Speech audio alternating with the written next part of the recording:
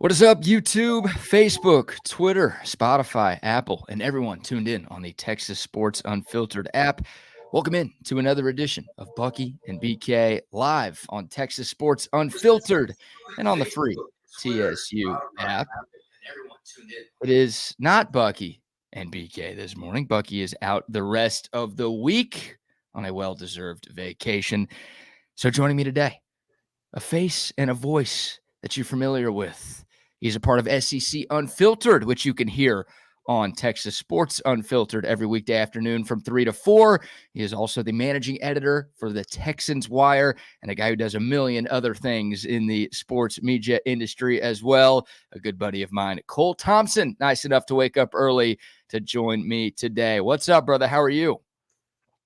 We got merch. Yeah, now I'm going to promote that stuff. Exactly. Yeah, I want to go ahead and throw that on there. That's the only reason I'm here. Well, also, it's the fact that somehow I do a good enough job to where people keep inviting me back.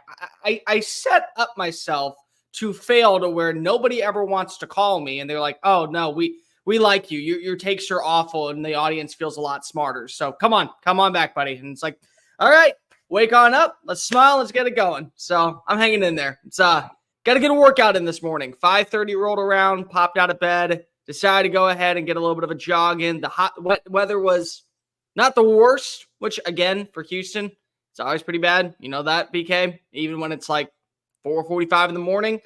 So I found my way to be able to have fun. It was a good overall day. So we're rolling. It's a good way to start your morning. Now it's time for me to ruin it with a bad take in 5 minutes. What kind of workout are we talking? Today I did elliptical and then I did shoulders. So okay. You were inside at least for the workout. Oh yeah, no. And honestly, I used to run to the gym. It was only about 2 miles away.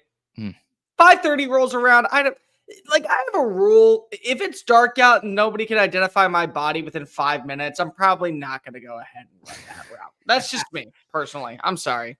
Dude, good for you for waking up that early and getting a workout in. If I'm ever up at 5:30, I am rolling over and going back to bed. And good for you for, at least at one point in your life, being able to run to the gym that was 2 miles away. I live in an apartment complex, right? And it's a ginormous apartment complex. So the gym is like on the other side of the place. Yeah. It's probably a 12-minute walk to get to the gym, which means it's probably a, 4 to 5 minute run to get to my gym. And you know what I do, Cole? I drive.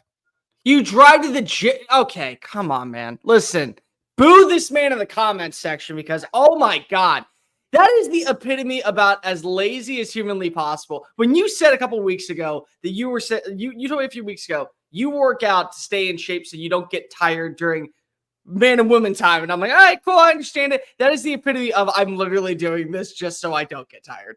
Yep. Because if you're not putting in any effort, if you had a rascal, I can guarantee you'd use that before. It's too hot, man. I know.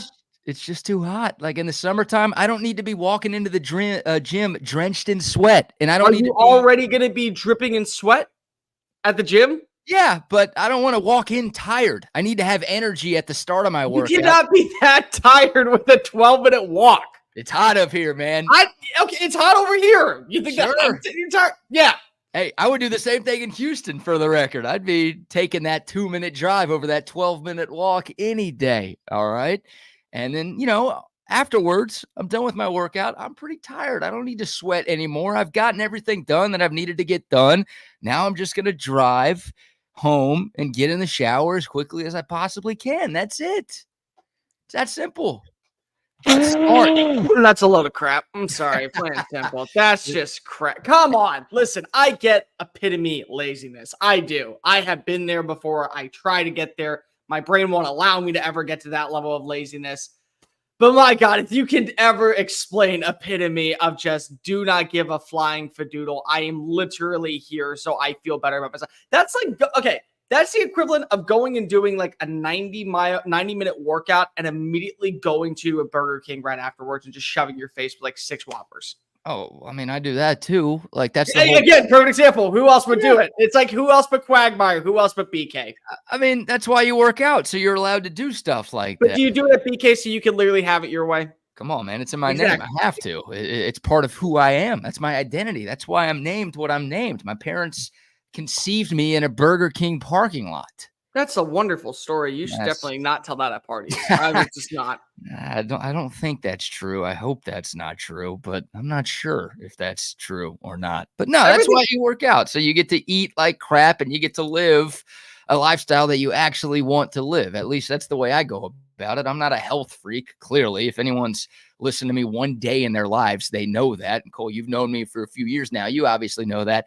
I work out for the reason that you mentioned earlier. And so I can live a lifestyle that allows me to go eat what I want and drink what I want whenever I want. That's it. Yeah, it's certainly not to be a good bowler. I know that for a fact.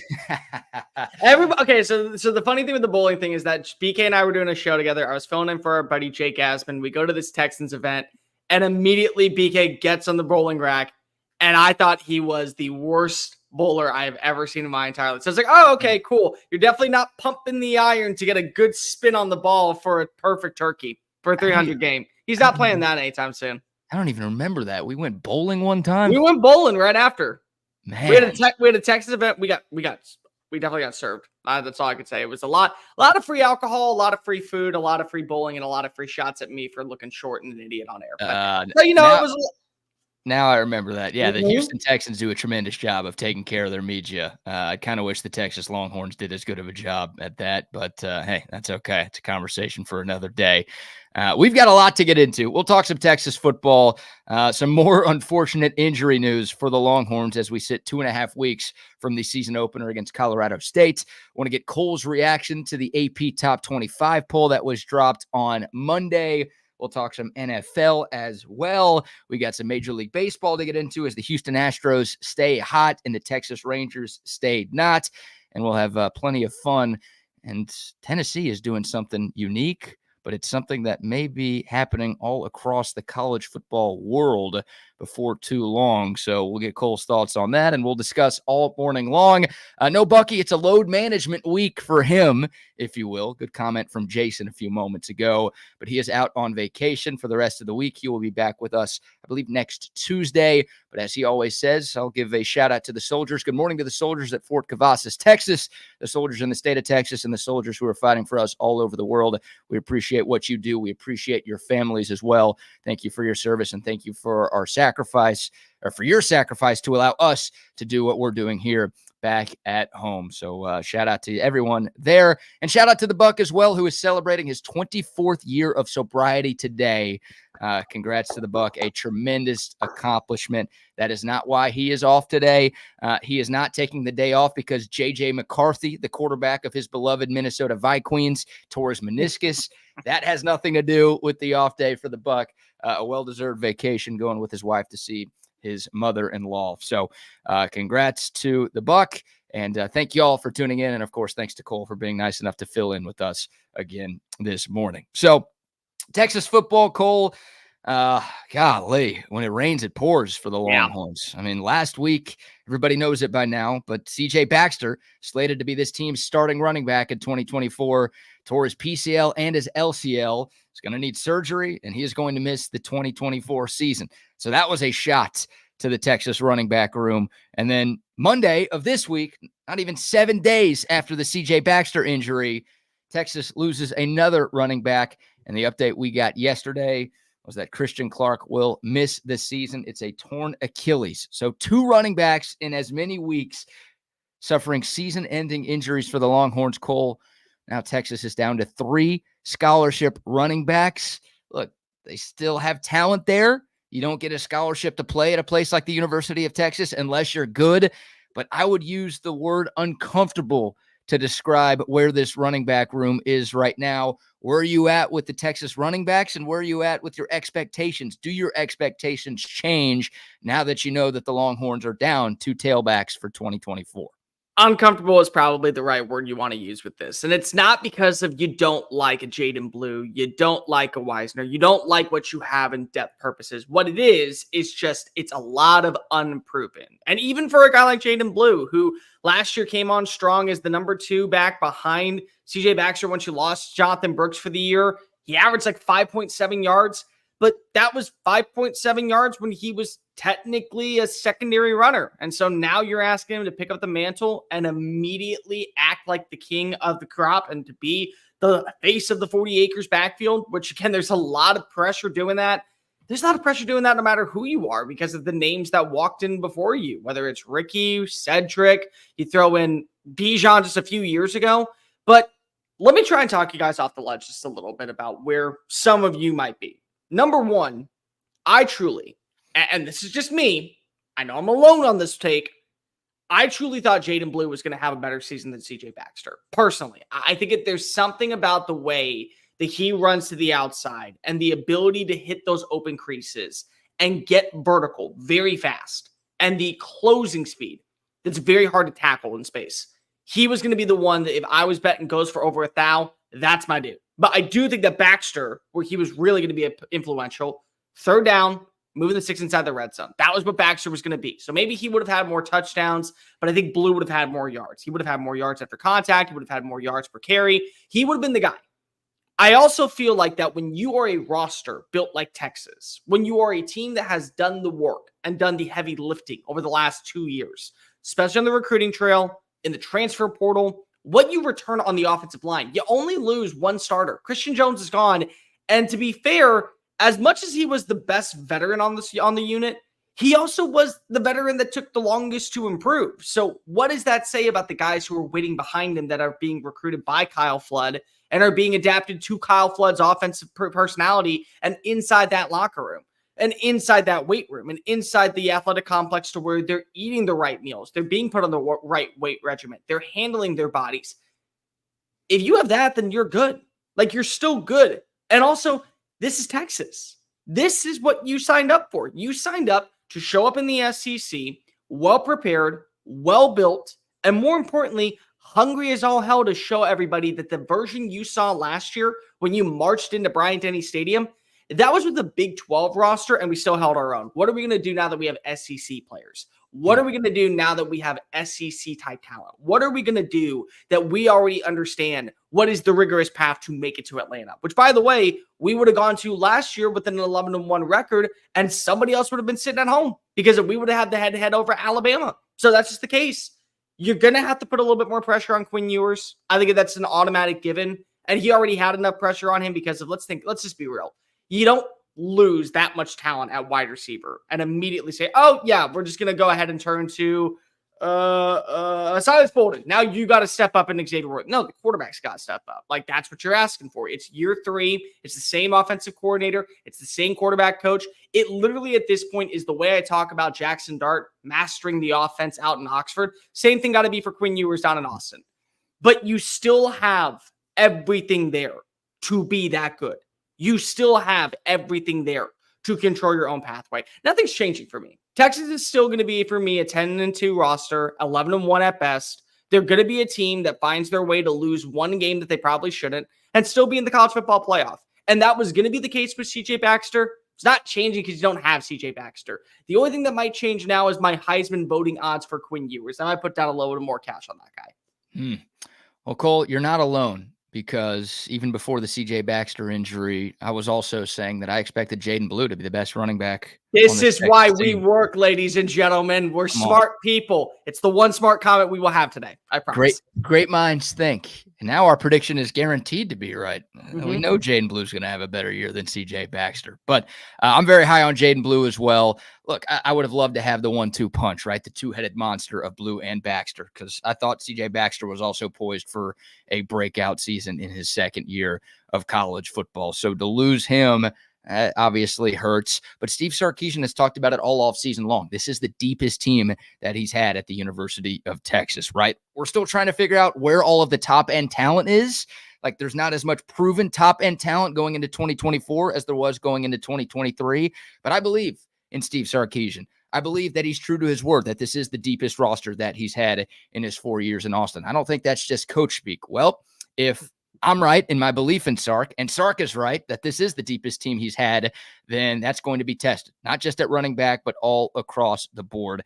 And I think you laid it out perfectly, Cole. Texas has one of the best offensive lines in the country. Yeah. And it's one of the most experienced offensive lines in the country. Texas has a 3-year starter at quarterback who is also a Heisman contender, who with a great year can be a first round, maybe even a top 10 pick in next April's NFL draft. Yes, they lost a lot at wide receiver, but they brought in 3 talented receivers, and some of the recruits that they brought in out of high school over the last couple of years are incredibly talented. They've got 3 tight ends that they feel very, very good about as well. So it's next man up at running back, but it's the other 10 guys on the offense have to step up.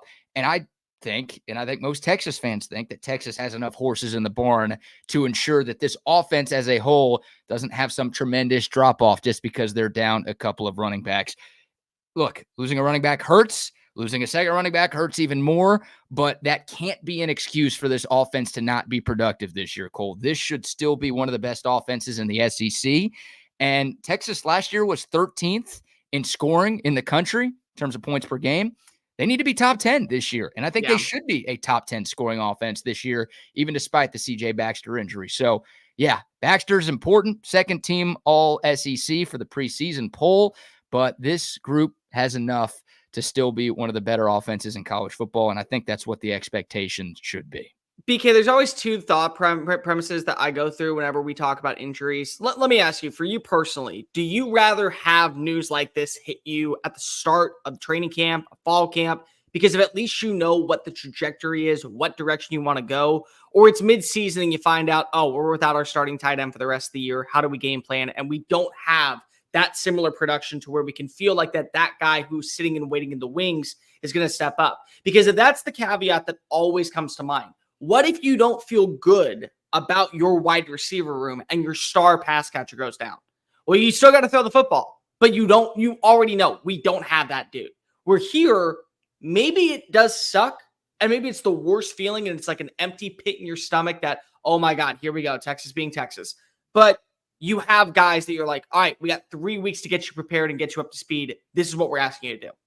Yeah, it's a good question, right? I'd prefer the spring if I can pick that. Yeah. That gives you the most time to get ready for what you have coming up in the upcoming season. But I don't know, man. Like, I get that logic. You want to have it happen now so you have time to figure things out by the time the games count. But I would have hated having CJ Baxter for 6 games this year, Nobody, I think, would complain about it. And I think that, that's the thing, is that for me, the worst feeling is that he gets hurt in a practice. He gets hurt in a way to where it doesn't feel like it's avoidable because you don't know what was the official injury and how it occurred. But what you do know is it was in a practice. It wasn't in a game. It wasn't during a rep. It wasn't when he was punching his way into the end zone. Like, as much as Texas fans probably still go back and look at that week 2 game against Alabama, they can at least feel like, well, Quinn was balling in that game. Quinn was absolutely shredding the needle. He threw the most perfect pass you've ever seen to Xavier Worthy. We had a shot if he doesn't get hurt. And you didn't win the game, but you came close, and it was a really good overall matchup. And Hudson Card, I think, did a good job filling in. But you knew what the standard was in that game. You knew what to expect in that game.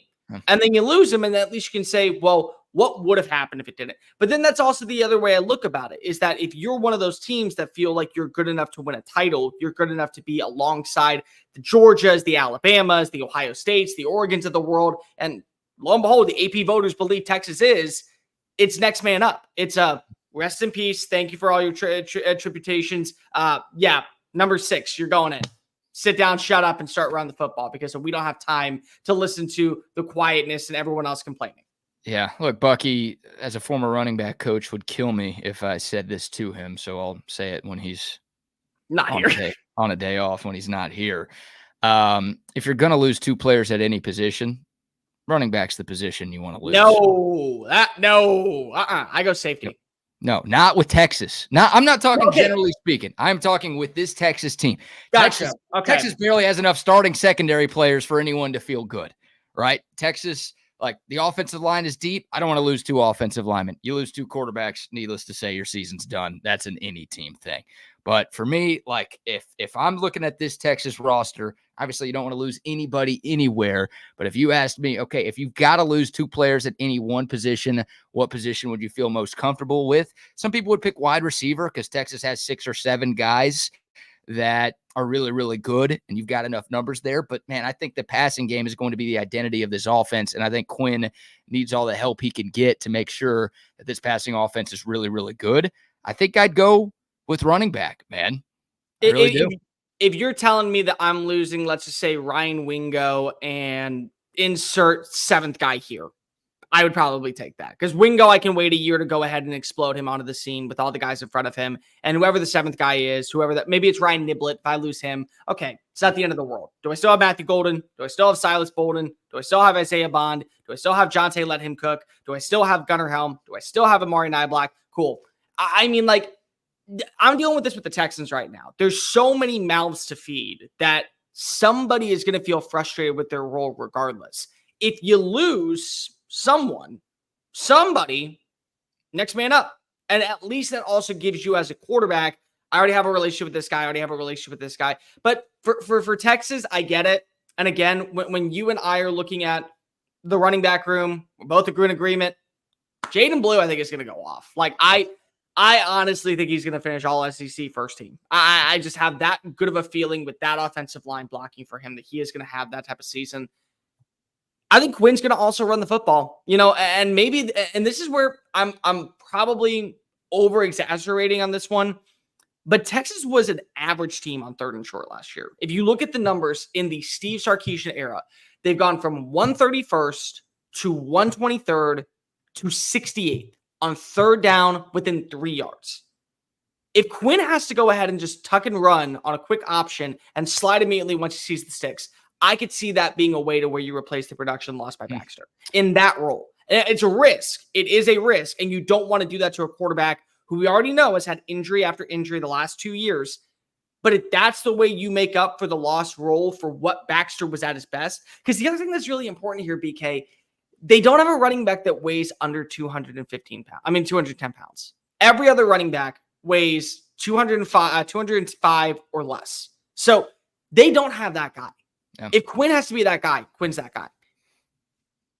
That's interesting. Yeah, look, Quinn Ewers used his legs a lot more in his second year, right? He lost 15 pounds from year 1 to year 2, and that paid off. He was way more fleet of foot, and that was a weapon for this Texas offense last year. He did put a lot of that weight back on as muscle from year 2 to year 3, so I do wonder, right, anytime a guy adds some lbs, you wonder how it affects his speed. So I'm curious to see, what type of impact that has on Quinn Ewers' running ability.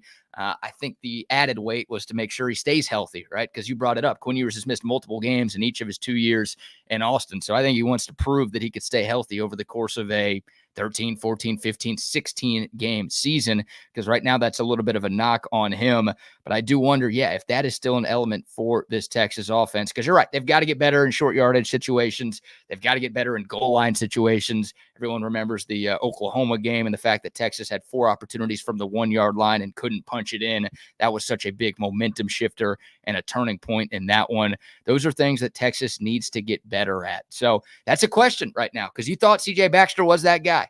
Like you said, he was the heaviest running back that you had. He was the guy who made the most sense to be your short yardage runner and your goal line runner. Now that you don't have him, okay, figure it out. Coaches are problem solvers. This is another problem that's been thrown on your feet. You have to find a way to be more efficient in those situations. And now it's going to be a little bit tougher because you don't have Baxter, but you still can't be one of the worst teams on 3rd and short again. You can't be one of the worst teams in the red zone. It's amazing that Texas had the year that it did, despite how many points it left on the board by not being good inside the 20. You could figure that out this season, then it feels like, this can be and will be a top 10 scoring offense in the country. But whether it's Quinn Ewers, whether it's Jaden Blue, whether it's Jarrett Gibson, who's the heaviest of the 3 remaining scholarship running backs that Texas has, I don't care who it is. Maybe you're doing more jet sweeps down there. Whatever it takes, you've got to find a way to be more efficient in those money parts of the field. But what you did bring out that I think is really important, BK, is you mentioned they left so many points on the board. Why was that they were still as good as they were last year? Explosiveness, Xavier Worthy, Adonai Mitchell. You're forgetting one big thing. Defense got the ball back to them. Yeah. Defense continuously got the ball back to them. And that's another element that does not get brought up enough. When you have to say next man up, it doesn't just reside in the offense and it doesn't just reside in the personnel. It resides on both sides of that ball. Your defensive line has got to be able to pressure a quarterback consistently to be able to get the ball back for as many scoring opportunities as possible for this offense. That's why you bring in a Johnny Nason and you bring in guys that know what Nason wants. That's why you bring in a Bill Norton. That's why you bring in, that's why you trust that David Benda can step up and play that same role that Jalen Ford played last year. Yep. Yeah. It's why you feel that you have a good secondary. It's why you feel like that the pieces that you brought in, whether that be the San Jose State kid or whether it's moving off of Jerry and Thompson, let them walk over to Auburn. You do those moves because of you want the best 11 out there and you want to make sure that the offense has as many scoring opportunities as possible. And I think that's going to be the case is that Texas, when you hear what's coming out of camp right now, that their defense has been giving fits the offense, honestly, you hear this all the time when people say the best unit that I've ever played against is my defensive line. Sometimes that actually pans out in your favor. And by the time that you get to week 11 and you've been going through the trenches and the head work and the heat and the sweltering malarkey, muddiness, and the murkiness of what is a practice season, by the time you get to week 11, you're just kicking ass against everybody. And that might be the case for Texas this year on offense. Yeah. You hope the defense can pick it up a little bit. Obviously, the Longhorns hit the portal pretty hard to add at all three levels on that side of the football. And look, they're losing their two best players. Everybody knows that. T'Vondre Sweat, Byron Murphy, those guys will not be easy to replace, but they did what they could. And the hope is that Texas has enough on defense to make that unit even better this year. It should still be a very, very good unit. Hopefully the secondary improves a lot because that's another amazing statistical anomaly for this Texas team. Yeah. Just how bad their pass defense rated and how good they were as a team, right? Normally you're talking about a secondary that's in the 100s. You're talking about a team that's maybe fighting for bowl eligibility. And Texas obviously won a conference and made it to a college football playoff despite having one of the worst pass defenses in the country. If that group could just be average, Cole, like Bucky and I, we're not even asking for like top 10. We're not even asking for top 20. I'm just like, they could be like a top 50 secondary this year with all of the other talent that they've got around them. This should be a team that does pretty much what it did last year, or at least very close to it. I mean, you think about it. They were a player away from going to the national championship. All you needed was to connect with Adonai Mitchell, but really all you needed was one stop against Michael Penix in this passing game. That was it. That was it. Like, we give so much flack to Caleb Williams at USC and Jaden Daniels at LSU being wasted because of their defenses. Last year, you had a team that was good enough to win a national title, and you proved it by week 2, walking into Alabama and beating up on the Crimson Tide, beating up on Nick Saban, who had players that all eventually went and got all SEC recognition, some of which you went out and you added this offseason to your roster because you just want to bring in that same type of mentality. But if you have the defense, especially in the secondary, I mean, we're talking about Texas in such a different light. And honestly, because of what the atmosphere would have been like at NRG Stadium, knowing how quickly Austinites would have flocked on over to Houston to be at that game, we may be talking about what is not a rematch of the national championship in week 2 in Ann Arbor. We may be talking about where the team that's marking on in is actually the national champions, and they're pissed off they didn't finish the job underneath Jim Harbaugh. That's the reality. Texas did bring in my favorite defensive transfer, though. And so when you get that guy, I'm not going to complain as much, and I'm going to, and I know this is a Texas channel, and I'm not trying to pander and get my followers up. By the way, it's at Mr. Cole Thompson if you want to follow me on Twitter. Shameless plug, how to do it. But I do believe that Bill Norton is the best defensive transfer that you guys got, and I think that he is going to be an absolute stud this year. Man, I'm excited. Like I'd probably put him 3rd or 4th on defensive transfers, right? Because really. Andrew Makuba's a beast. I got to watch him play in high school, and we know he's proven, and I know Clemson's kind of fallen off a little bit, but that guy did play in a college football playoff in his first year in college. They don't fall off defensively, though. That's the thing. They've always been good defensively. You're right. So, like, that guy's proven, he's talented, and I think he's going to be on a mission. It's a contract year for him, right? Mm-hmm. I love Trey Moore. I know it's a huge step up in class going from the American to the SEC. So do I expect him to have 14.5 sacks this year? No. But do I expect him to be a difference maker for this Texas defense? Yes. I'm excited about Bill Norton. And I love that they got Tia Savea too. Like, those guys worked in tandem at Arizona. You talked about Johnny Nansen, their defensive coordinator, now being a part of this Texas staff. Like, you'd like to think those two guys can make an impact as well. So, I'm curious because Bill Norton, and it's the first scrimmage of fall, and it's a scrimmage, so none of this stuff really matters at all. But Bill Norton was not working with the ones, and he was not one of the starting twos in the scrimmage this past weekend. So is that, hey, Texas and this coaching staff just trying to get some of the guys who have been here more run? Or is that maybe there's still some work left to be done for those transfer D linemen to actually work their way up on the depth chart? I think Bill Norton's going to be a piece on this defense. I just don't know if he's going to play as much as Trey Moore and Andrew Makuba are, who are like guaranteed bona fide starters for me. But I love that he's here. Don't get me wrong, because you need whatever you can to try to replace the production you're losing with Big T Sweat and Byron Murphy. When you lose a T Sweat that didn't play every single rep defensively, but still was such an impact when he was on the field, that's kind of how I feel about Bill Norton. Like the thing that I've talked about on multiple podcasts with people is I don't worry about how you replace Bill Norton. I mean, how you replace T'Vondre Sweat, because you got the big guy. You got the big dude from Arizona, who anyone that I've spoken to out in Tucson, anybody that I've spoken to out in Austin, he looks for trouble on the field and smiles when somebody says, I'm going to mess you up, and goes, no, you're not, bitch. No, the hell you're not. Like, it is just like, turn on light switch. Oh, we're going to war now because if you said the right word. Byron Murphy is the one that I fear the most of how you replace, because if that was just such a special talent, from the pass rushing ability, from the inside, from the violent hands to the lower center of gravity that was able to win against offensive linemen. The part that really stood out was his run defense.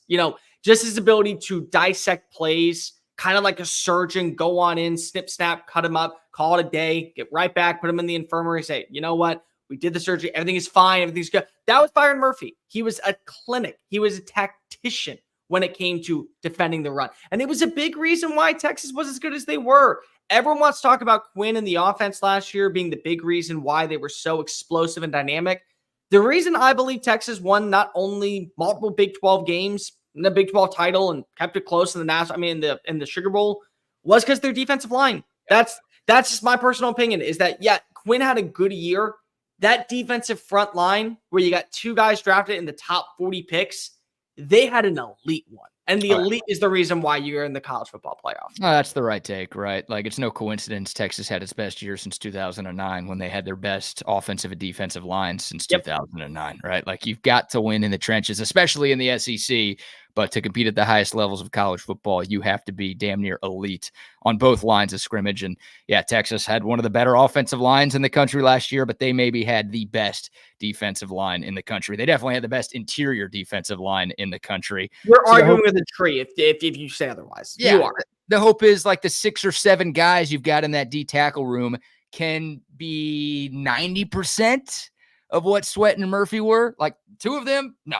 You're going to need all hands on deck to come close to replacing what those guys are leaving. But the hope is the combination of bodies that you have in that DT room can be almost as good, almost as productive. I don't think Texas will have the 3rd best run defense in the nation like it did last year. Texas obviously won't have the 2 highest graded interior defensive linemen in the country like it did last year. But the hope is you don't go from 3 to 53. The hope is you still have a top 15 to 20 run defense in the country, maybe even higher than that, because you are Texas and you have one of the most loaded rosters in the country, but you can't have that major fall off in production. You still need to be very good on the D line to, once again, get back to where you were last season, 1 play away from a national championship game. You say 90%. I say 80% if I get that other 10% for the linebackers. Like, if I get Ant Hill to step up the way that I think that he will, Agent Zero flying to the football, being that middle linebacker, wearing the green dot.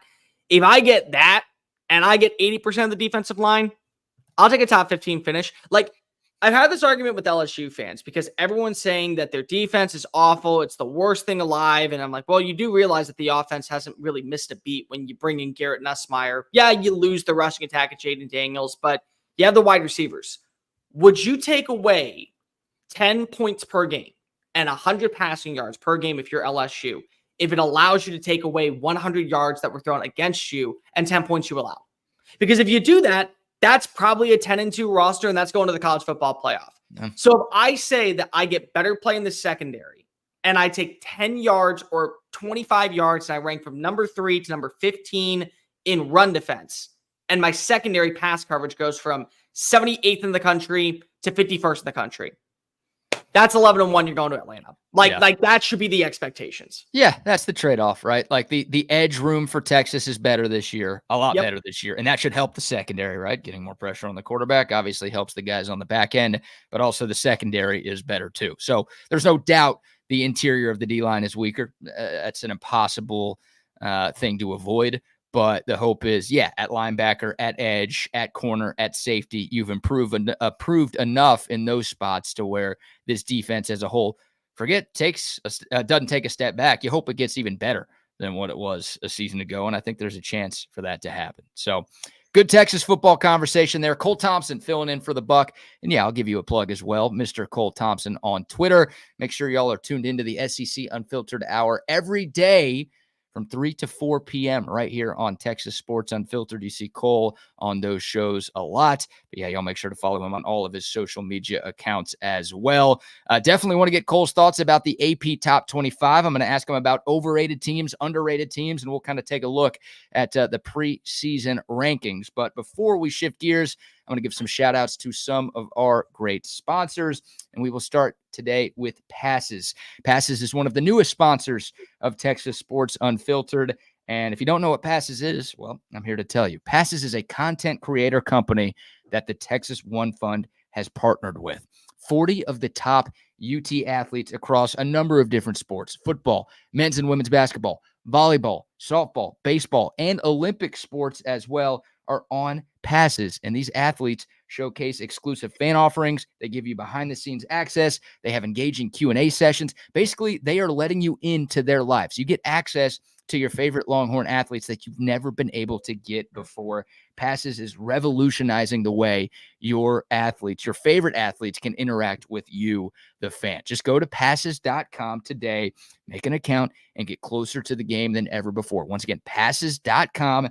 That's the way to go. And whenever you do subscribe to passes.com, you're helping to support the Texas One Fund as well. So shout out to them. Also, we'll let you see and hear from our friends at Covert Bee Cave right now. They treat you like family. My husband and I have bought several vehicles from the Coverts over the years, and it's always just been easy and effortless. By the time we walk into the dealership, paperwork's ready and we're ready to buy. I walked in, literally signed a couple of things, and I was 10 minutes in and out. They just take care of everything. I personally feel like people took care of me. I feel like as they're taking care of me, if they take care of other people that I know, it's just that much of a plus. Covert, born and raised in Austin, where you are always treated like family. Yes, indeed. Much love to the Coverts and some love to Sue Patrick, 5222 Burnett Road. If you're looking for Longhorn gear to get ready for the upcoming season, there's only one place you need to go. That is Sue Patrick. And hey, you can shop online as well if you're lazy like me. 5222 Burnett Road, that's the in-store address, but you could just go online to SuePatrick.com. They've got free shipping on orders over $49, and they've got the best selection of Texas Longhorn gear that you can find, including all of the SEC gear that you're looking for the Longhorns' first year in the Southeastern Conference. We'll be out at Sue Patrick doing another show soon, but in the meantime, y'all go out there, say hi to Jay, say hi to Sue, say hi to the whole team over at Sue Patrick. All right, Cole, before I get your thoughts on the actual AP Top 25 that was dropped earlier this week, I want to ask you if you care about these preseason polls, right? Some people get super invested into these things, and some people are like, why do they exist? So I'll ask you, do you care about preseason polls? Do they matter? Do you put any stock into these? What's your overall thoughts on a preseason college football poll? I care enough to see if the AP voters are as smart as me, because if I know what is the right order, I know what is 100% supposed to be the right teams in the specific numbers. I know that I am better than you, AP, when it comes to ranking teams. And I was last year, because if I said Washington and Michigan were going to be playing in the national championship back in August. So I called that months in advance. Buddy, I have proof. I have visual proof of it. I am going to make sure I pull it up, because if I said it, I also had Texas going to the college football playoff. The only team I did not have in was Alabama. I had Georgia beating Alabama in the SEC championship. They were undefeated. So I had 3 of the 4 teams in. So I think that I'm smarter than the AP poll. But no, it's like, in my opinion, a game of whose lines anyway. The points don't matter. They pick who's going to win at the very end, and then somebody else is going to immediately just say, oh, I was the funnier person on the show. Yeah, well, we picked this guy to win today. So that's how I feel about it. It's like, if you really want to complain about where your preseason ranking is, then you have a lot of statistic problems and probably don't need to be watching college football on Saturday. Instead, I would probably be checking into therapy. Hang on. You had 3 of the 4 college football Three of the 4. teams. Dude, that is incredible. Oh, my 3 of the gosh. 4. You should be walking around with a sign that says that, or you should have that on a shirt. That's impressive. You know, when we go to Vegas, maybe I'll just go get the tweet, put on a T-shirt, and go, I'm right. This is why you want me on your show. I picked 3 of the 4. And the other team that I picked didn't go because of who they lose to. The team that eventually went in their place. And, like, that's the thing. And what's so funny is, dude, I get made fun of all the time by my Alabama brethren because they're like, you never pick us. I'm like, because Georgia's better. Because Georgia is better. And I'm going to piss a lot of them off with this segment because Alabama's in the top 5 and they shouldn't be. Plain simple. Ooh. Yeah, exactly. All right. Well, we'll dive in right there. Then I will screen share the AP Top 25 so you have it in front of you. Although, knowing you, Cole, you probably have this thing memorized already. But here is the AP Top 25, and it sounds like that's your first major takeaway is that Alabama, your alma mater, is overrated? I'd have them at 6 or 7. That's my way I would put it. I don't egregious, not egregiously overrated, just maybe a spot or 2 above where they should be. So let me go ahead and start with this. The top 4 are correct in the exact order, I think personally. I think that when you look at Georgia, when you look at Ohio State, when you look at Oregon, when you look at Texas, they're exactly what you want to see. And they don't have many questions. Like if you have a question, it's 1 for each. For Georgia, it's can you stay on the field and not be getting in trouble with Fulton County? For Ohio State, is it basically, do you have a quarterback? You have 5 in the building. Can one step up? For Oregon, it's you added all the pieces. Can they all come together in the transfer portal? And then for Texas, it's can you find a way to not Texas? And that's basically it. There's not a lot of questions when it comes to the overall rosters.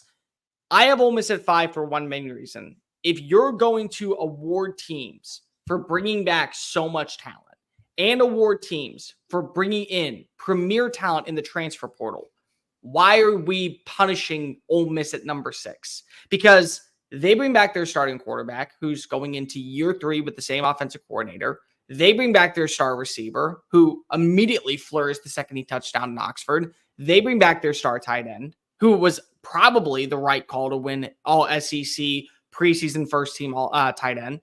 They also have a ton of new names on defense. They also return a ton of names on defense. They also return a ton of key offensive players. And the one key player that they lost on offense, you could argue is just like the one key player that Ohio State lost on offense, or the one that Oregon lost on offense, or the one that Georgia lost on offense. But those 4 teams all going to pass. All got to say, oh, well, we added in players. We kept some players. Alabama loses its head coach. Alabama loses a ton of names to the portal. Alabama loses a ton of names to the NFL draft. This is an average recruiting class at best. In Alabama standards, Ole Miss should be ahead of them going into the year. They're a more complete team. They have an easier trajectory to go to go to Atlanta.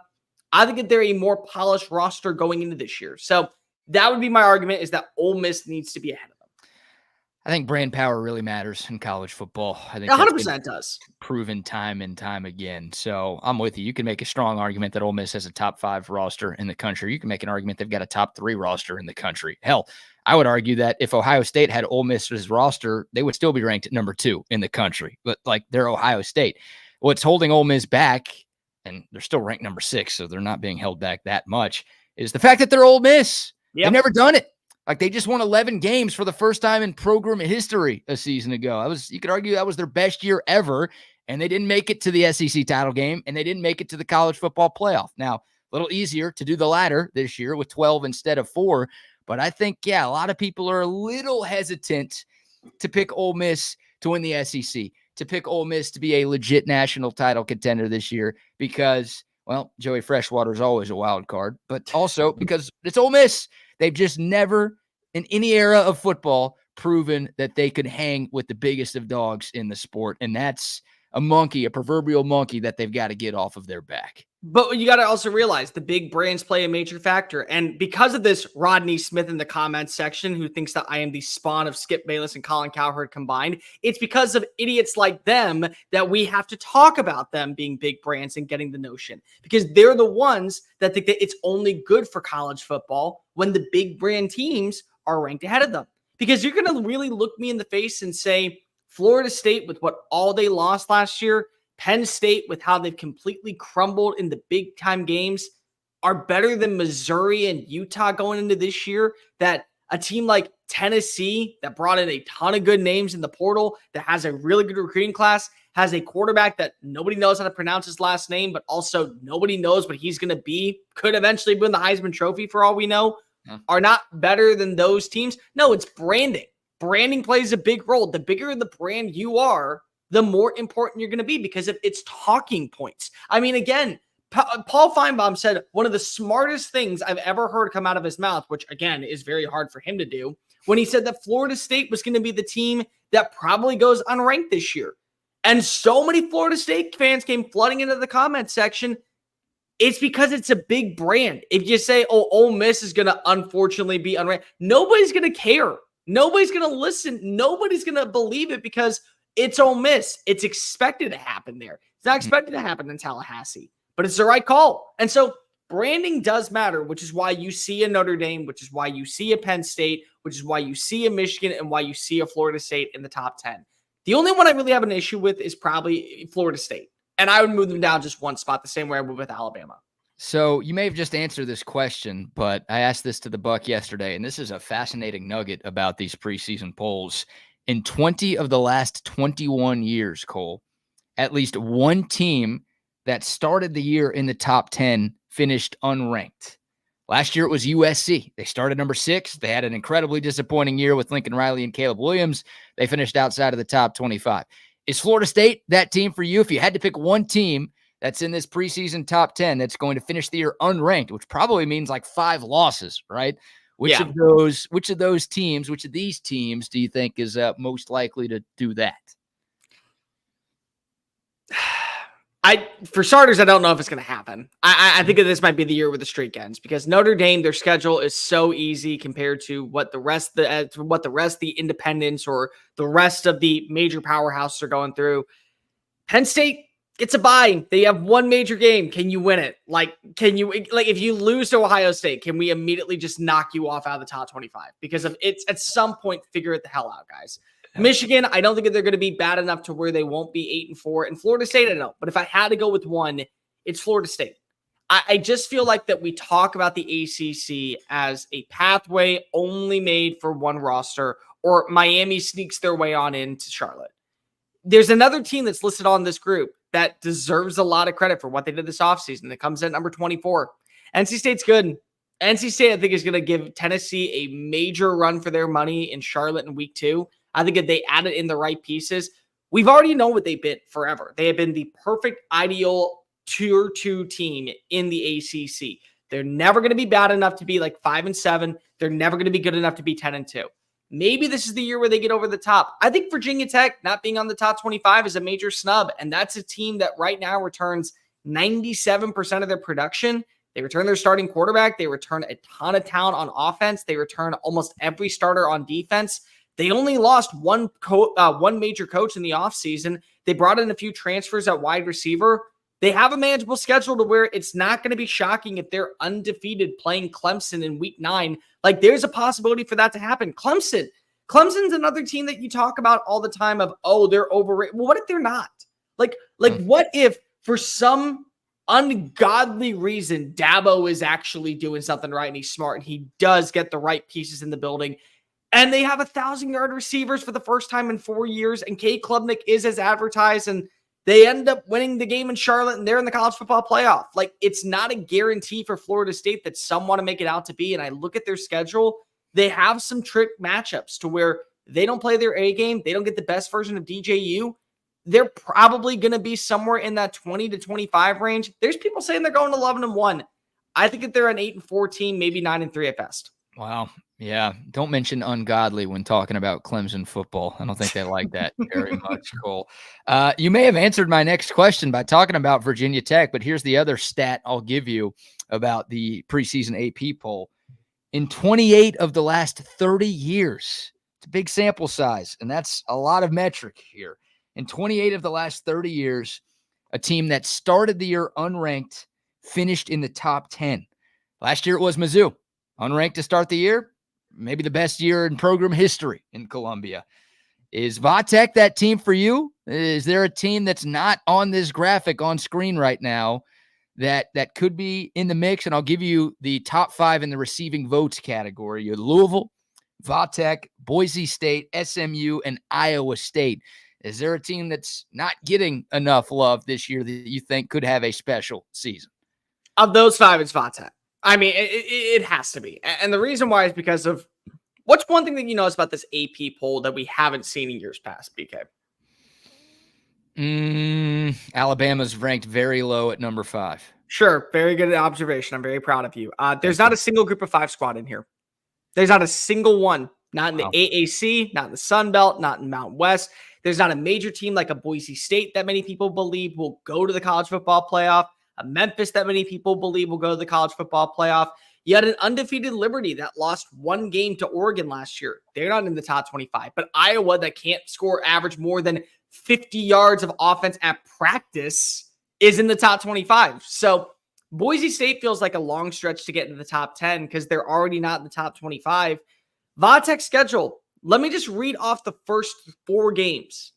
Vanderbilt, Marshall, Old Dominion, Rutgers. They then play 2 games back a row. Rutgers, I think, is going to be better than advertised. Then also you throw in Miami. Stanford, Boston College, Georgia Tech, Syracuse. They close out the year with Duke and Virginia with a stop in between with Clemson. They're 10-2. Like that's a 10-2 roster with what they bring back, with what they have with the schedule. And the 2 losses come to probably 2 teams that would find their way into Charlotte potentially, Clemson and Miami. So it's like, and even then, what if you win one of those games and you drop one to Rutgers, who everyone is hyping up as like the sleeper inside the Big Ten, who honestly is not a wrong pick to make if they were to somehow sneak their way into the top 10 because their schedule's manageable. But like I look right now, scheduling matters, recruiting matters, returning production matters. They improved when they came to their schedule. They improved when it came to their returning production. They improved when it came to the transfer portal. They don't have many questions on this roster.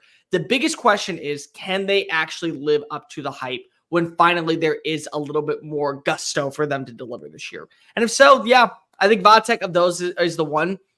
If I was to go with the wild card, just a wild out of left field, can't believe it. And it's really not that big of a wild card because it happens every 3 years. I'd go Kentucky. And the reason I'd say Kentucky is because every 3 years, there's some magic in that Lexington water fixture where they get to 10 wins. They do. I mean, and you look at, and here's the thing that's so funny, BK, when you look at it. Not only do they get to 10 wins, they follow the same formula. Great defensive line, an offensive line that's been improved by either adding in a transfer or they're more veteran, having an average to below average run game, which means they have to trust the passing game. A new transfer quarterback comes on in, a new offensive coordinator. They added in a transfer in Gerald Mincey to the offensive line. They have one of the best defensive lines in the country, headlined by Deion Walker. They have a really good receiving room. They brought in a transfer quarterback by the name of Brock Vandergriff. They brought a brand new OC, Bush Hampton. I mean, I don't argue with history. History has always proven that it can repeat itself when you allow it. And this is what I think could happen. Interesting. Well, I hope you're wrong because Texas, of course, plays Kentucky later in the year. And I think most Longhorn fans kind of have chalked that one up as a pretty easy W. But you're right. I mean, Mark Stoops has done a great job at Kentucky. He's the winningest coach in program history. And it does feel like every 3 or 4 years they put it all together and end up not competing for the SEC title, not competing for a national title, but being a very good competitive team that flirts with double-digit wins. So, yeah, if it all comes together, they did lose their running back yesterday. What's the deal with running backs these days now getting hurt? It's like every day it's a new guy. I'm like searching Twitter, be like, all right, who from the SEC got messed up today? I was about to say, it feels like SEC running backs, right? Texas has obviously lost 2. A&M lost Reuben Owens a couple of days ago. Kentucky has lost their running back. No, I don't think Kentucky's guy is out for the year, but he's going to miss some time. yeah, it feels like that position in this conference has been the one that's the most plagued a week and a half into camp for most teams. Bama lost their running back 2 yesterday. Bless you. Thank you. Sorry about that. Yeah, that was the worst news of all time. Yeah, Bama at practice didn't have Justice Haynes there on Sunday. So so he missed some time. So congratulations. We haven't seen now 4 running backs that are all supposed to be pretty damn good out for a while. Yeah. Let me ask you this last thing on the AP Top 25 poll before we change topics here. 9 SEC teams ranked in the top 20. A&M coming in at number 20. You talked about Alabama being a little bit overrated. If you look at these SEC teams, do you think one is a little bit underrated in the AP poll? So we have this argument all the time on the show, and Chris, me, and Dave have gone back and forth with how we want to do it. We're all in agreement that the top 4, Georgia, Texas, Alabama, Ole Miss, that's right. Like, if you want to argue the order, go for it. If you want to say Ole Miss is number 2, Texas is number 4, Bama's number 3, whatever, those are the right 4. We also are right when it comes to, we have the same 3 that are following in suit. It's Mizzou, it's LSU, it's Tennessee. And then you just mix them up. I think LSU's offensive line saves them in a lot of games. And that's the thing for me that I always go back to whenever I talk to people about what is supposed to be the future of an offense and what is supposed to keep you alive. Guys, if you have an offensive line, you have a shot. That's just the truth. The reason why I don't worry about Texas's running back room is because they have an offensive line. The reason I don't worry about Texas's wide receiver room is because they have an offensive line. The reason I don't worry about Quinn Ewers or Arch Manning having to deliver big under pressure is because they have an offensive line. I think LSU is the best offensive line in the country. I think LSU has the number 1 player in the country in Will Campbell. I think they have one of the best right tackles that's proven in Emory Jones. I think they have really good wide receivers coming on in CJ Daniels and Xavier Thomas. They also have Beckett that is he was injured last year. They have Kyron Lacey. They have a really good run game that is very unproven, but unproven doesn't mean bad. They brought in Bo Davis. I'm sorry. Bo Davis was a glue that brought this team together in its lowest point, and now he's probably going to try and do the same thing out in Baton Rouge. They have one of the best defensive coordinators in the country in Blake Baker, who knows how to blitz on third down and pressure a quarterback into getting that ball out fast. They have a quarterback in Garrett Nussmeier that I trust. And I've seen enough to go, you know what? He's a Raising Cane's quarterback. And people are going to go, what the hell does that mean? Raising Cane's may not be your favorite restaurant, but if it was the restaurant that you all decided as a group to go to, you'd be okay with it. You'd be okay if Garrett Nussmeier was your starting quarterback. Doesn't mean he's your favorite pick, but you're not going to complain that Garrett Nussmeier is the guy that's starting for you. And so I think LSU has an argument that you could say that they're a top 10 team. Now, you don't because of their defense was god-awful. It was a historically worse unit. But if they're a team that finishes number 7 in the country or 6 in the country next year, it's not going to shock me. Because number 1, Brian Kelly has done more with less on this roster. And number 2, we've never learned our lesson. Brian Kelly is an asshole. Brian Kelly is a jerk. Brian Kelly is somebody that you don't want to go get a cup of coffee with or drink a beer with at 9 o'clock on a Saturday. But this is a dude that knows how to coach college football. Yeah. And I'm so tired of hearing he's overrated. He's overrated.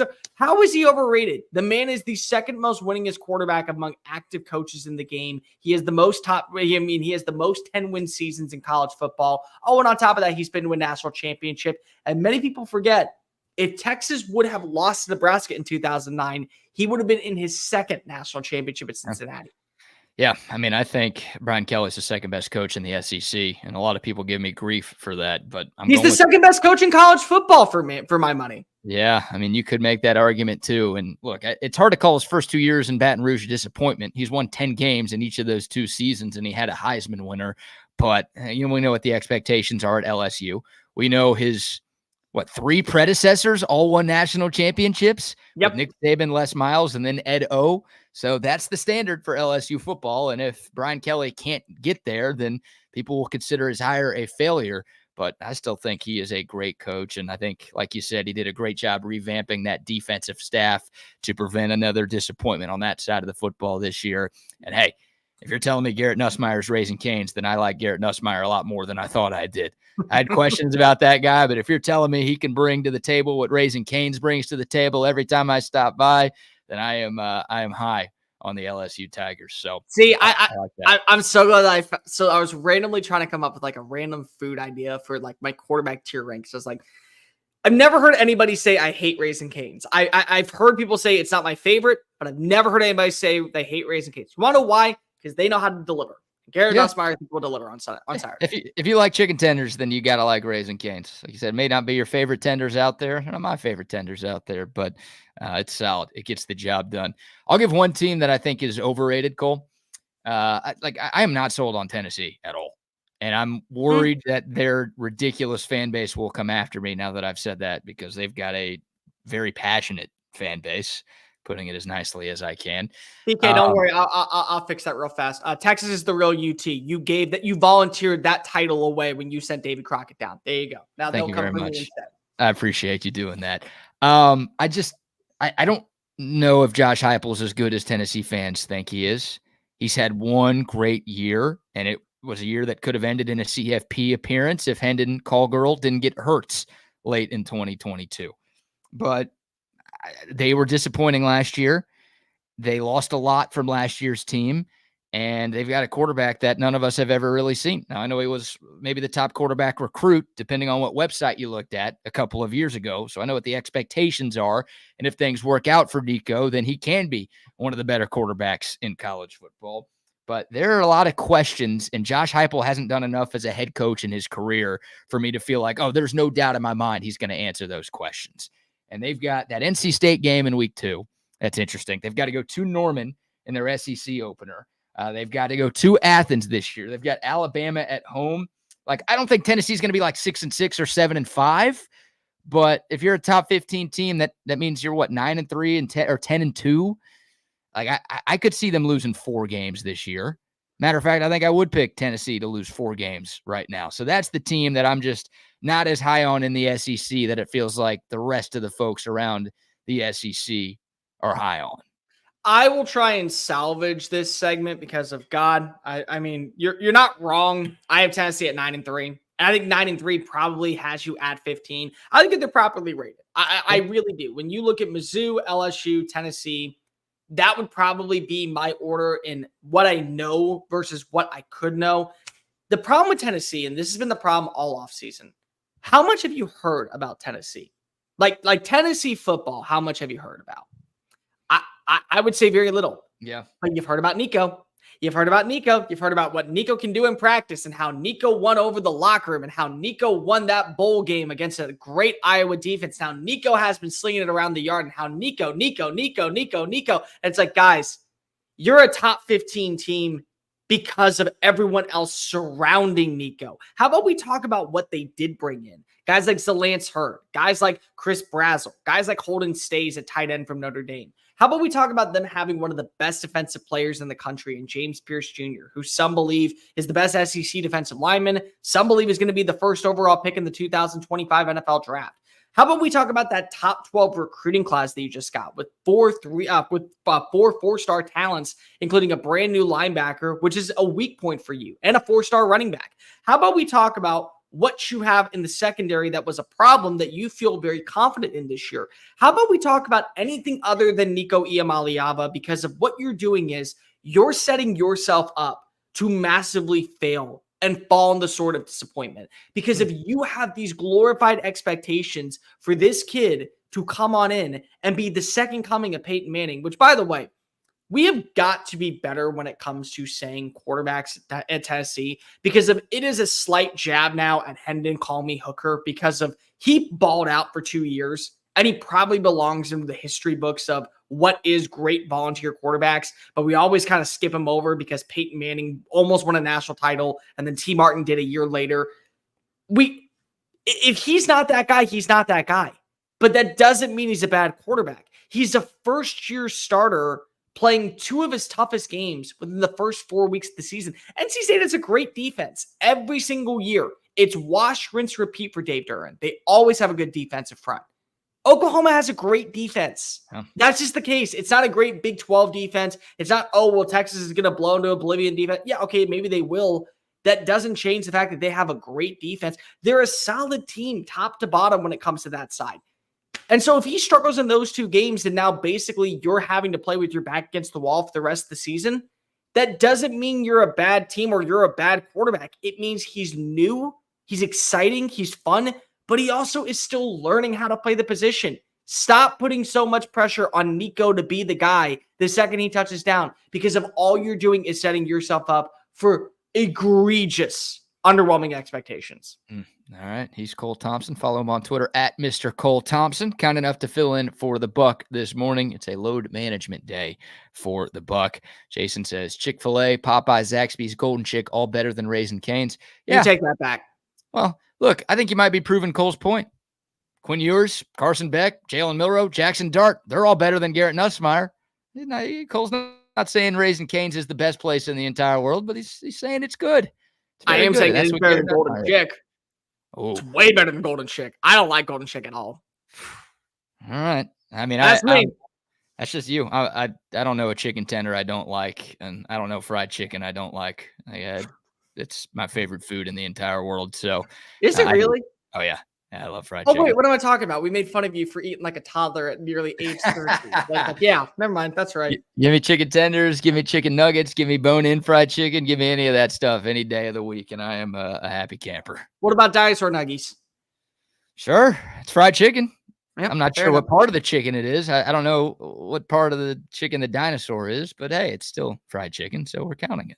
Fair enough. All right, before we shift gears here, an interesting retirement in the NFL yesterday that had Cole and my minds racing when we saw this last night. We'll talk about that. We'll get into some NFL headlines, and we'll have some fun as we creep into hour 2 on the TSU morning program. But before any of that, let's give a few more shout outs to a few more of our great sponsors. We'll start with Altstadt Beer, the best beer that you could find in the world. It's brewed in Fredericksburg, but it's available all over the state of Texas. So whether you're down in Houston like Cole, if you're here in Austin like me, if you're up in the Metroplex, if you're in San Antonio, it doesn't matter. Wherever you are in the Lone Star State, you can enjoy the greatness that is Altstadt Beer. They've got a bunch of different brews, something for every beer drinker out there.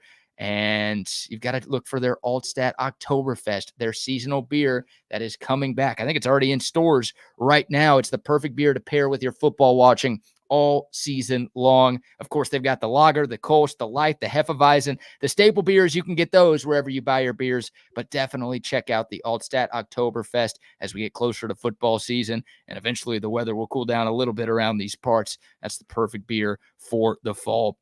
And it is the official beer of BK. It should be the official beer of you as well. It's Altstadt Beer. No impurities, no regrets. Shout out to them. And some love to our friends at Woods Comfort Systems as well. Celebrating 69 years. Very nice. Of providing the best HVAC and plumbing services in Central Texas. If something is wrong with your air conditioning, don't try to tough it out. It's way too hot. You got to give the experts at Woods Comfort Systems a call. If you're moving, if you're building a new home that needs an AC unit, call Woods Comfort Systems. They're the best at what they do. You don't last almost 7 decades unless you know what you're doing and unless you take care of people. And Woods Comfort Systems does both of those things. Give them a shout. 512-842-5066. That's 512-842-5066. Or you can find them online at woodscomfortsystems.com. And Cole and I will be in Vegas next week. That's right. TSU will be out there, and Cole Thompson will be there with us. We hope to see all of you people. Yeah, I said it. You people with us too. We'll be live doing shows next Thursday and Friday, August 22nd and 23rd. And if you know anything about Vegas, you could still get cheap flights a week in advance. Hell, you can get cheap flights a day in advance. They want you out there spending your money. We'll be out at Circa Resort and Casino, and we'll let the folks at Circa Resort and Casino tell you what's going on right now. Biggest pro football contests in Vegas are back. Circa Survivor and Circa Million are now up to a record $16 million in guaranteed prizes. 2 ways to win and no rake. Circa Survivor contestants select one team each week with no point spread. Last the longest to win it all with $10 million guaranteed. In Circa Million, make 5 picks against the spread each week for your share of $6 million guaranteed through quarterly and full season payouts. Enter in Nevada. Play from anywhere. Visit circasports.com for details. Cole, pumped to be out there in Vegas next week with you. You've been to Circa before, right? Many a time. Jake Asman and I have owned that building for well late into 4:30 in the morning, and they're like, "All right, get out of the casino. You guys gotta go home." So it's like it's home. It's very warm. It's very welcoming. I enjoy my time at Circa. I was going to say, you could tell the people how great of a place that is. I call it sports heaven, the giant 2-story sports book that they have inside, stadium swim outside with the giant pools and the huge screens, and you could place all of your bets right there. There's no better place to watch sports than Circa Resort and Casino, whether it's football season, March Madness. I was there for the opening weekend of the NCAA tournaments this Last past year? March, Cole. Yeah, a few months ago. And dude, it's epic. Like, if you've never been to Circa and you like sports, which I'm sure you do if you're watching this show right now or listening to this show right now, you have to find a way, hopefully with us next week and hopefully before the football season, so you can enter those 2 contests that Derek Stevens was just talking about. But if not, at some point, go to Vegas, stay at Circa, and thank us later. Absolutely. And by the way, tickets are very affordable to get out there. I bought my ticket less than a week ago for only $102. So Round trip? Yep, round trip, $102. So Beautiful. don't stop. You may lose some baggage, and you also may have to pack light, but still, that's what happens when you fly on Spirit Airlines. But it's just like the Airbus of the year. You made it. Spirit Airlines, 50% chance of survival, but if you do, you get a great deal, and that's what they're all about. 50% chance of survival, 50% chance that your bag gets there, 100% chance you're praying for your life the entire flight. Yep. God bless you, man. Good luck with that one. All right. So there was some news that dropped yesterday in the world of football that I honestly thought dropped years ago. But Tavon Austin, yes, that Tavon Austin, officially announced his retirement from the NFL last night at the age of 34. I'll be honest, I thought Tavon Austin retired 5 years ago, but apparently he made it official last night. Tavon Austin, the number 8 overall pick in the 2013 NFL draft. And look, when you're thinking about Tavon Austin, you're not thinking about his NFL career. You're thinking about what he did at West Virginia, one of the most electric players in the history of college football. And Cole, you and I were in school around the same time as Tavon Austin. And like, we both remember, anybody our age or older, hell, even people probably a few years younger than us or older, they remember how dynamic of a player Tavon Austin is. Left West Virginia as their all-time leader in receptions, receiving yards, and all-purpose yards. And really, even though he didn't play for my school, and even though he went against Texas during his college career, one of my favorite college football players to watch ever. So number one, nobody knows who Tavon Austin is because of his NFL career. You know him because of the mixtape. Yep. You know him because of the mixtape. And everyone knows exactly what mixtape I'm talking about. We've all seen the 9 minutes and 23 seconds of it. I watched it 3 times last night. I tweeted out. So if you want to go ahead and look at it, it's at Mr. Cole Thompson. It is on my page because I'm not handling the news very well, because that is a sign that I am getting old. If Tavon Austin has retired from the NFL, I am getting old at this point. It is just a terrible feeling. The man was everything. I mean, to me, if you were born between the years of 1992 and 1999, the one thing that you better know is who is Tavon Austin. If you were not in that vicinity, I don't want to have a conversation with you. You and I are not going to see eye to eye on anything. You have to at least know the name Tavon Austin, because he was everything. I mean, everywhere and anything that you want. He wore number 1 because he was the number 1 player on the field anytime he touched a football. He did everything that you wanted at an elite level, from swing passes to jet sweeps. They lined him up at running back. He took kick returns back. He took punt returns back. He made open field tackles if he asked him to against a pick. He was everything that you could imagine as a wide receiver. And he was just so fun. Like, this is what college football is all about. It's about the highlights. It's about the high moments. It's about the great plays. It's about the jaw-dropping plays. It's about seeing your mind be exploded whenever a player comes onto that field. Tavon Austin did that every single week. Like, he was everything that you wanted. And like, last night I got on TikTok, and there's like that whole Linger cover song that people are like showing now. It's like the guy that was on Sirius XM. They made a Tavon Austin mixtape to that of his highlights. I'm like, oh, it's real. It's actually hitting me now. Now that's become my new Sarah McLachlan in the arms of an angel. Like, I just can't watch it because it makes me so sad.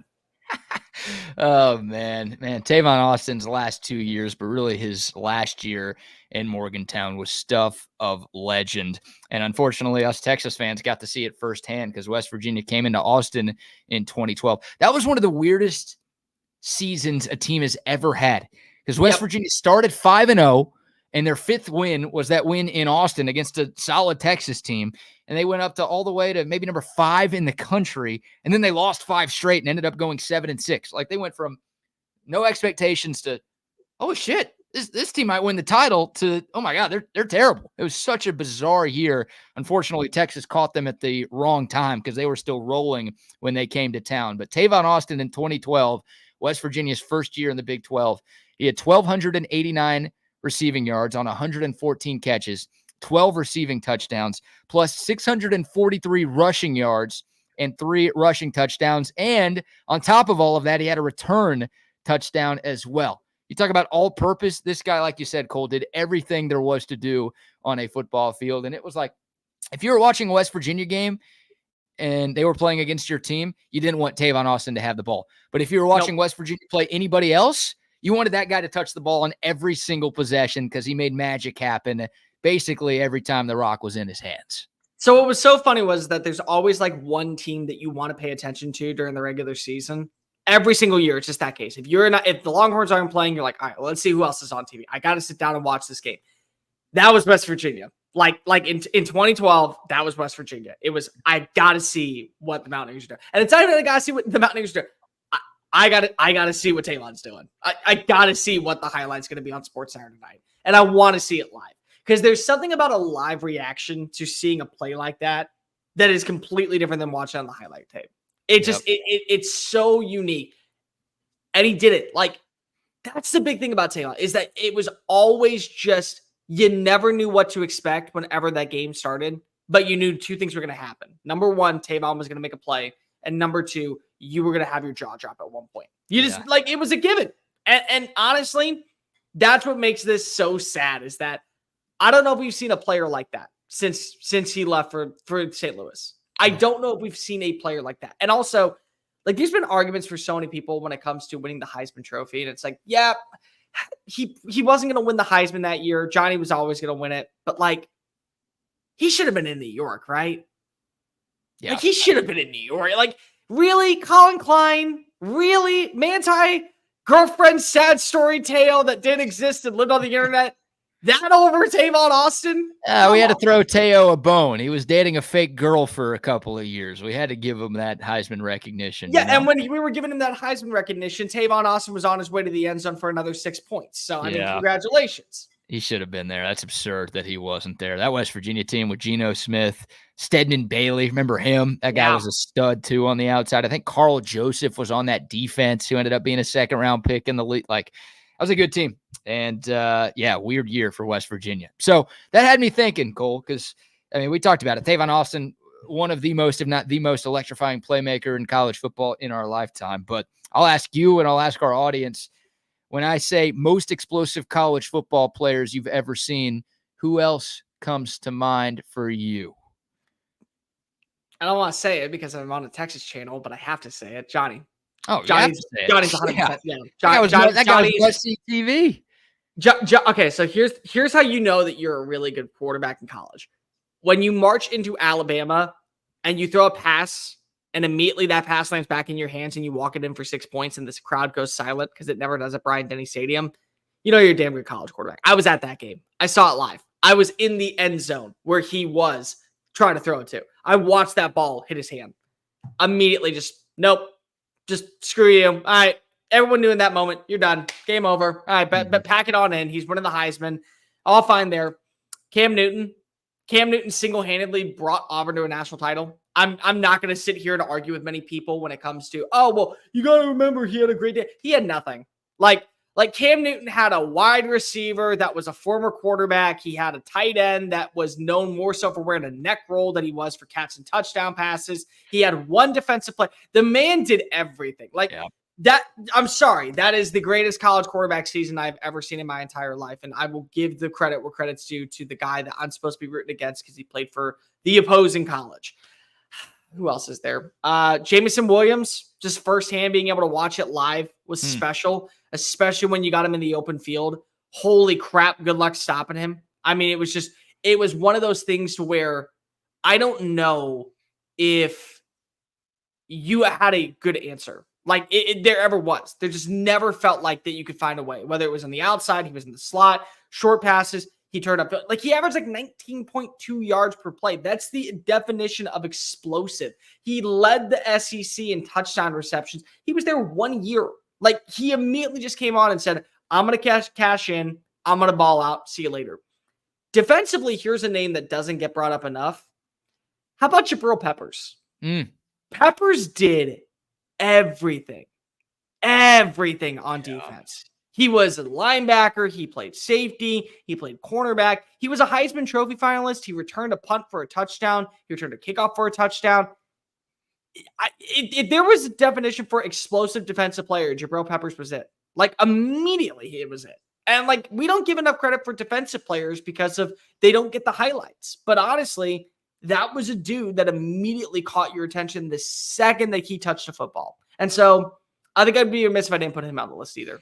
I like that. Has some strong names there. And I thought long and hard about this last night. This is the most I've used my brain maybe since I graduated college, Cole. Don't hurt yourself, buddy. Well, yeah, I don't like to use my brain outside of business hours. I don't like to use my brain during business hours. If anybody knows me, anyone listens to this, then you know that's the case. But I try to compile like every name that I could think of in my college football lifetime of guys that just every time they were playing, I basically stopped what I did to watch them play. You brought up a few of them. I mean, Cam Newton's an obvious one. Yeah. Jake in the comment section brought up a guy like, look, I would have stayed up late to watch Pac-12 football anyways because I just love football. And I'm the guy who watches from 11 a.m. to 1 a.m. I'm sure you're the same way, Cole. Christian McCaffrey, when he should have won the Heisman at Stanford. I mean, not doing this. Yeah, we see it on Sundays now. Like that's what that guy did against college talent. That dude was as explosive as it gets. That's a good one. DeAnthony Thomas at Oregon. Remember that dude? Oh, dude. Yeah. Okay. He was a Heisman finalist, wasn't he? I think so. Yeah. Just jack of all trades. The same thing as Tavon Austin, right? You just get the ball in his hands. It doesn't matter where he is on the field. He's going to make 3 dudes miss, and then he's going to outrun everybody else. Like that guy was electric for Oregon. One of the first college football players I remember watching, dude, Michael Vick at Va Tech. I didn't go that far back. Though. That's as far back as I went because that's like one of the first dudes. I'm like, oh yeah, no, this guy is something special. Reggie Bush is an obvious one. Yeah, like that. Everybody knows that he should be mentioned on everybody's list of most dynamic players in college football history because that dude was special. I had Johnny Football on there as well. What about Percy Harvin at Florida? Yeah. Okay. Yeah. And he probably was the first version of Tavon, if we're being completely honest, because how they used him in every sense of the word. Because he also took reps at running back. Like there should be a position just for certain players in the College Football Hall of Fame, weapons, and like Percy Harvin, Tavon Austin, DeAnthony Thomas. That like that's your starting list. It's sad, like Tavon Austin and Percy Harvin, the fact that those guys just didn't really do a whole lot in the NFL. Like, I guess it probably shows you how hard the NFL really is. Yeah. Because those guys were just, you couldn't stop them. CJ Spiller at Clemson is in that mix for me. I thought that dude was awesome. I got to see him in person one time too. Just randomly in DC in high school, and they were playing Maryland, and my dad and I went to a game. And it was just like, oh my God, that guy, every time he touched the ball, something good happened. And it probably helped that he was playing against Maryland too. Darren McFadden at Arkansas. Yeah. Okay. Dude, he and Felix Jones. You could really throw both of those guys in that 2-headed monster in the mix, but there was a 3-headed monster, BK. We're not forgetting about the last one. He was on a Madden cover. Oh, Peyton Hillis. Peyton fucking Hillis. God. Forgot about him. Yeah, I'll forget about him. Who else? I got a White couple Lightning. more.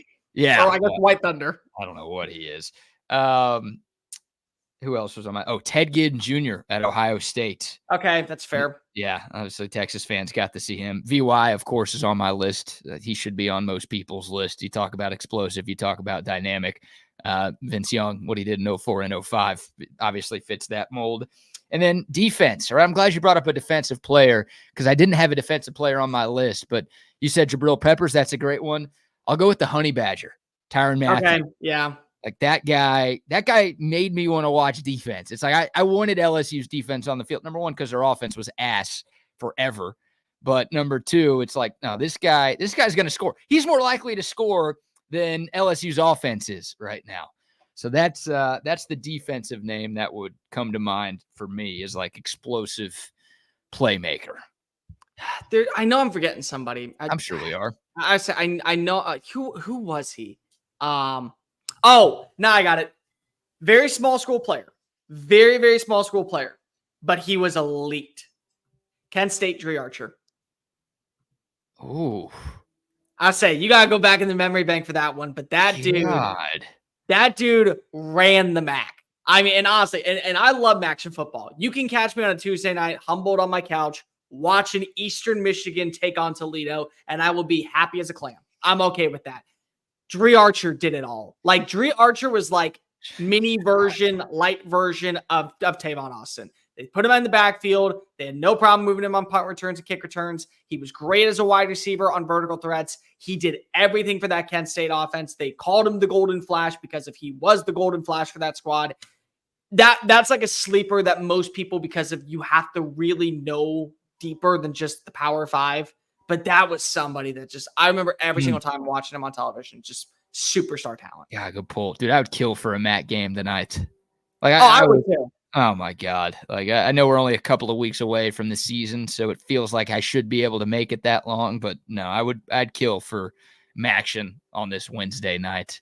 Give me Ball State against Western. Give me any combination of teams, and I'm a happy camper. I remember there was one time I stayed up to watch Buffalo versus Eastern Michigan win 10-0, and they scored on the final drive of the play. Hey. And I was happy. You know what? I'm not complaining. That was, it's football. And it's college football, and that's the beauty of it. I like the preseason. Like I'm doing preseason coverage right now. I got to go to the game on Saturday at NRG, talk about the Texans. But there's nothing there for me. I will take a Maction game every day out of the week and twice on Sundays than the preseason game against any team. Yeah, I'm immediately. With you. Any game that counts means more than a game that doesn't count, right? Exactly. It's as simple as that, and you're lucky if you get one drive out of CJ Stroud. I know he played 2 possessions last week for the Texans, but he was out there for 6 plays, and then it's just watch Davis Mills again. Like, no thanks.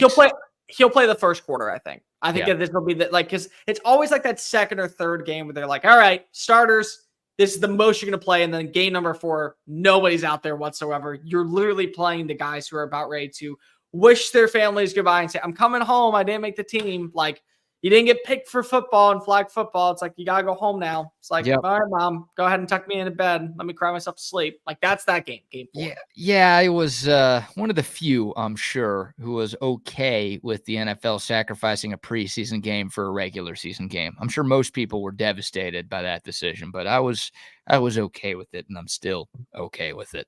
So let us know. Code text line 512-222-9328. The YouTube comments line is open as well. Timmy Taco says Roy Williams, OU sucks. I assume he means the Texas wide receiver, Roy Williams, and not the OU safety, Roy Williams. With the OU sucks in there. How about a vote for Kellen Moore, Boise State's QB? Okay. Left is the winningest QB in college football history. If we're going to throw Kellen Moore in there, then I'm going to throw Colt Brennan in there. Brennan was, because Colt Brennan was awesome. In June Jones's offense back in the day when Hawaii had something. Yeah, I immediately that Hawaii team is special. That will still hold a place in my heart because I grew up a Notre Dame fan because my grandfather. Yeah. And that was the game. That was the one game that Notre Dame finally won a bowl game was against that Hawaii team. And so I was like, all right. And it was Colt Brennan, and rest in peace, Colt. Rest in peace, my friend. Yeah, he was so good. He was so good. Tom Adams. With an old name. Yeah, we need some older names. We're young guys. Tom Adams, one of the greatest to ever lace him up. That's a good one right there. I thought about some other, like Barry Sanders, just guys that I watched highlights of as a kid. Bo Jackson at Auburn. Peter Warwick at Florida State. I'm sure he's a name that a lot of guys 40-plus would mention. Rocket Ishmael, speaking of your Notre Dame Fighting Irish, those are names. It's like, oh, dude, I remember watching highlights of those guys as a kid because everyone told me I couldn't know college football without knowing guys like that. There are plenty of older dudes before our time that absolutely deserve recognition. Crap, we're just talking about older dudes before our time, or like even in our time that we just weren't paying attention to college football. How about freaking Charles Woodson? I mean, like that, again, that's a dude that won the Heisman as a defensive player. I mean, he won it as a special teamer, but he won it because he was he won it as a defensive back. If you want to go even deeper, Tim Brown at Notre Dame was one that you could throw in there. I mean, crap, freaking, if you really want to know college football, talk about what Jerry Rice did at East Mississippi Valley State College. Like, that's another one to where it's like you just see the video game numbers and, oh, nope, makes total sense why he was the greatest wide receiver to ever walk the face of the planet. Yeah, Randy Moss's college tape, too. It's like... God, at Marshall, of all places. Unfair what he was doing against the teams Marshall played against back when Matthew McConaughey was coaching. I think I've got that right. Oh, man. Keep the text coming. Keep the YouTube comments coming. Good conversation there. Tavon Austin announcing his retirement at the age of 34 had us thinking about some of the most explosive playmakers we've ever seen in college football. We'll get into some NFL. Want to get Cole's thoughts on how Texans training camp is going. Also, Will Levis has a new cologne out. I'm going to buy it. We've got to talk about, and of course, Cole's going to buy it. But before we shift gears here, a few more sponsor shout outs. We'll let you hear from one of our sponsors. How about a word from our great friends over at Audiovisual Consultations? Hi, this is Tom McKay with Audiovisual Consultations. Today's home electronics can be a bit daunting. My company has spent the last 36 years making sure they are not. For those of you who have not experienced our services yet, we'd like to invite you to give us a try for all your home electronics needs. We carry all the major brands of televisions and stereo equipment at prices you can't find in stores. And we come to you. There's no need to leave your home to find great pricing and incomparable service. No traffic, inexperienced sales geeks, or pushy showroom tactics. We believe in having some fun and dreaming big. You have a dream for your home entertainment? Let us know. We can make it come true. And we are always there to help after the job is done. We cultivate clients for a lifetime by treating everyone like their family. No, not those family members. I'm talking about the ones you actually like. So relax, hug your kids, make love to your wife, and smile. Then, when you have a moment, give us a call at 255-8678. That's 512-255-8678. Or online at avconsultations.com. Yes, indeed. Much love to AV Consultations. Also, a shout out to Relax the Back as well. I'm sitting in my Relax the Back chair. Y'all hear Bucky talk about his Relax the Back chair all of the time. If you've got back pain, call Relax the Back. They don't just have chairs. They've got mattresses. They've got massage tools. They've got massage chairs. They've got zero gravity recliners. They've got anything and everything to make your back pain a thing of the past. They've got 2 Austin area stores. You could shop online at relaxtheback.com. Go see our buddy Jason and go fix your back pain and just live life more comfortably with Relax the Back. And also some love to centextickets.com. We are 17 days away from Texas football taking on Colorado State in the 2024 season opener. If you want to be at DKR on August 31st, there's only one place to go to get your tickets. That is centextickets.com. They've got tickets to every Longhorn football game. But, of course, it's not just the Longhorns. Every Aggie game, every Texas Tech game, every Cowboys and Texans game, any sport, any concert, any Broadway show, any festival, you name it. If it's live, they've got tickets for you online, centextickets.com. Use the promo code CENTEX10 at checkout. You're going to get 10% off your order, just like that, over at centextickets.com. BK, are they going to have tickets for me to go see Celine Dion in Vegas? Yes, they will. All right, let's do it. Are you going? Dream. Oh, I don't know. Probably. I thought she was there next week. I'm like, are we going? I said, you want to go? I'll find tickets. We'll go to centex.com. Go buy ourselves some tickets right now to go see Celine Dion. But she's got to sing the Deadpool 2 theme song. That's the only thing I'm asking for. Yeah. She's got to sing Ashes, or else it's not there. The Ashes is my Titanic theme. Okay. Yeah, I'm sorry I can't help you there because I have not seen Deadpool 2 or Deadpool 1. So I don't know. Or Wolverine versus Deadpool, whatever the new one is. Why did you bring me on this show then? I mean, honestly, why? That's why you're the movie guy. Like everybody knows I don't watch movies or shows. That's too much of a time commitment for me. Hold up. You don't watch television shows either? I did watch episode 1 of Hard Knocks last night. I know episode 2 was dropped, so I'm a little behind, but that's a show, right? it's a 6-episode miniseries. It's not like one that you get forward to looking toward every single week. Like when I was in college, it was Breaking Bad and it was How I Met Your Mother. Those are the two shows that I just was excited to go see.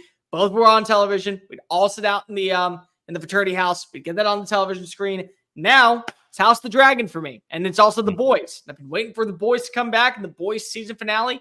Awesome. Cannot wait for season 5 to finally be done. It's going to be great. Dude, the boys play again on Saturday. Just watch them play. I know it's the preseason, but they're here. No, I'm not talking about the cowgirls that live in Arlington. I'm talking about the boys that reside on Amazon Prime. It's a much better show. I feel like there's a cowboy show on Amazon Prime somewhere. Yeah, I'm sure. It's called Wannabe Losers, I guess would be the No, they are. I don't know if they're wannabe. They sadly are these days. Yep. Yeah, you know, I've got commitment issues, dude. TV show, that's too much commitment for me. The beauty of a sporting event is it's like 2 to 3 hours and then it's done and I could just watch something else. A TV show, it's like 10 episodes, an hour each. You got 5 seasons.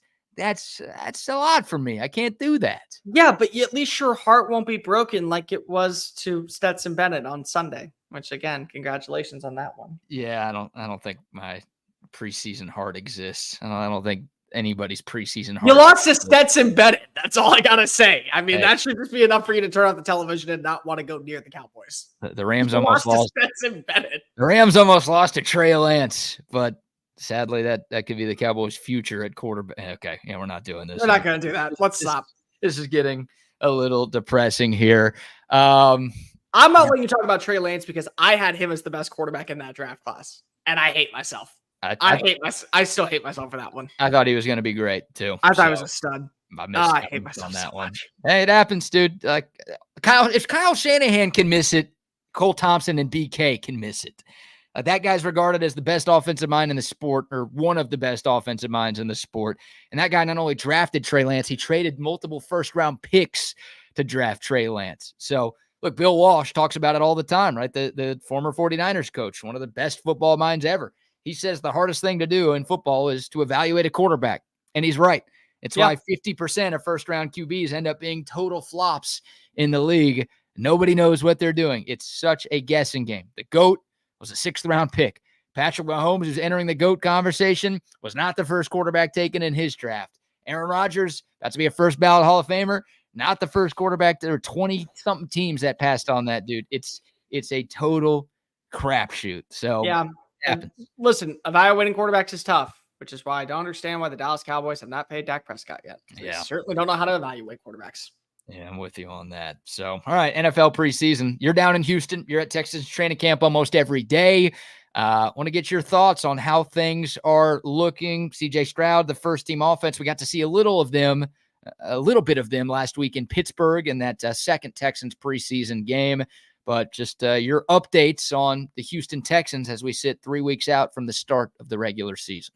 They're getting healthy offensively, which I think is the biggest blessing for anybody that is looking for consistency on this unit, because the defense has been killing them. And that's not an insult. Everyone always talks about the defense being a little bit further ahead than the offense. But when you're down your running back, which you already traded for, and last season you ranked 23rd rushing nationally. On top of that, you also had one of the worst third down rushing rates in the NFL. You didn't really upgrade in the offseason at running back. You have questions when it comes to your offensive line in depth purposes. And now you have guys like Blake Fisher having to play left tackle when he was a right tackle almost his entire college career because Laramie Tunsil's not out there. You're going to struggle. That's just the bottom line. But Tunsil's back, Mixon's back. So that's already a promising move in the right direction. On the defensive side, you get back Kamari Lassiter, the 2nd-round pick out of Georgia. He was in practice yesterday. You're okay with not having, I think, Will Anderson out there right now because it's more important for him to be there for 17 games than miss 2 games in the regular season. I'd much rather him miss 2 preseason games that won't do anything to the record, won't help you go ahead and get over the top and continue to be in that front runner conversation. So it's not a problem there. I think the linebacking core is going to be a big blessing. Adding in Azeez Al-Shaair, who can do a little bit of everything. He's not a prominent name like Fred Warner, or maybe you could even throw in a Micah Parsons, or if you want to go with even a step further, Patrick Queen for Pittsburgh. But he knows how to play in D'Amico's defense, and sometimes having a dude that understands the concepts is already a bigger benefactor than being a highlight name that knows how to make a lot of plays. And so that's what you got there. I think Derek Stingley's going to have an all-pro year. I mean, the fact that he's gone toe-to-toe with Nico Collins, Tank Dell, and Stephon Diggs, and he's won multiple battles, his biggest battle will be staying on the field. Like that, and that's been his biggest battle since his All-American year at LSU. I mean, he's played 10 college games after being an All-American as a freshman. He's played 11 games in 2 years. If he can stay on the field, I mean, there's reasons to believe that when we have that conversation 6 or 7 years from now, Sauce versus Sting, it's a lot closer than we expected because everyone looks at that first year and goes, all pro. Well, Sting wasn't playing in the right defense, and he was also hurt. So imagine now in the right defensive formation with the same with the better energetic coach, with somebody that sees the value in knowing how to play him properly. You're going to be getting a Pro Bowl type season from him, if not an all-pro year. But I caution Texans fans, don't do what Tennessee fans are doing right now. Don't put all your baskets in the CJ Stroud basket, because you can't. Because if my thing is that I love CJ, I think that he's a great quarterback, and I don't believe the notion that it's like, oh, there's more film on him, so that means that people are going to be able to tackle. No, that's not it. The AFC is just loaded. Yeah. Like, it's so damn tough. And the biggest thing is also they now have a first place schedule. The thing that people don't want to admit is that the Houston Texans last year got very lucky playing against the NFC South and a fourth place schedule. So it allowed them to kind of build up that consistency and also that confidence to where when they had to go ahead and play against Cincinnati, they could easily come on back. When they had to go play against Indianapolis in the second game, they could go ahead and come on back. When they had to turn to Case Keenum on the road in Nashville, Tennessee, they were able to fight their way and come on back because they had such an easy trajectory to get to that point to where they felt that they were good. There's no secrets this year. You have 3 games in 11 days against 3 teams that all made the playoffs last year in Miami, Kansas City, and in Baltimore. On top of that, you played the NFC North. I get it. You know, the Vikings Queens right now are crying their eyes out because JJ McCarthy is now going to be gone. And that's actually maybe a blessing for you at this point because if Sam Darnold is not the worst thing that you could have out there. Jordan Love's really good. Caleb Williams is really good. And guess what? So is Jared Goff. And you may not like hearing that, but Jared Goff is pretty freaking good in that offensive system. He was a handful of plays away from going to the Super Bowl last year. His second Super Bowl. Let's just go ahead and make that clear. His second Super Bowl with another team he would have been playing for if they just made a few different plays. You have a first place schedule. You play the AFC East as well. So Buffalo's got a good defense. New York's got a good defense. We already know what you're going to expect from Miami in that game. 10-7 for this team is 13-4 for most teams. That's the way I put it. So this is not just a CJ Stroud type team. You have to have other pieces involved. Yeah, look, I think 10-7 is enough in the AFC South, right? Like, I don't think any AFC South team gets to 11 wins this year. Like, Houston's got the best shot. They're the favorites to win that division. They'd be my pick to win that division right now on August 14th, but I don't think they need to be 12-5 or 13-4. Now, you'd love to have home field advantage, right? You'd love to be the number 1 seed and get that first round bye. That stuff goes without saying, but no, man, I don't think the Texans are going to need to have one of those years to be in the mix at the end of the day in the AFC. I will ask you this, Cole, because this is something the internet has been talking about, and it's no surprise the internet talks a lot. Yeah. Are you worried about Stephon Diggs, and not about the talent, not about the production? We know how good he is, but think of that offense. That is a loaded offense. You talked about Nico Collins. Tank Dell looked great in preseason game 2, and we know how good he was before he got hurt last year. That guy is one of the best young players in the league.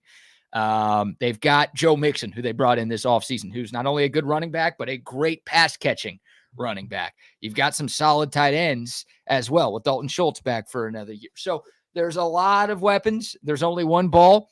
And when it was clear and obvious that Stephon Diggs was the number 1 target in Buffalo, he still bitched and moaned all the time about not getting the ball enough.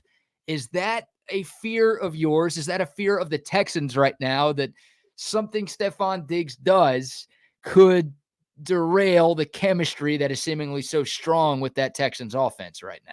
People love to bring that up, and I get it. It makes a lot of sense because of just how his attitude was toward the end in Minnesota and how it was toward the end in Buffalo. And again, The guy is a perfectionist.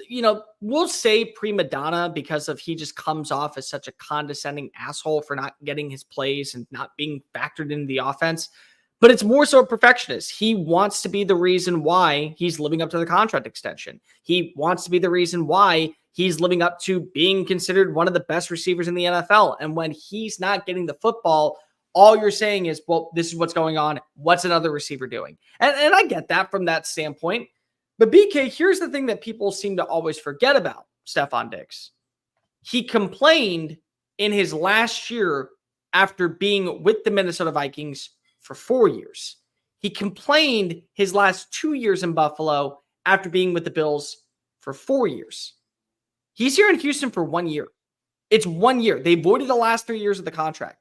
So he's got one season to be a part of this organization, and then he's probably going to cash in somewhere else. It's not like they have enough funds to be able to pay him and CJ Stroud and Tank Dell and Will Anderson and all these other pieces, and they just paid Nico Collins a 3-year extension. So that's the new number one. That's the guy they're building around for the long term. He's going to complain. Okay, so you know what? Everyone's going to eye roll in the locker room and say, it doesn't really matter. You were only here as a rental anyways for one season.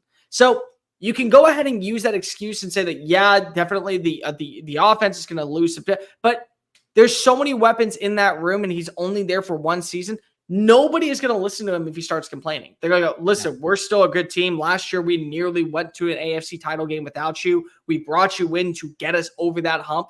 If we get to the ball 4 times in that game, maybe those 4 completions are enough to get us into field goal range to where we are getting that game-winning kick and we are moving on to the AFC championship. So thank you for that. Go ahead and cash in elsewhere this offseason. Like, that's it. It's not like they have multiple years to deal with the drama or the antics that they pick up. And if he wants to come back, they're going to basically say, here's what happened, why we don't want you back. Here's what happened, why we do want you back. So the ball's in Stefon's court because it is a 1-year contract. If this was a 4-year deal, yeah, maybe you could have that conversation, but it's 1 year. He's got one season to prove I'm not the problem in Buffalo. I wasn't the problem in Minnesota. I want to be a good teammate. I can be that. And so far, he's acted that way. And he's also been the best player in camp every single day. Wow. Yeah, there was that, and once again, the internet, right? Be careful whenever you log on. But there was a video from the Texans preseason game against Pittsburgh where CJ Stroud and Stefon Diggs were talking on the sideline, and Stefon Diggs looked pretty animated, and everyone's like, oh, we've seen this before. He did this in Buffalo about 4,000 times, and he's doing it in the preseason? Uh-oh. But I think you laid it out perfectly. And I know it's only year 2 for DeMeco Ryans Cole, but I think his culture is so strong down there already. Yeah, 100%. One play, even if Stefon's a little bit of a bad apple, like one guy like that, one bad apple is not going to derail the whole season. They've got too many good things going for them right now. The other thing that's really important, BK, is also, where did CJ Stroud play his college football? The loser university. And I'm going to say that because I'm sorry, I can't stand Ohio State. I just personally think that. But no, they're a good program. But the other thing is, wide receiver you. Look at the weapons that he had when he was in college. Garrett Wilson, Chris Olave, Marvin Harrison Jr., Jackson Najigba, Emeka Egbuka. Cade Stover as well. Yeah. He's been in this 5-headed monster before, and they've had to make it work in their favors to where everybody saw the football. So if there's any quarterback that you're saying, oh, well, now I have too many weapons to work with, CJ Stroud is not one of them that's going to face that type of scrutiny. He's already seen it happen live before, so it's going to be okay. Like, that to me is I would say, blanket of comfort that resides over you, that you feel like, yep, we're good. Because if he already knows what it's like to play in that style of offense. Yeah, well said right there. All right, Cole, I want to get your thoughts on this because we are talking about Stefon Diggs, and I did find a top 5 ranking of the biggest divas in the NFL, according to some dude online. Thank you, some dude online. Yeah, legit source, I'm sure. But coming up at number 1 on this list is Stefon Diggs. Number 2, Brandon Ayuk, who, of course, is in the middle of one of the weirdest trade requests I've ever experienced in my life. Like, I don't know a guy who's ever requested a trade who doesn't actually want a trade, because it feels like Brandon Ayuk could be a Pittsburgh Steeler right now, but like he's getting cold feet, maybe wants to stick around in San Francisco. Deontay Johnson, number 3, Aaron Rodgers, number 4, George Pickens, number 5. Any thoughts on this list? Anybody ranked too high? Anybody not on this list that should be? Oh, there's multiple that should be on this list that aren't. But let's start off with Aaron Rodgers. I would put him at number 2. I would. I'm sorry. You say that you want to be a team player, and then you don't show up to team minicamp or mandatory OTAs because of I've already planned this vacation months in advance. Dude, shut up. Like, you're either a team player and you're all in or you're not. But, like, I don't care. And by the way, this isn't the Packers. They don't have that loyalty and that fandom for 16 plus years. This is a franchise that is delteringly begging to get out of the slums of being known as the laughingstock of the NFL. Our sweet friend Jacob Asman does a great job trying to bring hope and joy to a soulless fan base that always complains at him for nothing that he has ever done. And I'm just like, my God, Aaron, you can't just show up for camp and make Jake's life a little easier. That would be number 2 for me. A guy that's also for the Jets right now that has yet to show up to camp, Hassan Reddick. Yeah. Is this like a Jets thing that you just make these type of moves? Because you would never hear this for any other organization besides the New York Jets. Maybe the Dallas Cowboys, but mostly the New York Jets. It's just like you trade away a conditional 3rd round pick to go bring in a dude. He comes and speaks so highly of the organization. He speaks so highly of the coaching staff. He says he wants to be that last piece that gets you over the top. He does not come back because if he wants a contract extension, now says, I'm not going to play for you. I don't care that you trade away a conditional 3rd round pick. Trade me for something else, which again, here's the premise that people seem to forget. Regardless of if he plays for New York or Cleveland or Arizona, if he plays 75% of the reps, that pick becomes a 2nd rounder for Philadelphia automatically. So the Jets may never see him touch the field, and they still would have to give up a 2nd round pick, and they'd recoup the benefits of whatever it is. Another one, and this is the one that bothers the crap out of me because he's forgotten about. How about Ezekiel Elliott? Because Ezekiel Elliott, you got to remember, this was a guy that had 2 more years left on his current contract, played a lackluster position in the grand scheme of everything else in the NFL, and said, I'm not reporting to camp. I don't care that my quarterback needs to get paid first. I want to get paid first. They paid him the deal, and immediately look at what happened. Yeah. Look at how, and everyone complains all the time about Dak Prescott's contract. And I'm sitting here, I'm like, Jerry could have signed him first, made the deal so much easier, but instead he let everyone else go ahead and become the fixture. We got to pay Lyle Collins. We got to pay Jalen Smith. We got to play. We got to pay DeMarcus Lawrence. And here's Dak still throwing for 4,000 yards. Like, hi, can I get a little bit of money? No, screw you. We got to pay Ezekiel Elliott because we drafted him before you. That guy's got to get paid because if he's having an attitude issue. So it's like, yeah, he's gotten better over the years, but still, that really irked me because if you didn't care about helping out the team, after being suspended, I might also add in, you missed 4 games the year prior. So it's like, what are we doing when it comes to that? They're showing you loyalty in that sense. How about Micah Parsons? Micah Parsons right now trying to hold out. He's got 2 more years left on his current contract. How about Jerry Jones just in general for giving out major contracts and then saying to CeeDee Lamb, oh, yeah, we don't need our number 1 receiver. Is that not a diva mentality right now? Your quarterback's going into a contract year. You have your wide receiver doesn't want to get paid.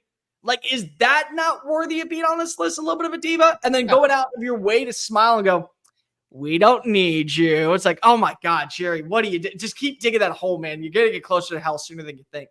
Yeah, Jerry Jones should be number 1 on this list. If we're including executives here, then Jerry Jones is the biggest diva in the league without question. Yeah, man. I would put Aaron Rodgers number 1 on this list. I think without question, he's the biggest diva in the league. I'd put him ahead of Stephon Diggs. I'd put him ahead of Deontay Johnson. I'd put him ahead of anybody because it's been years and years and years of Aaron Rodgers. And he does it on purpose. He wants people talking about him. So he does stuff to get people talking about him. Sounds like Jerry Jones. Those guys should be 1 and 2. If this was an all-encompassing list of football people, probably go Jerry 1 and Rodgers 2. Deshaun Watson should be on this list, dude. Yeah. With the way things ended in Houston, with the whole trade negotiations, with the fact that like he would only go to Cleveland if they gave him that ridiculously guaranteed contract, the fact that he wanted out of Houston because they didn't hire a head coach that he liked. Like, this dude is such a diva, and we're not talking about him as much these days because he's not very good these days. But with what he's done over the last 3 or 4 years, I think Deshaun Watson, towel boy, should absolutely be on here. I'm going to have to massage that thought over for a little while. I think that's going to be okay. Well done. Is Odell Beckham on a team? Yeah, he's on Miami. Okay, so Odell Beckham should be on this list. Yeah. Somewhere. Yeah, I mean, okay. Yeah, yes, he should. But at this point, you're more so paying for him for the name brand. Like, that's all it is at this point. Yeah, but he's still going to do some diva stuff this year. Fair. Okay, if I'm going to put Zeke on this list, then it's fine to put. I think you could say OBJ. I think that's fair.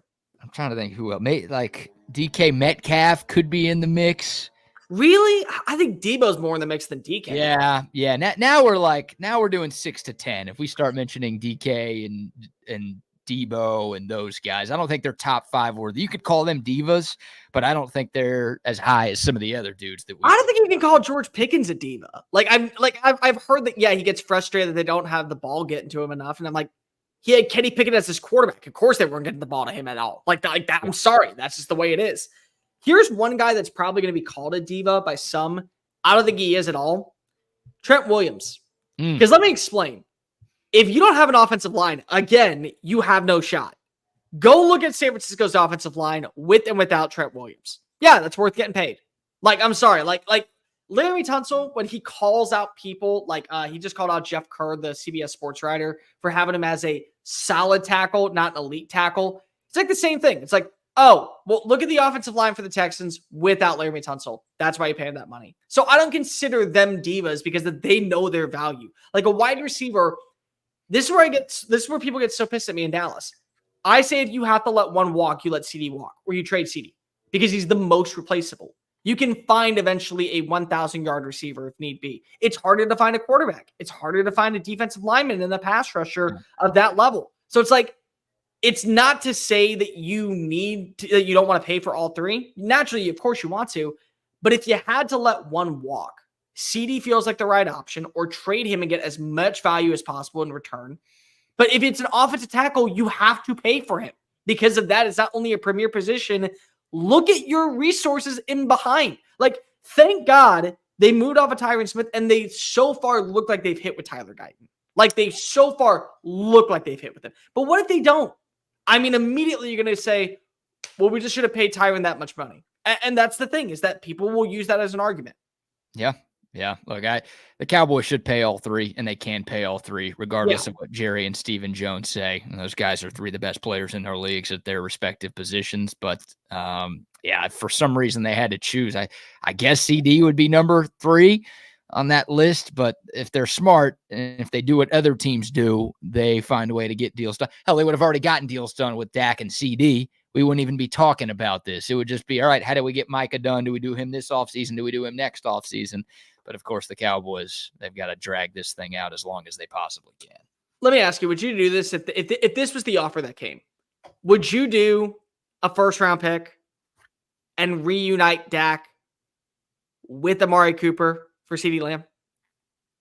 You're saying Cleveland gives their first-round pick this year and Amari Cooper for CeeDee Lamb? Just straight up. You wouldn't do it? No. Because what if you just find yourself a wide receiver next year that's as good or could be up to the same level as CeeDee Lamb? Sure. That's what I'm saying, is that, like, if you walk out of there with a guy that could be up to CeeDee's level and you bring back Amari Cooper, does it really shut your window? And you have 2 first-round picks now. That's just such a big if. Like, yeah, it's a big if. If you tell me for sure I'm trading Stephon Diggs and I'm drafting Justin Jefferson, then yeah, I'll do that. Yeah. But that's a huge if. And like, the Cowboys aren't going to be, even if they do get rid of CeeDee Lamb, they're not going to be like 5-12 to where they can get like the top receiver in next year's draft. It's going to be what if one falls? But what if some way you bring in Amari Cooper and then somehow you're like 8-9 or 9-8 and Luther Burden falls to you at 17? Yeah.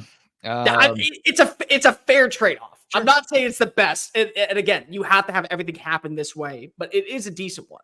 Look, I'm not this is our year Cowboys fan. I gave up on this team years ago. Like, thank God. But they have to operate like the window's open and like they're a win now team. I mean, they've won 12 games 3 years in a row. They've got a quarterback on a lame duck contract. They've got a head coach on a lame duck contract. Like, if they do want to be all in, like Jerry says, which clearly they're not, look at their offseason, but they should be operating like a team that is all in. and you trade CeeDee Lamb for a future first, and you're not like you're just punting on the season, and that doesn't make sense when you've won double-digit games 3 years in a row. But does it make sense if Jerry is actually trying to? Have you seen the rumor that Jerry's actually a closet Eagles fan? He's self-sabotaging the team so they never win. I mean, would it not make sense if that was the case? I was going to say that doesn't feel like the most far-fetched conspiracy theory of all time with some of the moves that he's made. But would that not be the nail in the coffin of, oh, Jerry's an Eagles fan? Like immediately you just know, yep, we get what you're doing, Jerry. If he traded CeeDee Lamb for Amari Cooper back because he didn't want to pay for Amari Cooper. Yeah. I mean, I actually saw odds. Bucky and I talked about this maybe on Monday. Odds for CeeDee Lamb's next team if he gets traded. And like San Francisco it was Kansas City #1, which holy shit. Yeah. Can't cancel the season if CD ends up there. But San Francisco was like #2. It's like if you send one of the best receivers in the league, one of your best players to those guys, the team that you can't get by, and one of your biggest rivals in the NFL, the history of the NFL, like that's just someone's got to kill him. Someone has to murder Jerry Jones.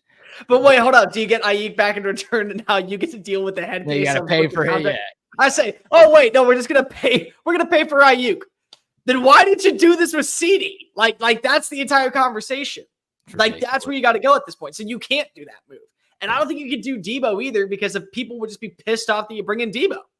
Yeah, as much as I love those guys and as great as those guys are, I don't think they're as good as CeeDee Lamb. So you're getting a worse player and you're paying him as much or more. Like that's stupid. But the Cowboys are stupid, so it's possible. Quick shout out to Olipop, a new kind of soda. Y'all have heard us talk about Olipop. Y'all have seen us drink Olipop on these shows a lot.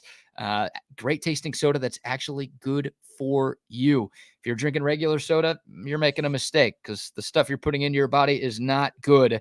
Olipop tastes like the soda that you love, but it actually has tons of health benefits as well. You can get some wherever you buy your groceries.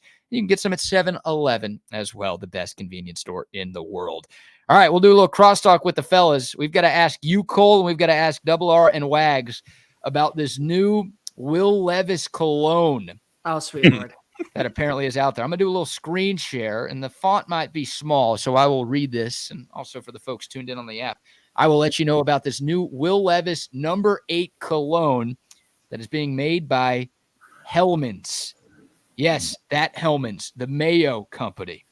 This is called Will Levis No. 8 Parfum de Mayonnaise. Will Levis No. 8 Parfum de Mayonnaise opens with a bright burst of tart lemon that provides a refreshing and clean introduction. At the heart of the fragrance lies a creamy, daring mayonnaise accord, offering a smooth and complex heart. Parsley adds a fresh herbal element reminiscent of a well-prepared dish. And of course, this fragrance would not be complete without subtle coffee undertones reminiscent of Will's signature mayonnaise-infused caffeine beverage. A sensual musk base weaves through the composition, evoking physicality and charisma. Finally, we finish off with a comforting, creamy vanilla finish that is equal parts inviting and intriguing, end quote. So, I don't even know who wants to take the floor. Is this a bit? This is apparently a real cologne. It's a real thing. That you can buy, and they restock. It's sold out right now on the website. It's $8. Did I say $8? This isn't a bit on Will Levis's mayonnaise, like his Oh, it's 100% Wags. He is embracing being a part of Hellmann's. He is Hellmann's golden boy and not Nashville's golden boy.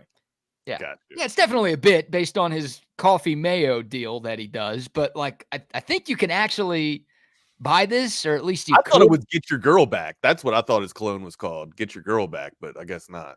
Maybe not. Did he ever get her back? No, I got Fuller. I think so. I think she's torn the internet. No, she's torn the internet, and he got the MAGA chick from the Bachelorette season. That's who he's dating now, Victoria Fuller. That's always fun. He's all right. He's doing good. Listen. I would buy this cologne. I would do it as a bit. I would if we did a live show anytime I come over. I would buy this cologne. I would immediately do it. I'd wear it. I'd also use this for my wife, and I'd make sure that this was instead of what she has currently in her purse. This would be her new pepper spray. Because if all you got to do is spray it one time, if I was you, I would issue caution, because if you come around me smelling like a little bit of zesty tart, I'm probably gonna lick you, my guy. God, gross. Hey, man, he doesn't come on the morning shows that often, but when he's on here, he's a breath of fresh air. I'm wonderful. I'm just such a delight. And no, let me just spray myself. A delicious delight. Did you just call yourself? I'm a delicious delight. Let's just go ahead and say, let's just keep a spade a spade. No, here's what I would do. Most people cannot stand the smell of lemon, and I don't want to be around people in the day. So spray it on myself before I walk out. People will stay 50 feet away from me. That's exactly the way that you do it. That's what this cologne is used for. It's the new pepper spray. To keep the crowd away. It's crowd control. It's crowd control. I don't want anybody near me in the movie theater. I don't want anybody near me as I'm going into if I'm going into a restaurant. You guys are all seated over there. Spray myself with Will Levis number 8. Works 70% of the time. Every time. All the time. All the time. I love He might ought to wear that himself to keep those defenses off him. There you go. What he might ought to do this year. I love the difference in opinion, right? Like Cole's like, this is the new pepper spray. I'm going to spray this to get people away from me. And then Wags is like, if you're wearing this, I'm going to lick you. I'm probably going to taste you. Oh my God. Yeah. For $8, I'd buy this. Like I would 100% buy. If I kid you not, I am going to buy this. And next week when we are in Vegas, if it gets delivered on time, I will wear it just so we can. Small fine print, it needs to say, "Will come with Wags' tongue." Ugh. Love that. No, that's a deterrent right there, man. I'm not gonna lick. I'm actually not that big of a mayo dude. You know what I mean? Like, I hear people put like mayo on French fries and stuff like that. Like they'll exclusively put the mayonnaise on their French fries and stuff like that. Maybe they're from France or whatever. It's a very big English thing over there, and they call it ketchup over there, which is also really weird. Because I remember, does mayonnaise have a smell? So I'm just gonna let you guys know a little secret. Mayonnaise is my least favorite food of all time. I have called it the devil's secret juice. Like that's how much I hate mayonnaise, is that it is made from Satan himself and put into the jars and in the mouths of everyone in America, which is why we all sin, because we're eating way too much mayonnaise. So congratulations. That's what you're enjoying. Deep. Yeah. Microdosing acid at 6 a.m. is probably not the way to go. No, definitely not. But I 100% would wear this for a bit. I would 100% show up and be covered in Will Levis number 8 just to get 8 more viewers or 800 more subscribers for this channel. I love it. So here's what it says. I don't know if this is true or not, but it says Will Levis number 8 is sold out for today. The Scent of Greatness will be restocked tomorrow at 10 a.m. Eastern. So Cole, you got to be at your computer at 9 o'clock our time to purchase this tomorrow. Oh, I plan to. I plan on being here at 8:50. I will be there 8:56 in the morning, refreshing until I see it. How do they produce like the PlayStation 5 is getting dropped? It's Will Levis number 8. It's Will Levis number 8 for a bit that is not being paid for when I go to Vegas next week. It's just for me to do. Like Snow's barbecue till we run out. You can get it today till we run out. It's 10 o'clock. We already ran out. Like, yeah, no, exactly. That's so good. All right, Cole. Thanks so much, as always, for jumping on this morning. Looking forward to seeing you out in Vegas next week. Always a pleasure, Cole. Always a pleasure. Take care, guys. And guys, we will bid y'all adieu and hope y'all have a great show and a great day. See y'all later. All right. Be good. There they go. BK and Cole. I was getting ready to say Bucky and BK, but that's definitely not Bucky there.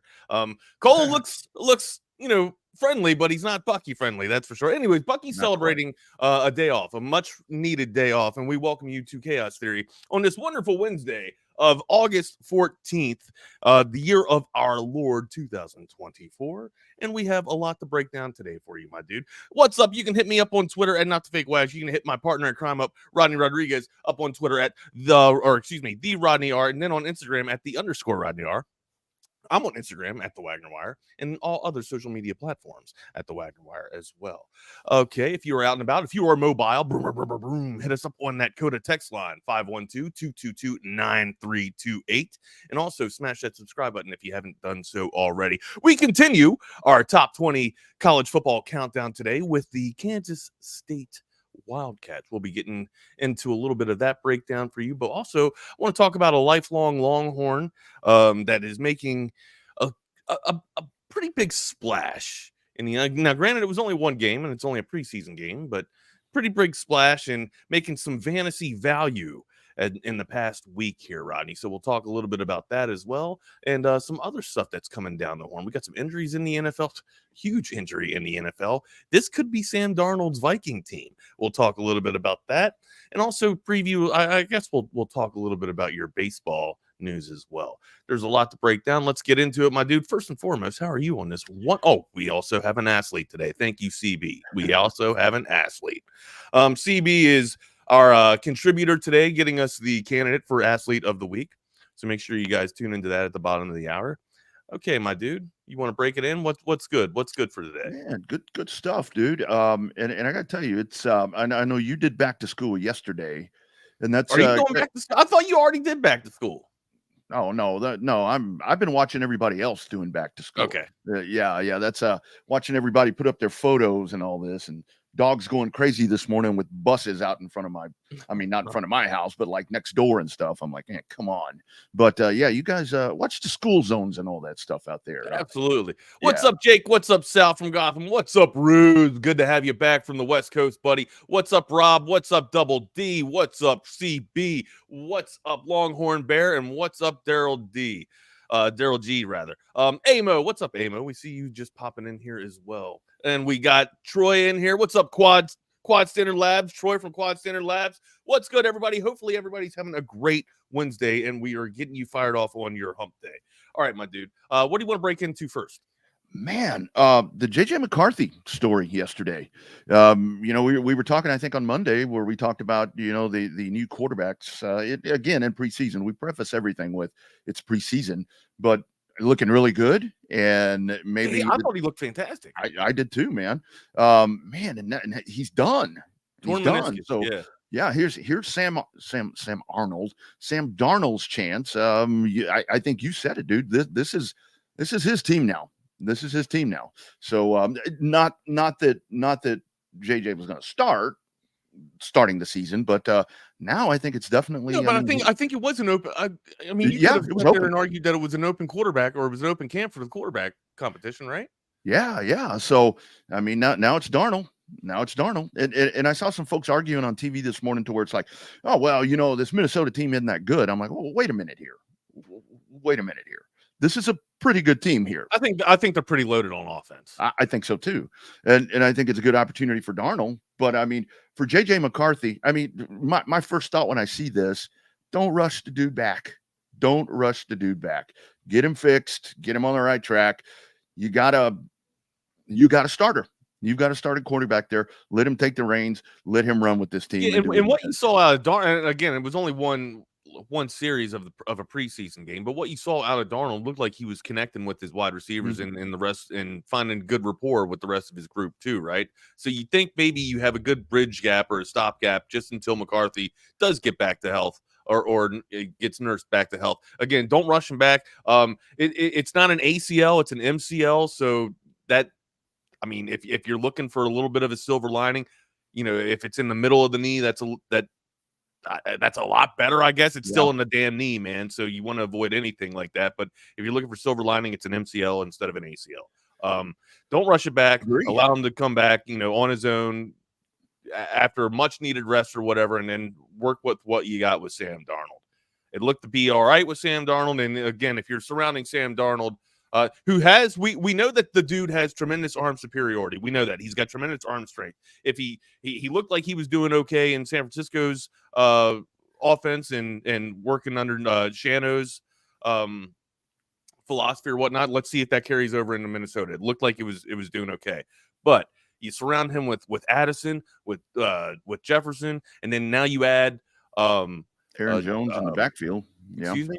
You got Aaron Jones in the backfield. Yeah, you had Aaron Jones in the backfield from Green Bay. I mean, you're looking like you got a pretty solid core of offense around you or at least to support Sam Darnold. So I think you ride the bridge, or it's a good bridge gap or a gap bridge to get you to your next quarterback, your franchise quarterback, which you thought was JJ McCarthy.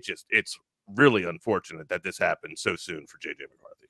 The thing about it is, Wags, you look at this and you look at every NFL season. Last year was Baker Mayfield. There's always one of these quarterbacks that folks maybe say that they're a stopgap, maybe they're a cast off, a journeyman, whatever you want to call them. There's always one of these dudes that comes in and just has. Are we saying Baker's more than that now? at the moment. I think he's a solidified starter. Unless he comes out and falls on his face. But I mean, he's got a big money deal out of one season. So you always get these guys, and I think this could be Darnold's opportunity. I don't know when Hawk comes back. I think Hawk is a midseason. Maybe week 6, week 8. I'll have to double check on that, Jake. But I don't know when Hawkinson's back. But yeah, that's a much needed weapon. Or you'd like to think that Sam Darnold will be able to utilize Hawkinson in the middle of that field, working the hashes as well. I mean, hell, with Hawkinson and Justin Jefferson in the middle of it, good night. Good night. What's up, Ike? Good to see you, my dude. What's up? And the thing about it is, I mean, what we're seeing right now, I mean, Detroit, Jamar Gibbs, it's got a hamstring. And the whole thing is when you get those tissue injuries like that, those always concern me because those are the ones they don't go away. They don't go away. They linger, right? And that's why we go to the CD Lamb thing, who's still holding out. I'm like, get that dude in there. I know he's been working. Get him in there because you don't want him to pull a hammy in week 2 or week 1 or something like that. And the 49ers, man, I mean, having to cancel, scrimmages with the Saints. Those guys, I think I saw they have 9 dudes right now. They've got 9 dudes that are hurt. And that's sheesh, man. Yeah, you're the battle of attrition, man. The battle of attrition's injuries are starting to win. That's first and foremost, you got to keep your players healthy, right? Like that's the number one goal of preseason. Getting that, leaving camp and coming out of camp, and everybody is that's on the roster is absolutely healthy and doesn't have to go into the tent or nursing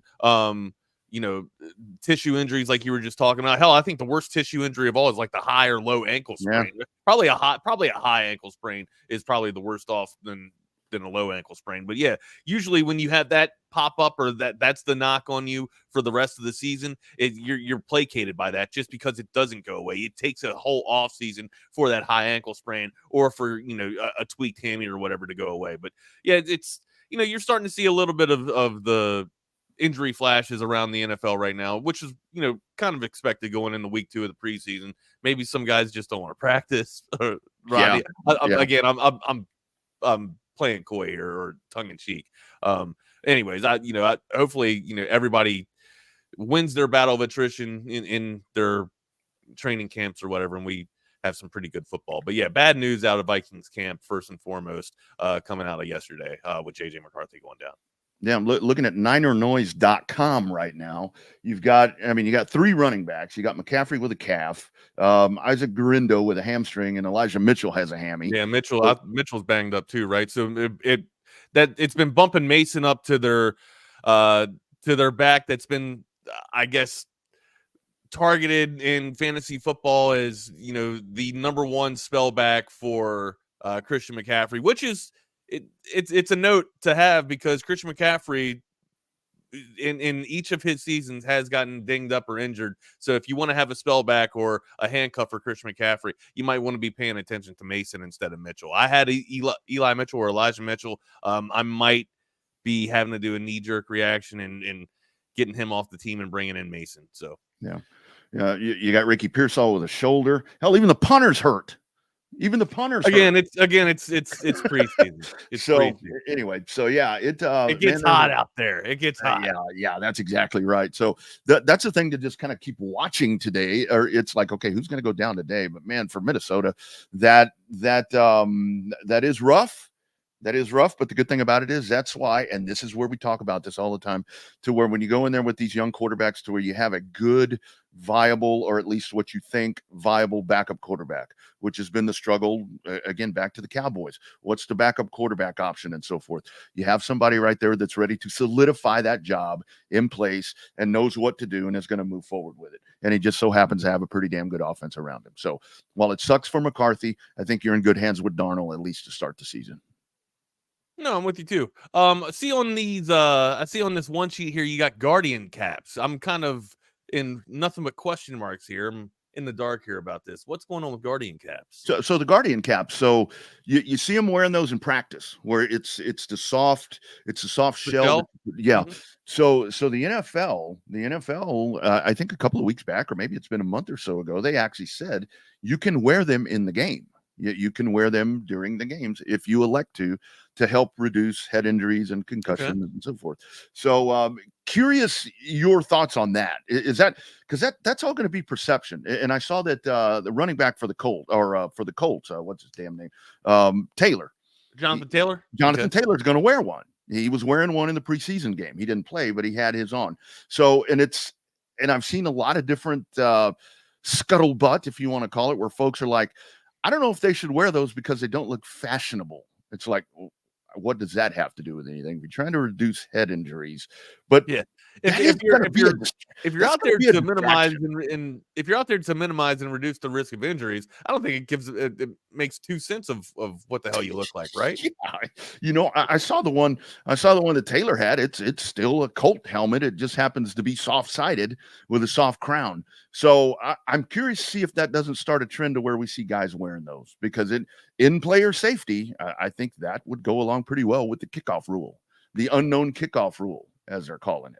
So when do they make the extra adjustments by putting extra padding or or more soft foam or soft lining inside of the helmet, if they're going to do that? Like soft, hard, and then soft? Is that where we're going with? Yeah, so what it would be, it would be the helmet, and then you put that soft. No, I've seen it, but when will we do like a soft shell inside of a helmet of a hard shell, and then on top of a soft shell? Like that would be pretty damn ridiculous. You want to talk about a mushroom head? That's where you're kind of going with this thing. Yeah, right? Yeah, and the advancements in the helmets are man, it's amazing to look at a helmet now. I mean, pretty soon you're going to have plays just giving you, the highlighted routes going off. You'll have holograms going on. It's going to be pretty wild. Yeah, I'm kidding. That's futuristic John Madden football 2050 or some shit like that. I saw that one of the helmet manufacturers designed a helmet. I think it's for a school of the blind, to where it actually has these things in here. Time out. Is that really Are you messing with me? No, it's a true story. I've played against the school of the deaf, but I've never played against the school of the blind. I swear it was school. Oh no, you're right. It's school of the deaf. It's school of the deaf because they can't hear. I'm sorry. Because you beat the drum. Like I'm thinking it's here. Yeah. I played against Maryland School for the Deaf. Yeah, but I never played against the blind school, Rodney. Yeah. Now that I don't know if a blind school would. I don't know how that would work. That would be a mess. Okay. That I know it's Wednesday, and I know we get wacky and we get chaotic. But I just wanted to make sure that we were firing on all cylinders here. We just wanted to make sure people were paying attention. Okay. I am paying attention to you. Look, I'm impressed right there. That was good. That was good. I did it on purpose. purpose. I know. I see if you were paying attention right there. But yeah, I mean, did you ever play against the Texas School for the Deaf, or does Texas have a Texas School for the Deaf? Yeah, it's here in Austin. Yeah. So they would mess with us so damn bad because they bring the drum because they can hear the concussion of the drum, right? Mm-hmm. And they usually go on all silent snaps, right? And so they're just sitting there beating the damn drum, and you're firing off the ball, reacting to it, and you're just like, shit, they're not even moving. They're the ones with the inability, but they're countering you and making you feel like you're the one with the inability. So it's I don't know. It was a fantastic experience to play against Maryland School for the Deaf back in my prep school days. And dude, they can absolutely ball, bro. When you got to fire on all cylinders without any type of command and signal, right? It's just all silent. It's based off of knowing what you know off your movement and stuff. It's basically you eat everybody else's lunch, you breathe everybody else's air, you sleep everybody else's Z's. You just know you're absolutely where your brothers need to be, man. And dude, that's chemistry, man. That is absolute chemistry firing off on all cylinders, my dude. That is super it's cool. A sight to see if you haven't seen it yet. Yeah. Thank you for the deaf, not the blind. AT&T. Yeah, the deaf. That's right. AT&T. It's an AT&T helmet. Really cool. It's a whole special. Yeah, I'm all about it, Rodney. I don't give a damn of how ridiculous or how silly you look like. If you're trying to continue to bring safety to the sport and also continue to progress the sport, right? Because there's also some rumors or maybe some risks, to the injuries or too much injury sustained that football could go away. Like people have thrown that out there, thrown that comment out there before in the past. If we can keep this game safe, we'll never have risk of that. Yeah. And the thing about it is, you get into this debate about player safety and the need for it. And that's very true.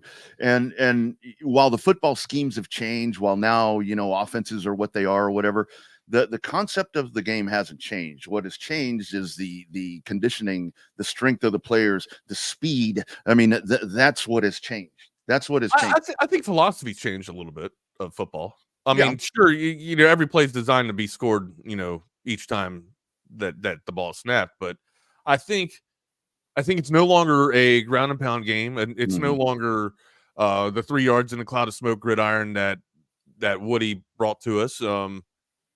It's evolved. It is vertical strikes. It is now pass first, run second, and honestly, like if we're talking about just the passing league, I think the passing league brings down, or just the portion of the passing league evolving and being more dominant than the running league, I think that brings down a little bit of the risk of injury already, right? You're not taking guys as a battering ram and you know, putting them, you know, head first and putting your head down and spearing each other. I think it's actually starting to get safer just because of the way that the ideology in scoring is starting, or just because of how prolific scoring has become in the NFL. I think that's actually minimized a little bit of the risk. Now, granted, you're still going to have to add a whole bunch of protocols and safety protocols, safety measures or whatnot to keep the game absolutely safe. But yeah, it's a natural minimization of risk with the aerial assault or just the ideology of the scoring in the NFL. Go to an all passing attack. Yeah, because it's in the speed, and I really do. I mean, if you have an opportunity, get to a high school game and get field level and see how fast and how hard these guys. These dudes are massive. I mean, these dudes are huge, and it again, yes, ideology, all of that has changed up a little bit, but there's still a lot of contact involved in this game.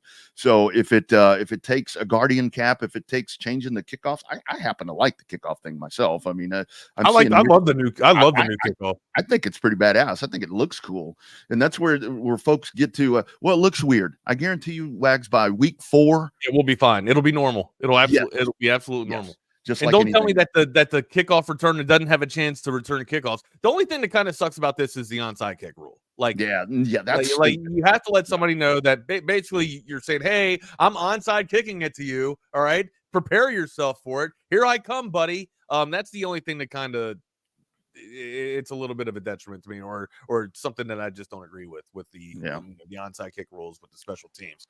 But other than that, yeah, I think it looks fantastic. Amo says, I have seen a blind high school wrestler compete. Okay. Wow. I have seen jujitsu. I've seen blind jujitsu athletes compete, but I have not seen a blind football team or a full blind football team. But yeah, I have seen a dude in just in a mat club or whatever, basically tap out three or four Marines in a row, and he was blind. Like that's how good this dude was and skilled at jujitsu. Man, absolute beast, dude. Because you would think like you'd be able to manhandle this dude, right? You know, you have all the advantage, but nah, he just knew where all of us were at any given moment, man. And he didn't just do it. He didn't take a break after tapping us out. He went continuously right in, and to see how many Marines he could tap out. It's just amazing. I tell you, man, folks are amazing. Folks are amazing when you hear stories like that. I've got a friend that races a modified on dirt. He's paralyzed from the waist down. The dude drives with one arm, works the accelerator and brake with the other one, and you look at his in-car camera, and the dude is hauling ass, sliding sideways around a dirt track, bumpy, all this different stuff. And you sit there and you watch his in-car camera. He's got GoPros in there and all this stuff, and to see what he does. It's like, my goodness, man. I tell you that there's just some really special people. Before you talk about specialty real quick, before we get to, athlete of the week or whatever, again, I'm not trying to live in a world of the Marines here, bring, the Marine world into a sports world here. But one of the most impressive things that I've ever seen is 2 Marines with one limb combined between both of them. Now there was a prosthetic limb, of course, but one real limb out of all of them. Get up a cargo net, get across obstacles, and this is on suspended height too. So, wow. I'm always floored by and impressed about what the body and the mind can actually do if you just, give into your your fears and your restraints and just absolutely, set sail and send it full fucking send, man. Full send. Isn't that one of those things to where it's like you think of that kind of stuff, and we that maybe don't have, that we have fully and we use so many excuses. You know what I mean? We have everything at our expense, and we use so many excuses too. It's crazy. Yeah. You see these folks defying odds and doing things that shit I couldn't do. I mean, you're just hell. I can't do that. Most of it's just fear of trying it, Rodney. Honestly, it's taking that first step. The journey begins with the first step. Yeah, it really does. Not to be all philosophical on you today, my dude. Well, and that's the whole thing. I always tried to teach my girls. I'm like, look, you're gonna fail, and you're gonna fail quite often. Yeah, well, you got to fucking try it. Right? Phil's the number one teacher. We know this.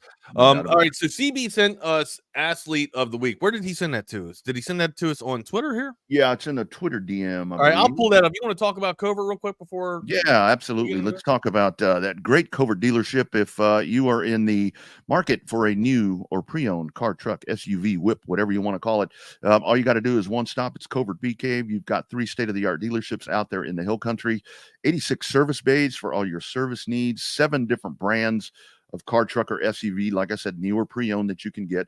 Go to covertbcave.com and check them out. You can find weekly specials.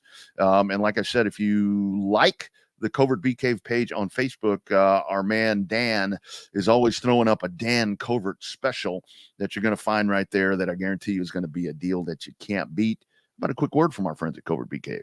You see Covert everywhere. That personal level of just feeling like it's a personal family interaction. The customer service, it's impeccable. It's unlike anything I've ever experienced buying a car. Over the 30 years that I've been buying cars from them, I feel like I know them and they know me. Covert's done an amazing job of making me feel valued. If you purchase a vehicle and you want to feel like you're part of a family, join the Covert family. Come and experience it for yourself. Covert, born and raised in Austin. Right. Nobody beats a Covert deal. Not now. Sure as hell, not ever. CovertBeeCave.com. Check them out today. All right, we go to our athlete of the week for this week. Our candidate comes from CB, one of the best producers and probably the best producer in all of Austin.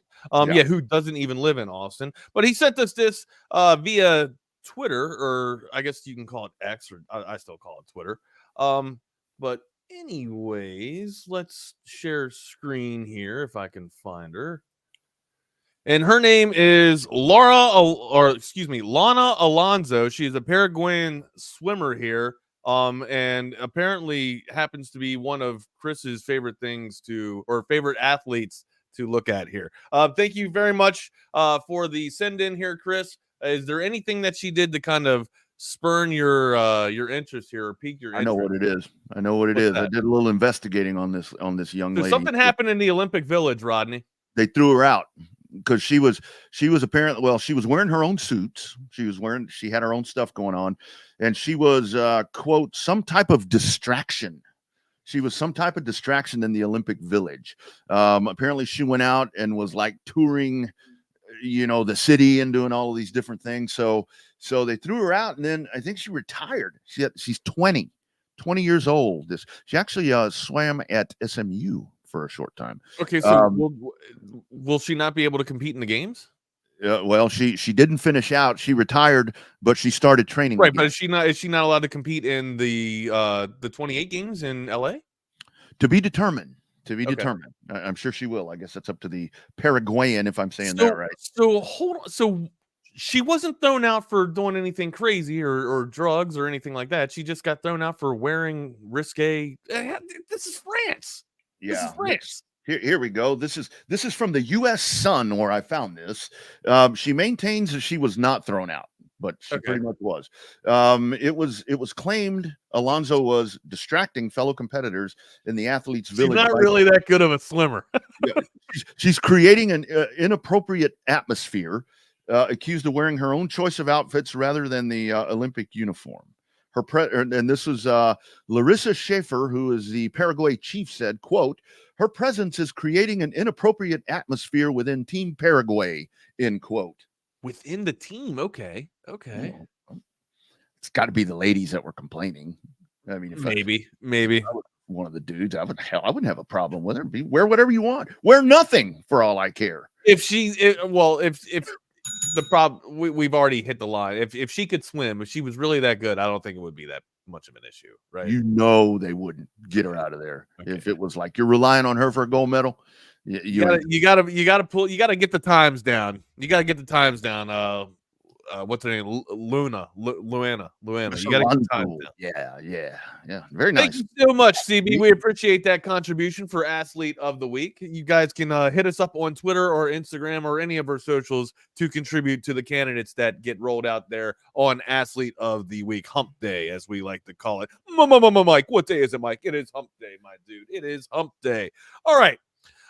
Before we get into other talk, let me tell you about audiovisual consultations. For the past 35 years, they've been setting the standard in audiovisual automation since 1988. They've been doing it that great. If you guys don't know what you want in your room, make sure you go to their gallery of projects that they got on their website at abconsultations.com, and you can get an idea of what you want, whether you want the 3 TV setup like Rodney has, the trifecta, or you can get what I have with the 2 TVs in the arcade cabinets. Hell, Rodney's got some arcade cabinets too. Just give him a call. Yeah. And then also you can do what BK has with the 4 television setup, making that into a video wall. It is all deadly. And then call them about their audio too. Ask them about that Sonos surround sound system. 512-255-8678. That's adconsultations.com. Man, I got to tell you about the arcade thing. So the wife was out of town over the weekend, and Saturday night, you have a party? Just me and my 2 dogs, man. And so I caught myself on Saturday night. It's almost midnight. And I'm in there playing Asteroids, and I'm like, what am I doing here? Well, what's going? I should. My God! Like, looking over the clock, and you realize that you're into the next day, and you're just sitting here on your damn arcade machine. Yeah, I've done that. I've done that a few times. I've been at the computer, and it's like rolling around. It's like 2:30 rolling around. I'm like, God, am I about to queue up for another game of League of Legends? Are you serious, dude? I shit you not. And of course, I may have had a couple of pops, as they say. And I'm sitting there and trying to get high score. And, I'm like, dumbass. Well, you had some oat sodas? Did you have an oat soda? No, I just had some cheap beer is what I had. But oat soda is beer. Oh, didn't oat soda? Is that a northern thing? I don't know. We just used to call it oat soda.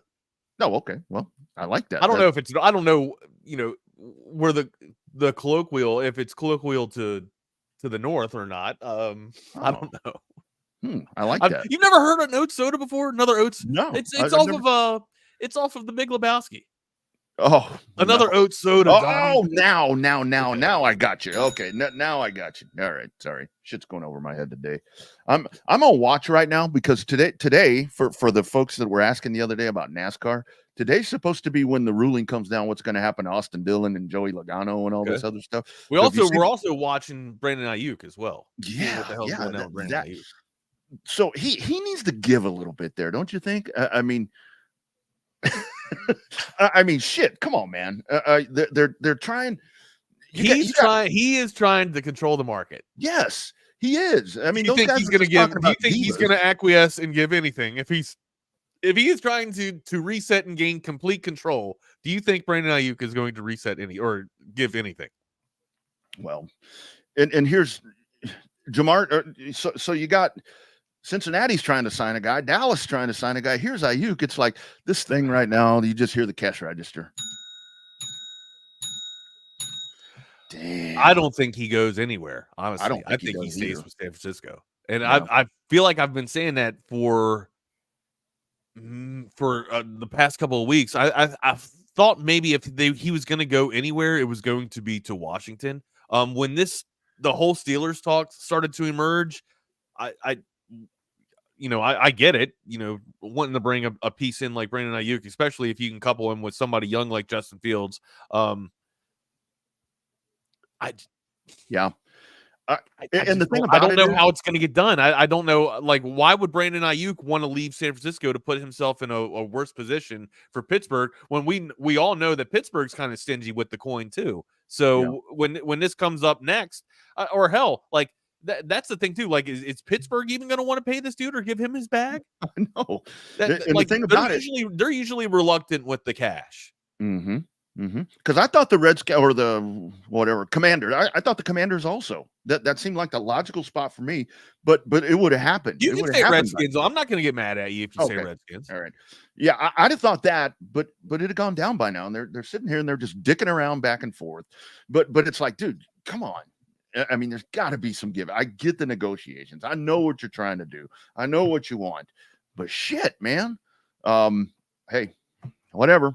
I'll just go back to Jerry sign CD. Whatever happens with that happens. But that is the thing. You're just sitting there waiting for something to go down there. Watch somebody swoop in. Watch somebody swoop in and get him. I don't think so. I honestly feel like Ayuk stays in San Francisco. I think that's the deal would have been done. Yeah, it would have been done by now. I feel like. Yeah. Man, how are we what else we got, my dude? What do you want to get into? Spam things here. What's people trying to send us their WhatsApp numbers?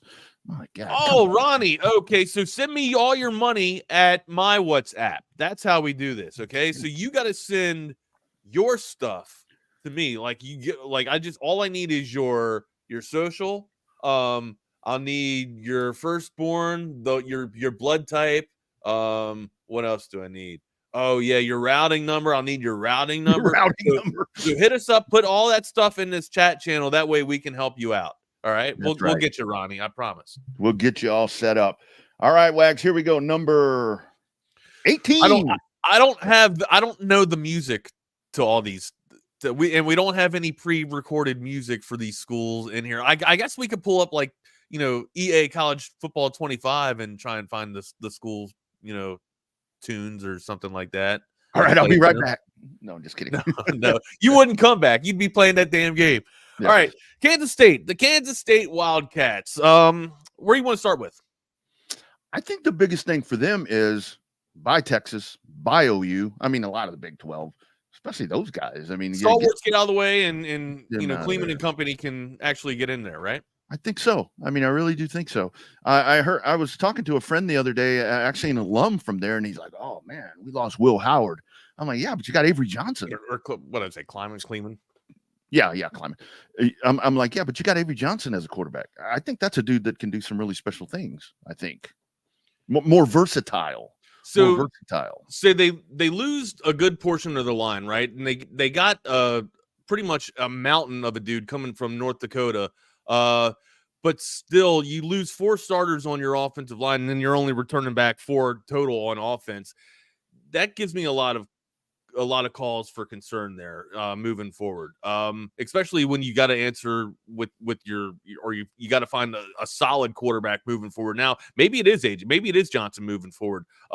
That's the case. There's a huge hill to climb for the Wildcats here, and it rightfully so. I guess it's a good thing that OU and Texas kind of, exit stage right to allow a little bit more of a path for you to get to the top of the Big 12 here. But I think regardless of that move or not, it's going to be steep traveling for the Wildcats to get up to the top of this hill of the Big 12.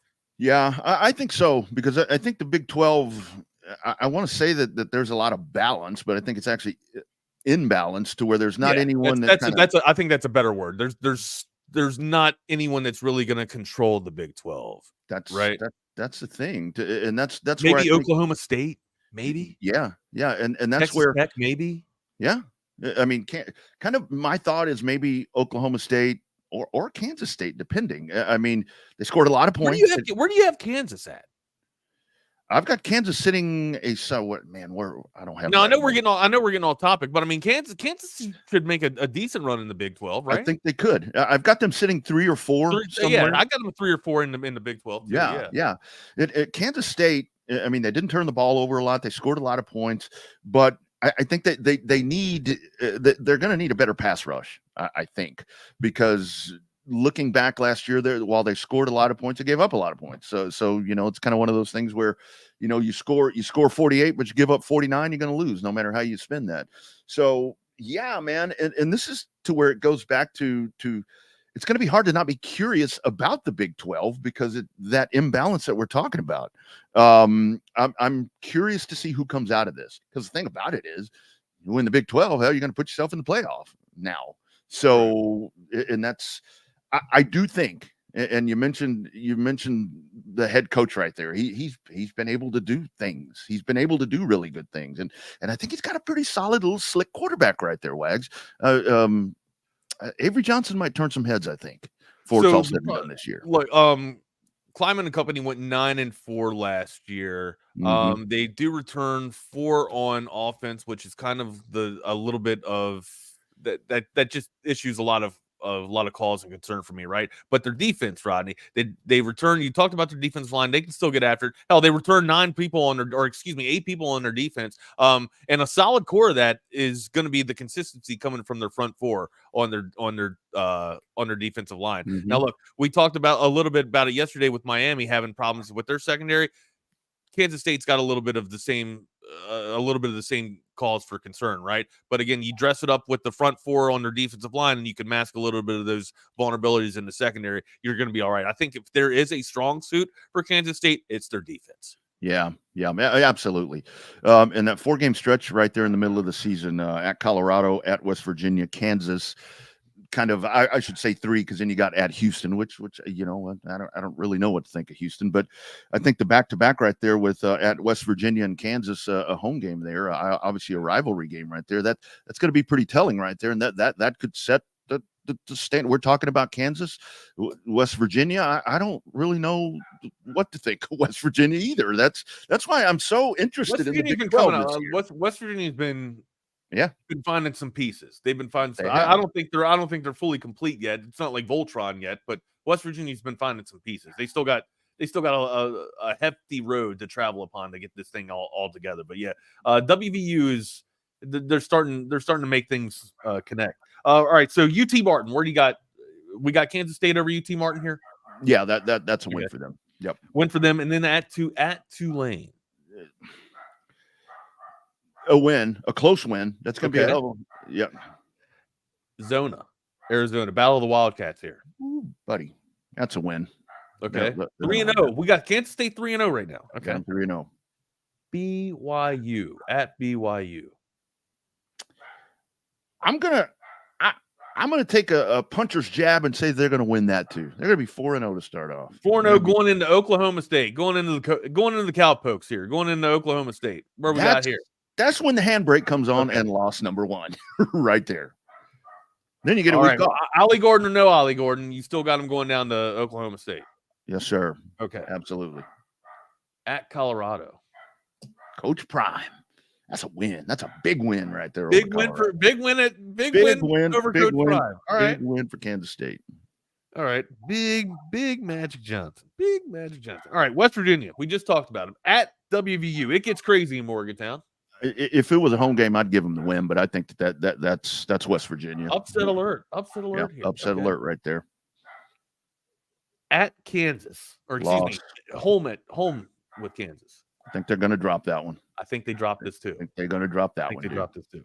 Yep. At Houston. I'll give them that one. Okay. Arizona State. I don't know a lot about Arizona State, man.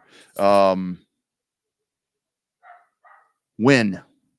Okay, saying give them a win over Arizona State. You got to figure they drop one game, right? They drop one of these last 3 between Arizona State, Cincinnati, and Iowa State. You like to think that going up to Ames is going to be really tough. That's a loss.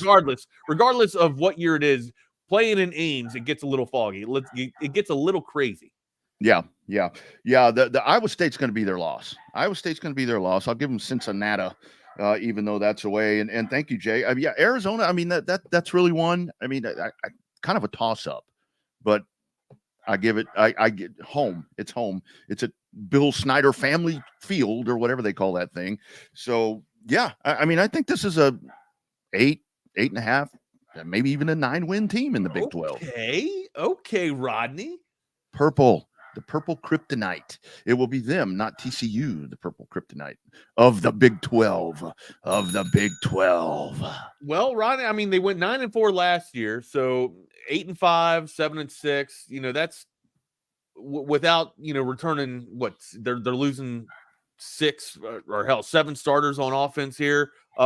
Strength is in the defense, but I don't know how much that can keep them intact, Rodney. I don't know if I have them as an 8-win team here. I think I got them at 7, my dude. I think I got them at 7. I got them losing to Houston. I got them losing to WVU. I got them losing to Oklahoma State. I got them losing to Kansas.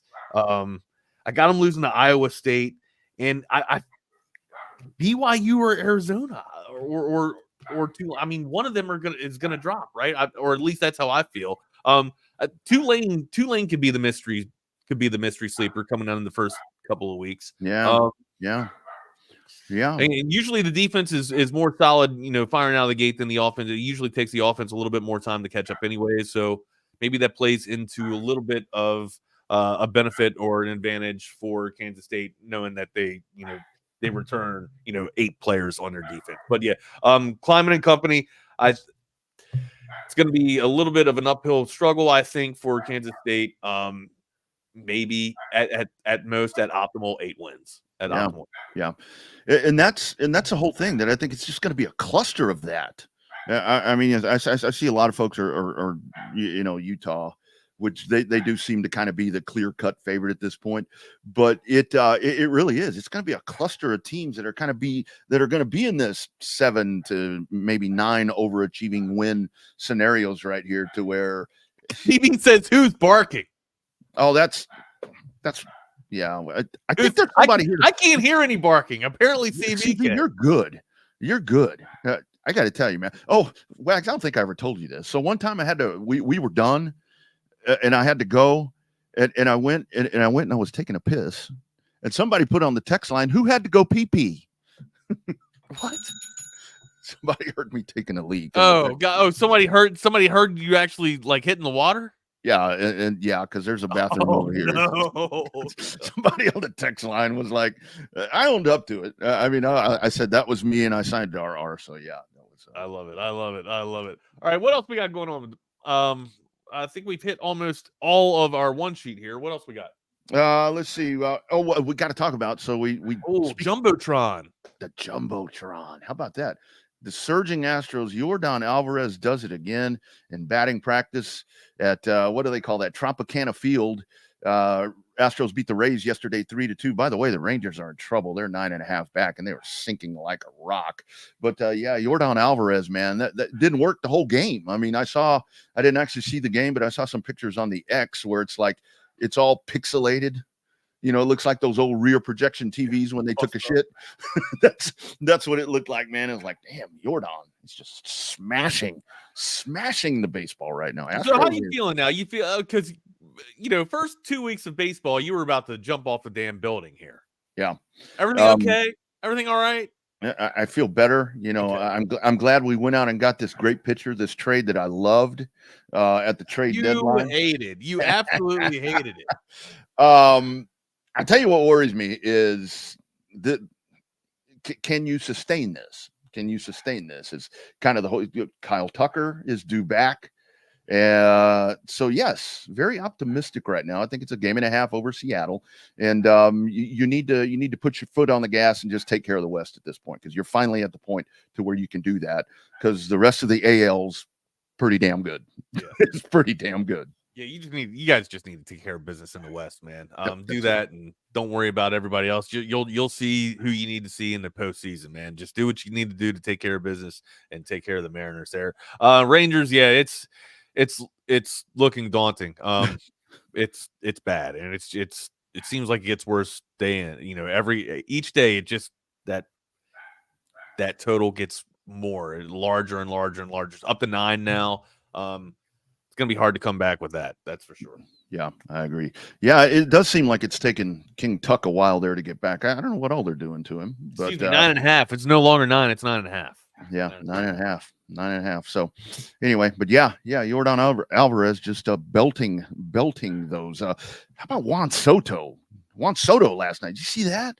Holy shit! I'm so done with the Yankees. I am absolutely just sick of the I'm not even gonna say the F word, of the Yankees. We talked about this, right? We knew that their shortcomings or whatnot at the turn or at the trade deadline. They would buy them. They would buy their problems. They would buy their solutions to their problems. Sure enough, I mean, when Jazz starts cooling off, here comes Juan again. When Juan starts cooling off, Judge will be, throwing the pummel down, and I'm just so sick of the pinstripes, bro. I'm so sick of big market clubs coming in and stealing the spotlight from the small market clubs when it's the small market clubs' time to actually shine. Isn't that, Sal? I'm not. It's not you, Sal. It's me. It's not you. And that's, like we were talking right around the All-Star game, Wags, where it's like, okay, who's going to get Paul Skeens?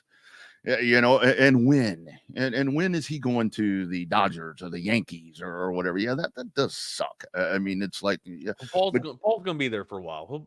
He'll be in a Pirates uniform for a while. Yeah, he's going to be there for a little bit. But I mean, it really is. When I saw that last night, I thought the same thing. I'm like, come on, man, are you serious? Damn Yankees, man. I'm about done with that bullshit. But anyway, I mean that's your dogs are barking and my dogs are farting. You know what, Wags? I'm going to step out here for just a second to go close my back door. Yeah, do what absolutely you have to do. I'll be right back. I'm going to talk about Jordan Winnington real quick before. Yes, sir. Before you, or maybe when you get back, we can talk about Jordan Winnington. But look, it is about that time of year. Oh, I got big all of a sudden. Let me pull this down. It's about that time of year, guys. You all know the drill. Fantasy football is right around the corner. If you haven't picked your dynasty roster, or if you haven't been signed up for a dynasty league, make sure you guys get in there. But if you're doing redrafts, some sleepers that you might want to check out. What about our own lifetime Longhorn Jordan Winnington after the game that he had against the Cowboys this past week? Now, good. It was only one preseason game, but still, the fact that he went out there and put on a show, it wasn't so much that he shined. It's the catches that he made. As a matter of fact, in tight routes, in between tight windows, catching the ball and bringing it in, securing the ball, and then taking a pop right after he took it. Look, it seems like he can run almost any tree or any route that's on the route tree there. And then also, what happens in McVay's offense, if you're a slot receiver, or if you're a wide receiver, you usually I want to call it like Steve Kerr's offense, to where Stafford finds the open man, right? Like Cup's not just the X factor or the one that's going to be, getting you light or giving you the most stats or giving you the most difficulty in the opposition secondary. Nakua can emerge as one of the threats in that offense with McVay as well. You add a piece like Whittington in here with this wide receiver room of Nakua and Cup. I mean. This could have sent Jordan Winnington to hell. I mean, I'm not going to sit here and tout him out as a top 2 or a top 1 wide receiver, but he's got a chance to make the best of his opportunity, especially if Cup goes down. He's been kind of prone to injury the past couple of seasons. If he goes down and he's allowed to take some of the reps from Cup, Jordan Winnington could be one hell of a damn headline in the NFL here, Rodney. That's kind of my thought. I mean, with Cooper Kupp, it's like, when he goes down, it's like, and it is. And McVay said after the game there with the Cowboys, he said he will be a contributor. So they're going to have a place for him. Man, you look at those rookie wide receiver ratings coming out of week 1. He's at the top of it. I don't know if you mentioned that. I'm sorry. No, I didn't. I didn't mention the out of breath chasing the dog. I just talked about the game that he put up 6 receptions for 74 yards, but it wasn't the fact that he caught 6 receptions. It's how he caught them. Right? It's contested catches, coming over the middle of the field, taking hits, taking huge shots after he's catching the ball, and then also contorting his body. We all know that he's one hell of an athlete. We saw the dude at Cuero, right? We know that he can come out and hell, he can in Texas. In the mecca of Texas high school sports, he could be a running back, or hell, he could be one hell of a damn wide receiver as well. This dude, I think he's just one hell of an athlete, and I think he's found the best landing situation for him being in that Los Angeles Ram offense. Yeah, man, he really has, and you got Matt Stafford throwing to you. I mean, that's a lot of knowledge. I mean, that's a dude that can. That's a dude that's not just that. You're also able to learn from Cooper Kupp. I mean, a dude that's been able to carve it up in the slot as well. Cooper Kupp not coming from a huge school, not being known, right? Kind of being that Division II or 1AA kind of superstar, where that talent type of kind of emerges from, right? And then it's also like the Swiss Army knife of Nakua too, right? If you can kind of kind of copy the play of Cup and Nakua, you find yourself in a really good position if you're Jordan Whittington.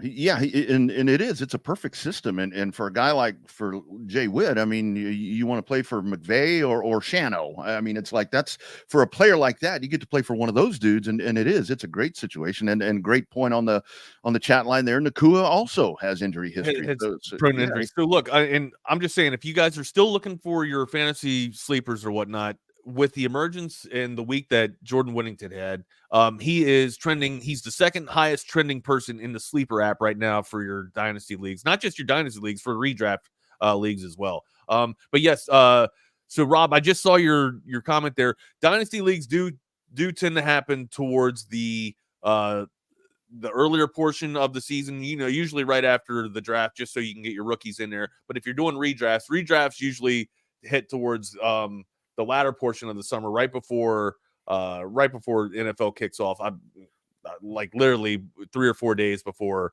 NFL kickoff or week 1 happens. So yeah, if you guys need any more questions or need any sleeper advice, make sure you hit me up on Not the Fake Wags. But I'm telling you right now, Jordan Whittington, just not to placate to the 40-acre crowd here, man, but after what I saw last week against the Cowboys, this dude's going to be real. This dude's going to be absolute real. He's going to contribute for a long time. He's just in a really good situation. I don't know if I would be this high on Jordan Whittington if he was anywhere else. Yeah. And the thing about it is, I mean, you look, I mean, obviously with him, I mean, all of these guys, I mean, these Texas wide receivers. I drafted Worthy too. Worthy. I went out and picked Whittington up on the free agency wire 2 days ago after seeing this. Well, and A.D. Mitchell's getting great reviews early on, which is not surprising.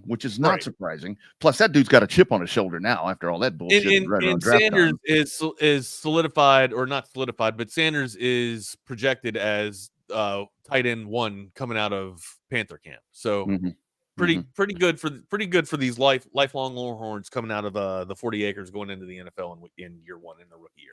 Absolutely. And guys, don't forget, speaking of NFL, 2 huge contests at Circa Resort and Casino. And of course, TSU is going to be out there next week, August 22nd and 23rd. Here are details about Circa. Biggest pro football contests in Vegas are back. Circa Survivor and Circa Million are now up to a record $16 million in guaranteed prizes. 2 ways to win and no rake. Circa Survivor contestants select 1 team each week with no point spread. Last the longest to win it all with $10 million guaranteed. In Circa Million, make 5 picks against the spread each week for your share of $6 million guaranteed through quarterly and full season payouts. Enter in Nevada. Play from anywhere. Visit circasports.com for details.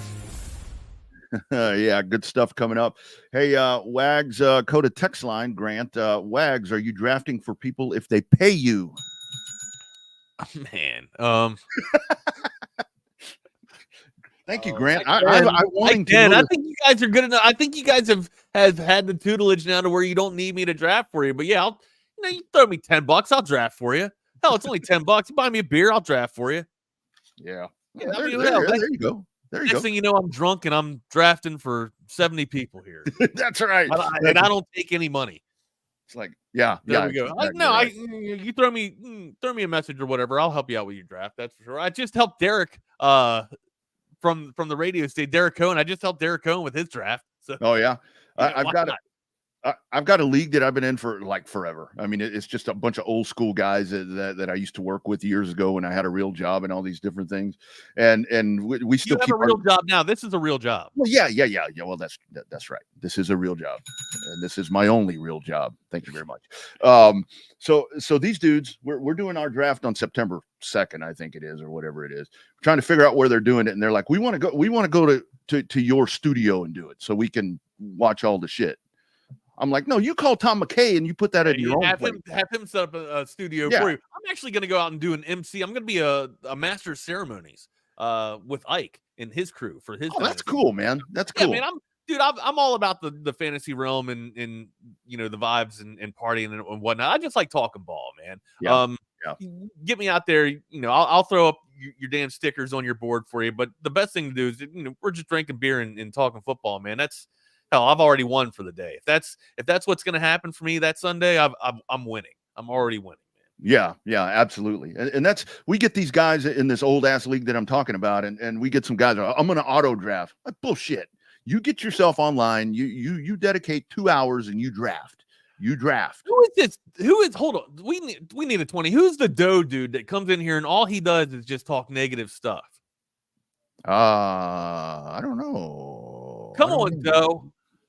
Stop being so negative all the time, Doe. Come in here and be shiny happy radio, like what is it? REM, shiny happy radio. That's right. Everything's happy. We're here for fun. But yet we get pissed off often.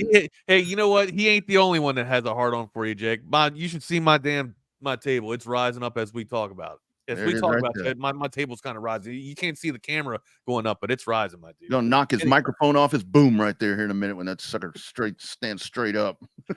All right, my guys. What do you want to get into for tomorrow? Any preview? We got anything that still is on what is today? Wednesday? Tomorrow's Thursday. So Thirsty Thursday, I guess. I mean, or Throwback Thursday. Throwback Thursday. Yeah. After listening to Bucky, it's gonna be Thursday. It's gonna be Thirsty Day. It's gonna be Thirsty Day when I go out with Ike and do this master ceremony. By the way, speaking about this crew and people that watch this show, it does get chaotic from time to time, but we love sharing your opinions, man. And also, when in sharing your opinions, it's how I get to meet you guys and how I get to just find out what the hell's going on in our city. I wouldn't have known that Troy with Quad Standard Labs is right around the damn street from me. I've been trying to get into drones for a year now, and looking up customized bodies and builds online, but I had no idea that we had a listener that is right around the damn corner that actually customizes drones for us, or not for us in particular, but for the public or whatnot. Hell, and for the right price, you can go on down there and get set up with Quad Standard Labs. That is kind of what I'm into. I don't know if you guys have figured it out, but I'm in the drone racing. I'm in the finding any type of fun and joy that can get me out of the house, because I need all the help that I can get being in this damn audiovisual consultation studio here. But no, if it's drone racer, even if it's just finding the best shot, you guys know that I'm into footage and doing film and all kinds of shots. So if I can get a fully supported cam on a damn drone, I'm probably going to be, out there. I'm not a peeping Tom or anything like that. Don't even call me one of those, but I do like technology. So that's especially when they're sunbathing in the backyard. If I can sneak one away and find a damn racing drone here, without my wife finding one, or without my wife finding out, then you'll see me just standing there in the street racing these damn drones down the damn road, man. I got to tell you, the most random one was that day I was telling you about when I went to the doctor for my physical or whatever, and the nurse is drawing blood, and she's like looking at my chart, and she's like, oh yeah, you're double R. And I said, well, yeah. And she's like, y'all don't talk about women's sports enough. Yes, we do. Yes, we absolutely do. I think we've actually stepped up the women's sports talk. I think we have too. I think we're one of the leading platforms and leading bodies of news here that support women. We talk about them Monday. What's up, Jeff? I support Jeff. I know that. I support you, Wags. Thank you. Thank you, buddy. How are you, sir? Rodney? Well, thanks, Jeff. You're a good man. I may have to pull You're a good dude. I don't care what Jordan says about you. You're a good dude. Yeah, I know. I may have to pull this down and show you guys at some point. I just don't want to knock stuff off the wall, but I've got a Mike Piazza, who's one of my favorite ball players of all time. I've got a Mike Piazza autograph picture on my wall, an 8x10. And based on where he signed it, that autograph looks oddly phallic. Uh-oh.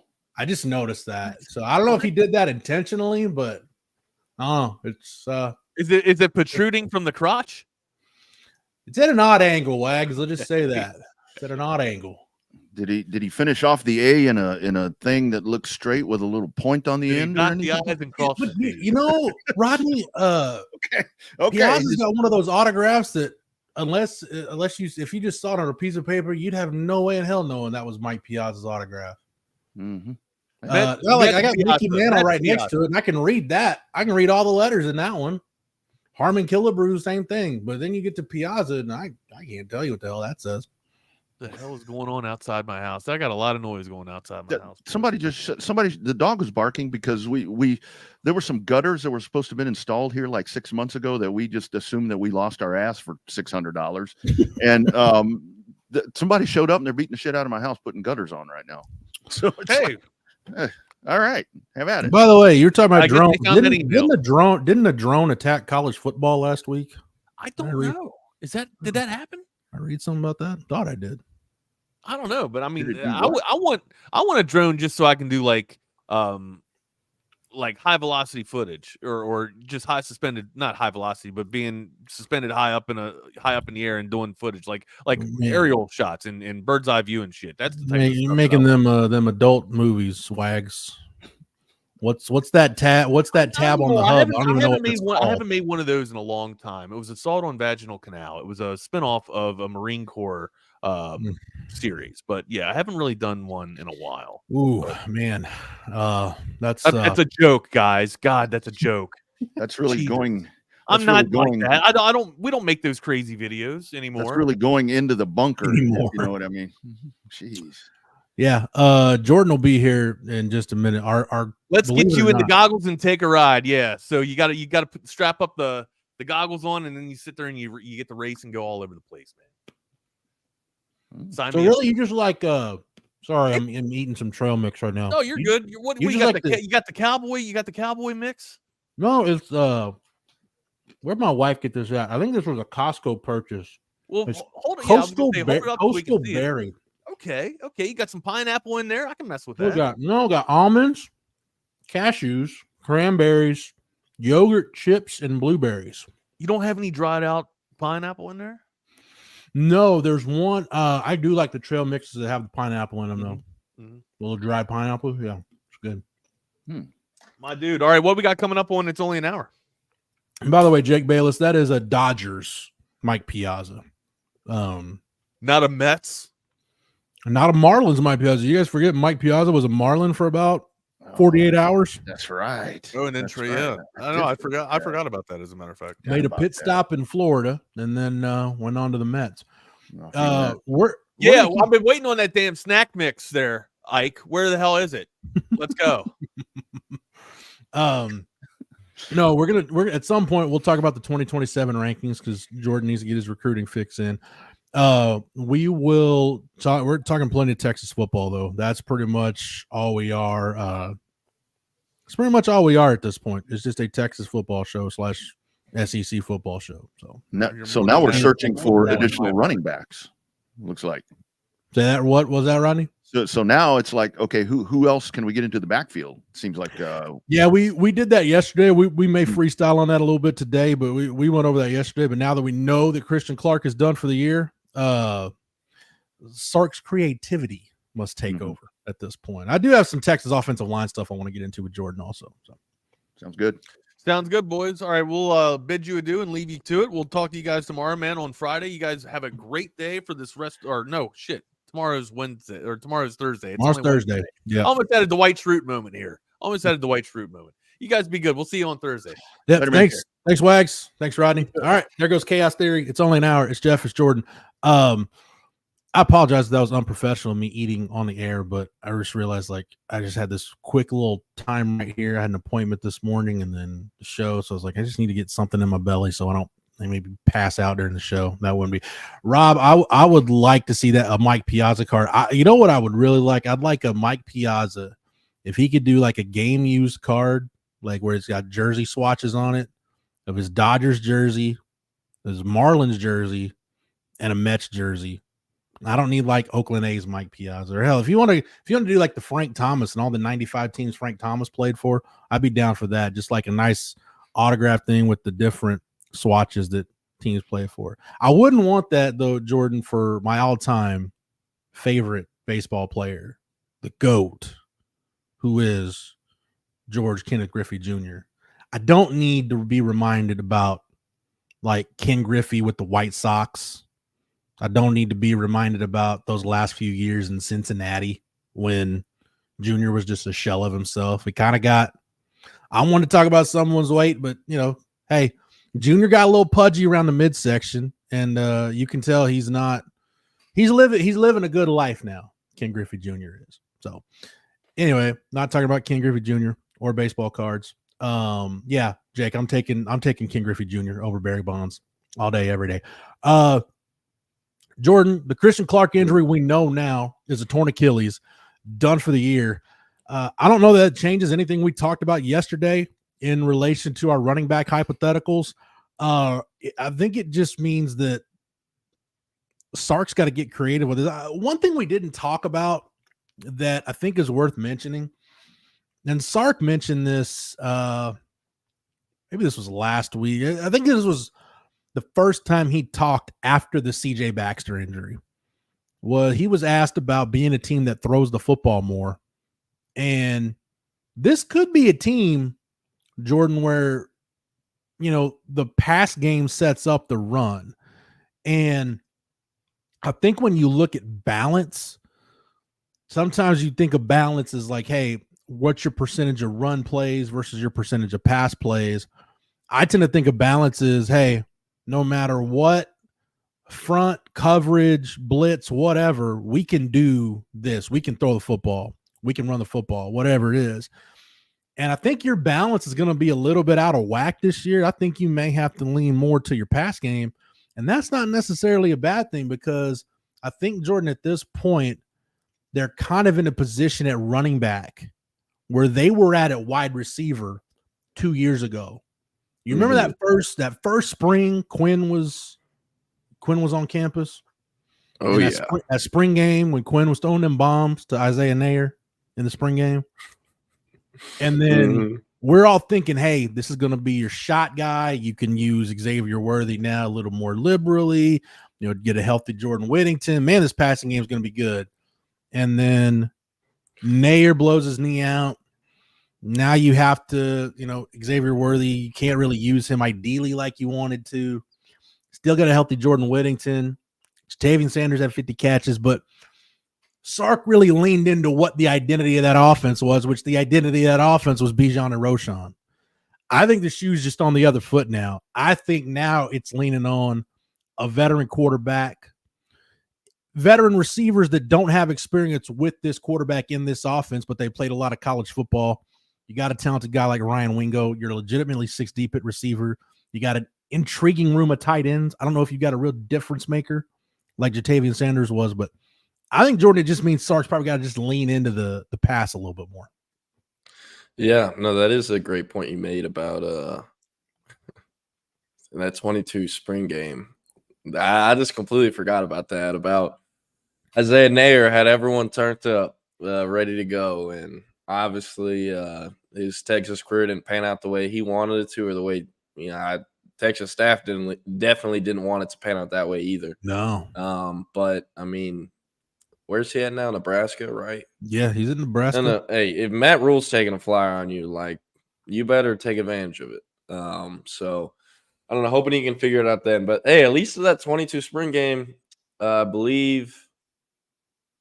Yeah, they got 2 commits that day. It would have been that year, Niblett and Trey Wisner. Yeah. But I just had that thought. We did the Longhorn Blitz podcast, and that just popped into my head yesterday while we were recording. I'm like, man, it's just the shoe's on the other foot from where it was in 22. And we saw Sark eventually. It took him a little bit to get there, but eventually they got to the point where, dude, I'm just gonna give the ball to my 2 NFL running backs and let them carry us to an 8-win regular season. Maybe Sark should just run it like how your boy does in Dynasty, where we're talking probably at least 8 end-arounds each game.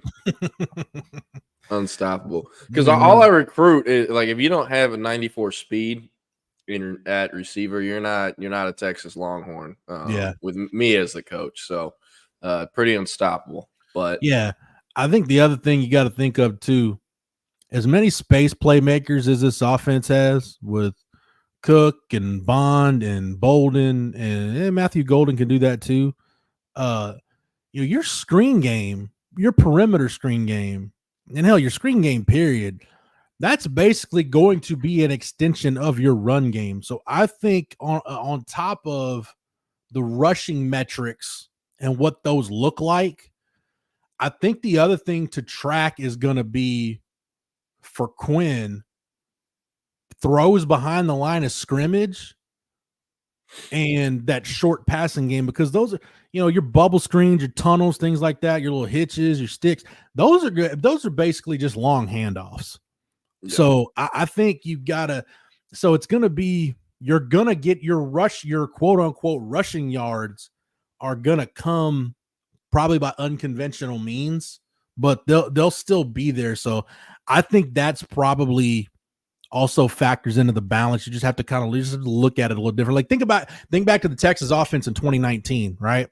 Mm-hmm. I couldn't tell you off the top of my head what that offense did in terms of running the football, but because that was Roschon's freshman year, the year before Bijan got there. But Devin Duvernay caught 112 balls that year. I think something like 65% of his catches were either behind the line of scrimmage or within 5 yards of the line of scrimmage. They're basically long handoffs to Devin Duvernay, because in that offense, hey, my best matchup is if I've got good blocking wide receivers, if they can hold blocks, then I've got Devin Duvernay one-on-one with a safety or a linebacker or a corner. I'll take my odds of winning those matchups at the end of the day. So that's another way to look at part of your run game is going to be some of those hidden passing yards with your screens is just another way to get your backs involved in the pass game, whatever it is. I mean, Keontae Ingram, forget about him. Is he Cardinals, right? I don't know if Keontae's still in the league. I want to say he is. Let me look that up real quick. Keontae's with the Chiefs. He's with the Chiefs. Interesting. P squad, or is he on the 53? Let's see. Well, they're still in camp, so they're still at 90 or whatever. I don't even think they've had. I don't even know if they do. I forget how the cuts go down, but I know they got that one big cut at the end. Did his little brother, or I guess half brother, or whatever, that transferred from Texas to SMU, Kelvonte Dixon, did he end up doing anything at SMU? I think he might have ended up as a starter. I believe you're right. Yeah, he was productive. I'm excited for SMU these next few years, man. They have a lot of really fun takes. Moochie Dixon's still there, sir. He's a senior this year. Yeah. Last year, appeared in all 14 games, started 5, 28 for 441, 4 touchdowns. Yeah, he's wow. I feel like he would have graduated by now. I don't know. Maybe I just thought he was older than he actually was. Moochie was class of 2020. Wow. Yeah, I feel older. Yeah. This is true. No, sorry. Go ahead. At the 2019 Texas roster, or the Texas stats. I mean, your rushing yards. You almost had 3 guys run for 700 that year. You had Keontae Ingram at 853. Sam had 663, and that's with that Oklahoma game where Sam just got. I'm like, dude, they're gonna get Sam Ehlinger murdered today. I think Sam finished he had 2 rushing touchdowns, but I think his final tally, it was 23 carries for -9 yards or something like that. It was brutal. And then Roschon ended up having 649 that year. But then, like I said, Duvernay was 106 for 1386 and 9 touchdowns. Like I said, a big chunk of his stuff was at or around the line of scrimmage. So manufactured run game is probably something you'll hear me talk about a lot. Everybody will probably get tired of hearing me say it, but I just think you got to look at it from an unconventional standpoint, how they're going to manufacture rushing yards. Yep. UT Parking makes a great point. The 21 personnel. I mean, I don't know if we'll see, like what you're saying, and doubt we see much, but I think we will see less than we've seen before potentially. Yeah, and they were probably that pony package just with 2 backs, whether you're 20 or 21. For Sark, you're more likely going to be 21. I think they were probably, I want to say 10%, 12% usage last year. That's probably good. I think the personnel usage with 10 personnel and any of your 2-back groups, I think that's going to be flipped. I think you'll be using 10 personnel probably 10, 12% of the time, and probably 3 to 5% you'll be using that pony package. I just don't think you'll still have to have it in. It's just going to look a little different, and I just don't think you'll use it as much. Because when you use it, it'll be a little more predictable because that. And Jack Burton asked a question. He said, "Are we overreacting to the running back situation? Were we this concerned last year when Baxter got hurt?" No, I wasn't that concerned when Baxter got hurt last year because I was like, all right, Jonathan Brooks gets a chance to be the guy now, and he took the ball and ran with it. So yeah. Also, this is the Texas media market. There's always going to be overreactions. That's how it works. It's Texas, but that's what we do.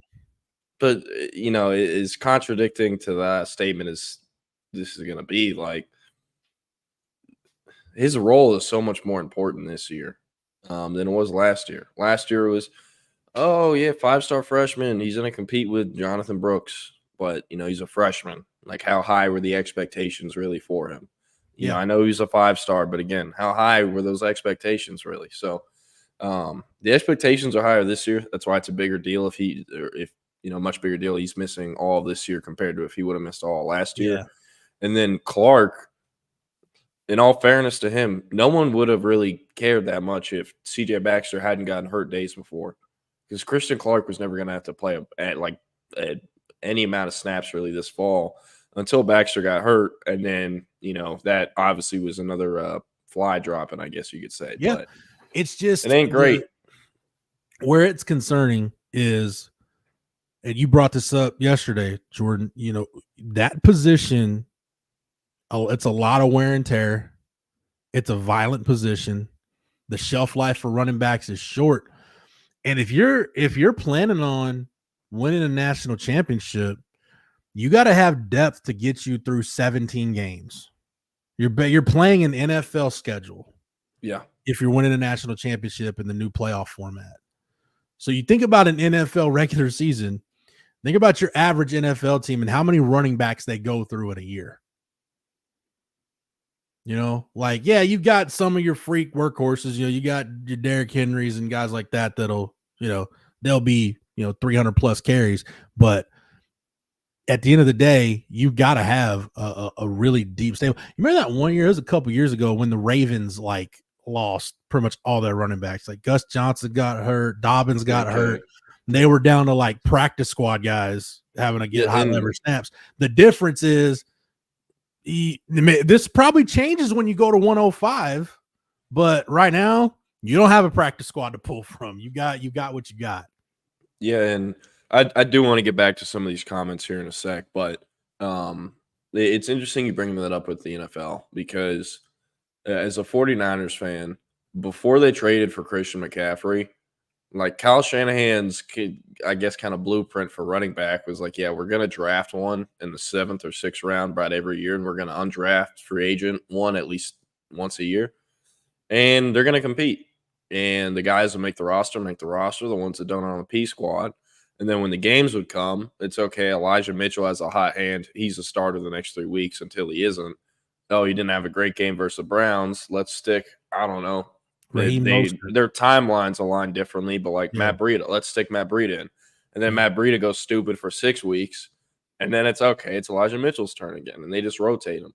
You can't do that in college because you have college kids where the gap between your first string to the third string is much more significant than a scheme like the 49ers where it's just undrafted free agent running backs, where the starter isn't going to be that much better than the third string because they're both undrafted guys that came from G5 schools. But it's interesting. And the 105 scholarship count is, I cannot wait to see how different schools use those different 20 extra scholars. Are they going to do 2 more quarterbacks, 1 more quarterback? Does this mean 5 new D linemen? Does this mean 6 DB? I can't wait to see how it's going to be done. And who will be kind of the trendsetters, because you know how this works. It's a copycat thing, just like everything else is in life. People are going to see Matt Rule do some stupid shit where he's going to go get some freak linebacker, and then people are going to start recruiting the same type of kind of gambling type of takes, and it might not pay off for them like it does for Matt Rule or vice versa.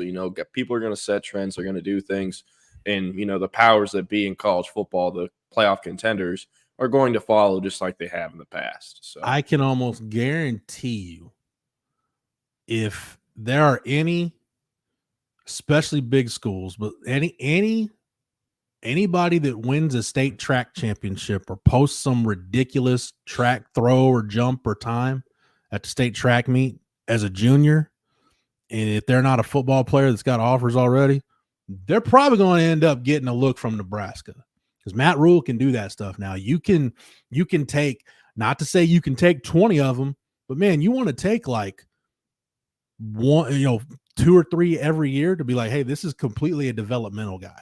Yeah, we're gamble. Yeah. And guess what? I hate to say it to be so blunt, but if they don't pan out, just push them into the portal. That's what happens in college football. Like, not every single guy that left Texas in the portal wanted to. Not every single guy that left Alabama in the portal wanted to. This is how it works nowadays, and it sucks, but it's part of the game. So if you have 105 scholarships to use, you better be taking gambles on guys like that. You need to. That's how you win. You need every advantage you can. Yeah, it kind of different sport, but I'll use this example. Rodney Terry talks a lot about Kendall Weaver, because Kendall Weaver ended up he was at Mansfield Timberview, went to UTA and was the WAC freshman of the year. Yeah, I've told this story before, but I saw him play in the state tournament as a senior at Timberview, and it's like, how the hell does no one know who this kid is? Well, Rodney Terry and Chris Beard were at the state tournament, and RT tells the story all the time. They're like, we loved him as a potential developmental guy. Like, man, this is a guy we'd love to take and, just get him in the weight room and just, let him go against our guys in practice for a year. And then next year, after a redshirt year, we think he could be a good player for us. It's just they didn't have the scholarship numbers, and you're working with portal guys. It's like, can't really afford to take a developmental guy. Well, take that approach to football. Now you can take that guy if you're like, man, it comes down to it, Jordan, that your recruiting departments are going to have to, I think there's even more pressure on that department now, because you're going to have to be a year ahead in your evals and knowing what your board looks like to say, hey, let's go ahead. Now that we've got the scholarships available, let's take an extra edge rusher this year, because the number 4 edge rusher on our board, who maybe he's like a lower level Big 12 guy, maybe like a fringe like P4 G5 guy. Let's take him because he looks better than maybe the number 1 or 2 edge rusher in the next class. Yeah. And we think there's more. We think there's more there to develop than there is with those other guys. And you're not going to be right on all these, but that's the kind of decisions that are going to have to be made. Yeah, and man, for the blue bloods in college football, they recruit the top prospects. They have a pretty good idea of the risk of a player going into the portal in the future whenever they're getting them out of high school, if you kind of get what I'm saying. Yeah. Like every year at All-American, a lot of NIL agents are there because there's a lot of brands that are there, talking to, the kids. They're about to move to college, and their guys are trying to get them deals with whatnot. And, I'll talk to these people, and there's a kid who, he's still on the Texas roster. He was at the All-American Bowl a few years ago, and he told me what Texas is paying him. I thought it was a little more than deserved, to be honest, but sometimes it's what you got to bid to get a player. And, I asked, like, with the way their recruitment went, what do you think the chances are of him going into the portal after 1 year? Because there's no way he's not going to redshirt, I feel like. And the guy was like, yeah, if he doesn't appear in at least 4 games, he's going in the portal. Now, he hasn't gone in the portal yet, but Texas was aware of that. Because when I was like, hey, want to let you know this, they were like, yeah, we know. So that being said, if you're Georgia or a school like Texas and you have 105 scholars to use, and you're going to think next year where it's like, okay, we really like, I don't know, this 5-star safety. But what is he? A diva, right? And we think there's a chance his ass could go in the portal next year. Let's, be proactive, think in advance, and let's recruit 2 safeties next year instead of 1 or stuff like that. So, or, even though this guy is almost identical to the guy we signed the year before, the guy we signed the year before is a jackass we think could go in the portal. let's make sure we get this kid, stuff like that. Yeah. Like schools already think about stuff like that now with 85 scholarships. It's almost like if you do like an NFL comparison, right? It's almost like the former Washington Redskins, when the year they traded up to take RG3 2 overall behind Luck, and then they drafted Kirk Cousins in like the 4th or 5th round. It's like, hey, we feel good about this guy, but hey, we just need to invest something in that position because you never know. And they found a franchise quarterback in that draft. It wasn't the guy they took at number 2. So yeah, that's about the only thing the Washington football team did right during that stretch. Man, the football team thing grew on me. I think they should just go back to that because I just like the old I just like those old colors. It feels right, dude. The Commanders, it look like an AAF team or an XFL team when they're out on the field now. And I don't like it. It's like in movies where there's like a professional football player like a scene at a pro football game, but like they don't want to pay the licensing. I was just gonna say, yeah, like it looks like so it's like the Boston, I don't know. One of the teams from like the Replacements or something, like just some made up team from the AI generator. Antoine, man, that I love you, Antoine, and you're a great contributor to this show. That could be a deal where you strike out twice, Drake May and Joe Milton, because I can tell you, Joe Milton ain't it. Even though Patriots fans, dude, have you seen this, Jordan, on the Twitter machine? Dude, the Patriots fans are losing their minds over, oh my God, look how far he could throw the ball and how athletic he is. I'm like, yeah, wait till you actually have to watch Joe Milton play quarterback. And then you'll see why he lasted until the end of the draft. Man, I don't know. I don't know. I mean, outside of Jacoby Brissett, have the Patriots had a non-white starting QB since before Tom Brady? Am I wrong? Cam? That is true. I forgot he was with the Patriots. Damn, I completely forgot about that. You know why? Because Cam... If there's nothing... Somebody correct me if I'm wrong. I'm pretty sure Cam was with the Patriots in the COVID year, which that whole football season is like a fever dream anyway. Yeah. No, I don't know. Patriots, they're used to just stuff, I guess, being handed. They're Boston sports fans, man. They win all the time. When you're playing Texas high school like 4th round playoff games the week of Christmas, it's like, dude, like people are talking about, hey, we're gonna have to have games Christmas Eve. I'm like, man, it just gets weirder and weirder the further along you go.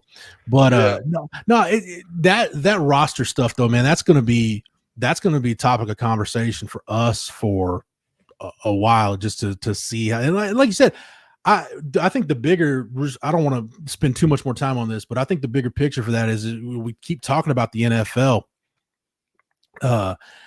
Kirby mentioned this. I heard Kirby Smart mention this yesterday, just Georgia. And I wrote about this a little bit, that Texas is starting to deal with this, where depth charts now starting to be used against you in recruiting. Yeah. And Kirby's talking about there's some positions where they've recruited well. It's just they've had guys going to the portal, and now there's some spots where they're a little depth deficient. I think this is going to help the Power 4 schools maintain their depth, the depth that you're going to need. If we're still talking about player safety, like you're going to need 105 scholarships isn't a bad idea if you can afford it, but only those schools are going to be able to afford it. I just think at some point you're going to have to take what is G5 football now, make it its own league, if you will, and they go play for a national championship.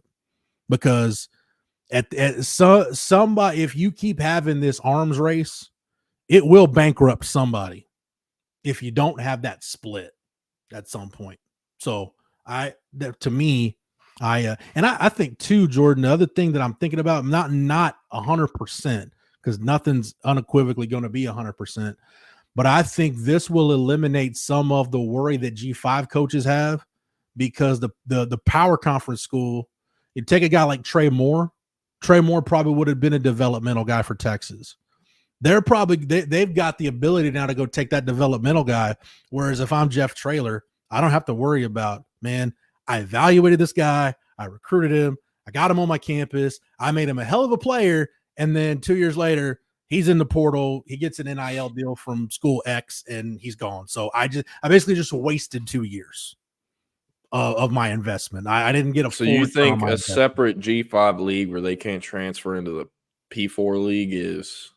No, I think they'll still be able to do that. I'm just saying Okay. the ability of G5s to compete with P4s is going to be even more out of whack going forward than it already is. Oh yeah.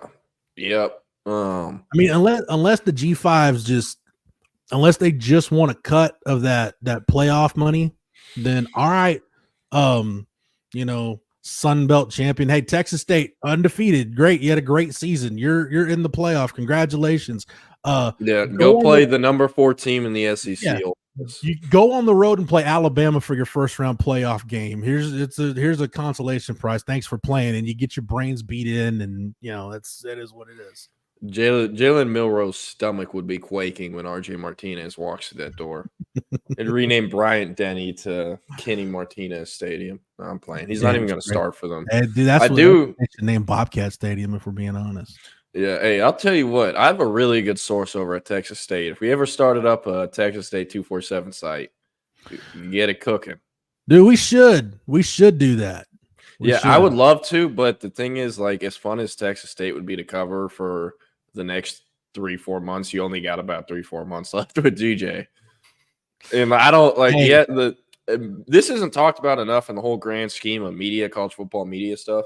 But there is not a better time to cover a school than when they fire their staff, because you can just get in with the new staff. That's the easiest time to get in with the staff, is when they're new to somewhere. So that's why I always want to give Hank and I a pat on the back. We're the only people who cover recruiting in the Texas market that weren't here when the staff was hired. Has anybody noticed, like, with Sark it's different, but has anybody noticed, like, with some of the regime changes, like, it would be a different media outlet that seemed like they were getting all the scoops for a while, and then when the new coach would come in, it would change, and other media members would start getting everything, and that other outlet that was getting it before isn't getting it. It's just that's the George's right. That stuff happens. Trust me.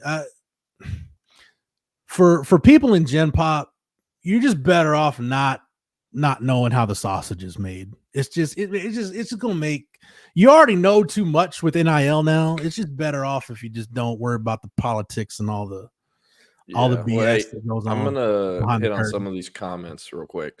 Go for it. Hey, Colin Page, we think only 3 yards. That first carry, he's taking it to the crib, banging his head on the goalpost. By the way, I'm still blaming myself for CJ Baxter's injury. If I had just done something else other than spam that counter play the first time I played college football, the football gods would not be punishing me, Texas, and everybody else right now. So that's my fault. Yep. Longhorn Bear says, concern about running back pass protection versus SEC. No running back over 205 pounds. Quinn Ewers have to be more slippery, knowing to bail out of the pocket. I've got a great counter to that. You know what the best answer for pass protection is? Get the ball out quick. Get the ball out quicker. Go look at, dude, the perfect example for this. Go look at 2019 LSU. Go look at that LSU offense. Clyde Edwards-Helaire is what? 205? Well, he's not that big, right? No, I mean, he's like 5'8". Let me pull it up and see if I can find the all reliable source that is Wikipedia. Clyde Edwards-Helaire at the combine, 5'7" and a quarter, 215. So it's not like Clyde Edwards-Helaire is back there like Derrick Henry in pass pro. And it's not like that LSU offensive line was a dominant, overwhelming offensive line. What they did really well, they caught lightning in a bottle with Joe Burrow and Joe Brady, and they also had the two best receivers in the NFL on their team. Had an insane group of skill talent that Joe Burrow's ability to get the ball out quick, it pretty much negated everybody else's pass rush. And instead of leaving a guy in to protect, just get that guy. I'm always in favor of. I'll tell you what, when I see like plays where you keep a running back and a tight end in, and you go to, you're going 7-man protection. Anything more than a 6-man protection, it makes me want to drink drain cleaner, because I'm like, the answer, you've got a deep group of skill players. Just get more guys out in the route. Give your quarterback some options and stop worrying about keeping 2 or 3 guys in the block. I'll never forget, man, the 2020 Texas Oklahoma game. I watched Texas. Yeah, this was Tom Herman's last year. I watched Texas give up a sack down around the red zone. Oh, they're in the red zone or on the cusp. They gave up a sack. They had a 9-man protection. Oklahoma rushed 3, dropped 8, and they gave up a sack. You know why? Because you got 3 guys out in the freaking route. You had 2 guys out in the route. Like against the drop 8 coverage, yeah, Sam Ehlinger couldn't throw the ball anywhere, and eventually he got sacked. I don't remember if it was Benito or who it was, but like, yeah, eventually you give a guy like 55 seconds to get back there. Eventually somebody's going to get to the quarterback. So at the end of the day, that to me is how you counter the running back pass protection, Longhorn Bear. You just have you have some insulation in your offense, whether it's quick game, screen game, whatever, just to get the ball out quick and negate that pass rush. Hey, other people do it to Texas. Why not just Texas do it to other people? That's what Washington did to Texas last year in that bowl game. They took shots. Don't get me wrong. Penix took plenty of shots, but they used a ton of quick game too. Just, hey, the best way to neutralize Murphy and Sweat, don't let them get there. Make them expend all their energy having to consistently fire off the ball and rush the passer. Because as good as those 2 guys are, at some point physics takes over. And Tavondre Sweat's still 350 pounds. And the laws of physics tell you if you're trying to move that much mass that many times, at some point, you're going to get tired. Yeah. Colin Page is 210 pounds. So hey, man.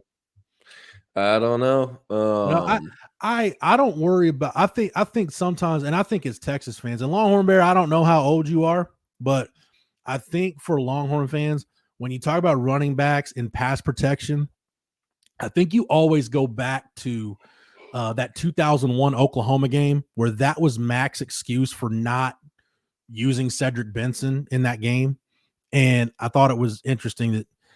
And I'm not knocking Brett Robin, who's gone on to lead a really good life, very productive member of society. Hey, Brett Robin. His son is Micah Hudson. Or 2 sons are Micah Hudson's best friends. They went to Lake Belton, and both of them played for Juice, actually. I know Brett Robin. Yeah. Is he a doctor now? Or yeah, it's crazy. One way or another, like every single prospect that comes out of Temple, their parents work at the big-ass hospital in Temple. You know what I'm talking about? Yes. Yeah. I couldn't remember the name of it. But he's a surgeon or something over there, I believe. I thought he was an orthopedic surgeon, but I could be wrong about that.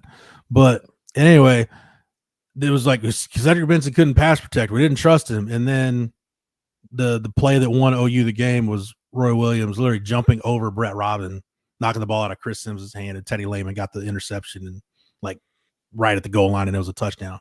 But I to me, when I hear Texas fans wondering about pass protection, I think that's where it comes from. Is it's rooted in that, and it's always something that's in the back of your head.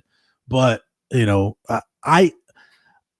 fact that Tashard Choice is coaching the running backs, I don't worry about pass protection being an issue. Are those guys going to be perfect? No, but you know what? Roshan was a converted quarterback, and he figured it out.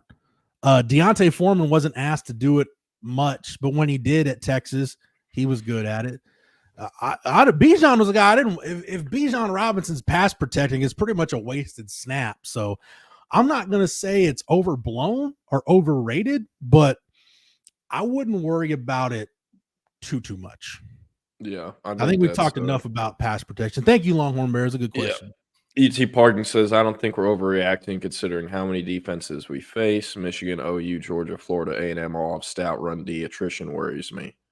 This is kind of just bouncing off what Jack Burton said earlier about are we overreacting to the running back situation. You know, the other day I said, and I stole this on one of the Sports Illustrated yearbook videos I watched as a kid about the Cowboys. What Peter King said this about Emmitt Smith. He said Emmitt Smith plays the game like every time he carries the football, it's like he's been in 30 car wrecks per game, and he's going to leave parts of his body laying on stadiums across the country. So you talk about a game where a running back's going to feel like he had 15 to 20 car accidents. That's what his body's going to feel like. That's what the Michigan game is going to feel like for these Texas running backs. It doesn't matter if you're ripping off 8-yard runs or you're struggling to get back to the line of scrimmage, dude. It is going to feel like you were in a damn fist fight the entire day. Yep.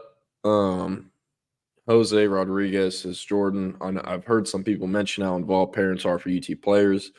Do some control how the team uses their son from the sideline? Do they have that much reach? Nah. Look, with once money was legally introduced to college football, and these kids are, I mean, they're going to be, I think it's only a matter of time before people start calling college. I mean, people already do it, but calling college athletes professional athletes because they're getting paid like a professional athlete. Yeah. Like DeCorian Moore is going to make 7 figures at 18 years old as a true freshman next year at Oregon, you know? So like that's pro athlete money. But I think the emergence of NIL kind of did a lot to push back, you know, parents having any control or having control in college football.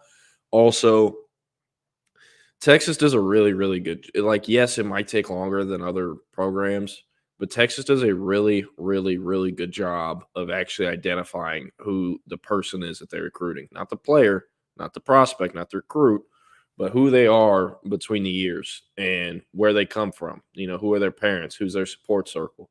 They're not only talking to the coach when they go to the high school, they're asking the English teacher sometimes, you know, tell me about this kid.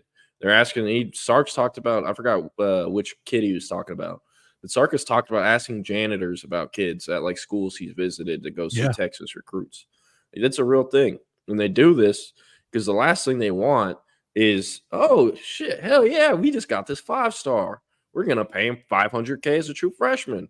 He gets in the locker room, and it's just hell for everyone because he's a locker room cancer. Yeah. You don't want that, so you get ahead by spending years of making sure this guy is going to fit in your program. This guy's parents are going to fit in your program. This guy's whole camp is going to fit into your program. So I do not think parents have much of any reach or much of any control, at least for the Texas football program, or at least that I've heard of or know of underneath this staff. So, yeah, I've heard of situations in the past. You're closer to recruiting, much closer to recruiting now than I am. But under Matt, Charlie, and Tom, I know that there were situations where, because of the way the parent, mom or dad, came off and the way they acted during the recruiting process, that made some of those coaches reluctant to recruit kids, because at that point it's like, okay, this kid's good. Is it worth the pain in the neck mom or dad is going to be for the next 4 years? Like, is this kid that good to where we put up with it? And to bounce off that point, there have been guys that have been dropped for that reason. Yeah. Yeah. I think part of that too is this is what you very rarely do you hear about these situations with winning programs that have good culture, because winning is all that matters. You don't have to take, well, if you deem that the juice isn't worth the squeeze, so to say, you don't have to take the risk, because guess what? We'll go find somebody else that he might not be as good, but it's not going to be worth the pain. It's going to be diminishing returns taking this kid to deal with the mom, the dad, the aunt, the uncle, whoever it is, whether this kid's going to give us no problems and we think he could be just as good a player. So we'll take that kid. There were some of those coaches now that I just mentioned were in, when they got to situations, I think less so Tom Herman, because 2020 was set up to be kind of a make or break year, but you go back and look at that 2020 class and even the 2021 class. Those are two really good classes for Texas. Not a lot of problem guys in those classes, but Charlie got this way and Matt got this way. When you're so desperate to win, you know your job is on the line. You just need players, and you're going to take risks on guys that you probably, in a perfect world, all things equal, you wouldn't touch them because the risk wouldn't be worth the reward. But you got to take him because, dude, I need this guy to help me win. Like, we got to win ball games. And what that ended up doing, it did it for Charlie and it did it for Tom. You get fired. Now they're the next coach's problem. and the next coach has to deal with that. So I think back then you couldn't just push them into the portal overnight. There was a little we look, I don't have to name the guys, but we know the guys Sark dealt with that first year that weren't very long for that program. They were not very long for the Steve Sarkisian version of Texas football. But, you know, you're seeing Texas have to take fewer of those risks. But yeah. I'll say this too. That's not to say there have been helicopter parents through all these coaches. And I've had coaches, obviously off the record, complain about parents. But you know what? Hey, we'll be talking about 105 start next year in the era, 85 scholarships, not all your parents. And Jake Bayless, I'll say this. Jake Major's parents, Cole Hudson's parents. I have not met Jake's parents, but I know Mike Roach has. Jordan, did you talk to? I don't think you talked to Cole Hudson's family or Jake Major's family, did you? I actually. This is funny. I saw Frisco play Lovejoy in 2022 because that was Cole Hudson's senior year, and it was Parker Livingstone as a sophomore. Peyton Pierce as a sophomore. That would have been 21. That 21 season. Or that was that was 21. Yeah, because he was 22 class. Mm-hmm. And I talked to Lovejoy, just ran him off the field. But I talked to him after because I was really close with Connor Robertson during that time.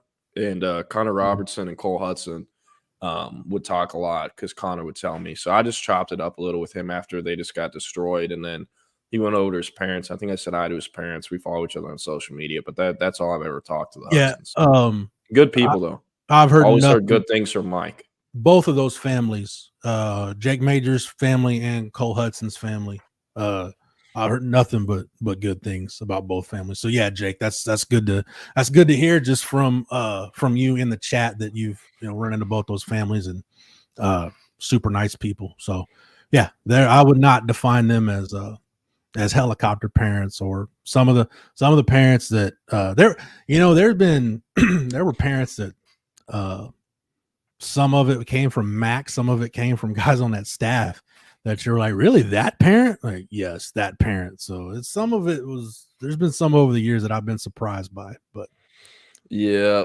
the parent stuff is always interesting. Always interesting.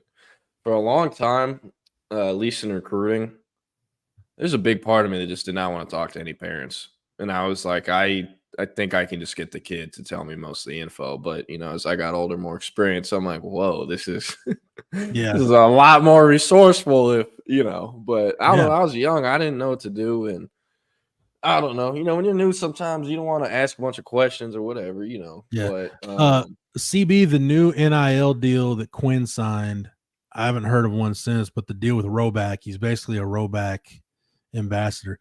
I have one Roback polo shirt and I have one Roback hoodie.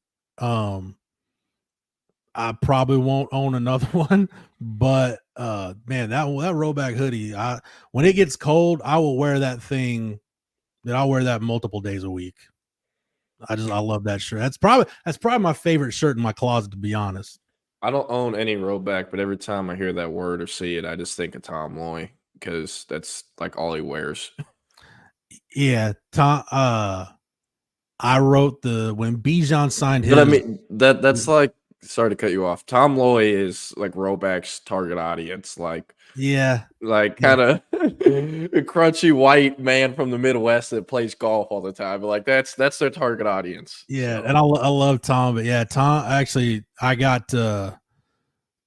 wrote the story on Bijan when Bijan got his did his NIL deal with Roback a few years ago, and got a nice little care package in the mail. And my wife's like, you think you can buy some more of that? And I showed her the Roback website and retail cost on that hoodie I have. And she's like, yeah, probably. I'm like, trust me, I'm gonna make this one last as long as possible. Yeah, I might have to check them out. So I did want to spend some time today talking about the 2027 class. We only got 3 more minutes until Eric and Keenan are going to come on. So I guess you say 3 minutes. It's probably going to be more like 8. So you're yeah, nah.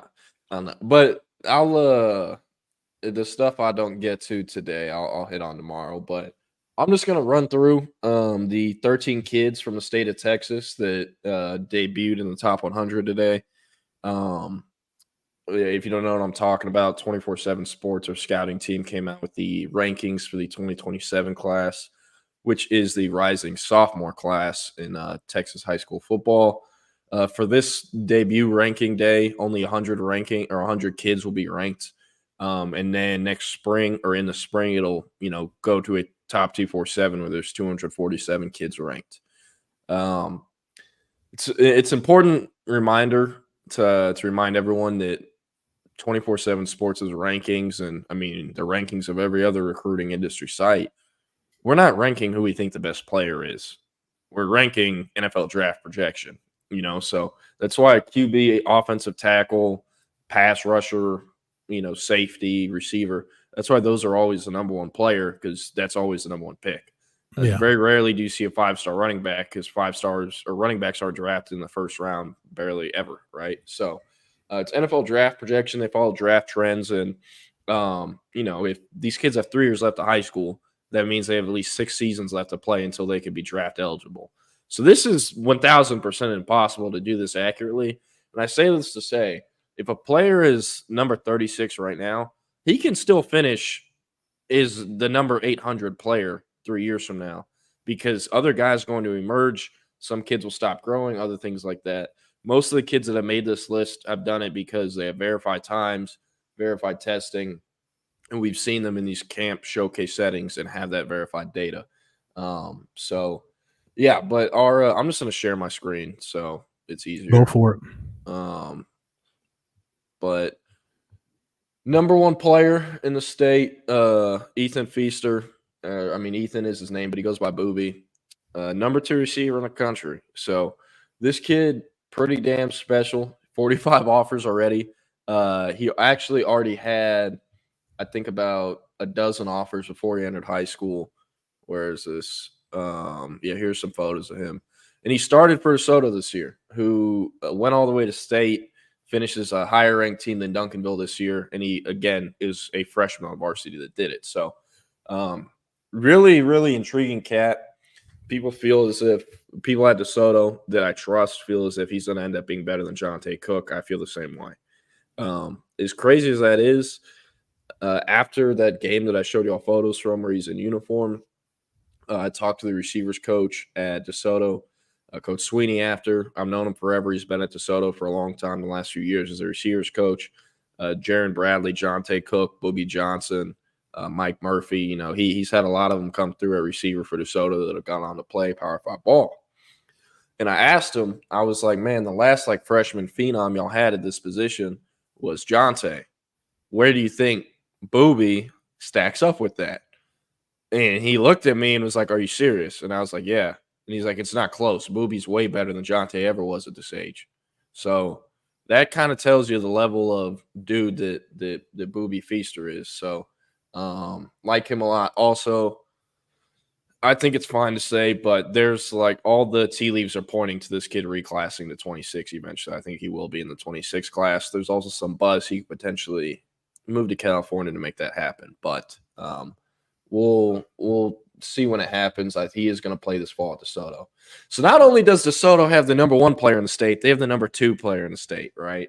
Mm-hmm. And this kid actually, I might actually like him more than I like Booby as a prospect, as crazy as that sounds. His name is Myson Johnson Cook. If you're like, where did this kid come from? That's because he wasn't at DeSoto till a couple of weeks, if not months ago. Actually from Illinois, played his freshman season up in Illinois, went at linebacker, running back, picked up a ton of offers just off of freshman film. No one even had verifieds on him. Moves down to Texas in January. Do you want to guess what school he was at in January, Jeff? No idea. He's in Houston at Katy. He's at Katy High in Houston. And he was training at running back and linebacker because he plays both positions at a really high level. And I saw him in 2 training sessions throughout the spring. And then I saw him again at Elite 11 because they do other testing stuff there. But absolute freak show. Great kid, too. When I was talking to him the day I met him at that first training session, I was like, so Katie, huh? Like, are you just going to play running back only for them since they just run the hell out of the ball and do the wide zone? He's like, yeah, probably, but I might not even go to Katie. I might transfer. I was like, oh, yeah, where? And he was like DeSoto or Duncanville. I have family that lives up there, and I'm going to end up transferring to one of those schools. And I was just like, man, Jesus Christ. Like, okay. About a month passes. He shows up to the Elite 11 event. Jeff, you want to guess what he ran as a freshman at 6'1.5", 220 on the laser 40? I'll go for it's probably something impressive. I'll go 4.55. Set the bar there. 4.54. Yeah. And the fastest time at Elite 11 Austin was the only 2027 prospect there. So a lot to like about him. And if you're probably like, why was he at Elite 11 if he's not a QB? They do other testing data stuff now at a select few of those Elite 11 regionals where they invite kids at other positions just so Nike can charge schools for the testing data. That's what it is. But I'm going to stop sharing my screen and just bring in the guys, and we'll hit more on the 27. I'll also have some more 27 stuff out later today. So I'll give Eric some props. So if you look at Jordan's got, just go to the site. Jordan's got Texas targets in the top 247 for 2027. You don't have to get too far down before you see, and Texas is going to be in the mix for national running backs and wide receivers as long as Sark's there and the offense is productive. Amari Irvin, running back at IMG, number 80 overall. His dad is Cedric Irvin, former Michigan State standout, which also means he's related to the playmaker, Michael Irvin. So that's that Irvin family, Eric, that is Florida football royalty. Am I wrong? You are 1,000% correct. I mean, I guess I'm old enough to remember as a kid seeing Cedric Irvin in Michigan State, that name. And like you said, with Michael Irvin. This also does, Jeff, I think you'll appreciate this story. I think all of you guys will appreciate this story. Jeff, Jordan, Keenan, you ever heard the story of Michael Irvin talking about his son as a rapper? Yes. Yeah. Great. I haven't. Chris Jackson's son is a rapper.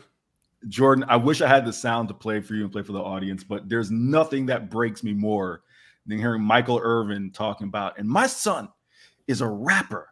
And I hadn't heard some of his lyrics, and I sit down and I listen to it, and he talking about living my life. I grew up in Fort Lauderdale, talking about robbing and killing. And I said, son, your name is Elijah Irvin.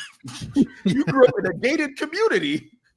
What is this? And his name is like, go ahead, Jeff. Yeah, I remember that because like it was really like, man, he really is rapping about like his dad's upbringing. Because if you know anything about Michael Irvin's story, Eric, I don't even know if the school's open anymore, but it was Piper High School in Fort Lauderdale, and he was getting into fights and running with the wrong crowd, and basically his parents ended up sending him to St. Thomas Aquinas, basically to save his life. At that point, they're like, look, you're gonna end up doing something that's gonna completely derail this thing or worse. So we're gonna send you to St. Thomas Aquinas. So that's how Michael Irvin got on the right track. I don't know what if there's an Austin equivalent, or I'm sure there's probably a DFW equivalent or a Houston equivalent of what Piper High is, but that area, Jeff, it's in Fort Lauderdale. It's in the hood. It's primarily Black, a lot of Caribbeans, but it is just the home for wayward souls. I mean, like if you have any talent in that area, your parents do not send you there. They find a way to get you anywhere else.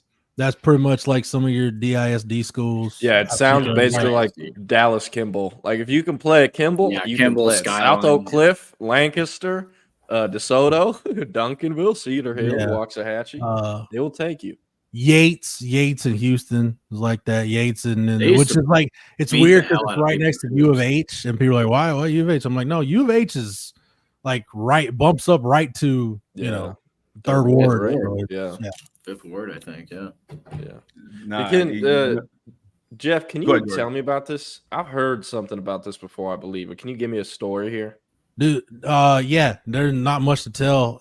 Tim Urban was committed to he was Cedric's nephew, I think. It was Cedric and Michael's nephew. I believe, or no. Well, anyway, it was Cedric's nephew. Commits to Texas. Actually enrolls at Texas. I'm trying to think if he went through spring ball or not. But yeah, flashed a wad of money on Snapchat.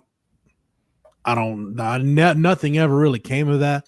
But the big thing was Tim Irvin.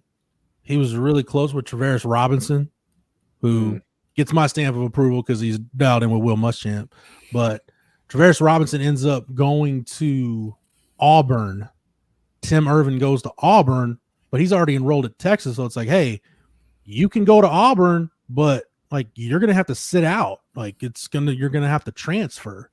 So he did.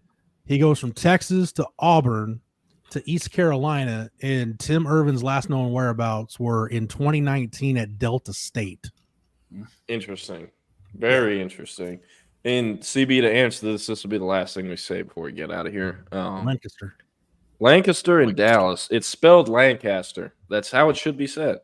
But everyone up there says Lancaster. I don't know why, but it's Lancaster. So, yeah, I remember my first season really traveling around the state for Texas high school football.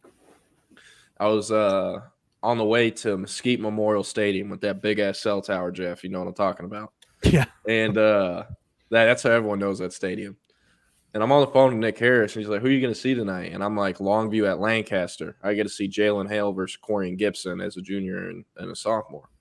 And he was like, hey, I'm just telling you right now so you don't embarrass yourself. It's Lancaster. And I was like, what? He's like, no, it's Lancaster. And he told me about it and all that. So, yeah, I don't know. I've never been corrected on it because Nick helped me out. But that is how you say it for Lancaster High School or Lancaster, Texas. Keenan, you remember? Hey, come on, quit playing with me. Keenan, you remember Charlie Strong's Florida 5, the big Florida 5 recruiting class he had in 2015? Yeah. Devontae Davis, Tim Irvin, Cecil Cherry, part of that. Cecil Cherry, Gilbert Johnson. Yeah. And I don't think John Burt was a part of that group. Who am I missing? It was Cherry, Irvin, Gilbert Johnson, Sam Ellinger, Devontae Davis. Yeah, Sam Ellinger. I forget that. It's going to drive me nuts. I forget that. Oh, Devonair Clarington. How could I forget? Yeah. Another guy that never played a down of football at Texas. Only one of those guys. Did Cecil Cherry ever play? I know he played at South Florida, but I don't know if did he ever play at Texas? No, because he transferred. It was one of those deals where maybe he thought he was going to be like a first team guy and he wasn't. And it ended up being like something he couldn't get like a certain number or something. So that's why he said he transferred or whatever. That was like his initial excuse. So he was a hilarious Snapchat follow, that guy. Oh my goodness. Tim Irvin never played a snap at Texas. Devonair Clarington never played a snap at Texas. Gilbert Johnson never played a snap at Texas. Cecil Cherry never did. So you got 4 guys that never played a single down of football at Texas, and then Devontae Davis, who's a multiple-year starter. Yeah.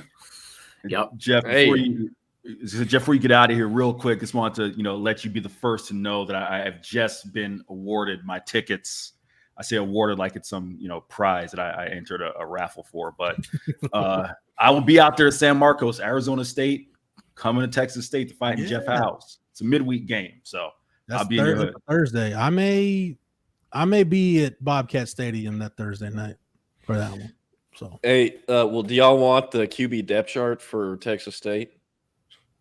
Yeah, it's got to be Jordan McLeod 1, right? Yeah, RJ Martinez 2. Brad Jackson, true freshman, has jumped PJ Hatter, my boy from Westfield / Klein Oak.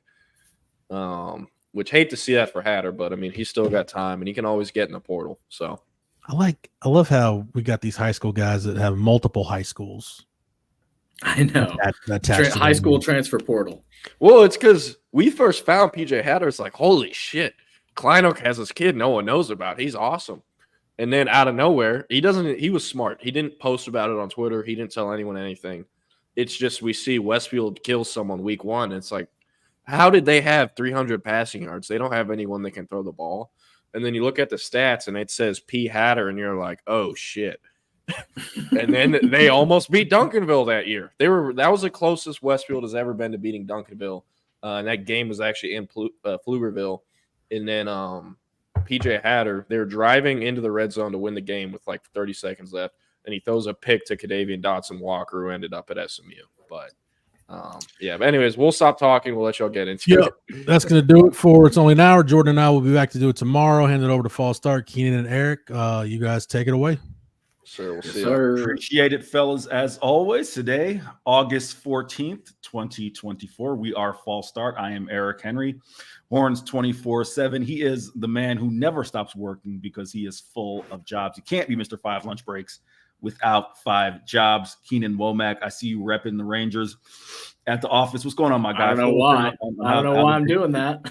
Listen, you are a fan, and I appreciate it through and through. How you doing, my guy? 10 games under 500. That's how I'm feeling right now. No, I'm feeling really good, man. Moving tomorrow, so might or might not be on the show. We will see if I can get a replacement. If not, I'll be here. If so, we will be moving tomorrow regardless. Very excited about the new apartment, so you'll be seeing that on Friday when I do the show from the new place. Where are you moving to? What part of town? Burnett Road, that area. Okay, yeah. Sort of near McCallum High School, sort of over there. No, I'm not going to act like I know where McCallum is, but I am familiar just from driving around a little bit with Burnett Road. So right near Woodrow's on Burnett, like pretty close to that, like about a quarter mile away from there. So you're spending some time over there, likely. Guess what, dog? I'm not from here, so all that was Mandarin to me. I know Burnett Road, and that's it. Nevertheless, Scott Hampton says, "So sad to see the Rangers have tanked. Your Rangers are 23. We'll always have 23." You will always have that, even though that still sickens me, but I digress. Keenan, before we dive into the film, man, I want to ask you this. I just saw this trending on Twitter, and of course, it is kind of some overlap, with Texas football, with Vernon Broughton getting married during the spring. Mm-hmm. A handful of people are like, why is he getting married? I'm like, all right, we touched on the fact that you probably booked that date out months in advance, so it's not like you can change that, right, once all of a sudden you get the spring date schedule. But how do you feel about people who get married during football season, those fall weddings? Because it's always a hot take on Twitter. I guess I'm just curious, like, not even from my perspective as someone who works in sports, it's like, all right, you invite me, you're just doing this as a courtesy, like, because I'm not going to, right? You're just doing it to make me feel good that, like, we don't want to not invite Eric, even though we know he can't come through. But what do you how do you kind of view it as far as the fall wedding thing, as someone who's like, there's probably going to be a UT game. There's probably going to be some sporting event you want to watch, but there's the wedding. And have you faced that scenario in since you've been married and whatnot? Look, it was probably a lot worse in the 80s when you didn't have a phone you could watch it on, when you can sneak to the bathroom and catch the last play. Look, I'm not saying you should plan it on a football weekend, especially if the Longhorns are playing, but it's a wedding. It's a once-in-a-lifetime thing versus a thing that is going to happen forever. So I see both sides of it. Like, I planned my wedding literally in between the end of the season and the Big 12 championship. Like, that's what Big 12 championship and the playoff. That's when we scheduled ours because we knew there wouldn't be any games around then. Okay. But I get it either way. I think you should go to the wedding still. I don't think you should skip a wedding to watch a football game. I think that's kind of crazy, but yeah, I mean, try to be thoughtful of your guests. Maybe, I don't know. I could see either way. But didn't you just tell a story of like watching? Was it the Texas OU game at some point in time? Up in like that was tough. Yeah, so I was in Colorado for a wedding. It wasn't during the wedding though, right? Like they planned it so it was after the game at least. Which I wish it had just been during the game because that was not fun to watch. Yeah, I was asked to leave the room because I was not being a good fan. And I had to watch it by myself in another room in the Airbnb. So that's the kind of guy I can be sometimes when it comes to Texas OU. Yeah, man. I'm lucky doing that. Like I said, friends. And what's wild about it is the friends who've planned these fall weddings are football fans, at least claim to be. Right? They claim to be football fans. Yet, like, all right, dog, that's when you want to get married. I feel you. And at least one friend who was a Gator fan, he got married last year, was during some almost like Vanderbilt, someone like that. So his people didn't feel too conflicted. But yeah, man, like my thing is this: if you know your audience, you're inviting sports fans, be accommodating. a good, actually a friend of mine, a female friend of mine. She, massive UCF fan, had TVs in the building, for the reception, right? Like, yo, we want you to be a part of this, but also we're all UCF fans. We're going to watch the UCF game. So yeah, man, like, I just feel like if you're going to do it, know your audience. Don't just sit there and be pissed off that people aren't engaged in your wedding when you know damn well who you are bringing. Well, there's also the thing though, like there are sports year round. Like one of my best friend's weddings was a couple of years ago, and it just happened to be right during Texas in the College World Series, the year that they beat East Carolina in the college, or to make it to the College World Series, I should say. And it ended up being really cool because we were all getting ready for the wedding and watching the game together. And it was like kind of a cool bonding experience. There's a lot of great photos of us all high-fiving and stuff. So that was kind of cool too. But I understand the angst of missing your Longhorn football game because you were watching a betrothal. And listen, not for nothing, as I go to the comments here, I mean, I don't want to sound pessimistic, but half a marriage ends in divorce. All right. Like, I mean, your commitment to the Longhorns is lifetime. It's forever. Your team is lifetime. This is a 50-50 proposition here. All right. Like, we might be doing this bleep again in 8 years. So, like, which, my friend, I will not name this person on air because they will get royally pissed. But my female friend who got married, she's already divorced. So I am, hey, it is what it is. Jake says outlaw fall weddings. CB talks about the fact that Vern Broughton. We talked about that way in the infancy of the show. That I thought some fans were being ridiculous. I mean, again, you plan that's spring game, dog.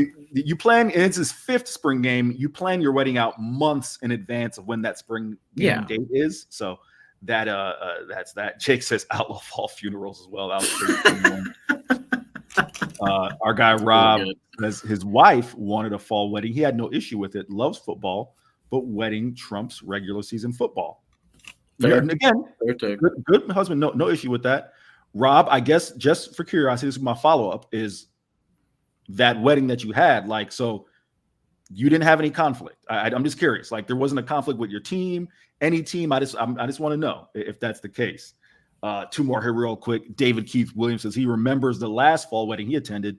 He ended up getting a speeding ticket. Head home to watch the game. It was that's a fan right there.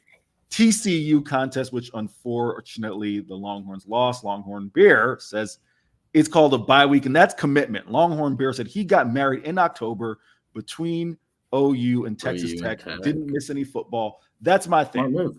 If you have control of that date and you know you're going to do it in the fall, when, especially here in Texas, right? This is what I will say, and probably similar to Florida too, right? The weather in like the summer just sucks.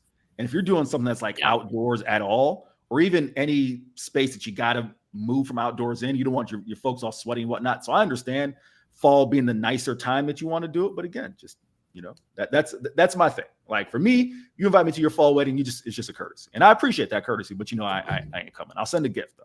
I will do that. Keenan, the news came down yesterday. We talked about it on yesterday's show, but it came down late last night officially from the Longhorns, Christian Clark. First up, prayers up. A torn Achilles for the young man. And Achilles, it's so wild, Keenan, one of, Texas's probably most high-profile former Longhorns, Kevin Durant, suffered a torn Achilles. Once upon a time, a torn Achilles was like, that was an injury that really was going to hamstring you. Now, obviously, the hope is that Christian Clark will rebuild. And that's tough. Side note before we get into the effect of that injury for the team. Again, we talked about it a little bit last year, but now that we know it's season ending, we'll just kind of rehash it a bit. Tough for him, man. He's a kid from Arizona, right? It's not talking about like it's a local kid. His parents can come visit him, whatnot. A kid who's half a country away from home. Certainly it's something I can relate to, being away from Florida, and then you suffer this injury. So that good thing, Steve Sarkisian talks about that Texas culture. He's really going to have to lean on those guys because I'm sure his family will make it out to visit him, but it's tough, man. It's your first year of college, freshman year. You're adjusting to college life. Looking forward to your first year. Now you got a torn Achilles, and you also got to be a student too. So hope he is doing okay. But Keenan, again, we talked about it yesterday, so we won't do too much of a deep dive. But now that it's a season-ending injury. It's not 4 weeks. It's not 6 weeks. It's not all right. He'll be back by middle SEC play. The Longhorns are going to play this season with 3 scholarship running backs. Have at it. Yeah, it's definitely concerning. Definitely concerning. I mean, you have Niblett and Gillette trying to play running back too. We'll see how that goes. Obviously, running back's instinctual, right? It's not just being a big athletic guy. It's learning zone reads versus, just running off tackle versus running in between the tackles. There's a lot that goes into being a running back than just hitting the hole hard. So these guys are going to have to relearn the position or learn the position for the first time in a lot of cases. I think Jarrett Gibson's going to get a lot of carries this year. I just like his size and the explosiveness and the production at IMG Academy. Jaden Blue, again, he's going to have to be – I don't know that he's your workhorse back, but he's going to be the guy that gets the primary amount of carries. And then Trey Wisner is going to have to play a big role as well. Now you definitely can't play Trey Wisner on special teams because you definitely need that guy to stick around. Well, unless No, I just want to pause you really quick. Sorry, I want you to finish up that thought, but I'm glad you mentioned that because we were kind of batting it around and the expectation, at least when we spoke with Steve Sarkisian, what's today? Wednesday. We spoke with him Monday night. Trey will still play some teams. Now, is he going to play all the teams? We'll see. But good point you raised there. Just wanted to add that for context. No, I appreciate that because that was a thought I had is like, can you play this guy at other positions? I mean, you look at Colorado, they're playing Hunter at multiple positions and he's their best player. So, but yeah, I mean, it's something you got to at least think about, something that's going to be in the back of your mind when he's, whether he's on kickoff team or whether he's a gunner in the punt return or whatever he's going to end up doing. Something you have to think about. Hopefully they can get these other guys adapted to the running back spot. I mean, there are so many receivers on this team that I feel like one of them would probably be willing, like Niblett, to switch to running back for more reps. But I mean, we've seen it before with Roschon Johnson. He switched positions to play running back. He ended up being a really good player, but I mean, that's not a typical case. Like you're not necessarily going to get a Roschon Johnson just because you're switching a guy from another position. So yeah, it's really unfortunate. Definitely prayers up for Christian, dude. That's really tough. And it's a tough injury to come back from, but if anybody can do it, it's a guy from UT, as we've seen before with Kevin Durant. So hopefully he gets the medical attention he needs and he's able to play next year. I mean, those injuries are super serious though. Yeah.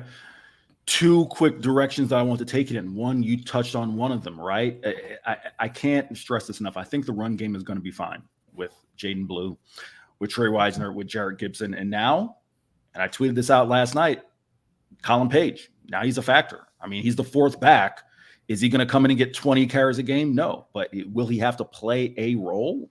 Maybe a guy who's just, maybe he's the guy who gets the late carries and blowout games, or maybe his role ascends on special teams, whatever it is. Like it has just increased with these injuries. But on special teams, that trickle-down effect, right? It makes me wonder in terms of running backs, what does that look like? I don't think you'll be able to play Trey as much on teams, although, as I said, Steve Sarkisian kind of intimated that is still something they're going to work through. Trey Wisner is a guy who was getting run at gunner. We know what he did last year on kick coverage. He was someone who's probably going to play on punt coverage, right? In terms of being a gunner and elsewhere. Now, can you afford to jeopardize him, especially on kick coverage, right? Because one of the things where, fluky things can happen as far as injury. Gunner, fluky things can happen as far as injury. And then that will leave you with two scholarship running backs, right? So we'll see what happens there. I talked about it yesterday in terms of the pass receptions. I am also really curious to see who they move as far as situational backs. Keenan talked about Ryan Niblett, Darren Gillette. The name I am focused on is Juan Davis. I know Juan Davis is 6'4", 240, but you're talking about someone, the role that I envision, and I wrote this in my 4 Downs column today on Horns 24/7, the role that I envision Juan Davis and Keenan is the Savion Red role from last year.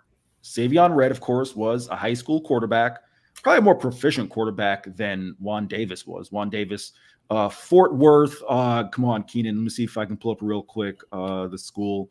I had it up. I don't have it anymore. I was going to ask if you knew anything about that area, but he's a kid out of Fort Worth. Played receiver, ran a lot as a dual threat quarterback. Keenan, he has the familiarity of taking a shotgun snap, which is huge, right? That's the thing with some of these guys. You see when you just stick an athlete back there at Wildcat and they get a snap that maybe is a little bit not, directly, all of a sudden they're, All right. He has the ability, the experience taking a shotgun snap. And I think in short yardage, he can be a factor. I think the fact that, and you'll have 14 or 16 days here, 17 days till the season opener, maybe you can work in a pass or two like you had with Savion Red. But I think that's a role that I would like to see him fill, because I think if you at least tell me, this is my mind, that we have two people who aren't our core backs, aren't guys top 2, top 3 that you know are going to get touches throughout the games, who can handle those situational short yardage things like a Savion Red did, like, you know, in some ways you've seen Trey Wisner do, right? Handle some of those situational carries. I think that's huge. So those are the two things I'm focusing on, Keenan. Juan Davis went to Everman, by the way. Yeah. In Fort Worth. Yeah. I mean, that's huge. Just having some sort of familiarity with taking shotguns. I mean, we've seen dudes hot potato shotgun snaps a million times when they're not prepared for them. And right. And you know, the center is not necessarily shooting in shotgun all the time either. So it's like, especially if you're not a quarterback by position, like a lot of it's under center. Sorry. Yeah, I think Juan Davis will probably play that role. That would make a lot of sense. I mean, you're going to have to mix guys around. You're going to have to switch positions around. It's going to be one of those things where it's an all hands on deck deal, man. Next man up. I know it's cliche, but that's just really the way that's why, you know, thank God Coach Choice took multiple running backs per cycle. You know, I mean, taking two running backs per cycle is, I mean, you know, God forbid there's any more injuries. Like, at least you have the guys you know what I mean? Like, Jaden Blue is a really good player. Jarek Gibson has talent. Trey Wisner's experienced in special teams. He knows how to hit somebody. He's physical. So, yeah, it's an all hands on deck deal, man. No question. No question about it. Keenan, one of the biggest reasons why the Longhorns are able to take multiple scholarship running backs are because of some of the NIL opportunities that have come the Longhorns way. And I know you've got all the information on one of the best ways to connect with Texas student athletes. I'll let you tell them all about it, Keenan. We are proud to announce a new partnership with Passes. Say it. What is Passes, you ask? There we go. It's like in The Simpsons, say it. Passes is the first ever content creator company that the Texas One Fund has partnered with. It's the first ever NIL collective on this platform. 40 of the top athletes across the University of Texas, across multiple sports, are on Passes. These athletes showcase exclusive fan offerings, behind-the-scenes access, engaging Q&A sessions, memorabilia and merchandise, and captivating day-in-the-life content. Through these avenues, fans have the opportunity to connect with their favorite athletes on a more personal level than ever before, gaining insights into their lives as Texas Longhorns, both on and off the field. Passes is revolutionizing the way NIL athletes can engage with you, the fan, the listener. Head to passes.com to sign up, get closer to the game than ever before. Passes is also the best place to donate and support the Longhorns. You can subscribe and donate to the Texas One Fund to get access to tailgate parties, meet and greets, signed memorabilia, VIP experiences, and athlete spotlight access. Once again, passes.com, right under my finger for those of you watching, is the website. For more information, go sign up today. Keenan, before we dive back into the Texas running back room, and the question that I will ask for you and the audience to give you guys a second to chew on it is, there are, I guess, 17 days till the season opener, so we'll call another 10 days of camp. Do you want the Texas running backs in bubble wrap between now and then? The way I'd phrase it is, do you want them? Should they be wearing the green jersey? Should be wearing the no contact jersey? As far as do not take these guys to the ground. I'd be curious your thoughts. So before we do, a little fun topic, Keenan. What do you miss about old Austin? Just the Austin that when you first arrived, and for the listeners, what year did you first arrive in Austin? 2012. So I've been here like 12 years. So you would say you've witnessed a pretty fair shift. I guess I'll ask you, how much has the city shifted in the past dozen years? I mean, the population's, I don't even know how much bigger it is, but I mean, it was already kind of new, people would tell you old Austin was the 90s, and then those people would say old Austin was the 70s. So like defining old Austin is kind of its own thing. But yeah, I mean, mostly just like everything is an apartment now. Like every place I used to go, every park I used to go to is just all gigantic apartment complexes now, which, like, I get it. People are moving here. It's the tech capital. Tesla's here now. So, or a tech capital, I should say. There's some good things that have come with it. There's been a cultural boom in Austin for sure, but rent is definitely a lot more expensive than it was when I arrived in Austin. I think I was paying at one point like $750 for a studio. Like, this is probably 10 years ago. Can't find that now, unless you go to certain areas, I guess. But yeah, I mean, the main thing is there's a lot of restaurants I miss. I miss Shady Grove a lot, and Shady Grove was one of those places where the food was good, but like the vibes were the reason you went to Shady Grove. I really miss that place. That was a really cool place to go to. ST's comment got me pretty good. What was the vibe of the spot? It was just like a very cool, like, just kind of it was like kind of darker lit, and it was just like you go there with your family, man. Like, I'd always go there with my wife's family, and we would just have a good time. It was just, I have a lot of memories from that place, and I would say the old Austin is kind of been priced out almost. You know what I mean? Just with the increases in rent and the increases in business and capital, and everybody from LA is moving here now, and house pricing, like, it's possible to buy a house. I mean, not impossible, but difficult to buy a house. So those are like the main things I would say. Yeah, Hair of the Dog gets it. RIP Shady Grove. How I miss yeah, for real, man. That was a great place. I really miss that spot. I mean, all of South or whatever street that is, Barton Springs is a lot different now. I just really hope they never allow anybody to touch Zilker Park. That has to be preserved. I think that's like it's like how New York City has Central Park. Yeah. Like, when they start building skyscrapers all around, like, just don't touch Zilker. Let Zilker be, you know?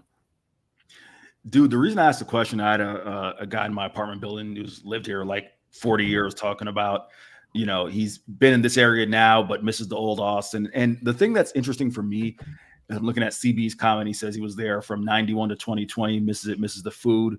SD's comment, I'll throw we saw that one. I'm going to throw this one up here. Miss going to Emos in the 90s, early 2000s. That's right. Emos was on Red River back then. SD also says he missed not having Joe Rogan Tech Burgers. I mean, the reason I asked the question, dude, is because, like, I'll admit this, and this is not bashing Austin. It's just I'm an outsider, right? So I don't really know. Yeah. One of the things, I mean, I've lived in Florida. So I've lived in South Florida.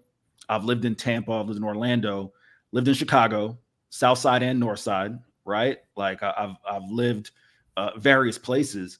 And the thing about this version of Austin, I'm not saying the Austin y'all grew up with or the Austin you remember, is that it just feels like it doesn't have a real culture to it because of all of, like, the tech boom. And like you said, you just see these new apartments and you see, like, people who aren't from here. It just reminds me a lot of Orlando, you know, and I love Orlando. Yeah. I went to school in Orlando, but Orlando, unless you are from there, you don't really have a culture because it's just it's a touristy spot.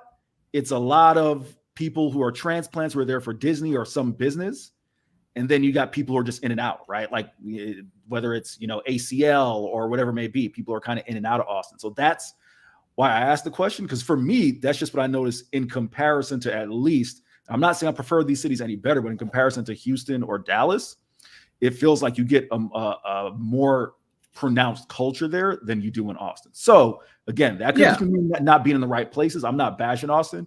It just was kind of a curiosity for me in terms of what's missed about the old Austin, because I just feel like anytime I'm around the city, or at least the places that I'm in, you could stick me in Silicon Valley or stick me in, like, Orlando or stick me, and I wouldn't know that I'm anywhere else, right? It would all other than the heat.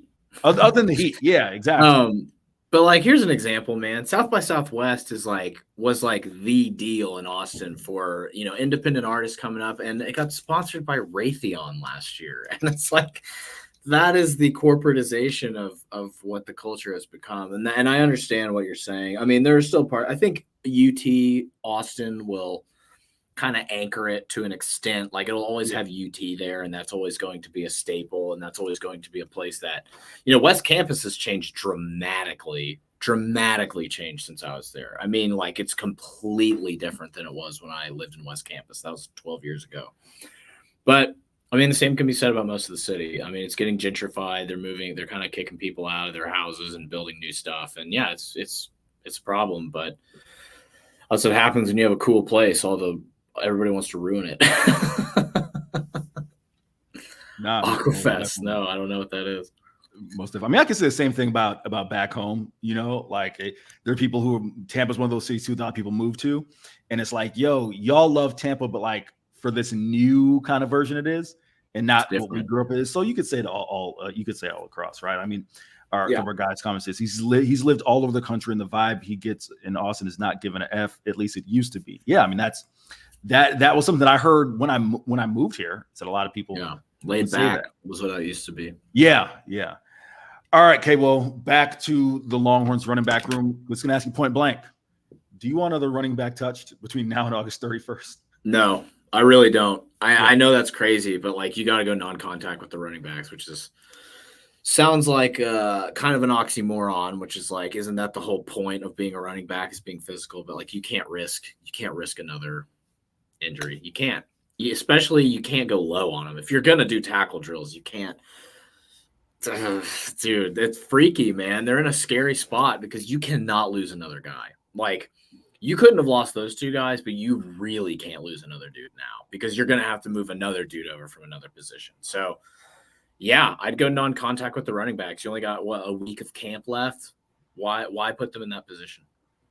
Keenan, I'm going to answer the question I'm also going to ask you. I saw a comment on Twitter, X, saying that this, and might have been Danny Davis. Might have been Danny Davis, Twitter. Might have been Danny Davis, the statesman, who mentioned this, that the running back room situation in 2019, does that ring a bell to you? Because it was told to me that the 2019 running back room situation was way worse than this, where I guess basically you had there was a player who signed who ended up having a stroke. I think it's the kid who went to Texas State.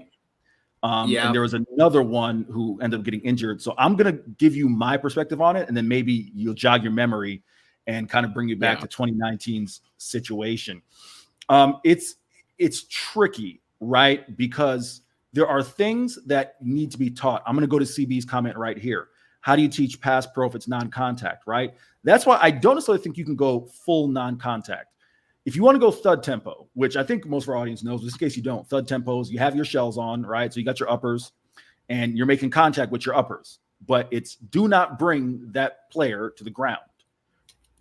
I think that is what you'll get a lot of with the running backs because Jarrett Gibson's going to have to get used to pass pro.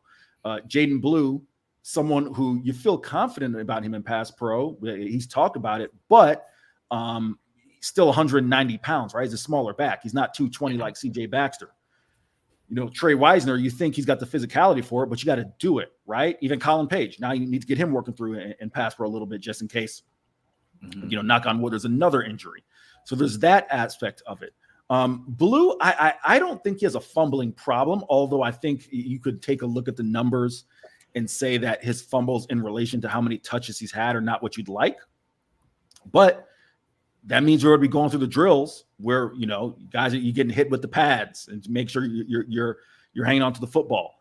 At the end of the day, the juice is not worth the squeeze in my mind. I do think you cannot bring these guys to the ground. Maybe not full no contact, but there better not be another Texas running back that hits the ground between now and August 31st. Keenan, CB kind of talked about in the comments, see if this rings a bell for that. Roshan, I guess so. Jordan Whittington, I believe, had gotten hurt because he came in as a running back. Yep.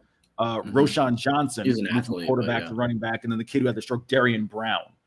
Does that ring a bell for you any chance? Remember 2019? Yeah, it does. Like? But this team, I wasn't thinking like this team could compete for a national championship in 2019. So it's like, it feels dire, I guess, because it's like, oh my God, this could be their chance. Like I didn't feel that way in 2019. But yeah, I mean, similar situation with 3 serious injuries that prevent you from having a real rotation at the time. So Roshan moving over was a godsend because he was a fantastic running back at Texas, and he's still in the pros doing it. So, Keenan, I'm asking you because again, I don't know Texas football history off the top of my head. You said you weren't thinking that team had a chance to win a natty. Was 19 the year after the Sugar Bowl? right? Yeah. Though you know what? Actually, that team was pretty good now that I think about it, because that was going into the LSU game, and I thought they were going to win that LSU game, and then LSU went on the run they went on, and they won that game. So, I guess I was thinking pretty positively about that team. Yeah, maybe I just wasn't as plugged in as I am now, because that was the year I graduated from college. So I was focused on getting a job and such. So maybe I wasn't as in tune to like all the boards and stuff like that. But yeah, I mean they had a really disappointing year that year. I think they lost 4 or 5 games. CB literally said 8-5. Yeah, I remember that. I remember that season really well, actually. And they're running back on, but Roshan filled in so well, it kind of made up for it. You know what I mean? Yeah, like I said, just recall off the top of my head that. Just curious your thoughts there. But no, I think we both are in agreement that the Longhorn running backs need to stay off of the ground from now till August 31st. If you are in the market to watch the Longhorns on August 31st, and we know you are, you need to be in the market for a nice setup, a nice man cave, a nice woman cave, or what a family cave, right? Let's make it all inclusive, right? You're watching the game with the wife. Keenan will be watching some games with the wife, so it'll be a family cave. Look no further than our friends at Audio Visual Consultations. We'll get you all set up. We're going to let them tell you all about it, and we'll be back on the other side. Hi, this is Tom McKay with Audio Visual Consultations. And Camilla McKay. Hey, kid, you want to hear a dad joke? Sure, old man. A guy walks into a flat... Oh, that was terrible. A guy walks into a store and buys an 85-inch flat screen for $2,500. I wasn't done with my joke yet. Yeah, you were. Here, I got one. What's worse than paying for one overpriced surround sound speaker? I don't know what. Paying for 2 overpriced surround sound speakers? All right, well, here at Audio Visual, we do like to laugh. And by calling 512-255-8678, you can share in that laughter. Stop paying extra for lesser quality and visit avconsultations.com today. All right. You got me going now. One more. All right, here we go. A guy walks into a bar, and then a speaker, and then a projector. All right. I think they get it, kid. Give us a call at 512-255-8678 or see us online at avconsultations.com. And all jokes aside, remember to hug your kids, laugh with strangers, and make love to whoever the hell you want. Just give us a call, 512-255-8678.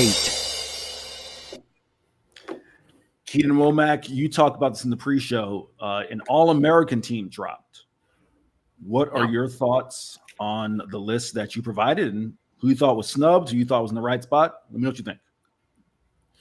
Yeah, so basically, I think pretty fair. A lot of SEC guys on there.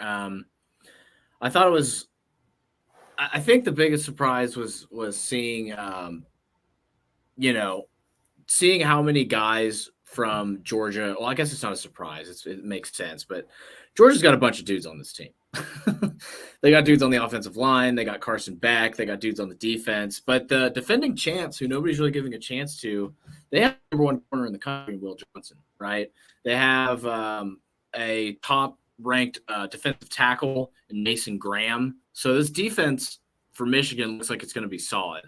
Also of note, Torrey Horton, the Colorado State wide receiver that Texas will be seeing week 1, that dude is a second-team All-American this year, which I think is good for Texas. It's going to push those corners early in the season, right? They're going to have to deal with one of the best receivers in the country off the bat, first game they play against Colorado State.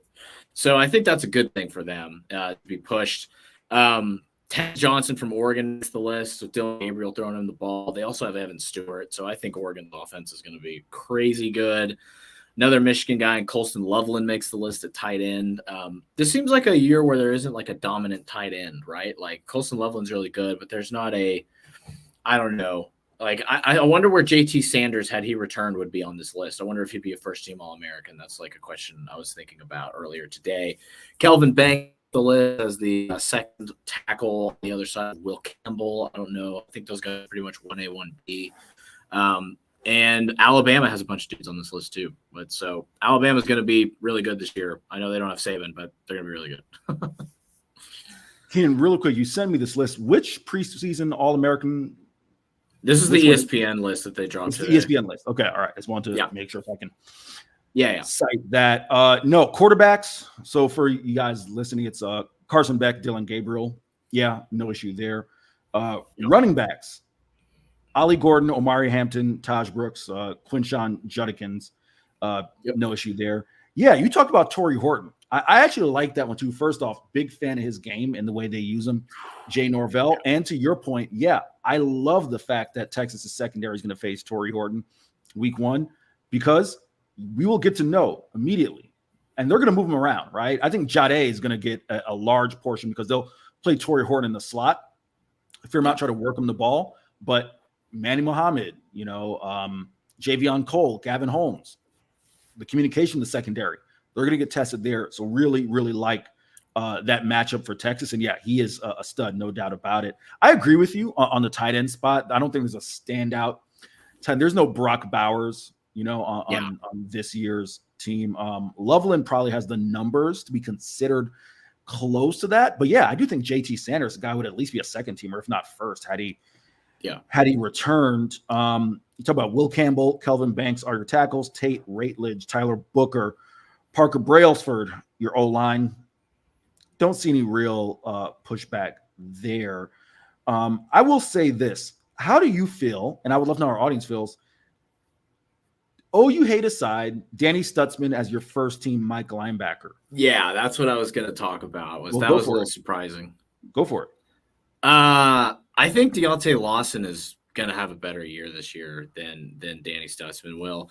And don't get me wrong, I think OU's defense is going to be pretty solid this year, right? They got Gentry Williams at corner, they got Stutzman at linebacker, they got Billy Bowman. So the middle of that defense is going to be pretty tough. But I don't know. What's his ceiling is my question. Like, what kind of NFL prospect is Danny Stutzman versus a guy like Deontay Lawson? And some of these linebackers, Harold Perkins at outside linebacker, should he be playing there? Should he be playing edge? Do we have thoughts about that? I don't know because, again, one of the best pass rushers in the country. I'm sure he'll be in a lot of pass rush situations and play a lot of downs. I wonder if he'll qualify for like edge rush awards because of the amount of times he will probably rush the passer. I don't know how they brought in Missouri's DC, so I don't know how he runs things in particular with the outside linebackers, but I mean, you got to have him on the list, obviously. But yeah, I think Stutzman at 1 is maybe a little of an overhype. OU hate aside for sure. I'm not saying that because he's an OU guy and because has a Longhorn tattooed on his body upside down, which is biggest self-own I've ever seen in my entire life. But I don't know. I don't know that he's the best Mike linebacker in the country. I don't know. I think Deontay Lawson has an argument there. I mean, shoot, man, if you're talking middle linebackers, I think Anthony Hill, you can't put him on this list yet because I could easily see him being an All-American level linebacker this year. I don't know what your thoughts are on that.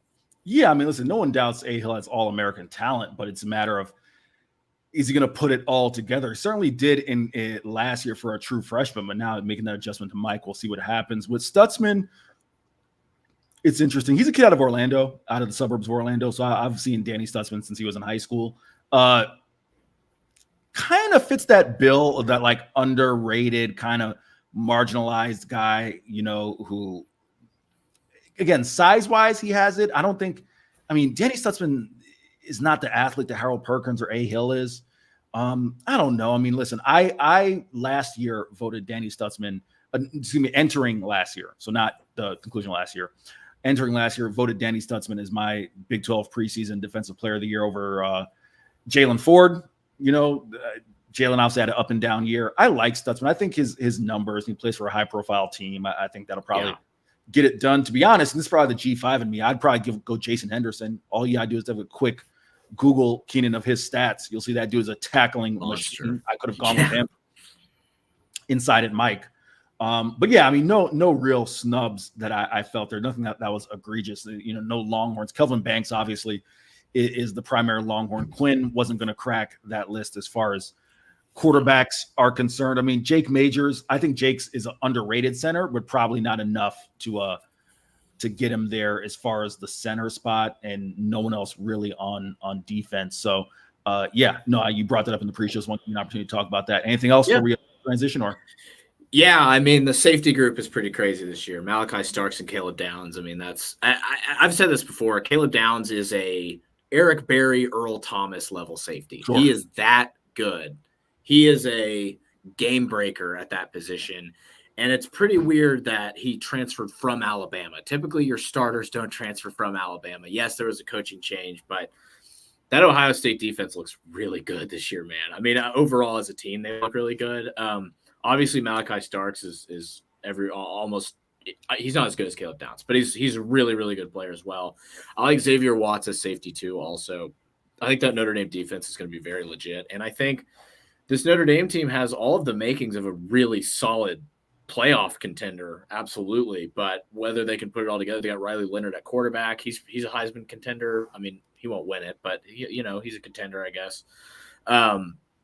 I like their corner group, the Benjamin Morrison. That guy's a really good corner. I mean, Notre Dame has a lot of dudes in their defensive backfield and in their front seven. So that game against A&M week 1, I think, is going to show a lot about that team because that's going to be a crazy environment. A&M is rejuvenated. They've got a new coach, new culture. So I think that's really a week 1 game to watch is going to be Notre Dame at Texas A&M.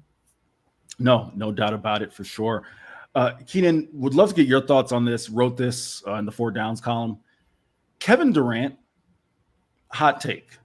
He deserves more recognition on campus than he has. And I want to be clear, I'm not blaming UT for maybe not giving him more recognition. I'm not even, saying that I've been around campus a ton to say yay, nay, or otherwise. But I do spend a lot of time around the athletic facilities. I know Kevin Durant, the old practice facility, men's practice facility, did bear his name. But, of course, that is now no more with the destruction of the Frank Irwin Center. I know KD's number is retired. It hangs in the rafters at Moody Center. But I'm not going to sit here and claim to know every high-profile, most decorated Longhorn. I just think on a worldwide stage, given how decorated he is, 4 gold medals, that means he is the standard bearer for U.S. basketball, has the most gold medals of any person to don the red, white, and blue. CB talks about that $3 million donation was the biggest donation any athlete's ever made. Of course, that was the one that got his name on the practice facility.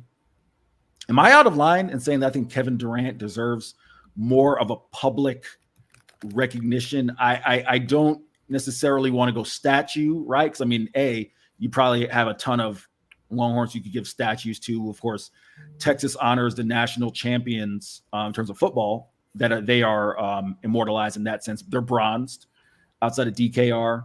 And to CB's point, he talks about TJ Ford, probably the most decorated player in Texas basketball history, right, in terms of 4 years with the program. But am I out of line in saying that I think even if it's just something inside a Moody Center, a dedicated Kevin Durant area or something, that you come and see, or maybe it's Longhorn legends inside, the concourse at Moody.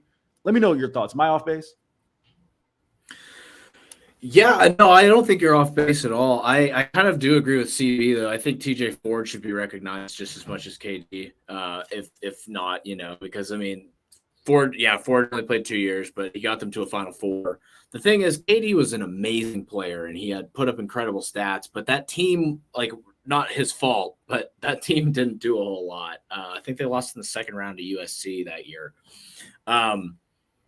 What he's done after UT, though, has been nothing short of legendary. So, yeah, I think that it would be very appropriate to have maybe a section named after him or at least a plaque somewhere. Something. I don't know that he played long enough at UT to give him a statue. I think if you're going to do a statue, it would probably be TJ Ford, actually.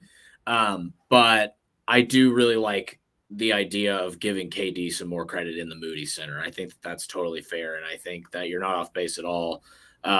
The Olympics is such a big part of that too. Representing your country on that high level and winning 4 gold medals, man, that's some legendary stuff right there. And being an all-time leading NBA, like Brock Cunningham, they should build him a statue outside of a United Supermarkets. U.S. Supermarkets arena. Yeah, man, I think KD is one of the best. Obviously one of the best Texas basketball players ever, one of the best athletes from UT of all time. I think a statue or at least some sort of dedication to him would be more than appropriate, especially at the new Moody Center. He gives back so much. He still practices with the team. He just posted a picture of him and Rodney Terry, I think from earlier this summer before the Olympics started, or maybe it was from last summer or something. But KD's the man. He's the legend. Yeah. What sticks out to me is I know he only played 1 year, but to me it resonates, and maybe this is just as an outsider. He embraces and reps Texas even after his 1 year, right? Like in the era of one and dones, you see a lot of guys who were one and done at a school, but outside of the fact of when they're being announced in starting lineups at an NBA game, they don't rep that school, right? Like they don't claim that school. And listen, I'm not blaming any of them. You only spend a semester and change on campus. Maybe you don't hold those strong ties. But KD, like I said, coming back for games, just in general, like cool. Always the donations. He reps Texas hard. And I think especially for a guy who isn't a Texan too, right? Like that to me stands out. Dude's from DC, right? So that's why KD's, he just resonates more with me. And I do think, again, whether it's the Moody Center and sort of some sort of, concourse or a section, I do think there's ways that they could, maybe it's the street behind. You have these little half-ass streets, a little street behind Moody Center, one of the little ways. Just I think there'd be KD way, right, to honor Kevin Durant. So that's just me. And real quick to that point about one and dones. So Calipari, he went from Kentucky to Arkansas. Bunch of these Kentucky dudes are repping Arkansas now. I don't know if you've seen that. I have not. You mean Malik like Monk said, "I'm an Arkansas fan now." Oh wow! He went to Kentucky. Yeah. And so a bunch of these former Kentucky players are like repping for Calipari, and Kevin Durant's not repping for Tennessee now that Rick Barnes is there. You know what I mean? Like he's still repping Texas. Now, part of that is Rodney Terry, of course, but like he's always going to rep Texas. He tweets about Texas football. He tweeted at Arch Manning when he committed to Texas, like, hell yeah, let's get it. Like he's into the culture of UT. It's really, really cool. It really is cool. We are in agreement there. Keenan, we are almost up at 1:00. Before we get you out of here, what's the last pickup game you've played in, man? Because I hooped the other day at one of those old LA Fitnesses, or I can't remember what it was called now. My homeboy was like, "Yo, come hoop." Shout out to Steve Hamner. And dude, I have no problem playing pickup or anywhere or whatever it may be. But remember, we got jobs. Like this is not going to earn you a 10-day contract. Stop hacking. If you put someone on the ass and they break their leg, like they can't work the next day. Yeah. What's the last pickup game, like truly competitive pickup game you played in? Oh man, I'm trying to think. Sport. I mean, I've played random any sport. Yeah, I've played like a couple of softball games here and there, but the last real competitive one was frat basketball. Man, we went hard. Like we'd play for like hours at the house. Like I remember this was in college and stuff. But like I'm trying to think of the last time I played, probably like 2018, 2019. I went and shot around. Like I haven't played again. I've like shot around a bunch of times, but I haven't played against anybody in a while because I don't like to lose, Eric. And when I'm playing basketball, I typically lose. That's typically how things go. I played against my wife and she beat me. Do you know how humiliating that is? I mean, she's a great athlete. Don't get me wrong, but like bad news. Bad news. I said that first time I went on the radio with our man Zay over here. It's my first ever radio appearance. I told that story. I bet he remembers if you bring all right. How about this? He's laughing. Just real quick, Keenan, before I get you out of here. Back home in Tampa, we got a spot called Park and Rec, and it's the tagline is "Youth has no age." And it's like you walk in, there's Pop-A-Shot, there's air hockey, there's skee ball, there's darts, there's pool. Tell Mrs. Womack, take her ass down to a Dave & Buster's, and I will bust that ass. I don't care how good of an athlete she is. I'm just telling you that right now. I'm gonna add Zay Collier and Chip Brown to the line right here. I said it because I'm competitive too. So whoever wants this work can get this work. Yes, Zay. I said it. Yeah. Hey, I respect it. I respect it. Oh my god. Hey, yo, and Keenan, ain't nothing wrong with losing to your lady in hoops, bro. The hell is a little something wrong with it. Ain't nothing wrong with it.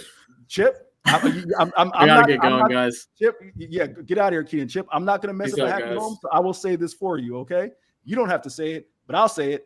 I'm not losing to my lady in nothing athletic. That's just me. Unless my significant other played highly at a collegiate level or professionally, I'm not losing. Those are only two caveats. That's as simple as that. Zay and Chip. I think that's fair. I mean, you're in the weight room every day. I'm surprised you're not wearing a sleeveless shirt today, tank top, something. I would expect you to handle your business. We're getting now. there. What Go about ahead. darts or pool or ping pong? So that's what bar games. That's what I just referenced, Chip. So the spot back home in Tampa called Park and Rec. The tagline's "Youth has no age," right? So you got darts, you got skee ball, you got papa shot, you got pool, you got air hockey, you got old school video games. Whatever you're looking for, it's like Dave and Buster's, except just no kids, right? That's what it is. Again, I'm not losing. It's that simple. Michael Jordan said, "F them kids." I don't care. Just not losing. As I said, unless I dated in college, Zay, you will appreciate this. I got caught up with the track girl. I dated a track girl in college. All right. I knew I wasn't going to beat her in a race. She a shot putter? No, she was not a shot putter. She was not a hammer thrower. That's disrespectful. She was not a hammer thrower, Chip. I will get Chip back for that at a later date. No, she was neither of those. All right. I knew we line up on the 100. I'm not going to beat her, right? So I'm not that delusional that I think I can take someone who's at that level. Anything below that, high school, come get this work, dog. It's simple as that. Yeah. And with that, fellas, y'all have a good show. I will see y'all tomorrow. Zay and Chip taking up to 3 p.m. It is all you guys. Appreciate you. Appreciate you, E. Henry. Great show today, man. Great show. E. Henry's got a little chat going on right now over at horns247.com. Jump in there. But in the immortal words of Judy Brown, happiness is a choice. We're happy to spend some time with us, Chip and Zay, 1 to 3 right here on Texas Sports Unfiltered. What up, CB? If you're watching us on the YouTube channel, please take note of the incredible names around our faces. They are give them your love too, because they are the folks making it possible for us to broadcast to you each and every weekday. Don't forget about going to Vegas with us, August 21st through 24th, so that you can get your bets in at Circa for Circa Millions and Circa Survivor. You like playing Survivor during the NFL season? How about playing it for millions of dollars? That's right. In fact, let's just knock that out right now before we get into all of our stuff. I want you to hear about what you're playing for if you head out to the Circa Casino and Resort in Las Vegas. Biggest pro football contests in Vegas are back. Circa Survivor and Circa Million are now up to a record $16 million in guaranteed prizes. 2 ways to win and no rake. Circa Survivor contestants select one team each week with no point spread. Last the longest to win it all with $10 million guaranteed. In Circa Million, make 5 picks against the spread each week for your share of $6 million guaranteed through quarterly and full season payouts. Enter in Nevada. Play from anywhere. Visit circusports.com for details. There you go. There you go. I mean, Zay, a week from today, we're heading to Vegas. Yeah, can't wait. It's going to be exciting. Oh, my God. Your microphone, what'd you do? Put it in the closet? Oh, my God. Can you hear me now? Yes, thank God. You sounded like you were in Timbuktu. Man, you got that old janky computer with the rainbow circle all the time and stuff. If the people say they could hear me before, then I'm moving the mic, because mic in front of my face, it's a lot. But yeah, excited to go to Vegas, man. Gonna do it big. It's gonna be hot, but hey, we're getting it popping. That's right. Joseph Monero says it's Chip and Zay o'clock. That's right. Remember, if you don't have an alarm set in your phone to go off every weekday at 1 o'clock, man, you're putting yourself in jeopardy of missing out on some of this infotainment at Chip and Zay o'clock. You know what I'm saying? All right. So if you're listening to us on the app, then make sure that you join in the reindeer games on the Circuit of the Americas text line. at 512-222-9328. I love it, man. We got people just coming for me. Chip just hating because of the stomping of the keyboard comments.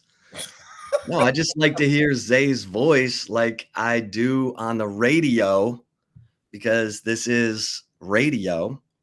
I don't want people thinking that Zay's across the room in a well.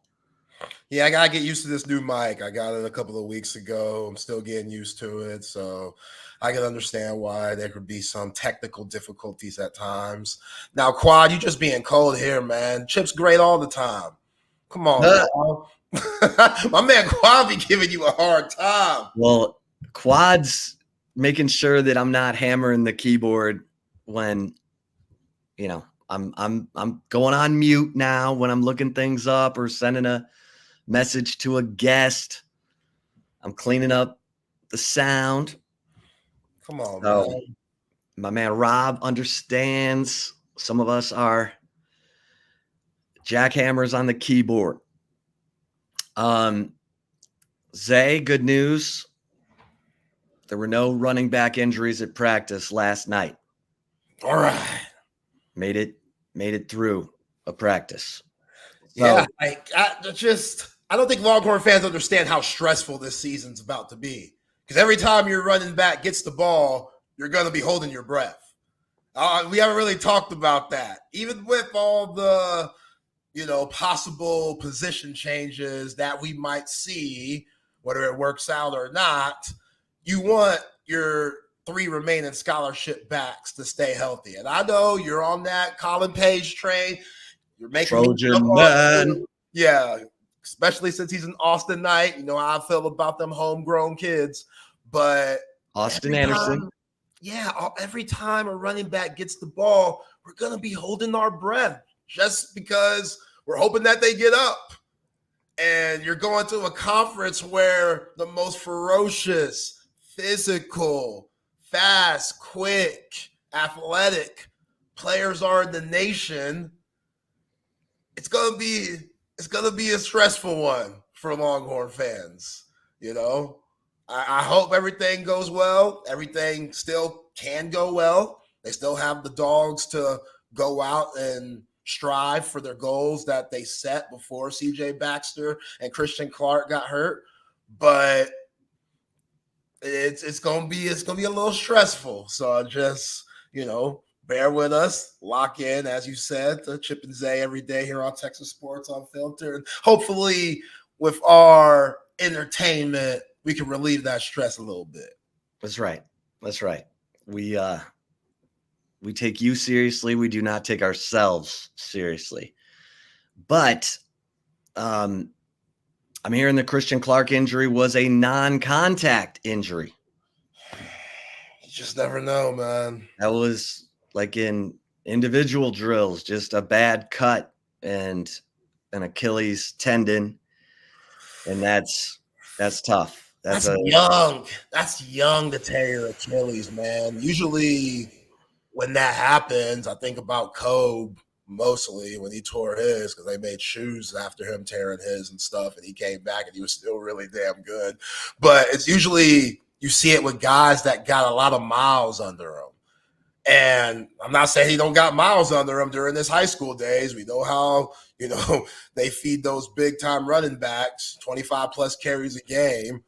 But still, him being so young, tear his Achilles, that's tough, man. That's a different, all rehab's tough, but Achilles rehab, that's a different son of a bee. So, and you're trying to get acclimated with the hard curriculum that comes with the University of Texas, trying to be that student athlete, if you will. It's tough, man. Remember Jonathan Gray? Yes. The running back, he tore his Achilles twice. So sometimes you get those high performance guys and their muscles. KD tore it. Kevin Durant. Oh yeah. NBA Finals. Yeah. Yeah. But that was further along in his career. You were talking about young guys. Yeah, that's what I'm saying. Like, yeah, usually you see it with guys with miles, but yeah. So Jonathan Gray tore it twice. Like at Texas? Yeah, at West Virginia, and then again when he was getting ready for pro day. Yikes. So sometimes some guys are just like muscled tightly. And I don't know. I'm no physical therapist. I'm not going to pretend to know how to handle that, but Christian Clark, as everybody knows now, out for the year with a torn Achilles. So within a week, you had CJ Baxter and his torn LCL and PCL, season ending, and now Christian Clark. So it's there's no question that it's going to be, you're going to have to be careful about the contact periods. Hopefully, Steve Sarkisian said he was going to be a lot of live periods in the first 2 weeks of camp. Okay, first 2 weeks of camp are up. Yeah. So time for some thud. Let me ask you this, partner. We know Darian Gillette's getting some bump at running back. Although I don't think that's going to last. Okay. He's back at linebacker from what I'm told. Ryan Niblett's getting a look. Okay. And we'll see. Can someone call Savion Red back? Okay, so Ryan Niblett gets some bump at running back.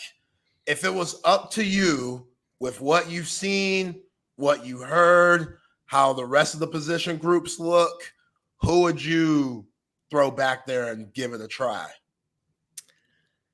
I think I would be more inclined to see if Ryan Niblett can get used to. He's so fast, and he's got the love of the game to throw himself in. But the problem with a receiver or people move into the running back position is that action between the tackles, man, because the creases are small. In high school, they're big. In college, they're small. And you just got to get used to running to a crease, like literally a sliver, and getting through it and protecting the football. Because now you got guys just like those drills where they're going through and people are swiping at them. That's what it's like every play.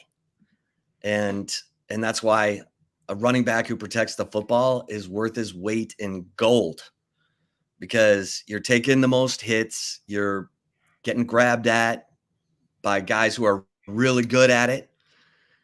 Remember Derek Johnson punching that ball out, 9 forced fumbles in 1 year. Just him. He was incredible. Texas had, 8 fumble recoveries last year as a team? Yeah, let's pick that up. Yeah, that's got to go up. Yeah. That's got to go up. Yeah, but that's always tricky. Well, go keep going. Well, the other thing is I'm trying to find out, because I know people are like, okay, let go of the Colin Page thing. No, I want to know, because Kai Woods was good enough to help you. And if he absolutely had to help you, because Jeff Choate offered him a scholarship and he's now at Nevada. Texas is the kind of program where you've got walk-ons who are capable of playing at other schools. And this is Colin Page, I've heard a couple things. The guy's a grinder. I don't want to call him Rudy because I think he's better than that. Yo, chill. He's better than that. Yo, don't disrespect him. No. But I don't want to, I don't even want to have the conversation if it's not on the table, but I think it is. And here's the thing. Again, Texas fans, as long as Jaden Blue and Trey Wisner are doing their thing, the running back position is fine. And the rest of the offense is loaded. I think there are real questions about who the top 3 receivers are right now. That's how competitive it is. I think Juan Davis is making things really interesting in the tight end room because he's doing everything right. And could he be splitting time with Amari Niblack? We know Gunnar Helm's going to be the inline guy. You'd love to see Spencer Shannon, the 6'7", 255, number 83 in your program. You'd love to see him get some run. Dude's because huge, man. he's going to have to be Gunnar Helm next year. Spencer Shannon, 83. And so, and Quinn, I think Quinn's ready to take that next step. So you're looking at the running back position. You're saying, oh man, okay. And it's a hit. It's a hit. It's a jolt that CJ Baxter is gone. There's no doubt they would have split the carries. Now I went back and looked at the Alabama 2019, 2020 teams. Najee Harris was 232 pounds. Yeah. And Najee Harris is put together. I mean, that dude could handle 250 carries, which he got. He had over 300 touches in 2020. 232 pounds. That dude was put together. Jaden Blue, the question people have had is, can he go between the tackles? Yeah, he can go between the tackles. But I don't know if I want him getting 3 helmets per play. I mean, you look at CJ. CJ got ripped early last year because he wasn't running with low enough pad level. He had some goal line runs where he popped up, he got stopped, and Tashard Choice was all over him. Savion Red, Jonathan Brooks played heavier than he was. He was only 205. Yeah, I don't think that's legit. Jonathan Brooks at least 215. At least. That dude. And that's where I'm interested to see what Trey Wisner can do in some of these short yardage situations, because we know that's the one remaining question. Like, you can look at this roster and say, okay, they got guys who can catch short passes, long passes. They got tight ends who can get mismatches. They've got a running back in Jaden Blue who can flex out to a receiver. But who can get the 3rd and 1, 3rd and 2, the goal line runs? Who can finish drives? We won't know that until we get into the season. And that is one of those things. I'm convinced of it. You get off to a good start, forcing turnovers. You get off to a good start, sacking the quarterback. You get off to a good start, finishing drives. It's contagious.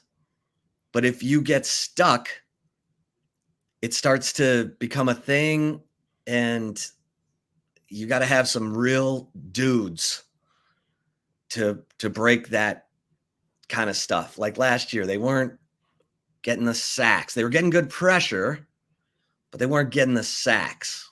I think the opponents had 32 sacks and Texas had 28. Yeah, because these teams were so terrified of Byron Murphy and Trevondre Sweat getting to the quarterback. That ball was getting out of the QB's hands quick.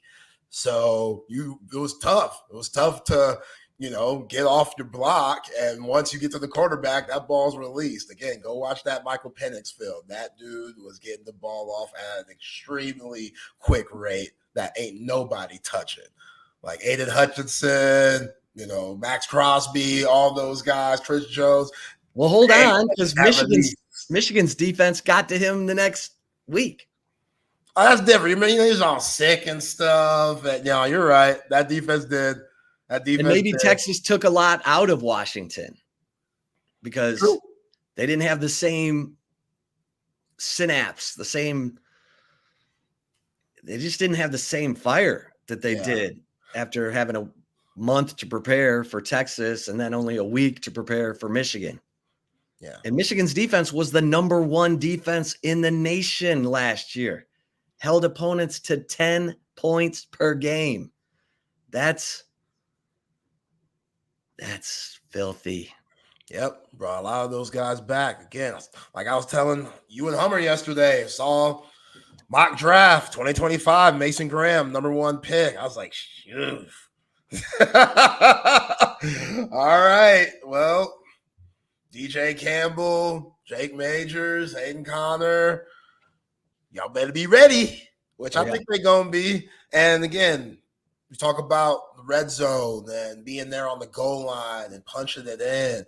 This O-line, another year of experience, another year together. They were good last year. Could have been better sometimes. Could have been better. But overall, they were good, especially on the outside with Christian Jones and Kelvin Banks. So is Cam Williams just going to come into the scene and blow it up? Like, have you heard anything on Cam Williams? Haven't heard much. Yeah, I mean, he's been solid.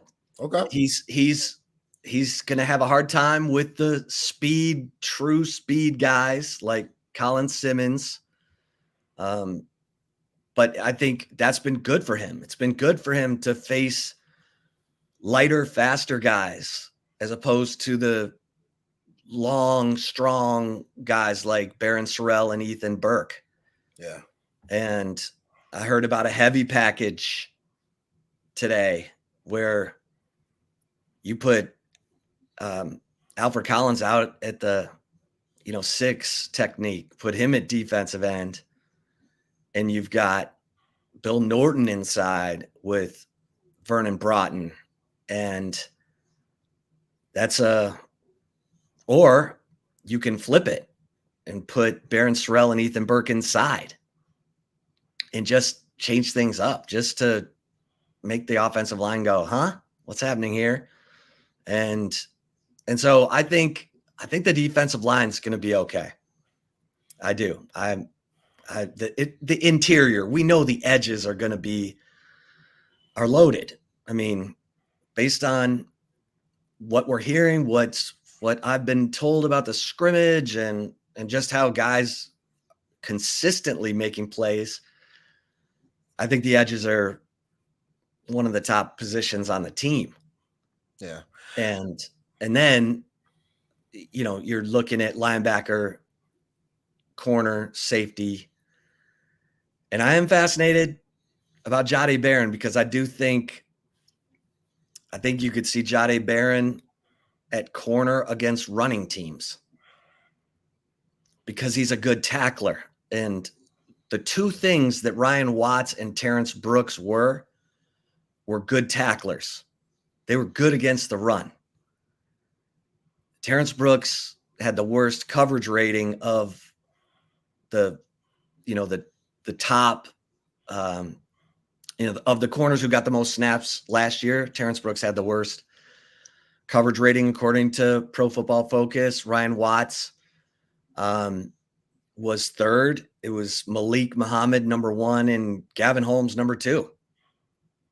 And I'm hearing good things about Gavin Holmes. And Steve Sarkisian said, we're getting the best Gavin Holmes we've seen. Man, come on, baby. New Orleans native. Let's go, man. You know the Louisiana boys. It's time. Yeah, just another year in Sark's system, Pete Kwiatkowski's system. Yeah, let Gavin Holmes, especially with that competition. That competition's good for some folks, man. Terrence Brooks, he wasn't trying to have that competition stuff. Gavin Holmes said, bring it on. Y'all want to bring Javion Cole in? Cool, he going to help us, but he going to have to beat me out because I'm coming. I like that. You need guys like that. And you know what, Chip? The beauty of this defense, too, even though you lost Byron Murphy, Trevondre Sweat, Jalen Ford, guys like that, you're filling in a lot of experience, though. A lot of guys that are able to drink. You know what I'm saying? 22, 23 years old. Like Vernon Broughton, that brother married.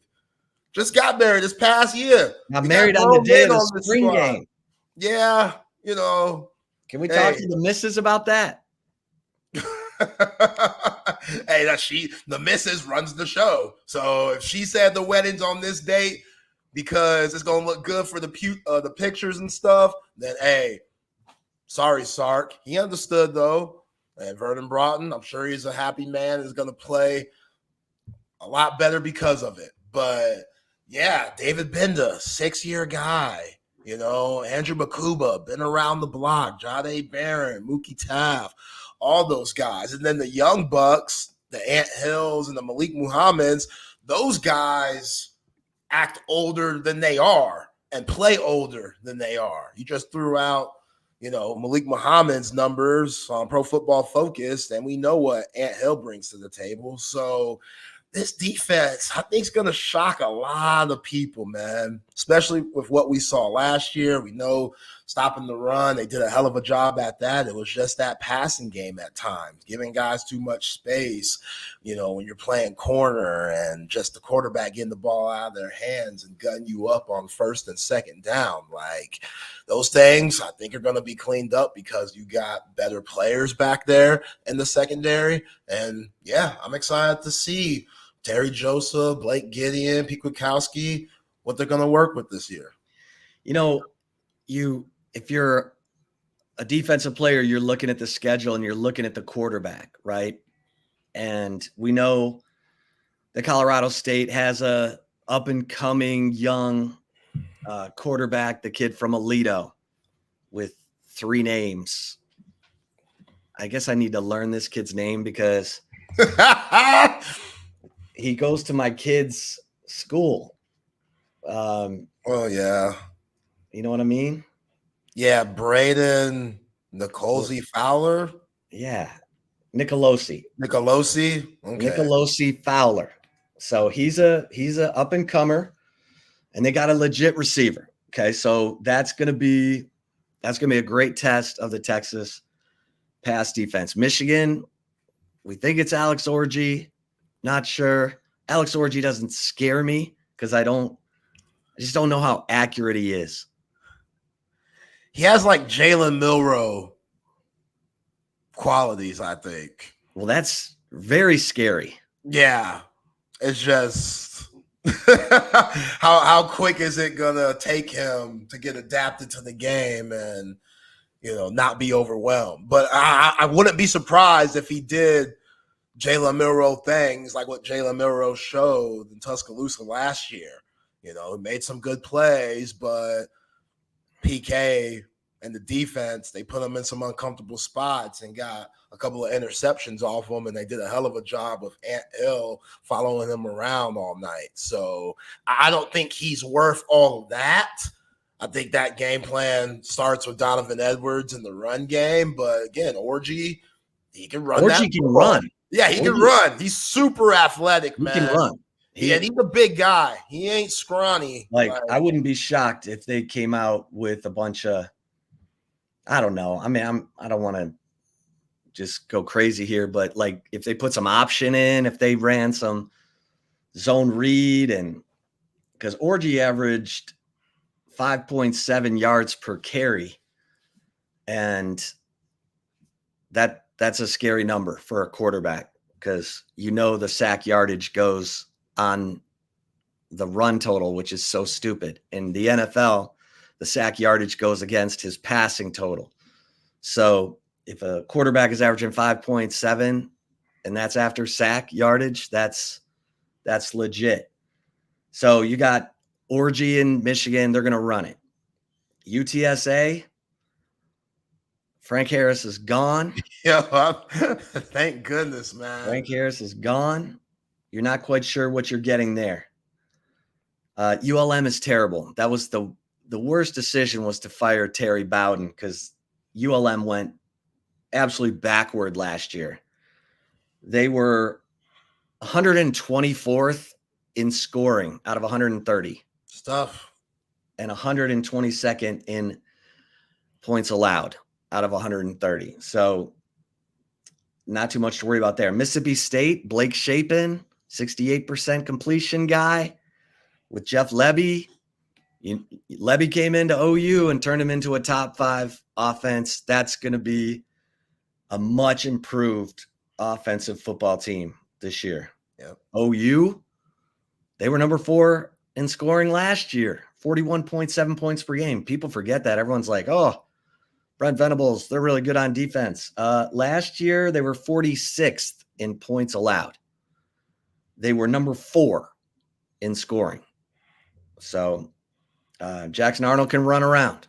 That's going to be a all-day affair of trying to defend the quarterback run, the pass, blah, blah, blah. Georgia, only team that was top 5 in offense scoring and top 5 in defense points allowed. Say no more. Vanderbilt, they shelved the entire offense and brought in New Mexico State. Their coach, their offensive coordinator, and their quarterback. They're going to run the quarterback. They have given up on trying to be a pro-style offense. Florida, Graham Mertz, dude's 21 touchdowns, 3 interceptions. That dude is legit.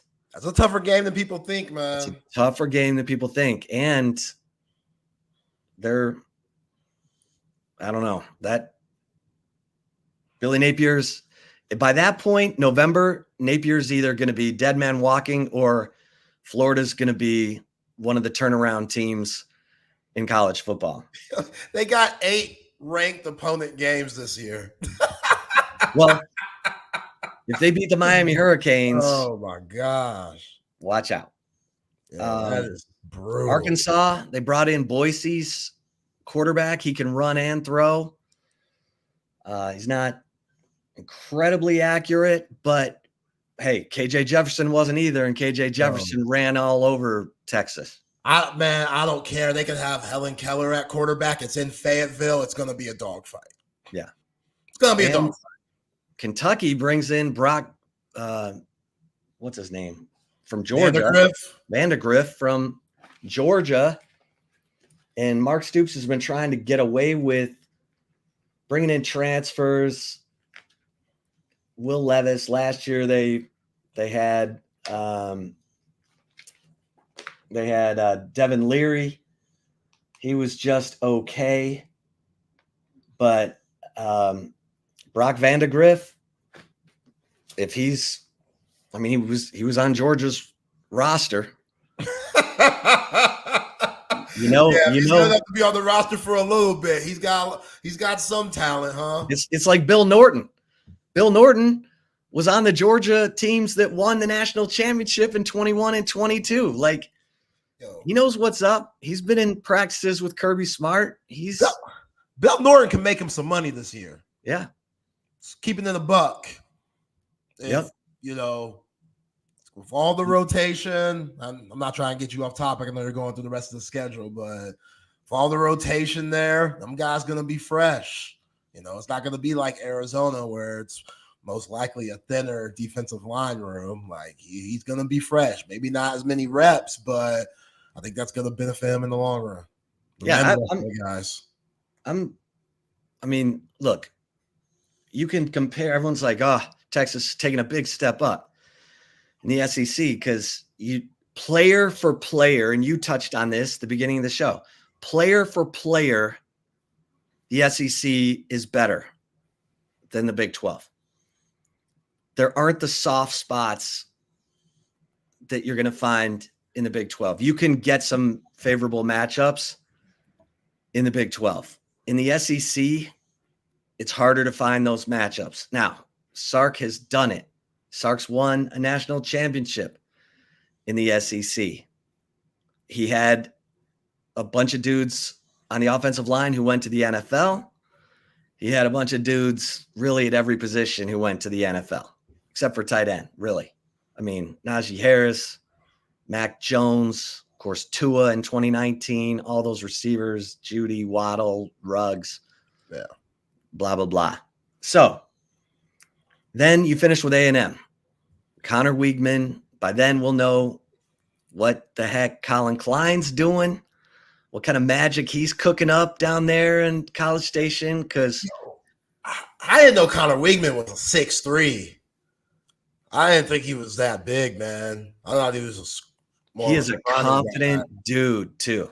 He is, man. They just let him rip, let him roll. He's one of those kind of loose cannon quarterbacks that likes to get outside the pocket. And kind of reminds me of Stephen McGee. Oh, Stephen McGee. Stephen McGee was as confident as they come, man. Like, even to the point of, dude, I don't know that you got all that game, but he was a scrapper, talker. I mean, so yeah, this is going to test that Texas defense. But I think, I mean, maybe Georgia you'd trade rosters with, but you wouldn't trade rosters with anyone else. No. Well, coach them up. Coach them up. Coach them up. That's what I'm saying, baby. Like, I'm a little worried about the depth at linebacker. I am. Still? Yeah. What you mean? They saying Ty Anthony Smith coming along? Yeah, but Younger LaFowl, Mo Blackwell. They're coming. They're coming. They're coming. Maybe you throw them in and they're great. Maybe they're gamers and they're coming. They're making plays in practice, but Ty Anthony Smith he just put on that weight. You know what I mean? Sometimes guys can hold it. Sometimes they can't. That was always the thing about DeMarvion Overshown. It was like, oh man, can he hold that linebacker weight? Then he finally did, and everything was great. And part of it was, Overshown wanted to play safety. Tom Herman's staff tried to move him earlier than they did. Finally, Chris Ash was like, dude, you've got to play linebacker. You're going to play linebacker at the next level. And so DeMarvion did, and Chris Ash did a great job with him. He set it up where Overshown's getting free shots on guys, and he had a great first year.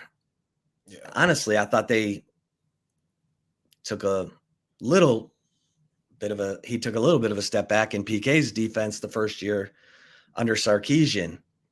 I think Chris Ash is really good, by the way. I was kind of like, just keep Chris Ash. This guy knows the personnel, blah, blah, blah. But anyway, PK's got it going now. He's got it going now. But Texas is going to have a top 20 defense to even think about winning the national championship, in my opinion. Now, Washington, last year, their defense was 54th. So it's possible. But a top 20 defense last year meant that you were holding teams to 20.2 points or less. So Texas held opponents last year to 18.9. They got to be right there again. And the secondary play has got to be better. I think Johnny Nanson's doing some interesting stuff with the linebackers. He is moving them around. Like, it's not just going to be number 0 lined up at middle every play. They're going to shift around. They're going to make it hard for people to know who's the middle. And I'm kind of excited about that. So I think they're going to scheme it up. I think they're going to be able to scheme around their deficiencies. But if you're doing a most indispensable list, Anthony Hill's way up there. Yeah. I mean, he's way up there. Quinn Ewers, I mean, he might even be higher than Quinn because you got Arch. So, I mean, like at safety, I was talking to some people today. They're like, it's hard to tell, man. It's hard to tell. It's hard to tell who those two guys are going to walk out on the field first because they're mixing and matching so much.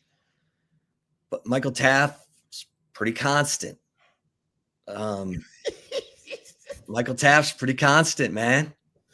So just let's a gamer, man. Let's see. It's a clear 4. Gym rat.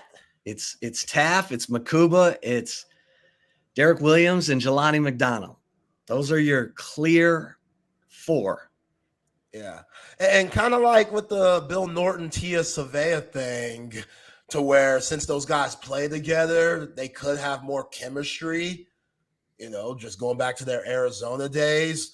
It might just be if you're Blake Gideon and PK and Sark trying to figure it out, maybe Makuba and Derek Williams work together, or maybe it's Mookie Taft and Derek Williams, or again, you're just rotating all four whenever someone needs a break. I don't know. Kind of like how we joke about when Sark had all of those wide receivers playing rock, paper, scissors on running the route. Maybe you could do that with the safeties because they're that versatile. Like there's no drop off. Like that could be the luxury that you could possibly have that you definitely didn't have last season. I wish Jaron Thompson and Keaton Crawford the best. But now those dudes that are in that room, those are some playmakers, man. I'm so excited about Andrew Makuba. Changed his number. He's rocking faux now. Dude, coming back home, there's a certain pride. I talk about it all the time. There's a certain pride that you have playing for your home city. And understanding that I think he has a couple of years left, but it's towards the end for him. So it's contract year-ish time. It's time to put on. It's time to show out in the best conference in the nation. So, yeah, it's going to be real interesting how all that stuff gets worked around because you mentioned Jahdae Barrett. I'm so curious on what they do with him because when you get used to a guy at a certain position for so long, you think that's what he's going to do, especially at that star spot. That's arguably one of the toughest spots in football just because you don't know which way that slot receiver is going, and you've got so much more field to cover. You don't have the luxury of out of bounds like the boundary or field corner, depending on the situation.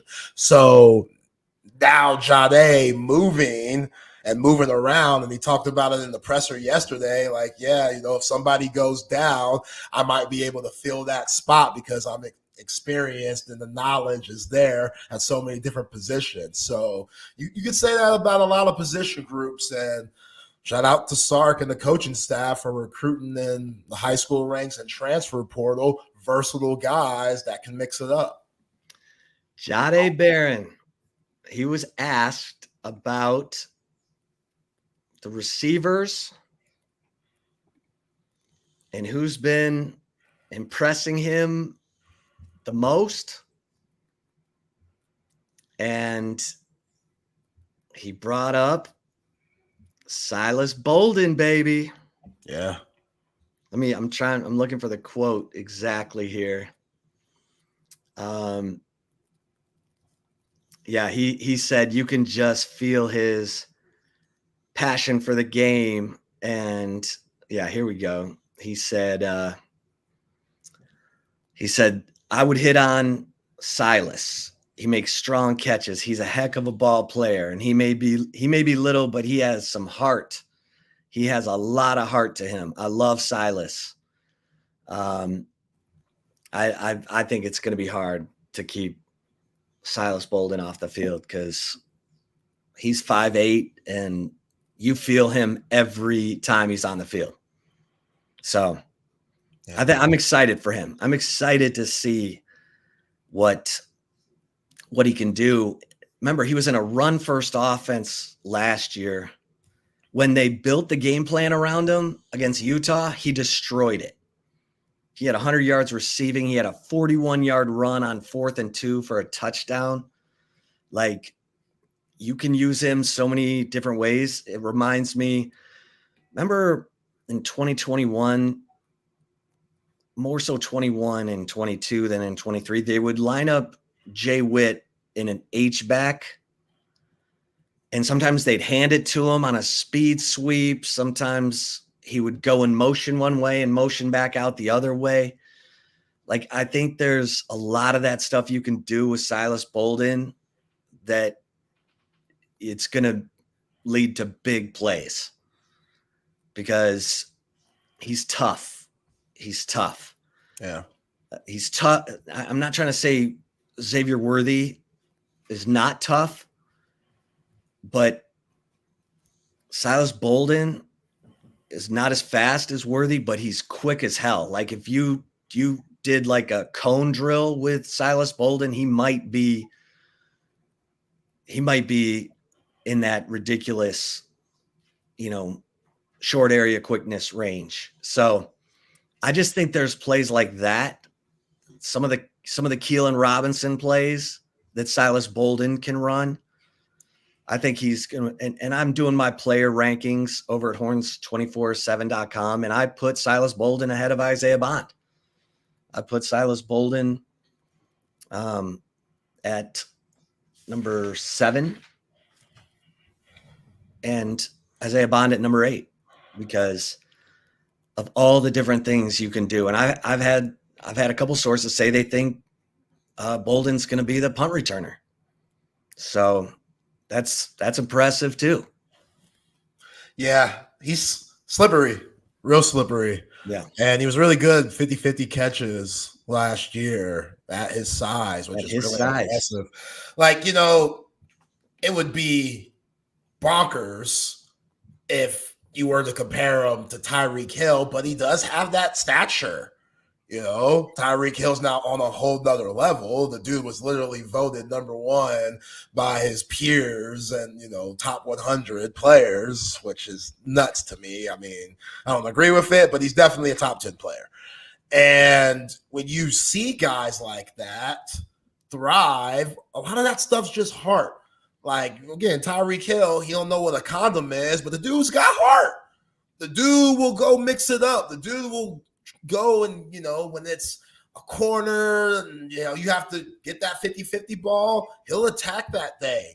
And that's what Jahdae Barron's referring to, and just like, he's just a football player. He's just that type of guy that makes very tough catches, and he's so quick and elusive that you could lose track of him real easy. So I'm right there with you. I think he's so versatile. You can put him on jet sweeps. You can put him in the backfield at times. You're probably going to need to put him in the backfield at times just to get some of these other running backs a breather and, just keep the defense on their toes. But, yeah, just put the ball in his hands, whether it's punt return, kick return, whatever. Remember 2 years ago, Worthy, like he wouldn't track the ball. Last year, he was tenacious. Contract year. Yeah. I mean, it's hard to track the ball when you have a broken hand. Well, yeah. That was weird. Yeah. Yeah. Well, I think it was weird to put Keelan Robinson with a broken hand back there on returns. Anyway, but Worthy drove me crazy because some games he was electric. He would go after everything. He was like, I think of the OU game his freshman year, 200 yards receiving. I mean, the guy was an animal. And then there were games where it's him and the DB on a post route, and the DB had good position, and Worthy would he didn't go attack the ball. Silas Bolden attacks the ball every time. You're never going to have to worry about that kind of stuff. And Worthy was great last year. He's a number 1 pick because of it. But Silas Bolden, it's in his genes. And his dad, I talked to his dad. His dad's like, hey, when you got an older brother who played in the NFL, you got an older sister who played, volleyball at Cal and Long Beach State, like he's the youngest. So he watched them become big time athletes. He knows what it takes. And he's like, I'm glad that Jahdae Barron used the word heart, because Zay, you got to have guys like that, man, on your team. You got to have guys like that. You can't be a bunch of Lamborghinis. You need some F-150 in you too. Oh, yeah. Yeah. You need that type of truck where you could go mudding. Yeah. Something like that, man. Even if it's a 5.8 truck. Yeah. You need that. Absolutely. What my man Gene Hackman said on the replacements, gotta have heart. Oh, Keanu Reeves was watching it from the boat. Halftime, went to the stadium, put on the show. Come on, man. You gotta have that heart. I'm with it. And also, we did it. I gotta go back to this because you were wild and saying Colin Page, putting him in the same era as Rudy. Come on, Rudy's the most overrated football. No, Rudy's terrible. Rudy's horrible. And he has a black lung working in the steel mill. Yeah. So here's the thing. if I bring up this name, it's a polarizing name, and Brett Robin, okay? Brett Robin, who's a doctor now. He did everything right. Yes, he tried to cut block Roy Williams, and Roy dove over him and made the Superman play on Chris Sims, and Teddy Lehman picked it off. But I'm just saying Colin Page is going to do everything right. And he's got quicks.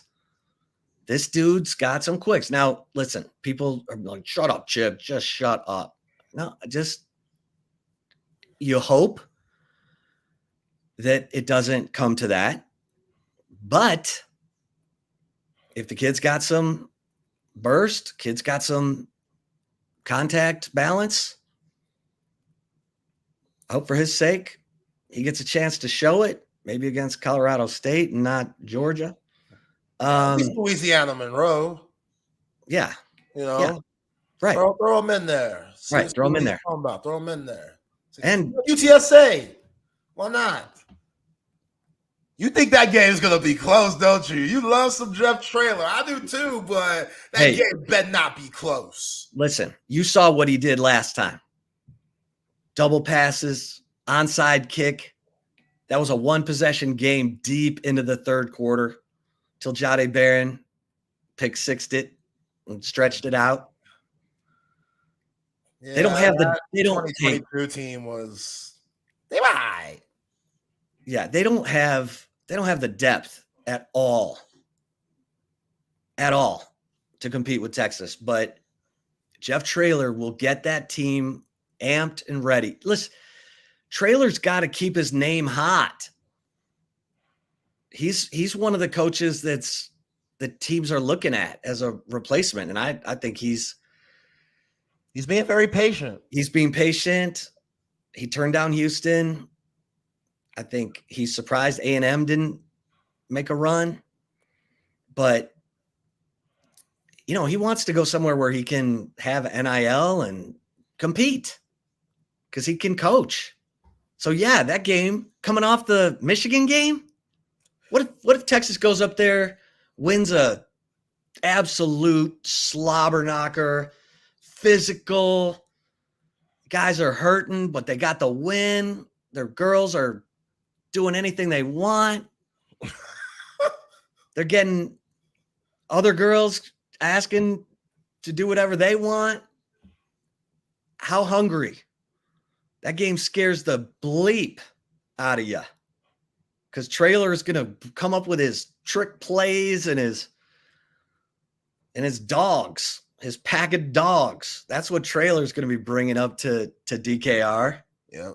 But that's what that swagger comes. We just beat Michigan. Oh, we ain't gonna be stopped. That's to the SEC championship, off to the national championship. That's what the real teams think. We talked about it last week. That 05 team, when they were in the horseshoe, battling it out, 25-22, the swagger they had coming out of that game, it was a wrap. It was a wrap for the Big 12 because they knew, oh, yeah, there's only 3 teams in the country that can compete at this level. Southern Cal, Ohio State, who they beat, and then Texas. So they got to have that. And, again, that's why Sark and those guys get paid that Skrilla, get paid that cold paper, them blue faces, as the rappers say today. You know what I'm saying? Like, I got to keep those guys, the main thing. Keep them locked in. Them girls, you got to push them girls, Chip. Them girls that be flocking, Hey. Belly button rings all out. You got to push them like, nah, get away from me, Satan. I got football to worry about. It's going to be there. That thing going to be there in the offseason, Speaking of, I saw Quinn Ewers. He posted on his Instagram story, him and his boo thing, OU girl, they were on the beach recently, so that relationship looks A-okay. Shout out to Quinn. If he makes you a better quarterback and a better man, hey, salute the girl. That's all we could ask for. You know what I'm saying? Some of these guys out here making horrible decisions. You know, again, I gotta always say Tyreek Hill, which is with Kenny Ficcaro's sister. We know that, but all them baby mamas, you can't tell me they all get along. The numbers, the statistics.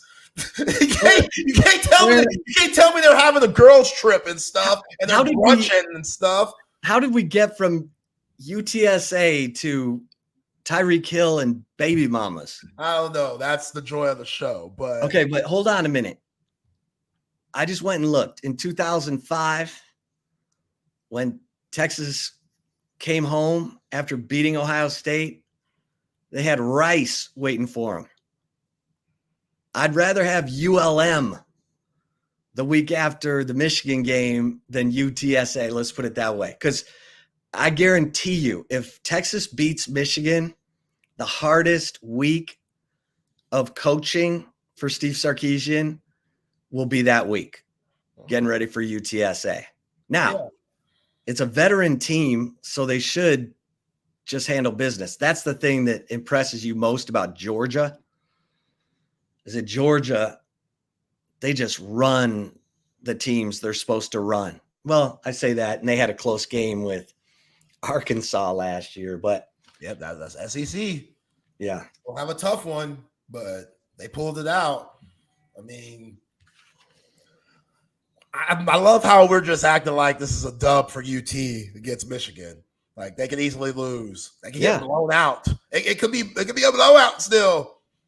I doubt that, but if they did get blown out, I'd be a little shook, but there's a big part of me that wouldn't be surprised in a way, just because Michigan is Michigan. That defense suffocate Quinn Ewers in them. Quinn Ewers goes back to the bad habits, not moving up on his throws, throwing off the back foot, not being locked in. Not expecting it, but again, just trying to keep the Longhorn fans humble and objective, because everybody's chalked that up as a dub. Like my man on here on the Coda text line, he said the biggest question mark for Texas, can they handle the so-called week-to-week grind of the SEC? Yes, there's obvious games like Georgia, OU, and A&M. That's all he said. But then he goes, then in the SEC, who else?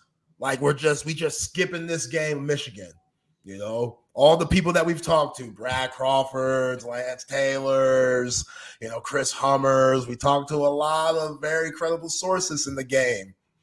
And everybody's kind of just chalking up this win. Like, Texas should win. Like Hummers telling us, the big house, it's a nice stadium, but it ain't like other places. They ain't crammed up on you, which is true. So it's like Texas has some advantages here. All right, man. That's a game that Quinn Ewers has to win. Quinn Ewers has to beat the Michigan defense. He's got to be able to decipher what's going on, get the ball out, and because I guarantee you take the under in that game. Unless Michigan's offense is so bad that Texas is turning them over and getting short field touchdowns, I expect that game to be rock'em sock'em robots and fighting a phone booth. What was that Michigan Penn State score last year? Like 24-15 or 20. That's they that's ran the ball. They didn't pass the ball in the second half. Right. It was 24-15. Like, take the under. I think that's going to be. Yeah, Joseph's right, man. The defensive line, they going to have to step it up, man. Everybody. I know the interior is going to get that focus, magnifying glass. But if Texas's offensive line wants to win the Joe Moore Award, that's the game. That's the game. Because everyone looks at Michigan's defensive line, and now they have the two best defensive tackles in college football, and Mason Graham and Kenneth Grant. So you want to win the Joe Moore Award, Texas? Go win it in Ann Arbor on September 7th. set that tone. And chances are, if it's close, that's going to be your tiebreaker. So go do it. This offensive line has been rock solid. Is rock solid. Yeah. And if you're, Isaiah Bond, we heard him say he wants to break Xavier Worthy's 40 time at the combine next year, which good luck to him. But, you got to get there. You know what I'm saying? This is those games. You're going up against arguably the best cornerback in the nation in Will Johnson. Last year, you think that tape of Xavier Worthy and Adonai Mitchell torching Terrion Arnold and Kool-Aid McKinstry didn't mean anything? Look how high both of those guys went. Terrion Arnold went real high. 24 to your Lions? Everybody was on the Terrion Arnold train coming this season as the best cornerback. They torched him last year. I heard he got better and there was a flip that switched, and it wasn't the same Terrion Arnold. But either way, there's still Terrion Arnold.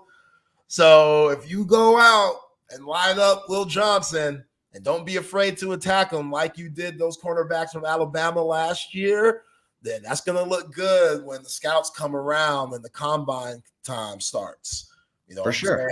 It's going to look great. For sure. That's why the SEC gets more players in the first round than any other league, because the NFL knows that the best athletes, the best position players are in the SEC. So if you're getting it done there, you're getting it done. You have the best chance to get it done in the NFL. And this is a incredible prove-it year for the guys in contract years. Quinn, Alfred Collins, Kelvin Banks. Jade, everyone in the secondary except for Derek Williams and Malik Muhammad. So, yeah, this is it. These are the toughest days of the year right now. This time in camp is the worst because you're 2 weeks in, you're dog tired, and you're not in game week yet. Yeah. This is where... Does the class start this week too? Or is that next week? I think it's next week. I'll double check it, but this is the worst week because this is where you can get guys hurt. They got to be smart about what they're doing in practice. And that's why Sark said, we're going to be live. We're going to be physical the first 2 weeks. Okay. The first 2 weeks are up. They had 2 brutal injuries. Last year, they didn't have any in camp.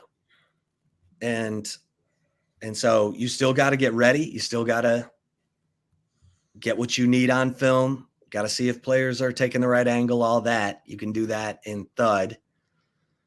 And this time next week, they can smell the season. Then they're like, and plus that third scrimmage is all for the young guys. The veterans, the 2 deep is set. Those guys are just doing like walkthrough practices. The young guys are going live and playing with their hair on fire, trying to establish who's going to be on scout team and who's not going to be on scout team. So this is the toughest week right here. And I don't know how they're going to handle the scrimmage Saturday. Yeah, it might be more Thud than... I think it's all Thud. Yeah, we're going all Thud here. No takedowns, basically 2-hand touch out here. And I get it. Like, I'd rather do that, and just bank on these guys being locked in tackling and using Colorado State to work out the kinks in a way.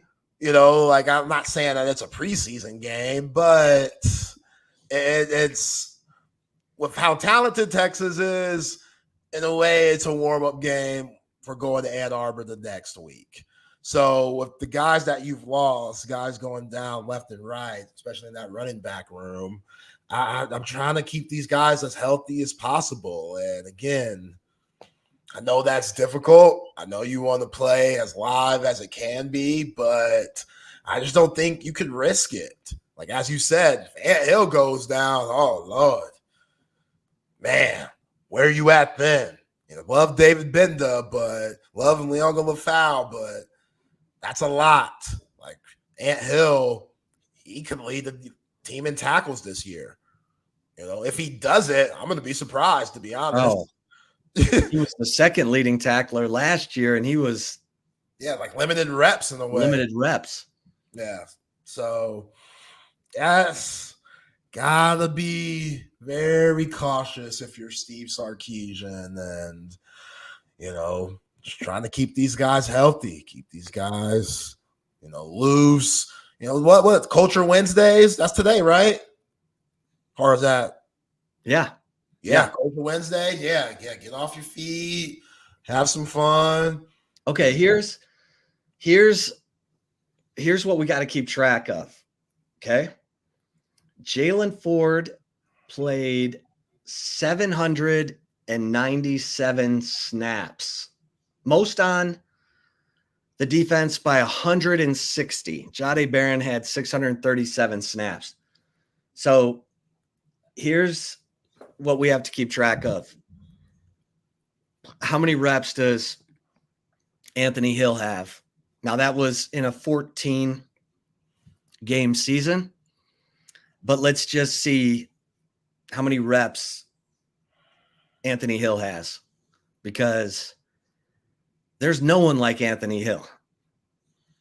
No. And the kid has unbelievable stamina.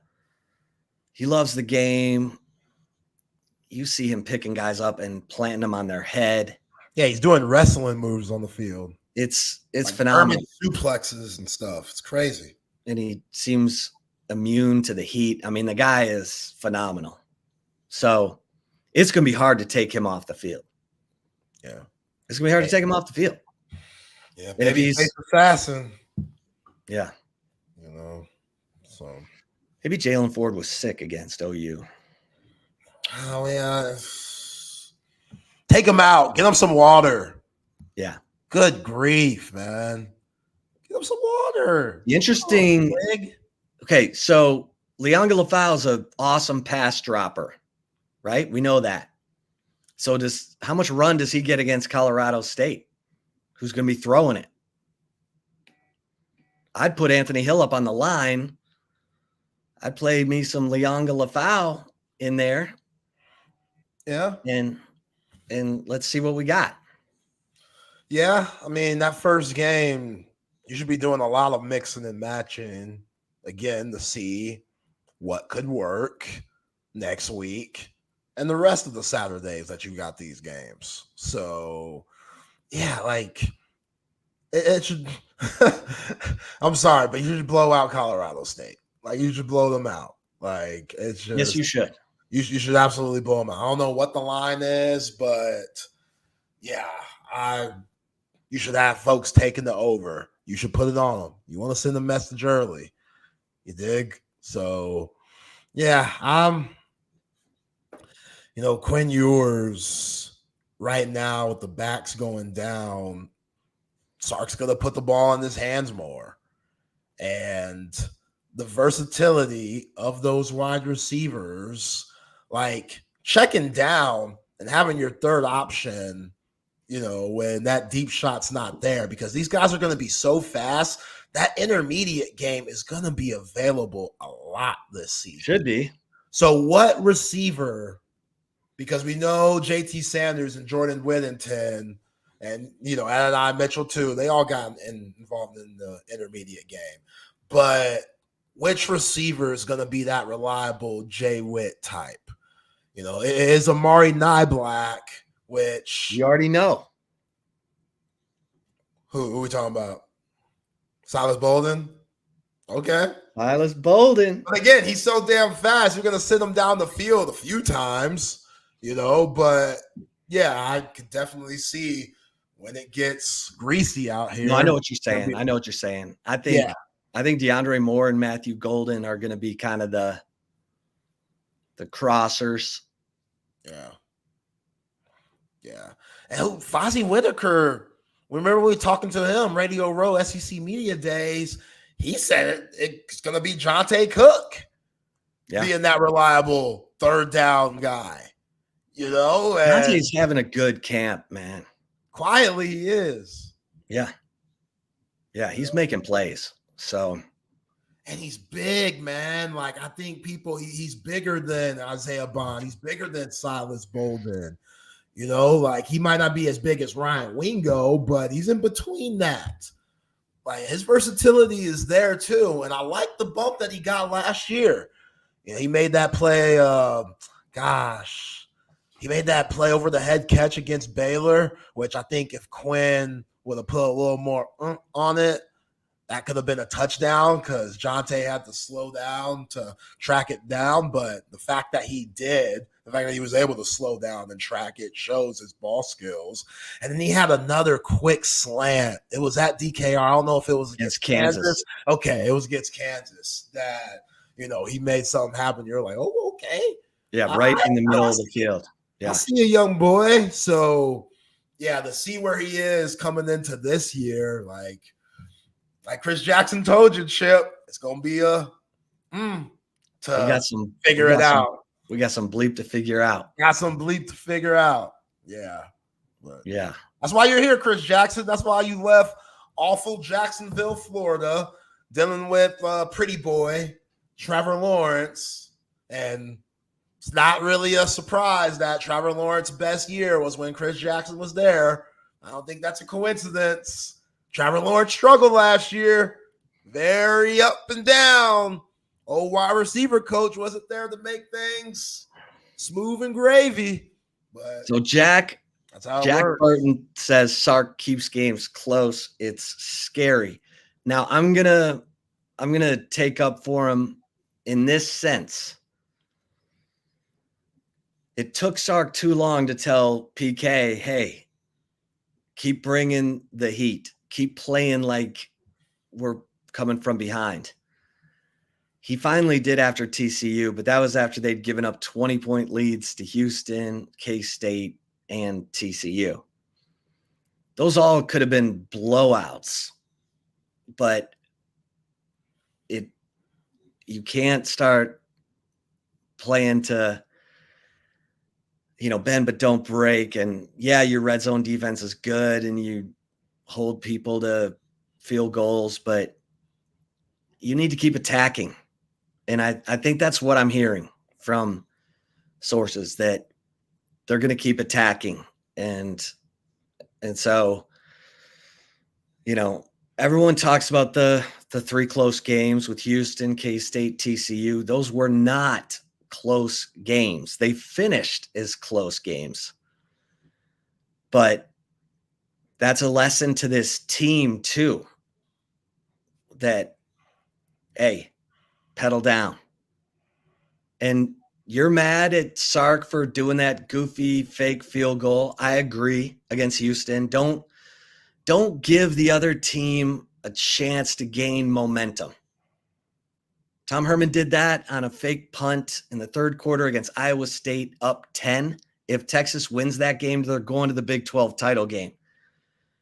And he tries a fake punt up 10, and it doesn't work, and Iowa State grabs the momentum. They go score, and then they end up winning the game.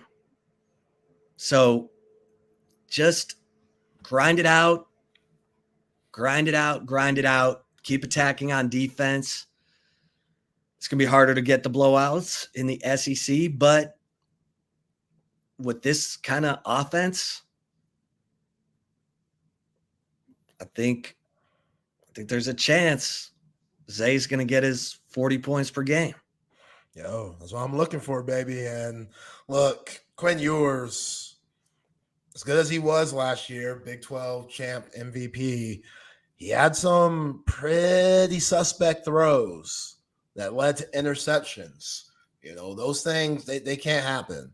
As good as Quinn was overcoming that, though, which that's what the growth we saw in second year Quinn Ewers, like when he would make a mistake, he would come back and, usually have a good rest of the game, but they were still there. Oklahoma State interception. Who the hell was he throwing it to? U of H interception before he got hurt. Like, what? You got to put a little bit more ump on that ball, my guy. And then Oklahoma. So Quinn Ewers, which he's going to have his picks. He's human. But Quinn Ewers getting rid of those dumb picks and those just. And that should go away in year 3. That's like just knowing what the defense is doing before the snap. Being sure. And the headset, that's going to help. That's going to be huge. Third year in the offense, headset, subtle reminders from Sark. Yeah. I think all of that. I mean, I'm expecting, I don't want to say Joe Burrow jump. No one's going to do that, 60 touchdowns. But the Mac Jones jump, maybe not even 40 touchdowns. But I expect Colt McCoy's record to be broken, 34. Yeah. It doesn't seem like that much. I mean, I know running back and stuff, but 34, that seems like it's, it's reachable. And yeah, the Joe Burrow jump was unprecedented, but when you got 2 now top 10 wide receivers in Jamar Chase and Justin Jefferson. Don't forget Terrace Marshall. Yeah. Terrace Marshall was with the Carolina Panthers and Moss. Yeah. Randy Moss's kid at tight end. I mean, it was ridiculous. Yeah. So it was ridiculous. I mean, I don't think Texas has those caliber of wide receivers. They could, maybe. But yeah, Joe Burrow, he had a lot of help with that unbelievable national championship Heisman Trophy winning season. I'm feeling good about Quinn, man. I really am. Like, that guy, people are still sleeping on him, which I get it, valid to the points that I just made. People are still sleeping on Sark. I just saw on some rankings, they had Sark as the 7th best coach in the nation. Had Dan Lanning in front of him. Had what's my man's name from Florida State? Mike Norvell. Yeah, had him in front of him. Stuff. Whose rankings? Oh gosh, who was it? I don't know if it was Pro Football Focus or not. I'll try to find it. But so if Sark is 7th, let's I guess they have Kalen DeBoer ahead of him. I guess they have Dan Lanning. Correct. Kirby. Correct. One of the coaches is in the Big 12. Gundy? No. Chris Kleiman? No. New Big 12 team. Oh, Kyle Whittingham. There we go. Yeah. So, yeah, it's Pro Football Focus. Here we go. Okay, so Kirby, Kalen, Lanning, Dabo, baby. Old Dabo. Kyle Whittingham, Mike Norvell, and Steve Sarkisian. Look at that. Lane Kiffin getting up into that top 10. Yeah. Watch out. I'll take Ryan Day, but, whatever. Tomato. Dan Lanning's interesting guy to me. I think he's a good coach, but he's Dan Campbell. Dan Campbell, them Dans, man. They live life on the edge. I love you, Dan. Just take the points. Yeah. Hey, man, I think Dan Campbell's learned. Straight up. After watching Receiver with our guy Amon-Ra St. Brown and watching them react after the NFC Championship game, even though he said that, I've always been confident in my guys, then he goes maybe too overly confident sometimes. But, hey, I made that call and I felt good about it. Like I can respect that. Sometimes those embarrassing moments, you grow from that. So maybe Dan put in that situation again, takes the points, and that's a different NFC championship game. But yeah, sometimes you got to go through it to really understand, okay, look myself in the mirror. Maybe I got to change a little bit. Well, Doesn't mean you're a wussy, remove the dub, put the P. But like, hey, take those points, man. Dan Lanning, he's cut from that same cloth. He was going for it against Washington, getting stopped. And it cost him. I mean, cost him. Especially that one right before halftime. It's like you intercepted Michael Penix. Yeah. You're on the road. You got a chance to get points. Well, Points. It's tough because you take the points, you lose anyway. Now you got to deal with a locker room where they're like, man, I wish coach would have trusted us. You might, depending on the locker room, depending on your guys. That was 4th and 2 or 3. It was like, just kick the field goal. Hey, and again, they still lose. Go in like, man, coach don't trust us. What the hell is this? Who is this guy? Let us make a play. Because now you still got the locker room. All them recruits Dan Lanning got, he's still that guy. All them players that want to play for Dan Campbell, he's still that guy because he knows, or those guys know, players coach. That dude ride or die. You know what I'm saying? So I respect that. But yeah, I'm also realistic. I take the points, especially on the road or against high caliber teams like that under those circumstances. Yeah. Yeah. I mean, especially on the road. Oh my God. On the road, take the points. Don't be ridiculous. Tom Herman drove me crazy with that stuff. He would go for it on 4th and 2. And he would always run quarterback power. Like everybody knew he was running quarterback power. And he goes up to Iowa State and they end up, losing on a last-second field goal. And if he would have kicked the field goal instead of going for it on 4th and 2 on the road, like it's one thing to go for it at home. You got the crowd, you got whatever. On the road, man, you can give the other team a whole truckload of momentum. But it's ballsy. Herman always thought he was going to make it.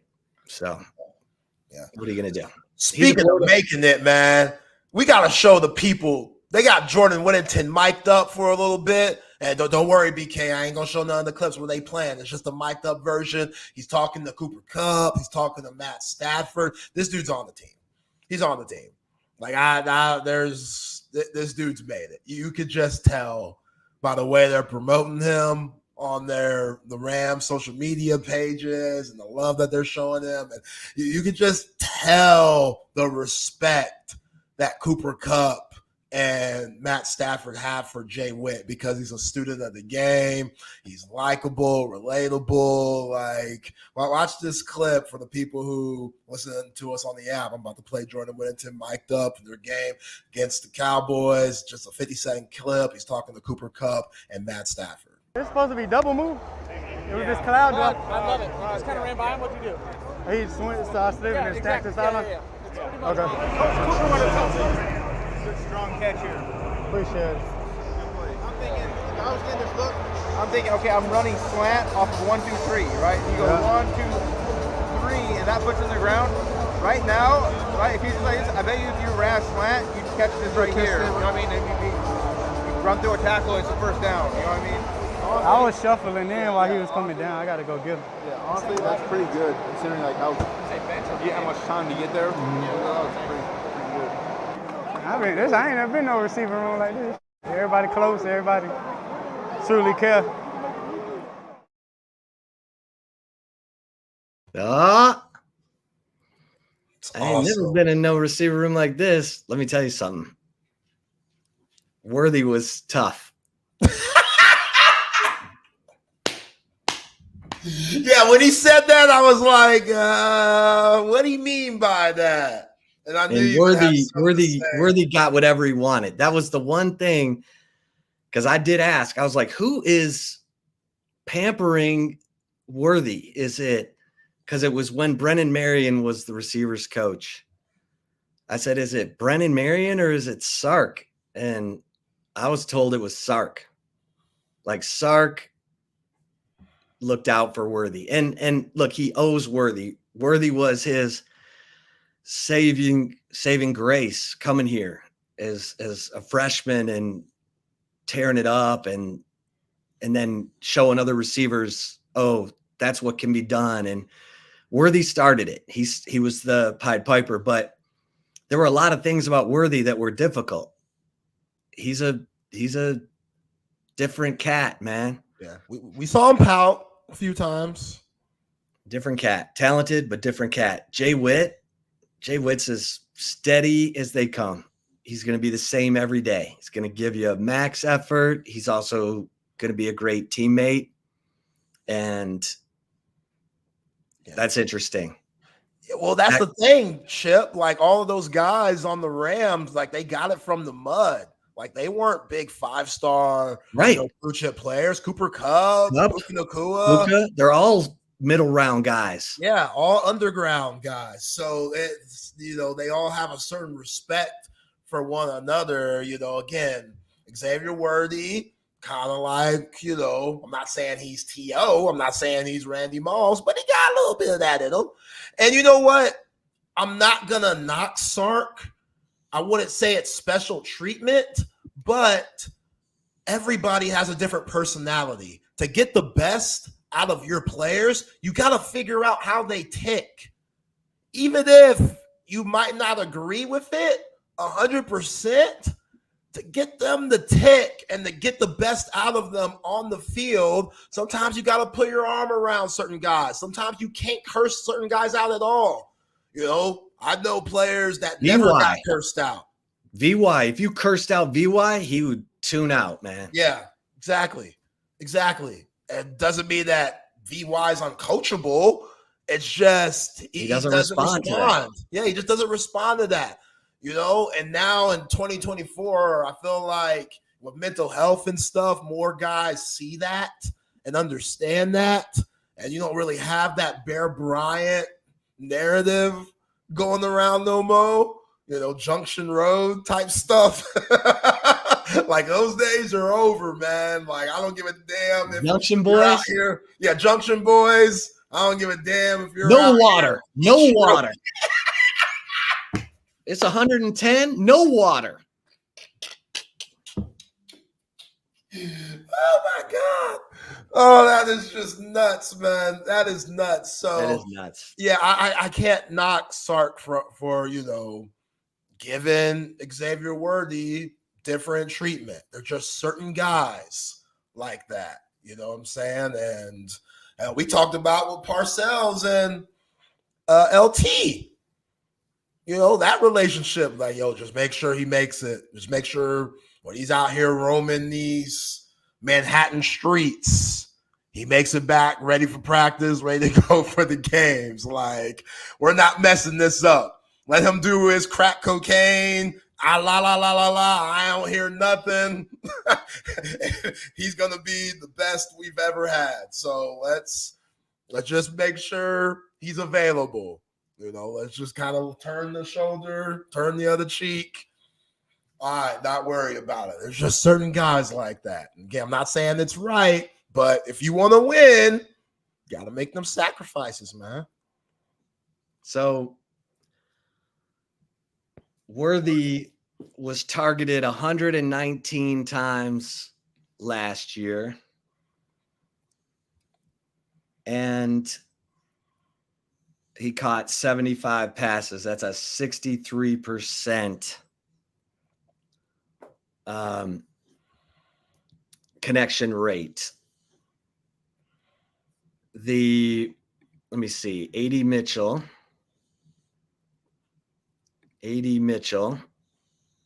was targeted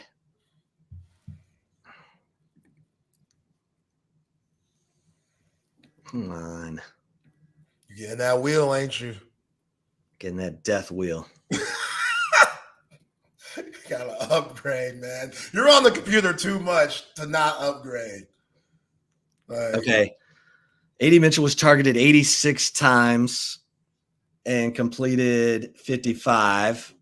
That's a 64% completion rate. And then I'm going to give you Jay Witt, and then I'm going to stop doing this. Yeah, I'm with you, Double D. Should have got more looks, man. Yeah, he should have. He was open. Yeah. That's what drives you crazy. He was open. And I remember it his was one-handed diving catch in the Cotton Bowl, the catch that he had against Washington on the comeback. Yeah.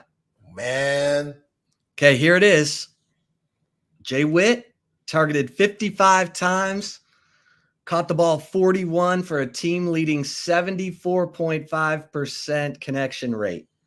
Worthy had the lowest connection rate among Texas's top 3 receivers. So that's going to get spread around this year. That's going to get better. And I've heard that the competition is so fierce. There's no one guy that is getting like the royal treatment. It's a war, and everybody's going to be fighting to get it done. I think Worthy knew whatever he did, he was still going to be the guy.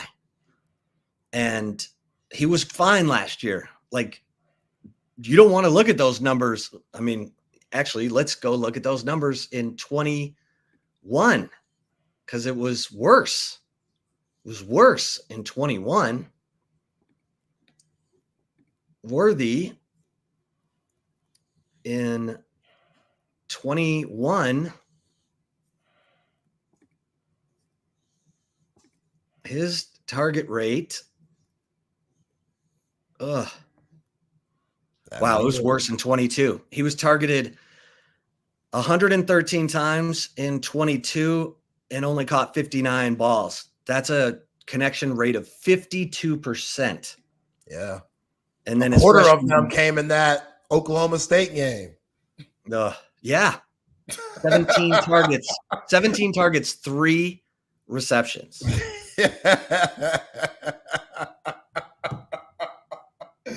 Gosh, that game was just atrocious, man. Quinn Ewers, toe up finger, getting it jammed. That wind was going crazy in Stillwater that day. 19 for 49. Quinn Ewers. Hey, Sark, that Bijan Robinson guy, he's all right. Roschon Johnson guy, he's pretty good. Maybe we should give them the ball. Mix it up. 45 touches. Mix it up between both of them. See what happens. Yeah. See what happens. I don't want to beat the dead horse here. It's in the past, but that's the stuff I be talking about when I get concerned with Steve Sarkisian. And like, all right, we know you're really good. We know you're a brilliant offensive football mind. How do those things happen? Okay, here, how about this? This makes you love Jordan Whittington even more. So in 5 seasons at Texas, he was targeted 189 times. He caught 140 passes. That is a connection rate of 74.1% over 5 years. That means that dude was where he was supposed to be, making the catch. Like, he should have been targeted way more. Uh-huh. In 21, he was only targeted 36 times. Yeah, he got hurt. Yeah, that was the collarbone year. Yeah. 22, he was targeted 72 times, caught 50 passes, and last year he was targeted 55. He should have been targeted 72 again last year. But all right, let's get a few mentions in here before we get to the commentary. How about some seafood tonight? Salt Traders Coastal Cooking. I mean, don't you love great seafood? Like, I'm talking melt in your mouth scallops, just the best snapper you've ever had, or whatever Jack Gilmore decides is the special at Salt Traders Coastal Cooking. Just get it. And if you're there for happy hour, make sure you're taking advantage of the $1 raw oysters. Like, if you love raw oysters, this needs to be your go-to every day for happy hour. Just grab some raw oysters on your way home. I'm sure your spouse will appreciate it. The aphrodisiac, you know what I'm saying? But Salt Traders Coastal Cooking, this is unbelievable seafood. I love it. And if you love raw oysters, this is your jam. Salt Traders Coastal Cooking right there at Zilker off Rolling Wood in Mopac, and up in Round Rock at Old Settlers. Okay, we got a couple deadlines approaching, including if you've got a competitor in your household, you need to get to brainvault.com and set up a fitting so that you have the best, most protective mouth guard on the market. The Brain Vault mouth guard, developed right here in Austin by Austin's dentist, Dr. Greg Eckert, Dr. Ueckert. It is proven patented to reduce the effects of concussion. So if you've got a competitor, whether they're a cheerleader, flag football player, soccer, lacrosse, basketball, get fitted now. Get it done now. If you're in a fall sport, winter sport, spring sport, do it now.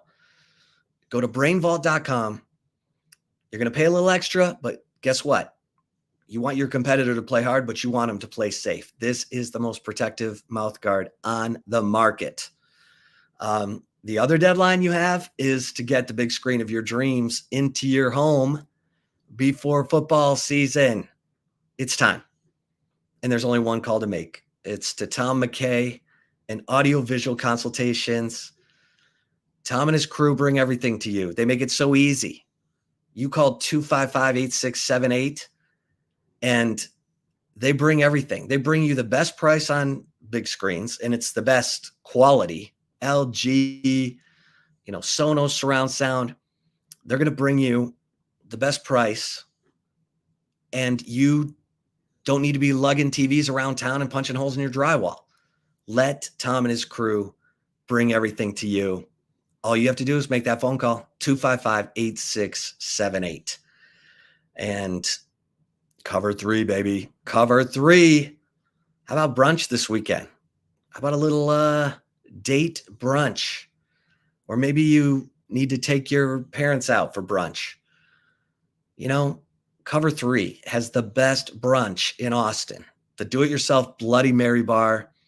You got all kinds of delicacies to pick from, whether it's the brunch menu, the lunch menu, the dinner menu. We're talking high-end food. Of course, the Sean Adams prime rib sandwich. But you get one of those margaritas, those frozen margaritas. Woo! Come on now. Party's on. Cover 3. Right there, Anderson Lane, up north in Round Rock at Old Settlers. And, of course, Cover 2 at 183 and Lake Creek.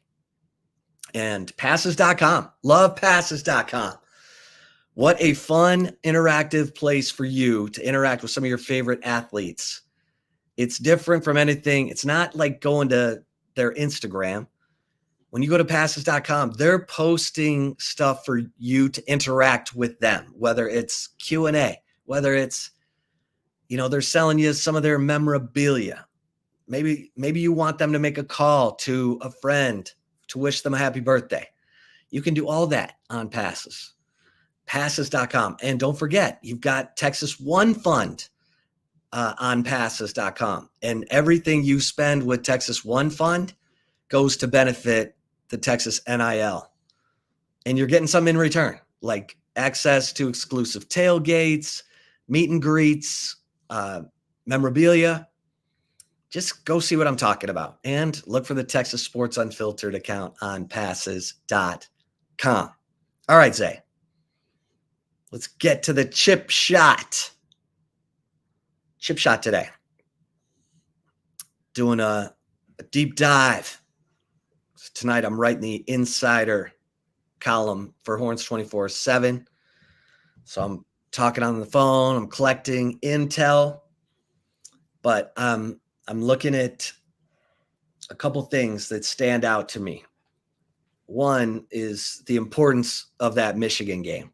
Can't say it enough. That game is going to be a tone setter for Texas this season, just like Alabama was last year and just like Ohio State was in 2005. That's how important that game is. And I don't care what anyone says about, they're one starter back on offense. It's their tight end.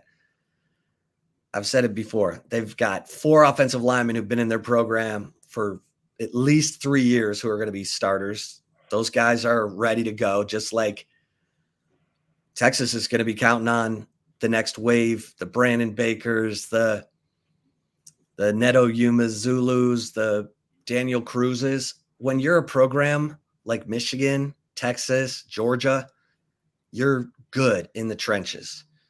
That game is so important. And so I look at Quinn Ewers. Quinn Ewers has so much on his plate right now. He's leading this team through these injuries. He's leading this team through the summer conditioning and fall camp. He's having to manage that receiver room. He's having to help everybody. He's having to lift everybody at their position while he lifts himself at his own position. And he's going to have to win that game. He's going to have to go into Michigan Stadium with the same fire, the same determination that he had at Alabama. And I'll never forget looking into Quinn Ewers' eyes after that game as he's yelling, "It's time." He was so confident. He was possessed. You're like, wow, this dude is, man, he just took another step. And that's when we said, okay, he's elite. He can play at an elite level. You'd love to see that all year from Quinn Ewers. And I think that's what he expects of himself.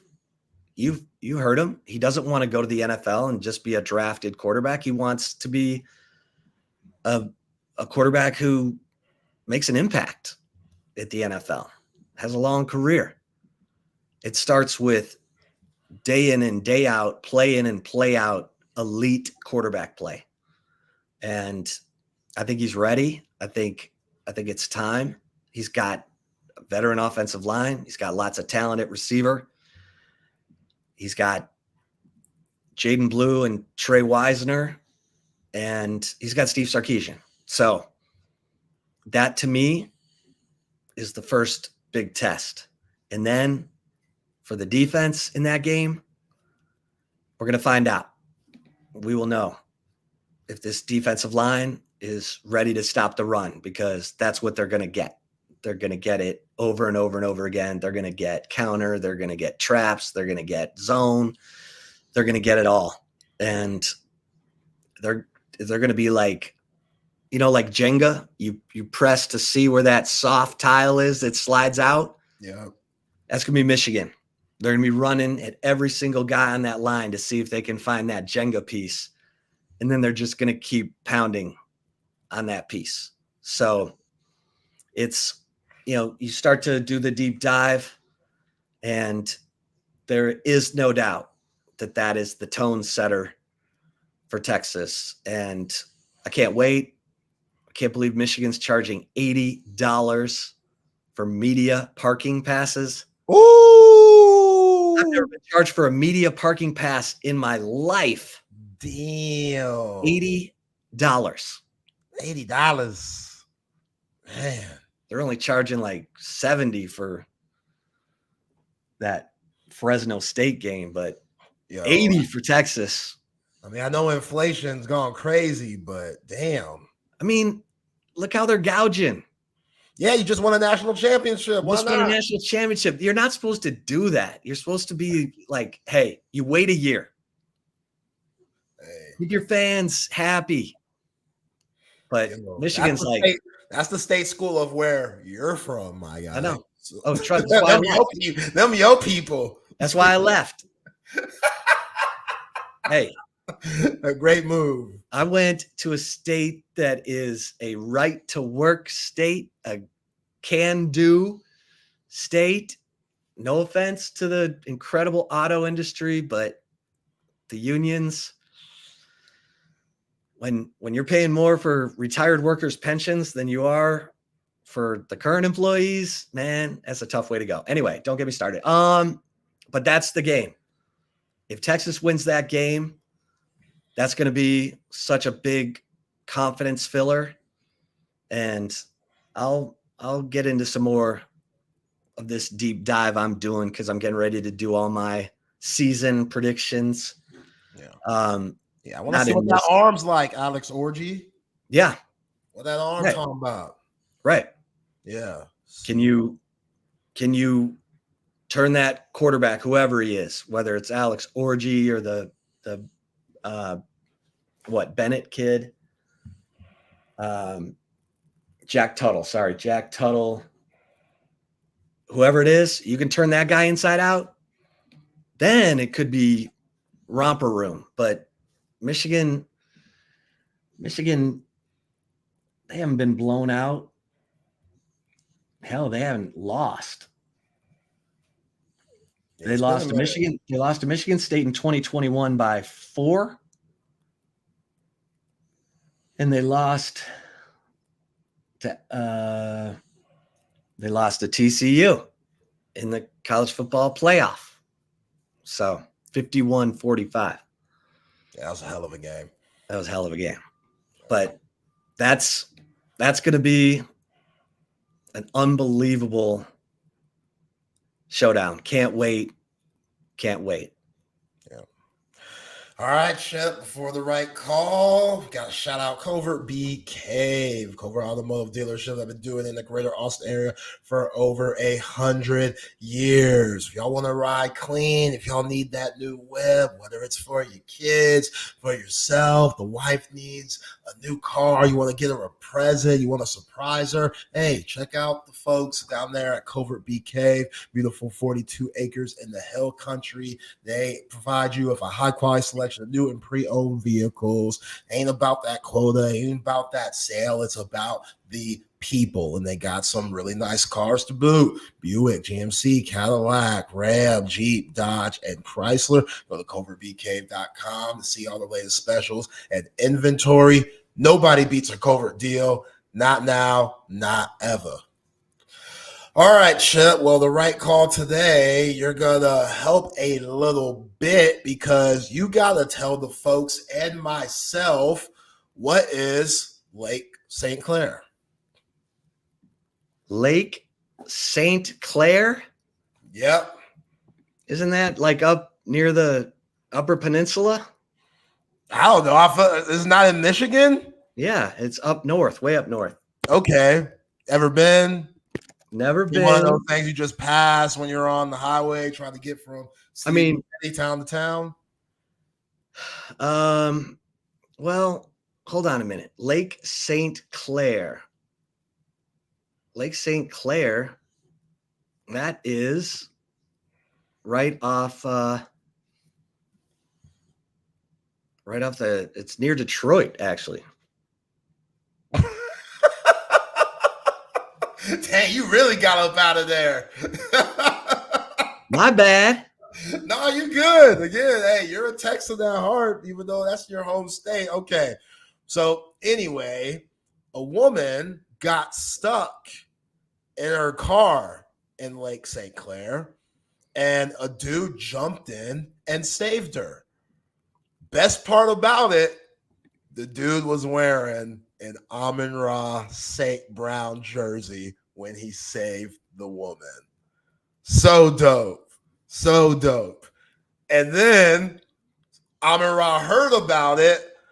The Detroit Lions got the kid to training camp, and Amon-Ra signed the kid's jersey for him and gave him a fresh one and took a picture with him. Isn't that awesome? It's those little things, man. Yo, those little things. Those little things that endear you, that build up that relationship with the community, which has always been important to Amon-Ra. He gets it. It's not about him and his money and his cars. Hell, he was living in an apartment till, I don't know what we need to get John on. I've dropped the ball on that. To find out if his address has changed. Just like yeah, with the new money. Yeah. It's like Justin Jefferson. I mean, Jefferson was living in a townhouse. Now he's got the money. So I think he's still living there.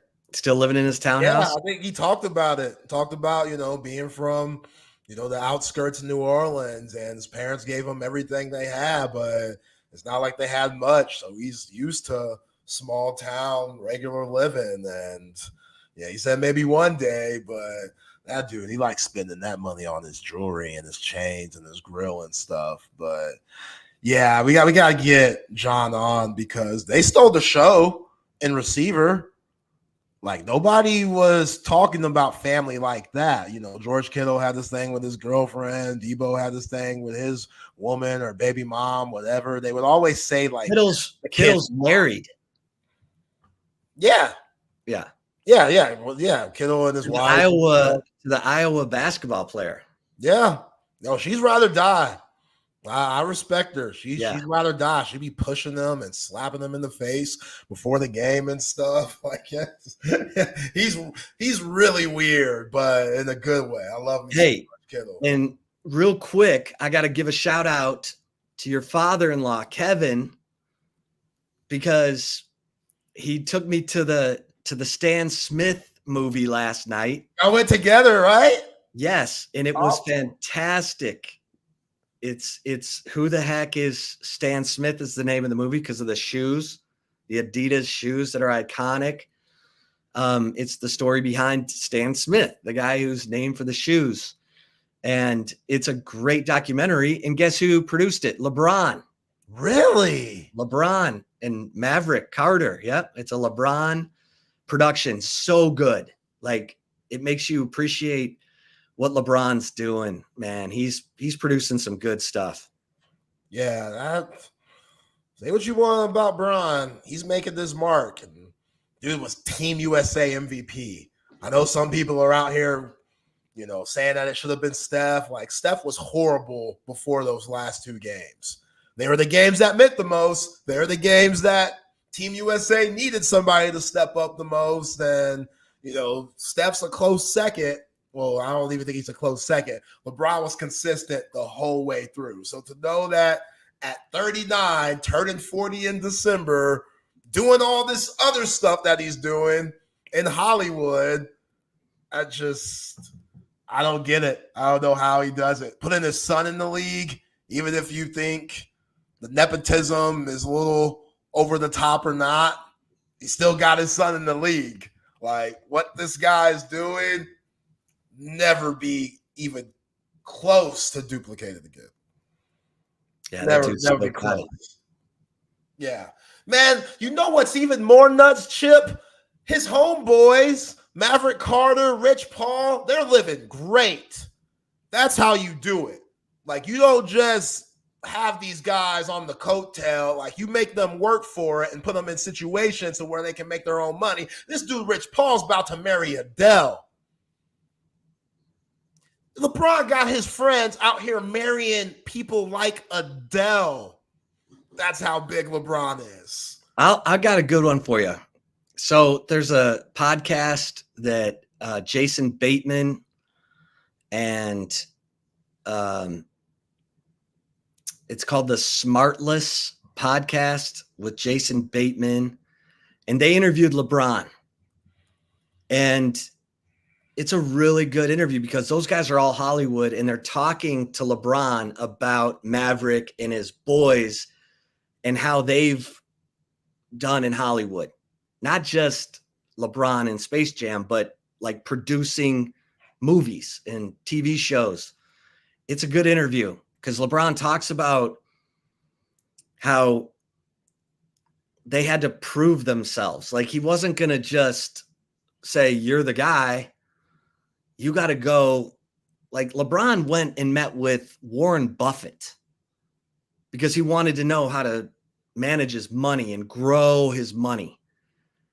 Like LeBron he's a tough customer. He's paying attention to everything. And when you bring an idea that's going to touch the bankroll, it better be, Sean Hayes and Will Arnett. I know those guys. Yeah.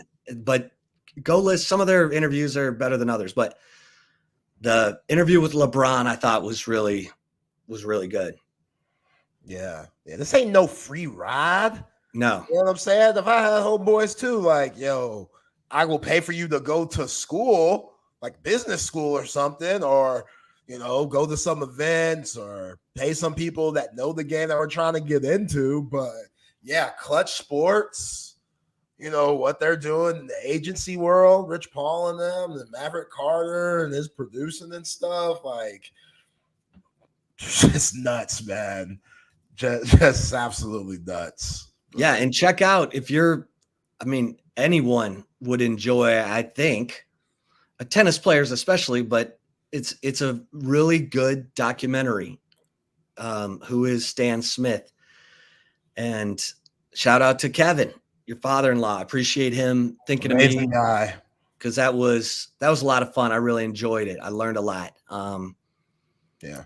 Stan Smith is like, he's technically known you longer than he's known me. So listening to you for so long and stuff. So he's like, yo, Chip's a tennis guy. He'd appreciate this. Yeah. Well, it's crazy that he has a lifetime deal with Adidas. Mm-hmm. And he has made an absolute fortune. I mean, he won Wimbledon and he won the US Open in singles. But, you know, he's not one of the all-time greats. But he was right time, right place, right time in Adidas. The founder of Adidas loved Stan Smith and was like, hey, let's do this shoe. And he's still alive today and he's still banking off of that shoe. What rappers were in it? Were there any rappers? Yeah. Run DMC. Yeah. Were the main guys. And oh my God, it's so funny, man, when those guys are like, because Run DMC wrote that song, My Adidas. Mm-hmm. And like Adidas couldn't believe it because they gave them a deal. Yeah. Like they're over there in Germany or, you know, and those guys are like, what? Like one of their young mailroom clerks was like, have you heard this song by Run DMC? And these old German guys are like, huh? What are you talking about? And so they flew over to a concert and, you know, they knocked My Adidas out of the park. And Adidas is like, we got to give these guys a shoe. Yeah. Yeah. People would like take off their Adidas at Run DMC concerts because Run and DMC would make them and they would like hold it up and stuff. Yeah. Yeah, man. That's hip hop history right there. That's in this love movie. That stuff. Yep. That's good. My Adidas. Yeah, man. Yeah, Run DMC, they're good. They're one of those I could listen to maybe once a year. It's just not my... That's good, but it's like a once a year thing. Walk This Way, a classic with Aerosmith and stuff, and you know, Beastie Boys. Yeah, Def Jam. That was a hell of a run by Def Jam. Beastie Boys, Public Enemy, and all them. Oh yeah. In fact, it was the Beastie Boys who were wearing the Stan Smiths. They were on tour together, and the Beastie Boys kind of got Run DMC into Adidas, and then Run DMC wrote the song and got the shoe deal. Yeah. So, all right, let's bring in the fellas from SEC Unfiltered to take you home. We got Chris Phillips and Cole Thompson. Hey, Michael Moore, where's Chip? You look like Michael Moore today. I don't know why. I just saw you on the video and I was like, all right, for some reason, he looks exactly like Michael Moore. Yo, might as well call him out for it. Yesterday, he had the hat off. He looked like my man from Honey, I Shrunk the Kids. You know that Rick Moranis? Rick Moranis. I could see it. I could totally see it. It's like there's like that little bit. Seymour, come on, go ahead and find Audrey too. I'm looking for the plant. Come on, Little Shop of Horrors. It's not a diss. Like Little Giants, that's my joint, man. That's a You like Little Giants? Oh, that's a classic football. I hate movie. Little Giants. I cannot stand Little Giants. What is that kid? The one that's like he looks like Froggy from the Little Rascals. Like he like stands like this. He's got about as much muscle as I have. know who right you're now. talking about. Yeah. That kid. He's in a TV show in Scrubs. He's in the very last season, and his character annoys the crap out of me. And I'm like, I know I've seen this kid before, and he does the scene in the show. I'm like, got it. No wonder why I hate you so much. Oh man, come on, Cole. Okay, real quick, fellas, before we hand it off, my wife got tickets, really good tickets, to Kings of Leon tonight at Moody. Are we thumbs up? I'm very thumbs up. Yeah, why wouldn't you go? I'm very thumbs up on that. Chip, So do is my computer. do all of those fun things right now before we get into kickoff. Yeah, Oh, I yeah. mean, like today, I played 18 holes of golf this morning. I'm not probably going to do that much during the season, so Yeah. we're maximizing our time. Yeah, Like next week, I'm going to be in Vegas. Chris is not going to need me. Like Yep. Chris can't find me because I'm not going to be around. Cole, go do your thing. We'll When are you manage. going to be there? I'm there for We're there. yeah, I'm there when you guys are there. Yeah, I'm going with you guys. Let's go, baby. Yeah, exactly. Oh shit! Okay, That's I didn't awesome. know this. All right. Yeah, no, I'll be with them. So whenever you schedule me, there will be a show where it is yours truly. Well, sitting out sheesh. I mean, circa that's enjoying a more beer. motivation. We gotta put you on a couple days then. That's awesome. Oh yeah, it's gonna be a Oh, blast. that's awesome. I'm excited. One of my best friends in the world asked me to go help him out with some stuff, and I was like, "Well, I know BK and Zay and the crew are going. Let me just annoy the crap out of them in person for a couple days. Don't be tired of me by the time that's over." So fill me in, by the way. Is the Vegas trip, guys, because of the VSIN thing? Is that Circa that partner? Circa. Yeah. Circa. So it's a partnership Survivor, with them. Circa Survivor and Circa Millions. Who the hell do I need to hit up to get a Circa? deal? I will talk to the people for next year for Circa for us. I will make sure that we are there. I've gotten close. I've gotten close to the fine folks at Circa. You know, I've never even been to Vegas ever. Dude, it's fun. Never been to Vegas. No. Wow. Gotta change that. It's cheap. It's cheap. I mean, it's really cheap to get there. It's cheap to get there. Right. They make it cheap to get you there so they can get you when you get you there. It used to be cheap even when you were there. Now, outside the gambling, it was very cheap. Like I remember the first time I went, I was 22 years old, and I met up with a girl who I am no longer dating. So this story already ends in heartbreak. But we drove from Lubbock to Vegas. I think I spent a grand total of $95 in 2 days. That's how cheap it was for a hotel, for food. Because just eat inside and then you just gamble and you win all the money back. Like the Imperial Dump, we used to call it. The Imperial Palace was like mid-strip, right across from, I mean, not right across, but near Caesars. You could stay there for 3 guys in a room for nothing. Go play all the gambling you wanted, leave, the next day, 2 days. You never want to be there more than like 72 hours of gambling. I did Vegas for Super Bowl this past year. You for yourself, Chip. I need a Circa March Madness partnership. That's what I need. That's legit. That opening weekend of March, I need to experience that. Opening weekend of March Madness. That is great. Yeah. It's not. I did Super Bowl this past year in Vegas. By day number 6, I was ready to go. I was so ready to go. It was. You have to pace yourself. It is a marathon. It is not a sprint, and it is definitely not for the faint of heart. And here's the crazy part: for anybody that has to do the early morning shows, it's like a 3 a.m. wake up call. It is so bad. We got there one day. We got there one day at 5 a.m. because it was a 7 a.m. start time, and I want to kill myself because I didn't realize. Oh wait, it's 11. That means I should probably go to bed. No, it's we got 7 a.m. No, you don't. You're in bed by 2. You're up in an hour and a half to start getting ready. Right. Oh God, it was brutal. Sean and I did shows from Vegas. I think we were drunk the whole time. Yeah. On the air, off the air. I mean, he kept getting us into these pool parties at MGM, and I'm like, one time, Chris. I didn't know you were a party animal like that, Chip. Jeez. Well, Chip Brown is a party. Relax. Let me tell you, I take the form of the glass I'm in. So if Sean is getting me, I don't want to know what you're like in Vegas. Then, good God. Oh yeah. What's going to happen is don't let Chip go to the wrong part. No, what's going to happen is Zay, Chip, and I are going to be sitting at a bar. We're going to be toasting. Jay, I turn to. I ask him a question. Chip's gone. We find him at the airport 6 days later, just being dropped off. That's what's going to happen. I think I could see Zay being that sneaky party guy. I could see it. I could see sure. it, Zay. I've toned it down since I hit my 30s, but I still got a little in me. For sure. He came to this party, this impromptu party in New Orleans for the Sugar Bowl. I go, Zay, get some drinks because we don't know how long this party's going to last before they break it up.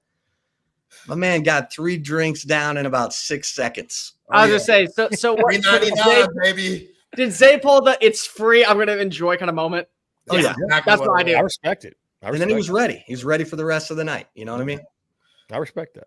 Appreciate you, fellas. All right, Zay, too. Yeah, y'all be good. Great to see you. Appreciate it. Cole, I 100% expected, by the way, when I jumped on that you would be the one hosting the show. I was like, I have this feeling. So you were this morning. You've already been on here this morning. I was on with BK this morning. So nice. I'm doing double duty. And not going to lie, the heat of Texans practice, doing a morning show, a 5:30 wake up. This is it. Like, if they're like, oh, okay, we have a 4 o'clock show you want to do? Nope. Because I'll say no to anything. When I get to be on air and I get to have a conversation with people and I get to do what I love, talking about sports, it's very hard to pry me away. You could not pry me to stay on air for an extra hour today. If they're like, oh, we're gonna move to a 2-hour show. No, we're not. Not today. Tomorrow we maybe are, but not today. Not for Cole Crane. I'm not complaining because it's funny, Cole. I voiced one time on air to my audience that because I was doing a 3-hour live show daily. Right. And I was doing a 2-hour for the longest. Then I added an extra hour. And I did that for like 2 months. This was actually last year. I did that for like 2 months.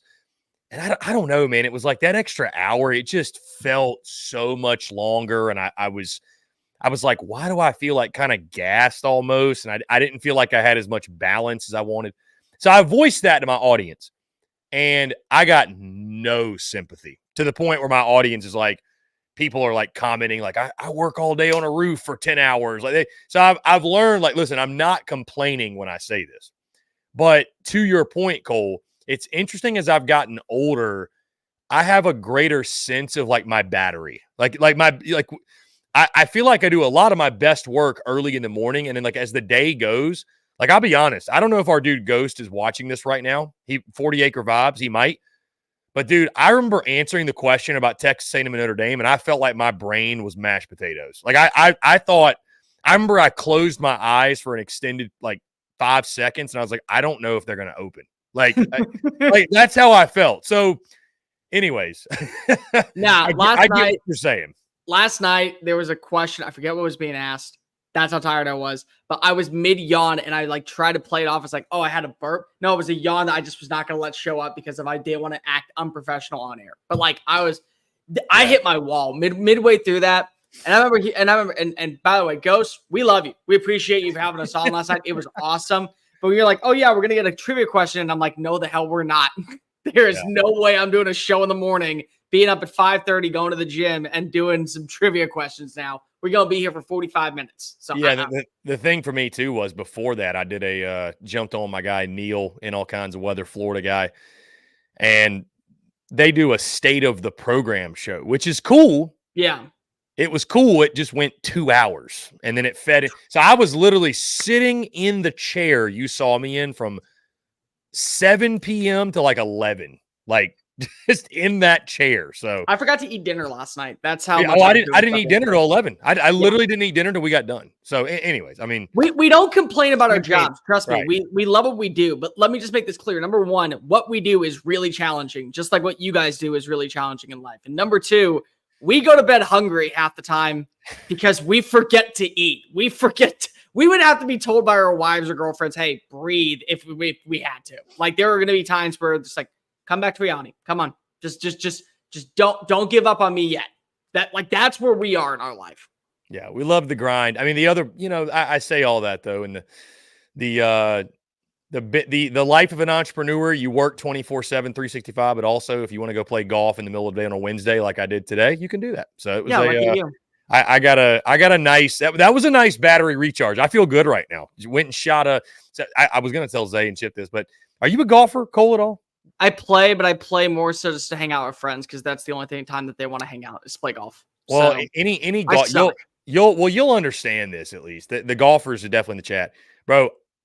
Started the day. We didn't really get any practice swings on the range. That's going to be my excuse here because I par number 1, pipe my drive down the middle, nice approach, 2-putt. I'm feeling good.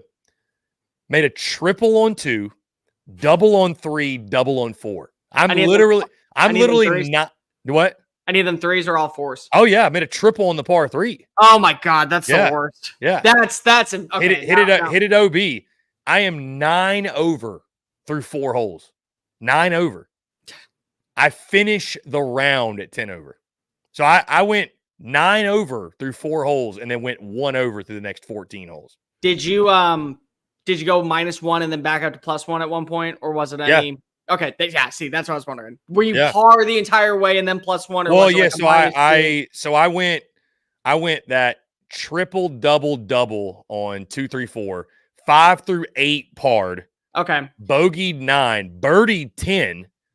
And then I bogeyed 14, literally doubled 18, by the way, but shot 10 over. Just a stupid day of golf. But anyways, it was fun. We had a good time.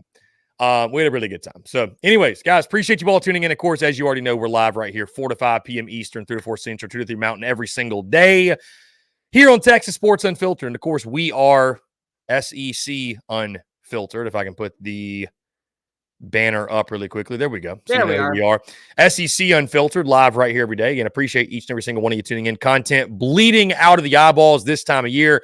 By the way, Cole, tomorrow, and I know you and I have got to get together, figure out the schedule for us to continue our previews and stuff. But starting tomorrow, guys, we're dropping game previews. How about it? How about that? Game previews are they're already uploaded. They're in the chamber, ready to go. You're going to get your Mizzou Murray State fix tomorrow. Your Arkansas. I called them Arkansas Pembroke. I didn't know they were. Arkansas Pine Bluff. And I'm doing the preview. People are commenting. Oh, it's when I was doing the predictions. I was like, I've got Arkansas. I was like, I've got Arkansas getting the win. Because I just looked at the graphic. And my bad. People are commenting though. I'm like, does it matter? Like, they're gonna win. Like, anyway, that was my beat. They don't. That's the problem. They don't. You want to know why? You want to know why I called them Arkansas Pembroke? It wasn't on purpose. There's a UNC Pembroke. Okay. And it's UNC PB. So I should have looked, but I saw the UAPB, and I was like, Arkansas Pembroke. I didn't realize it was Pine Bluff.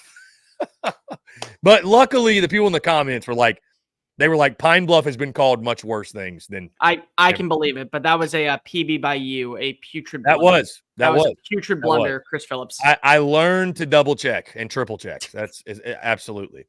Cole, the other thing I wanted to bring up, by the way, because our friend Ghost posted the clip of the Texas chili debate. You know what's funny, man? I love chili.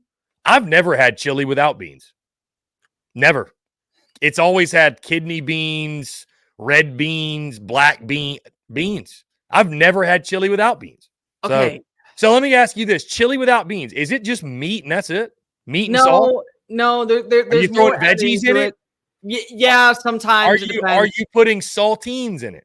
Are you putting sour cream in it? No, if I'm using saltines, I'm putting the chili on the saltine. That's how I'm doing it. No, I like mine with diced jalapenos. I get onion added in there. I personally, it's not a Texas thing for some. Others will argue it is. I don't think it truly is, but I like tomatoes in my chili. Most people don't.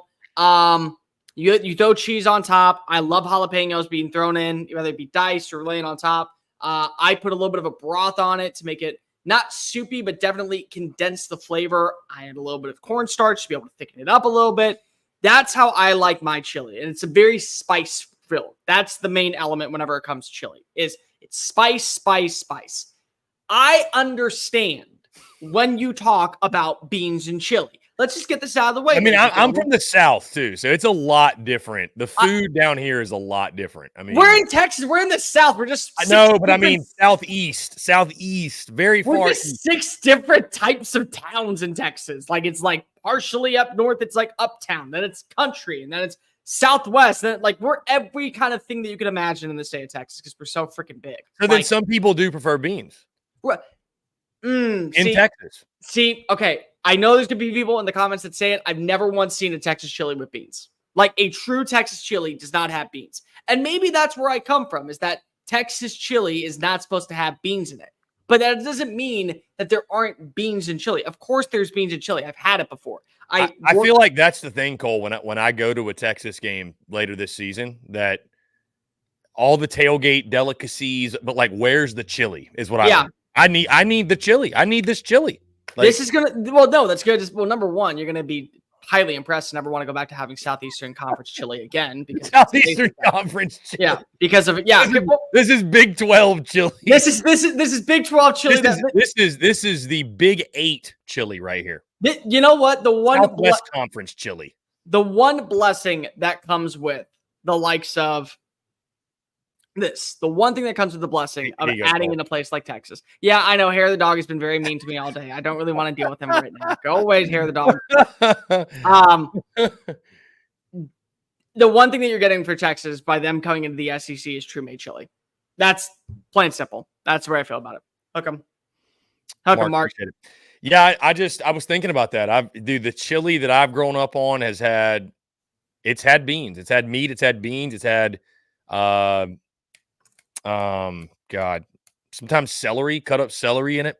Yeah, see, all your spices, but see, stuff for fun. But see, dude, the chili I grew up on, you take saltines, crush them and put them in the chili. I'd put sour cream and shredded cheese in the chili. Yeah, see, the sour cream and the cheese, that's normal. Like that's just a normal thing I think you put in chili.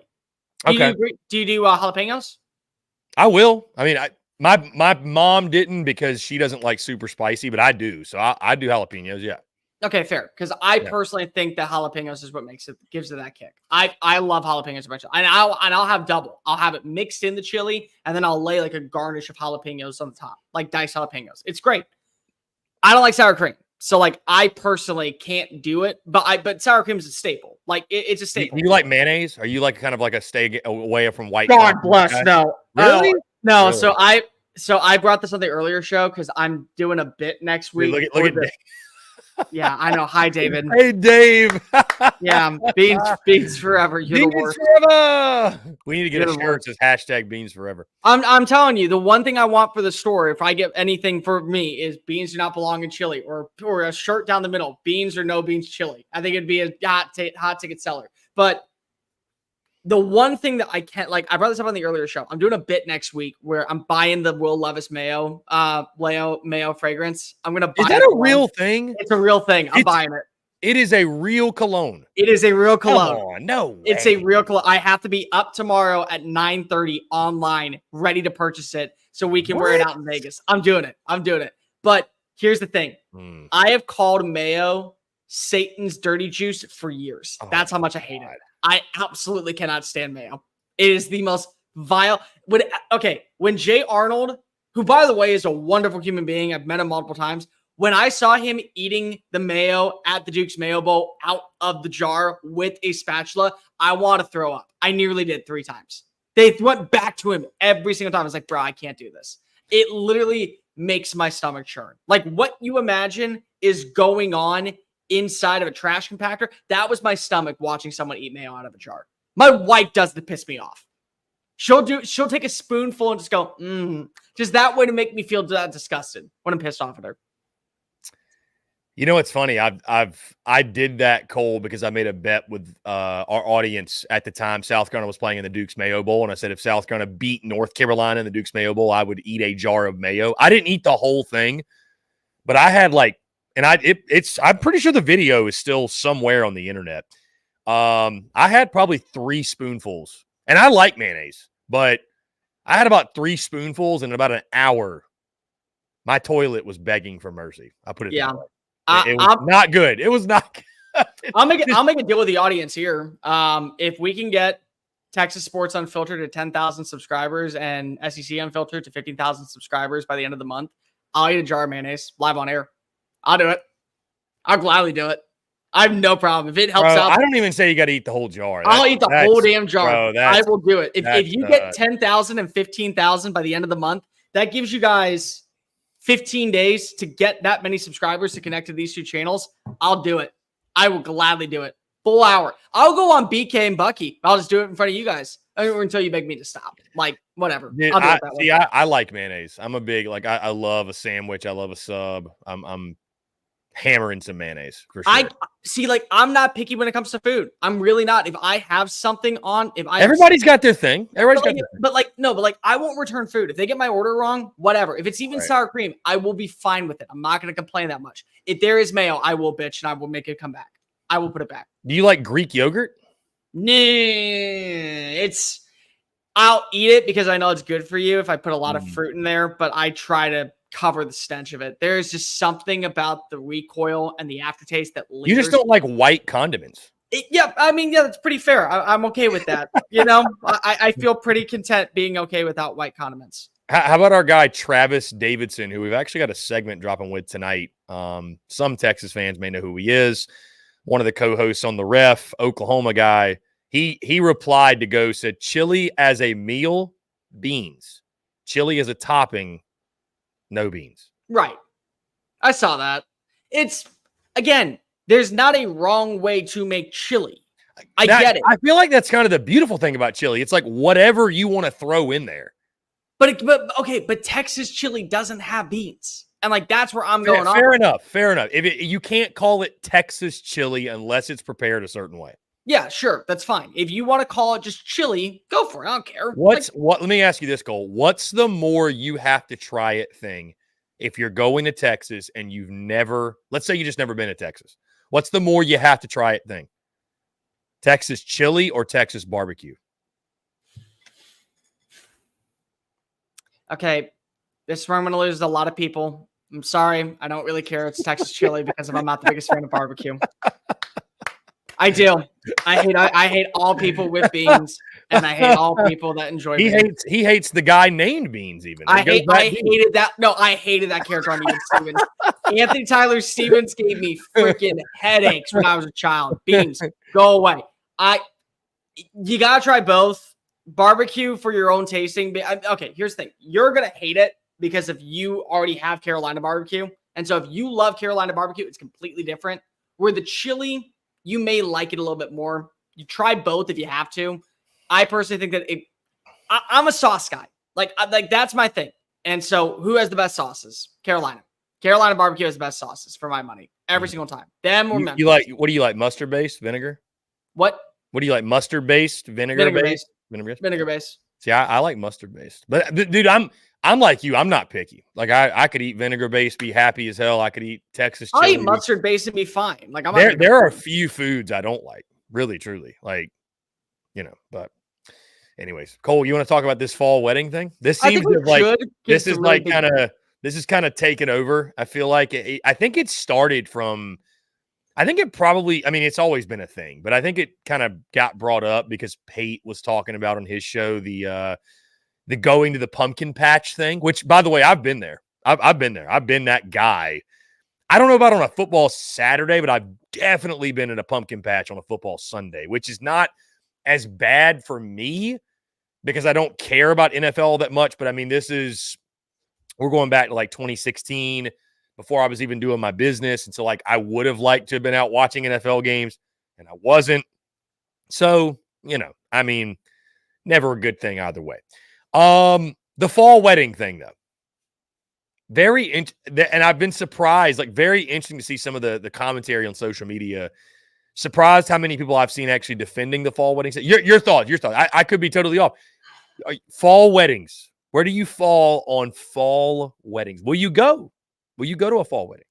there's multiple. Okay, so there's multiple layers, and that's the thing. Let's just start off with the brand basis. Am I going to a wedding in the fall on a college football Saturday?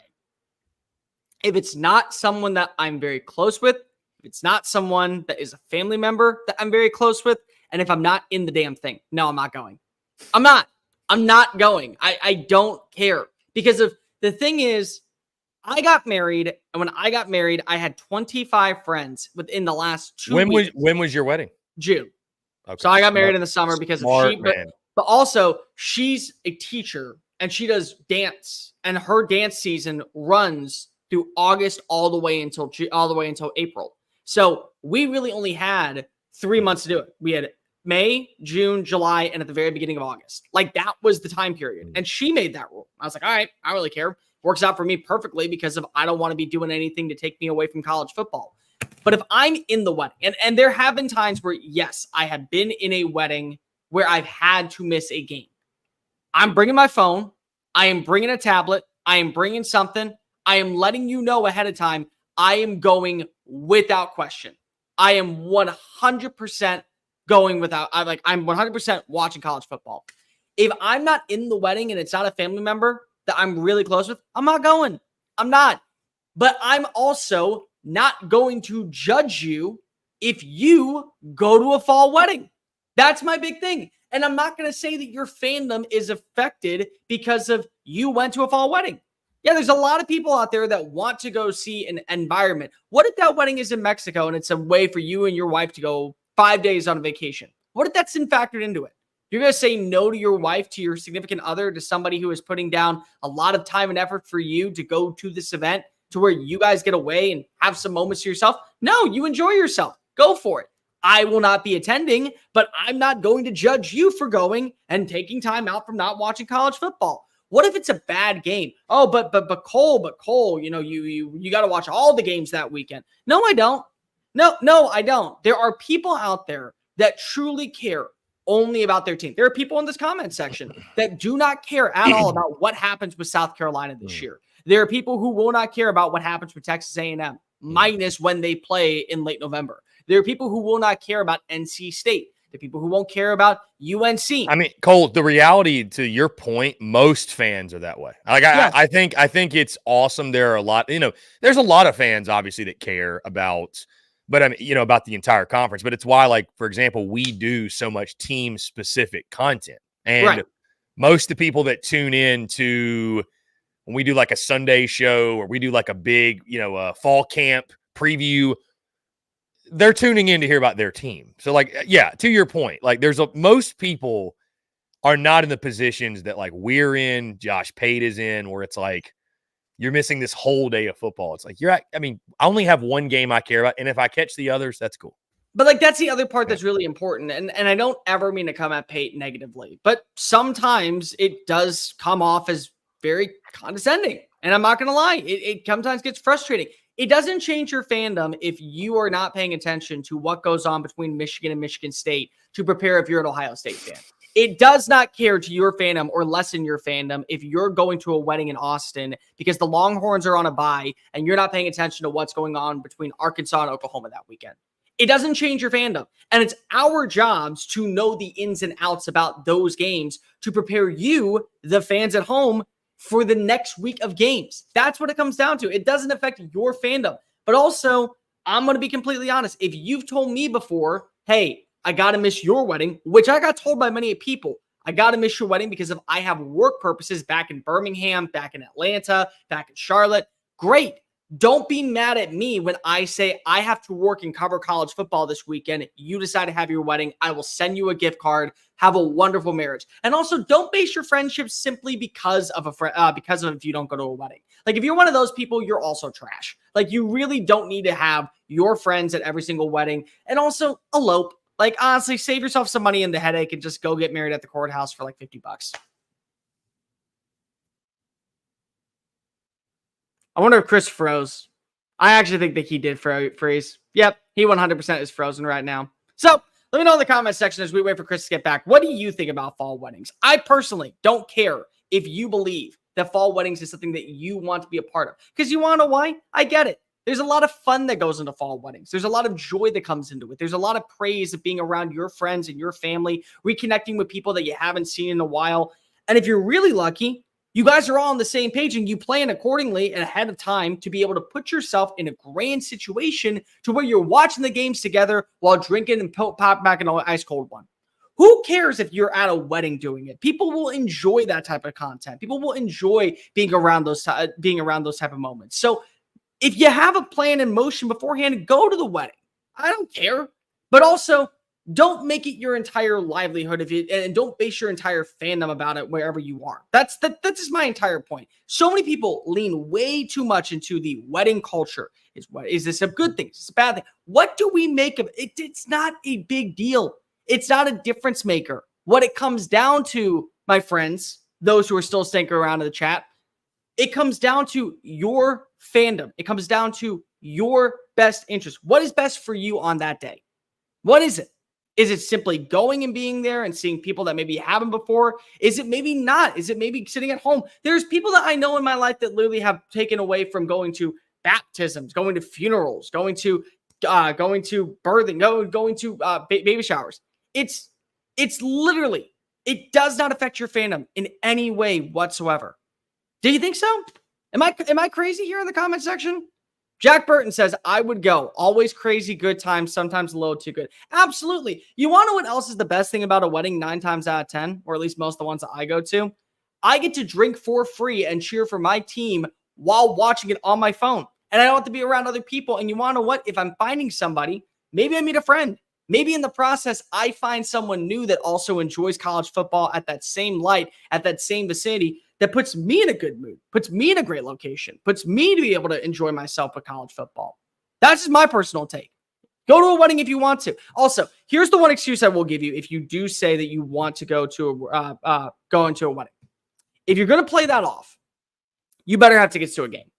If you have tickets to a game, it's an automatic trump card. Let's say you get invited to a wedding somewhere like, I don't know, 6 months out. Let's say you're dating a girl and you just meet her for the first, and this is like the first major event you go to, but you have tickets that you bought years in advance, or months in advance. Let's go with that even. If you have tickets to the game, sorry, if they're not that close to you, if it's not a family member, if it's not somebody that you consider a near and dear friend, if you're not in the wedding, by all means, don't give away your ticket for a night that you might enjoy for a game that you will enjoy. Might and will are two drastically different things. And I'm not saying that you're selfish for taking that away. I'm not saying you're selfish to other people by going to the wedding. I'm not saying that you're selfish to not be around the wedding. But it does not affect your fandom in any way, at least in my personal opinion. I've never once judged somebody to be able to have that done. But again, people in my life have told me multiple times, hey, I'm going to join the wedding. I want to be a part of there. BK decided to show back up. He wanted to go round 2 with me. So this is fun. BK, let's ask you, my friend, fall weddings. What is your stance on going to a fall wedding? You've got to be a very good friend of mine. Thank you. To get me to go to your fall wedding. So case in point, I have been invited to 4 weddings during the upcoming football season, and I will be attending 2 of them. One of them is on November 2nd, which is a bye week for Texas, and the wedding is in Austin. Very easy. Got the day off from covering the Longhorns. Don't have to do a pregame show that day, and I don't have to go anywhere. And it's also a very good friend of mine, 2 very good friends of mine who are getting married. The next one is the following week, November 9th. That is the Florida game.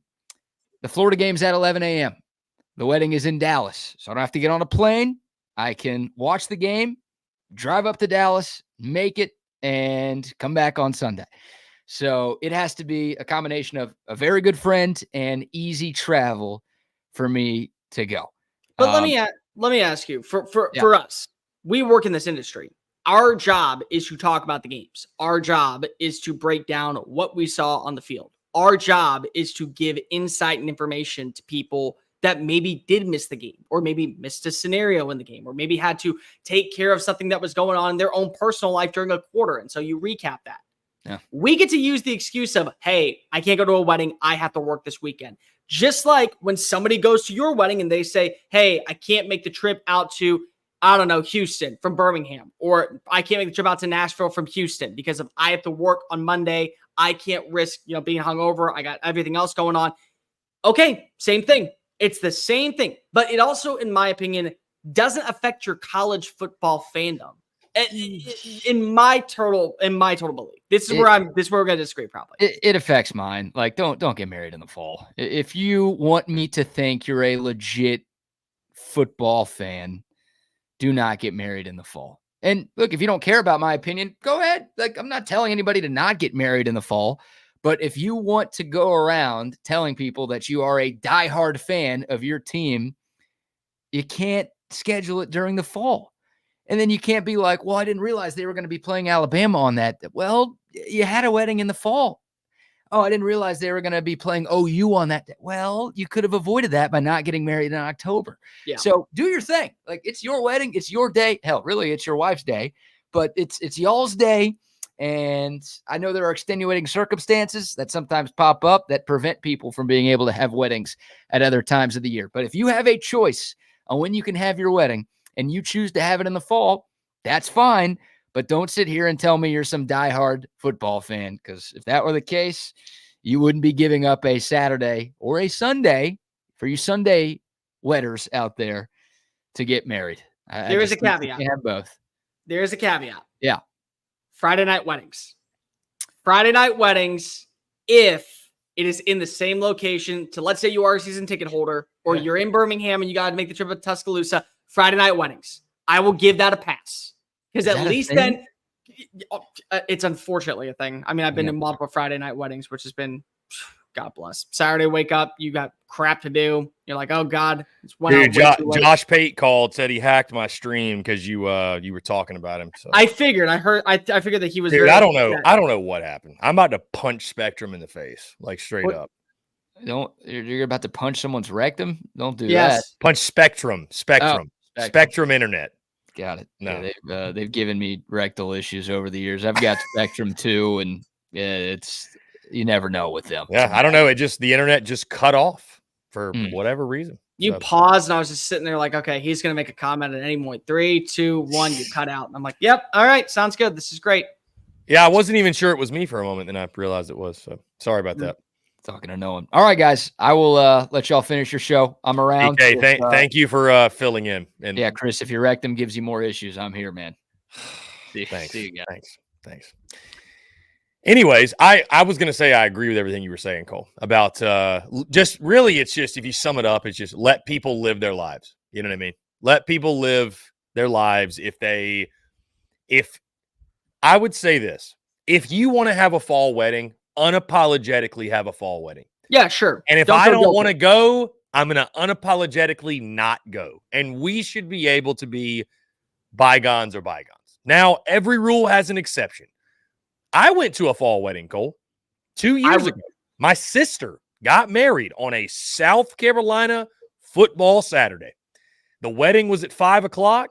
South Carolina played Kentucky at 7:00. So the wedding was over by the game. We were in the reception, and I watched the game on my phone, the entire game on my phone.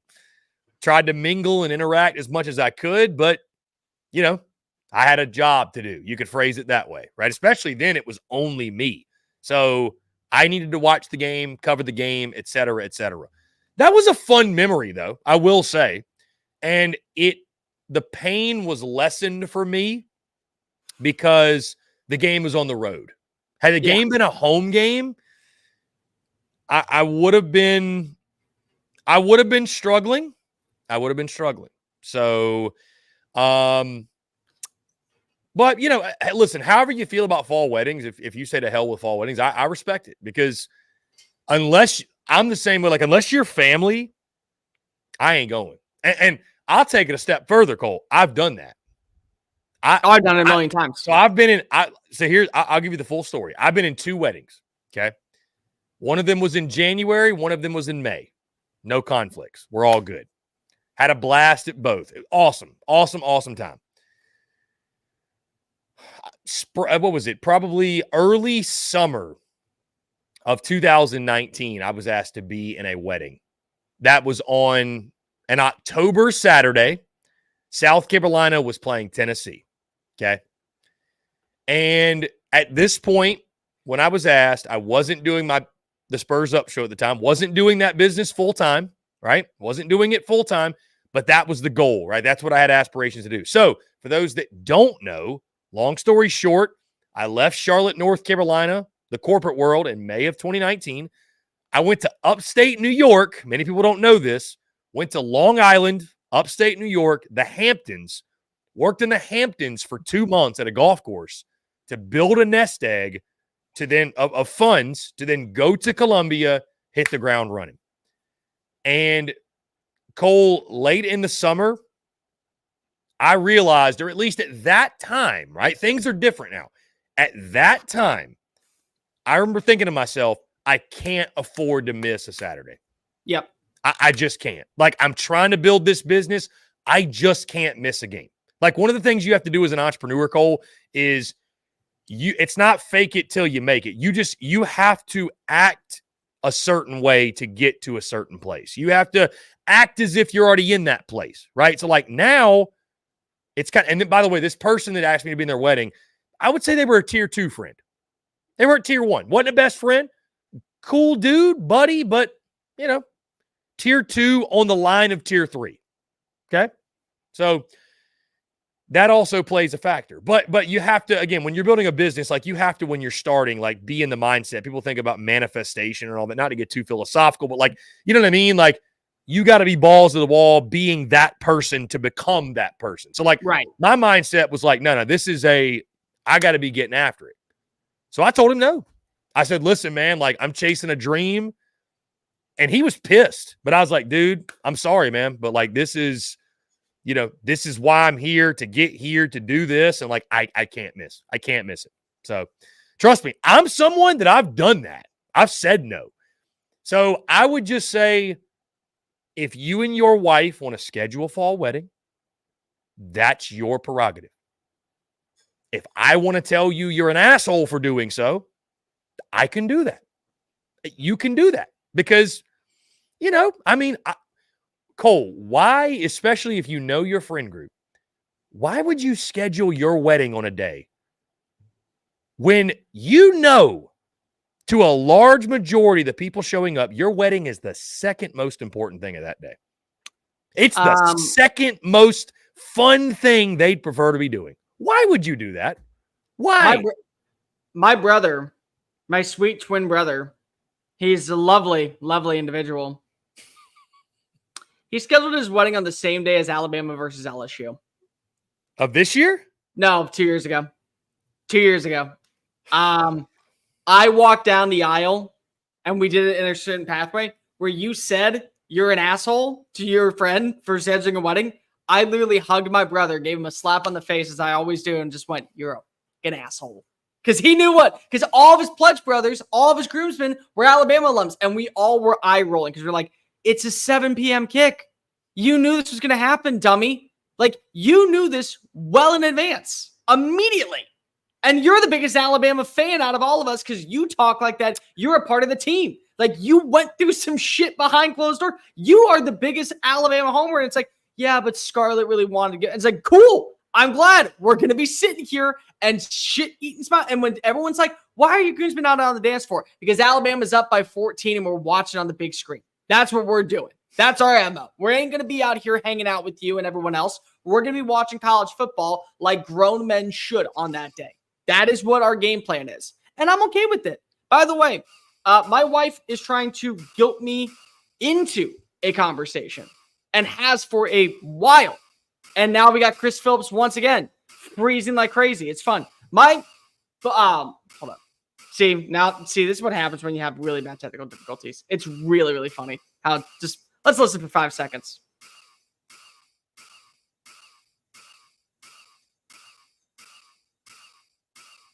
Okay, I think that's enough of hearing Chris Phillips now breathing like a madman over there. Now, there have been multiple times where I have gone to games and I have gone to weddings. And again, I've watched on my phone. That's what it is. But again, it's fandom. Doesn't change your fandom if you're that way. Not even remotely. Is he going to come back or is he going to be freezing? We're about to find out in about 5, 4, 3. Yep. Okay. I guess not. So it may just be riding with me for the rest of the show, but let me know in the comment section down below. My wife has tried to guilt me multiple times into going to a wedding. There is a wedding on October 12th that we are supposed to go to. Many of you know what that weekend is. It is the catechism of college football. You have every single game that you can imagine that is prominent under the sun. LSU, Ole Miss. Bro, you know who I feel like today? Hello there. Welcome back in. You know who I feel like today? Chris Marler, because that dude has the worst internet. I love you, Chris, but every freaking time too. Like I don't know where does he even live at this point? To where is he lives in Columbia, Lexington, South Carolina. So he lives in Columbia. He does work out in Baton Rouge. He's doing stuff with dude, he's all over the place. He is everywhere. And his internet is still that bad? I guess. Normally mine's not this bad. I don't know what's going on, but so real fast, I was telling the story. Kirsten's trying to get me to go to a wedding on October 12th. I've already said no. I don't, because here's the thing. On October 12th? October on that 12th. day? On that day. Oh no. No, I've already said no. Bro. I've already said You no. can't. I mean, you just can't. Like you can't. There's so many. Okay, there are so many weeks out of the year to where, yes, I completely understand if you gotta go to a wedding, you gotta go to a wedding. It's not the end of the world. October 12th, that weekend. And I'm not even talking about SEC games. And I'm not even talking about Red River. I'm talking about from sun up to sundown. There is a prominent game on the television screen.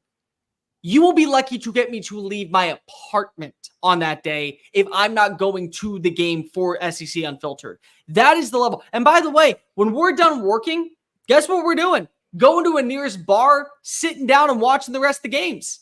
That's just it. But guess where the destination is for me October 12th. It's LSU versus Ole Miss. Yeah, so you get to go to the night game. Yeah. So you get to go to the very last one. So I'll probably my priorities that day will be Tennessee, Florida for sure. Is there another big SEC one that day, or are the other ones like Penn State, USC, and Ohio State, Oregon? Ohio State, Oregon. There's one more. Tennessee, Florida, LSU, Ole Miss. Is there another? Oh, it's Red River. I'd say Red River. Yeah. Yeah, Red River at 2:30, which is again weird. No. So 3:30. That's a 3:30 Eastern kick. Yes. Damn. So Tennessee. But you'll be Central time zone for that one. Right. Okay. You're right. So that means that. But so I'm just thinking Tennessee, Florida, and Red River at the same time. I kind of wish Red River was at noon now. I really do. Or 11. Dude, it needs to be at noon. Like it's a tradition. I'm sorry. It just is. Like there's certain things about that game that make it different. It's number one, literally, it's always at 11. Number two, it's played at the Cotton Bowl. Like you just don't get rid of that. How do you feel about 3 extra hours of drinking? Drink water. Many water. Because if you don't know, I want to know what the weather's going to be like on that day. Because that's the other thing is how hot is it going to be outside when you walk in to that stadium? Yeah. Because that's where you got to drink the water. Because honestly, there's so many people I see pass out before going into the game. And half the time I think it would be like, oh yeah, no problem. It's probably because they drank too much at 5:30 in the morning. They were doing fez bombs, whatever. No, no, it's because of they're passed out from dehydration from not drinking enough water. And you're giving them 3 more extra hours to be idiots in the parking lot beforehand. That's where I'm at. Fair enough. Cole, I had something I wanted to say on the fall wedding thing. This might ruffle some feathers, but whatever. Like your buddy or whatever, the Bama guy. My brother? Not your brother. Your buddy, the Bama guy. Sorry, not your brother. The buddy you have that was the fraternity guy, Bama, whatever. The Bama LSU game. That was my brother. Oh, that was your brother. Okay, that's my brother. All right. I'm getting my people crossed up here. My brother's an asshole, so go for it. I don't care. Okay. Anyway, so that situation though, and you think about it, I don't think there's many a man out there that dreams about their wedding and dreams about a fall wedding. I don't think that's many men, or maybe some, but I don't know that many men are. So to me, Cole, and I get it. I get it. You want to make your wife happy. Marriage is all about sacrifice. I get that. But I kind of feel like the guys who have the fall weddings, you can kind of tell, okay, these are the betas. Like these are not alpha males. These are beta males, because especially if you know they care. They do. But they probably had the conversation. She wanted a fall wedding. He suggested, oh, why don't we do it this way? And she said, she cracked the whip, and he said, yes, ma'am. That's exactly what happened. You can't tell me otherwise. And so that's fine. You can phrase it as, compromise, sacrifice. You didn't compromise shit. She wears the pants. Like, and dare I say, I'm no marriage counselor by any means, but you are setting the tone, my friend. You are setting the tone for that marriage. You are. So, would you rather have a spring wedding and get to watch the game and maybe your wife's pissed off for a little bit? Or would you rather have all that and keep your manhood, or cave and bend the knee? And well, I mean, he did bend the knee because of what's wonderful is that they are married. So he did have to beautiful. Bend the knee. You get what I'm saying. That to me is like, okay, that's, because again, I don't think it's ever a situation where it's probably the dude's preference to have a wedding from September to November. I don't. Maybe there is, and we're probably not friends with those people. Like, I will make a compromise. I will make a compromise. There's one compromise for a fall wedding to where I feel like you can go to and feel confident. And if you want to say beta, I'll just say bitch, whatever you want to go with. Friday night weddings. Friday weddings. Well, that's it may be smaller. Different. Yeah, it may be smaller. You may not have all your friends be able to take off work for 2 days. You may not have as many people as you wanted there, but you compromise. If you want the fall foliage, if you want to have that background, if you want to get married where the wind is changing and the weather is feeling a little bit more cozy, go for it. By all means, freaking go and do it on a Friday. I will try to be there. More than likely, I won't, but I will try my darndest to be there. A lot of other people will try to be there. But if you really want the ambiance, then you can't complain about people not showing up on a Saturday. It's the same thing. Friday, go have both. And there's going to be a ton of people that will come and be ready to wake up on a Saturday and watch college football. And honestly, they'll probably appreciate you for it. The one thing I will say is I never felt more bad in my life, but my buddy decided to schedule his wedding on the SEC championship weekend, thinking that was the December. It would be the first weekend away. He thought that was the game that was going to be Army-Navy, and it was that weekend. Half his wedding party didn't even show because they went to the game because it was Bama versus Georgia. Wow. What are you doing that? But I mean, dude, hopefully he forgave them. No, they're still all friends. He's like, I messed up. I agreed to the date. I didn't look at the calendar. I did realize we were going to still be on top. And I'm like, yes, you did. Yes, you did. You knew Alabama was still going to be really freaking good. Don't even go down that pathway. Oh, no, I thought that after Mac Jones left, everything was going downhill. You had Bryce Young. I don't want to hear it. I don't want to hear it. Yeah, I think it boils back down to this, Cole. Again, do whatever you want. You want to have a fall wedding. Don't even apologize. Just do whatever you want. Just don't make me apologize for not coming. It's wedding culture is insane. People are spending, to your point, I get the whole wedding in Mexico, opportunity for a vacation, but also it's like, bro, I got to travel to Mexico for your wedding. And then people have the gall to get divorced. Really? This is an investment. We're all investing here. You better make this work. It baffles me, Cole, that people, how can you be so wrong? Again, we don't have to go this route. No, that's why I say elope. But I'm like, bro, yeah. I mean, go get married at the courthouse for $50. I promise you, it'll cost you less. It'll be less of a headache. You know what? Go get married. Go do that. Have a party for you and your friends because that's what a wedding is, and we'll accomplish the same thing we would have otherwise. My buddy, is that crazy? No, it is. I mean, and I don't disagree with you. What was funny was my buddy and his wife got married at the courthouse. They text us like, "Hey, we're all going out to the bar. Do you want to come join us?" Yeah, sure. And they just show up and go, "Oh, by the way, we got married. This is our wedding reception." And they paid for all of us to get drunk with them. And I'm like, cool, you did it right. They're happily married 3 years later with 2 kids. Good for them. They did it their way. They're enjoying life. They're not complaining about anything. I'm content. That might be the way to go. That honestly might be the best place for you. And so Michael C says, like, what if your school is playing an FCS team? Again, do whatever you want is what I say. Do whatever you want. But I would say to people, if you're in the wedding party, that's where the situation gets a little hairy, right? Like if that person's canceling to go to that game against the FCS team, that's a conversation y'all got to have. But if somebody you just invited to come don't show, no harm, no foul. No harm, no foul. That's the way I'd look at it. So, and I think when you plan a fall wedding, like, if there's some family members that are at jeopardy of not showing, that these are things about people, oh, the whole family's a season ticket holder. Somebody's probably not going to be thrilled, yeah. So. Somebody's probably going to tell me straight up, go F yourself. Right. I hate you. They're going to tell you that. And you want to know what else they're going to say? I'm not going. And you have to say back, that is fine.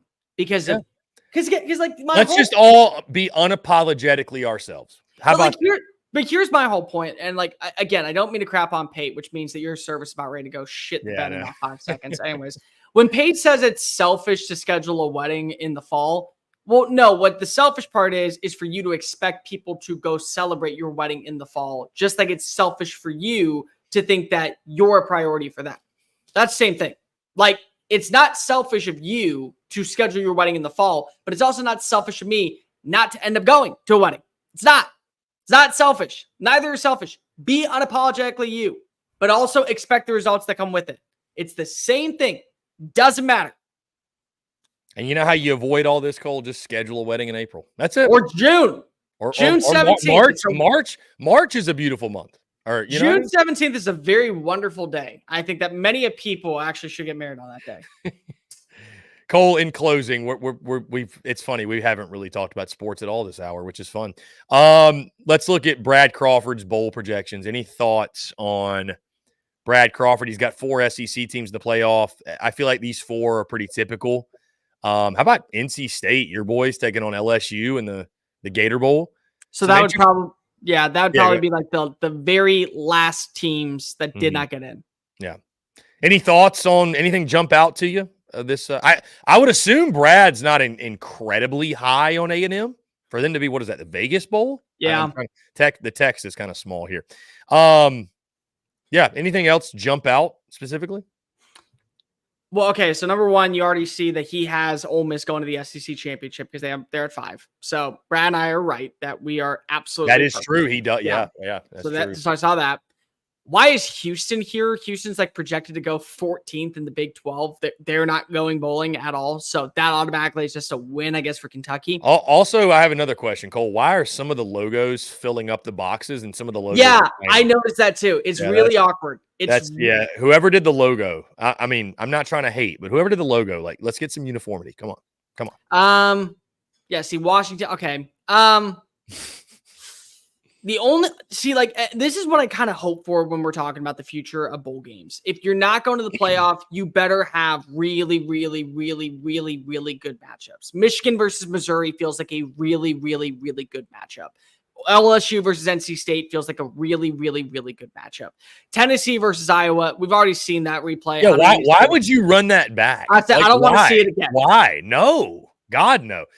Is this like death row punishment for people? Is that what we're doing? Because I would understand that version, but no. How about the playoff matchups, Cole? Bama, Penn State, Texas, Liberty. Bro, Texas, Liberty. Wait, so that would mean Liberty would be a 9 seed.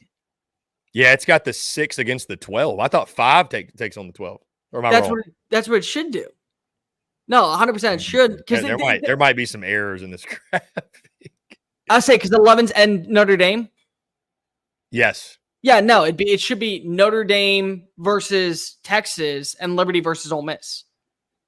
Yeah, no. Dude, yeah, I don't know. I'll tell you this, whoever's the 5 seed, that's a great spot to be.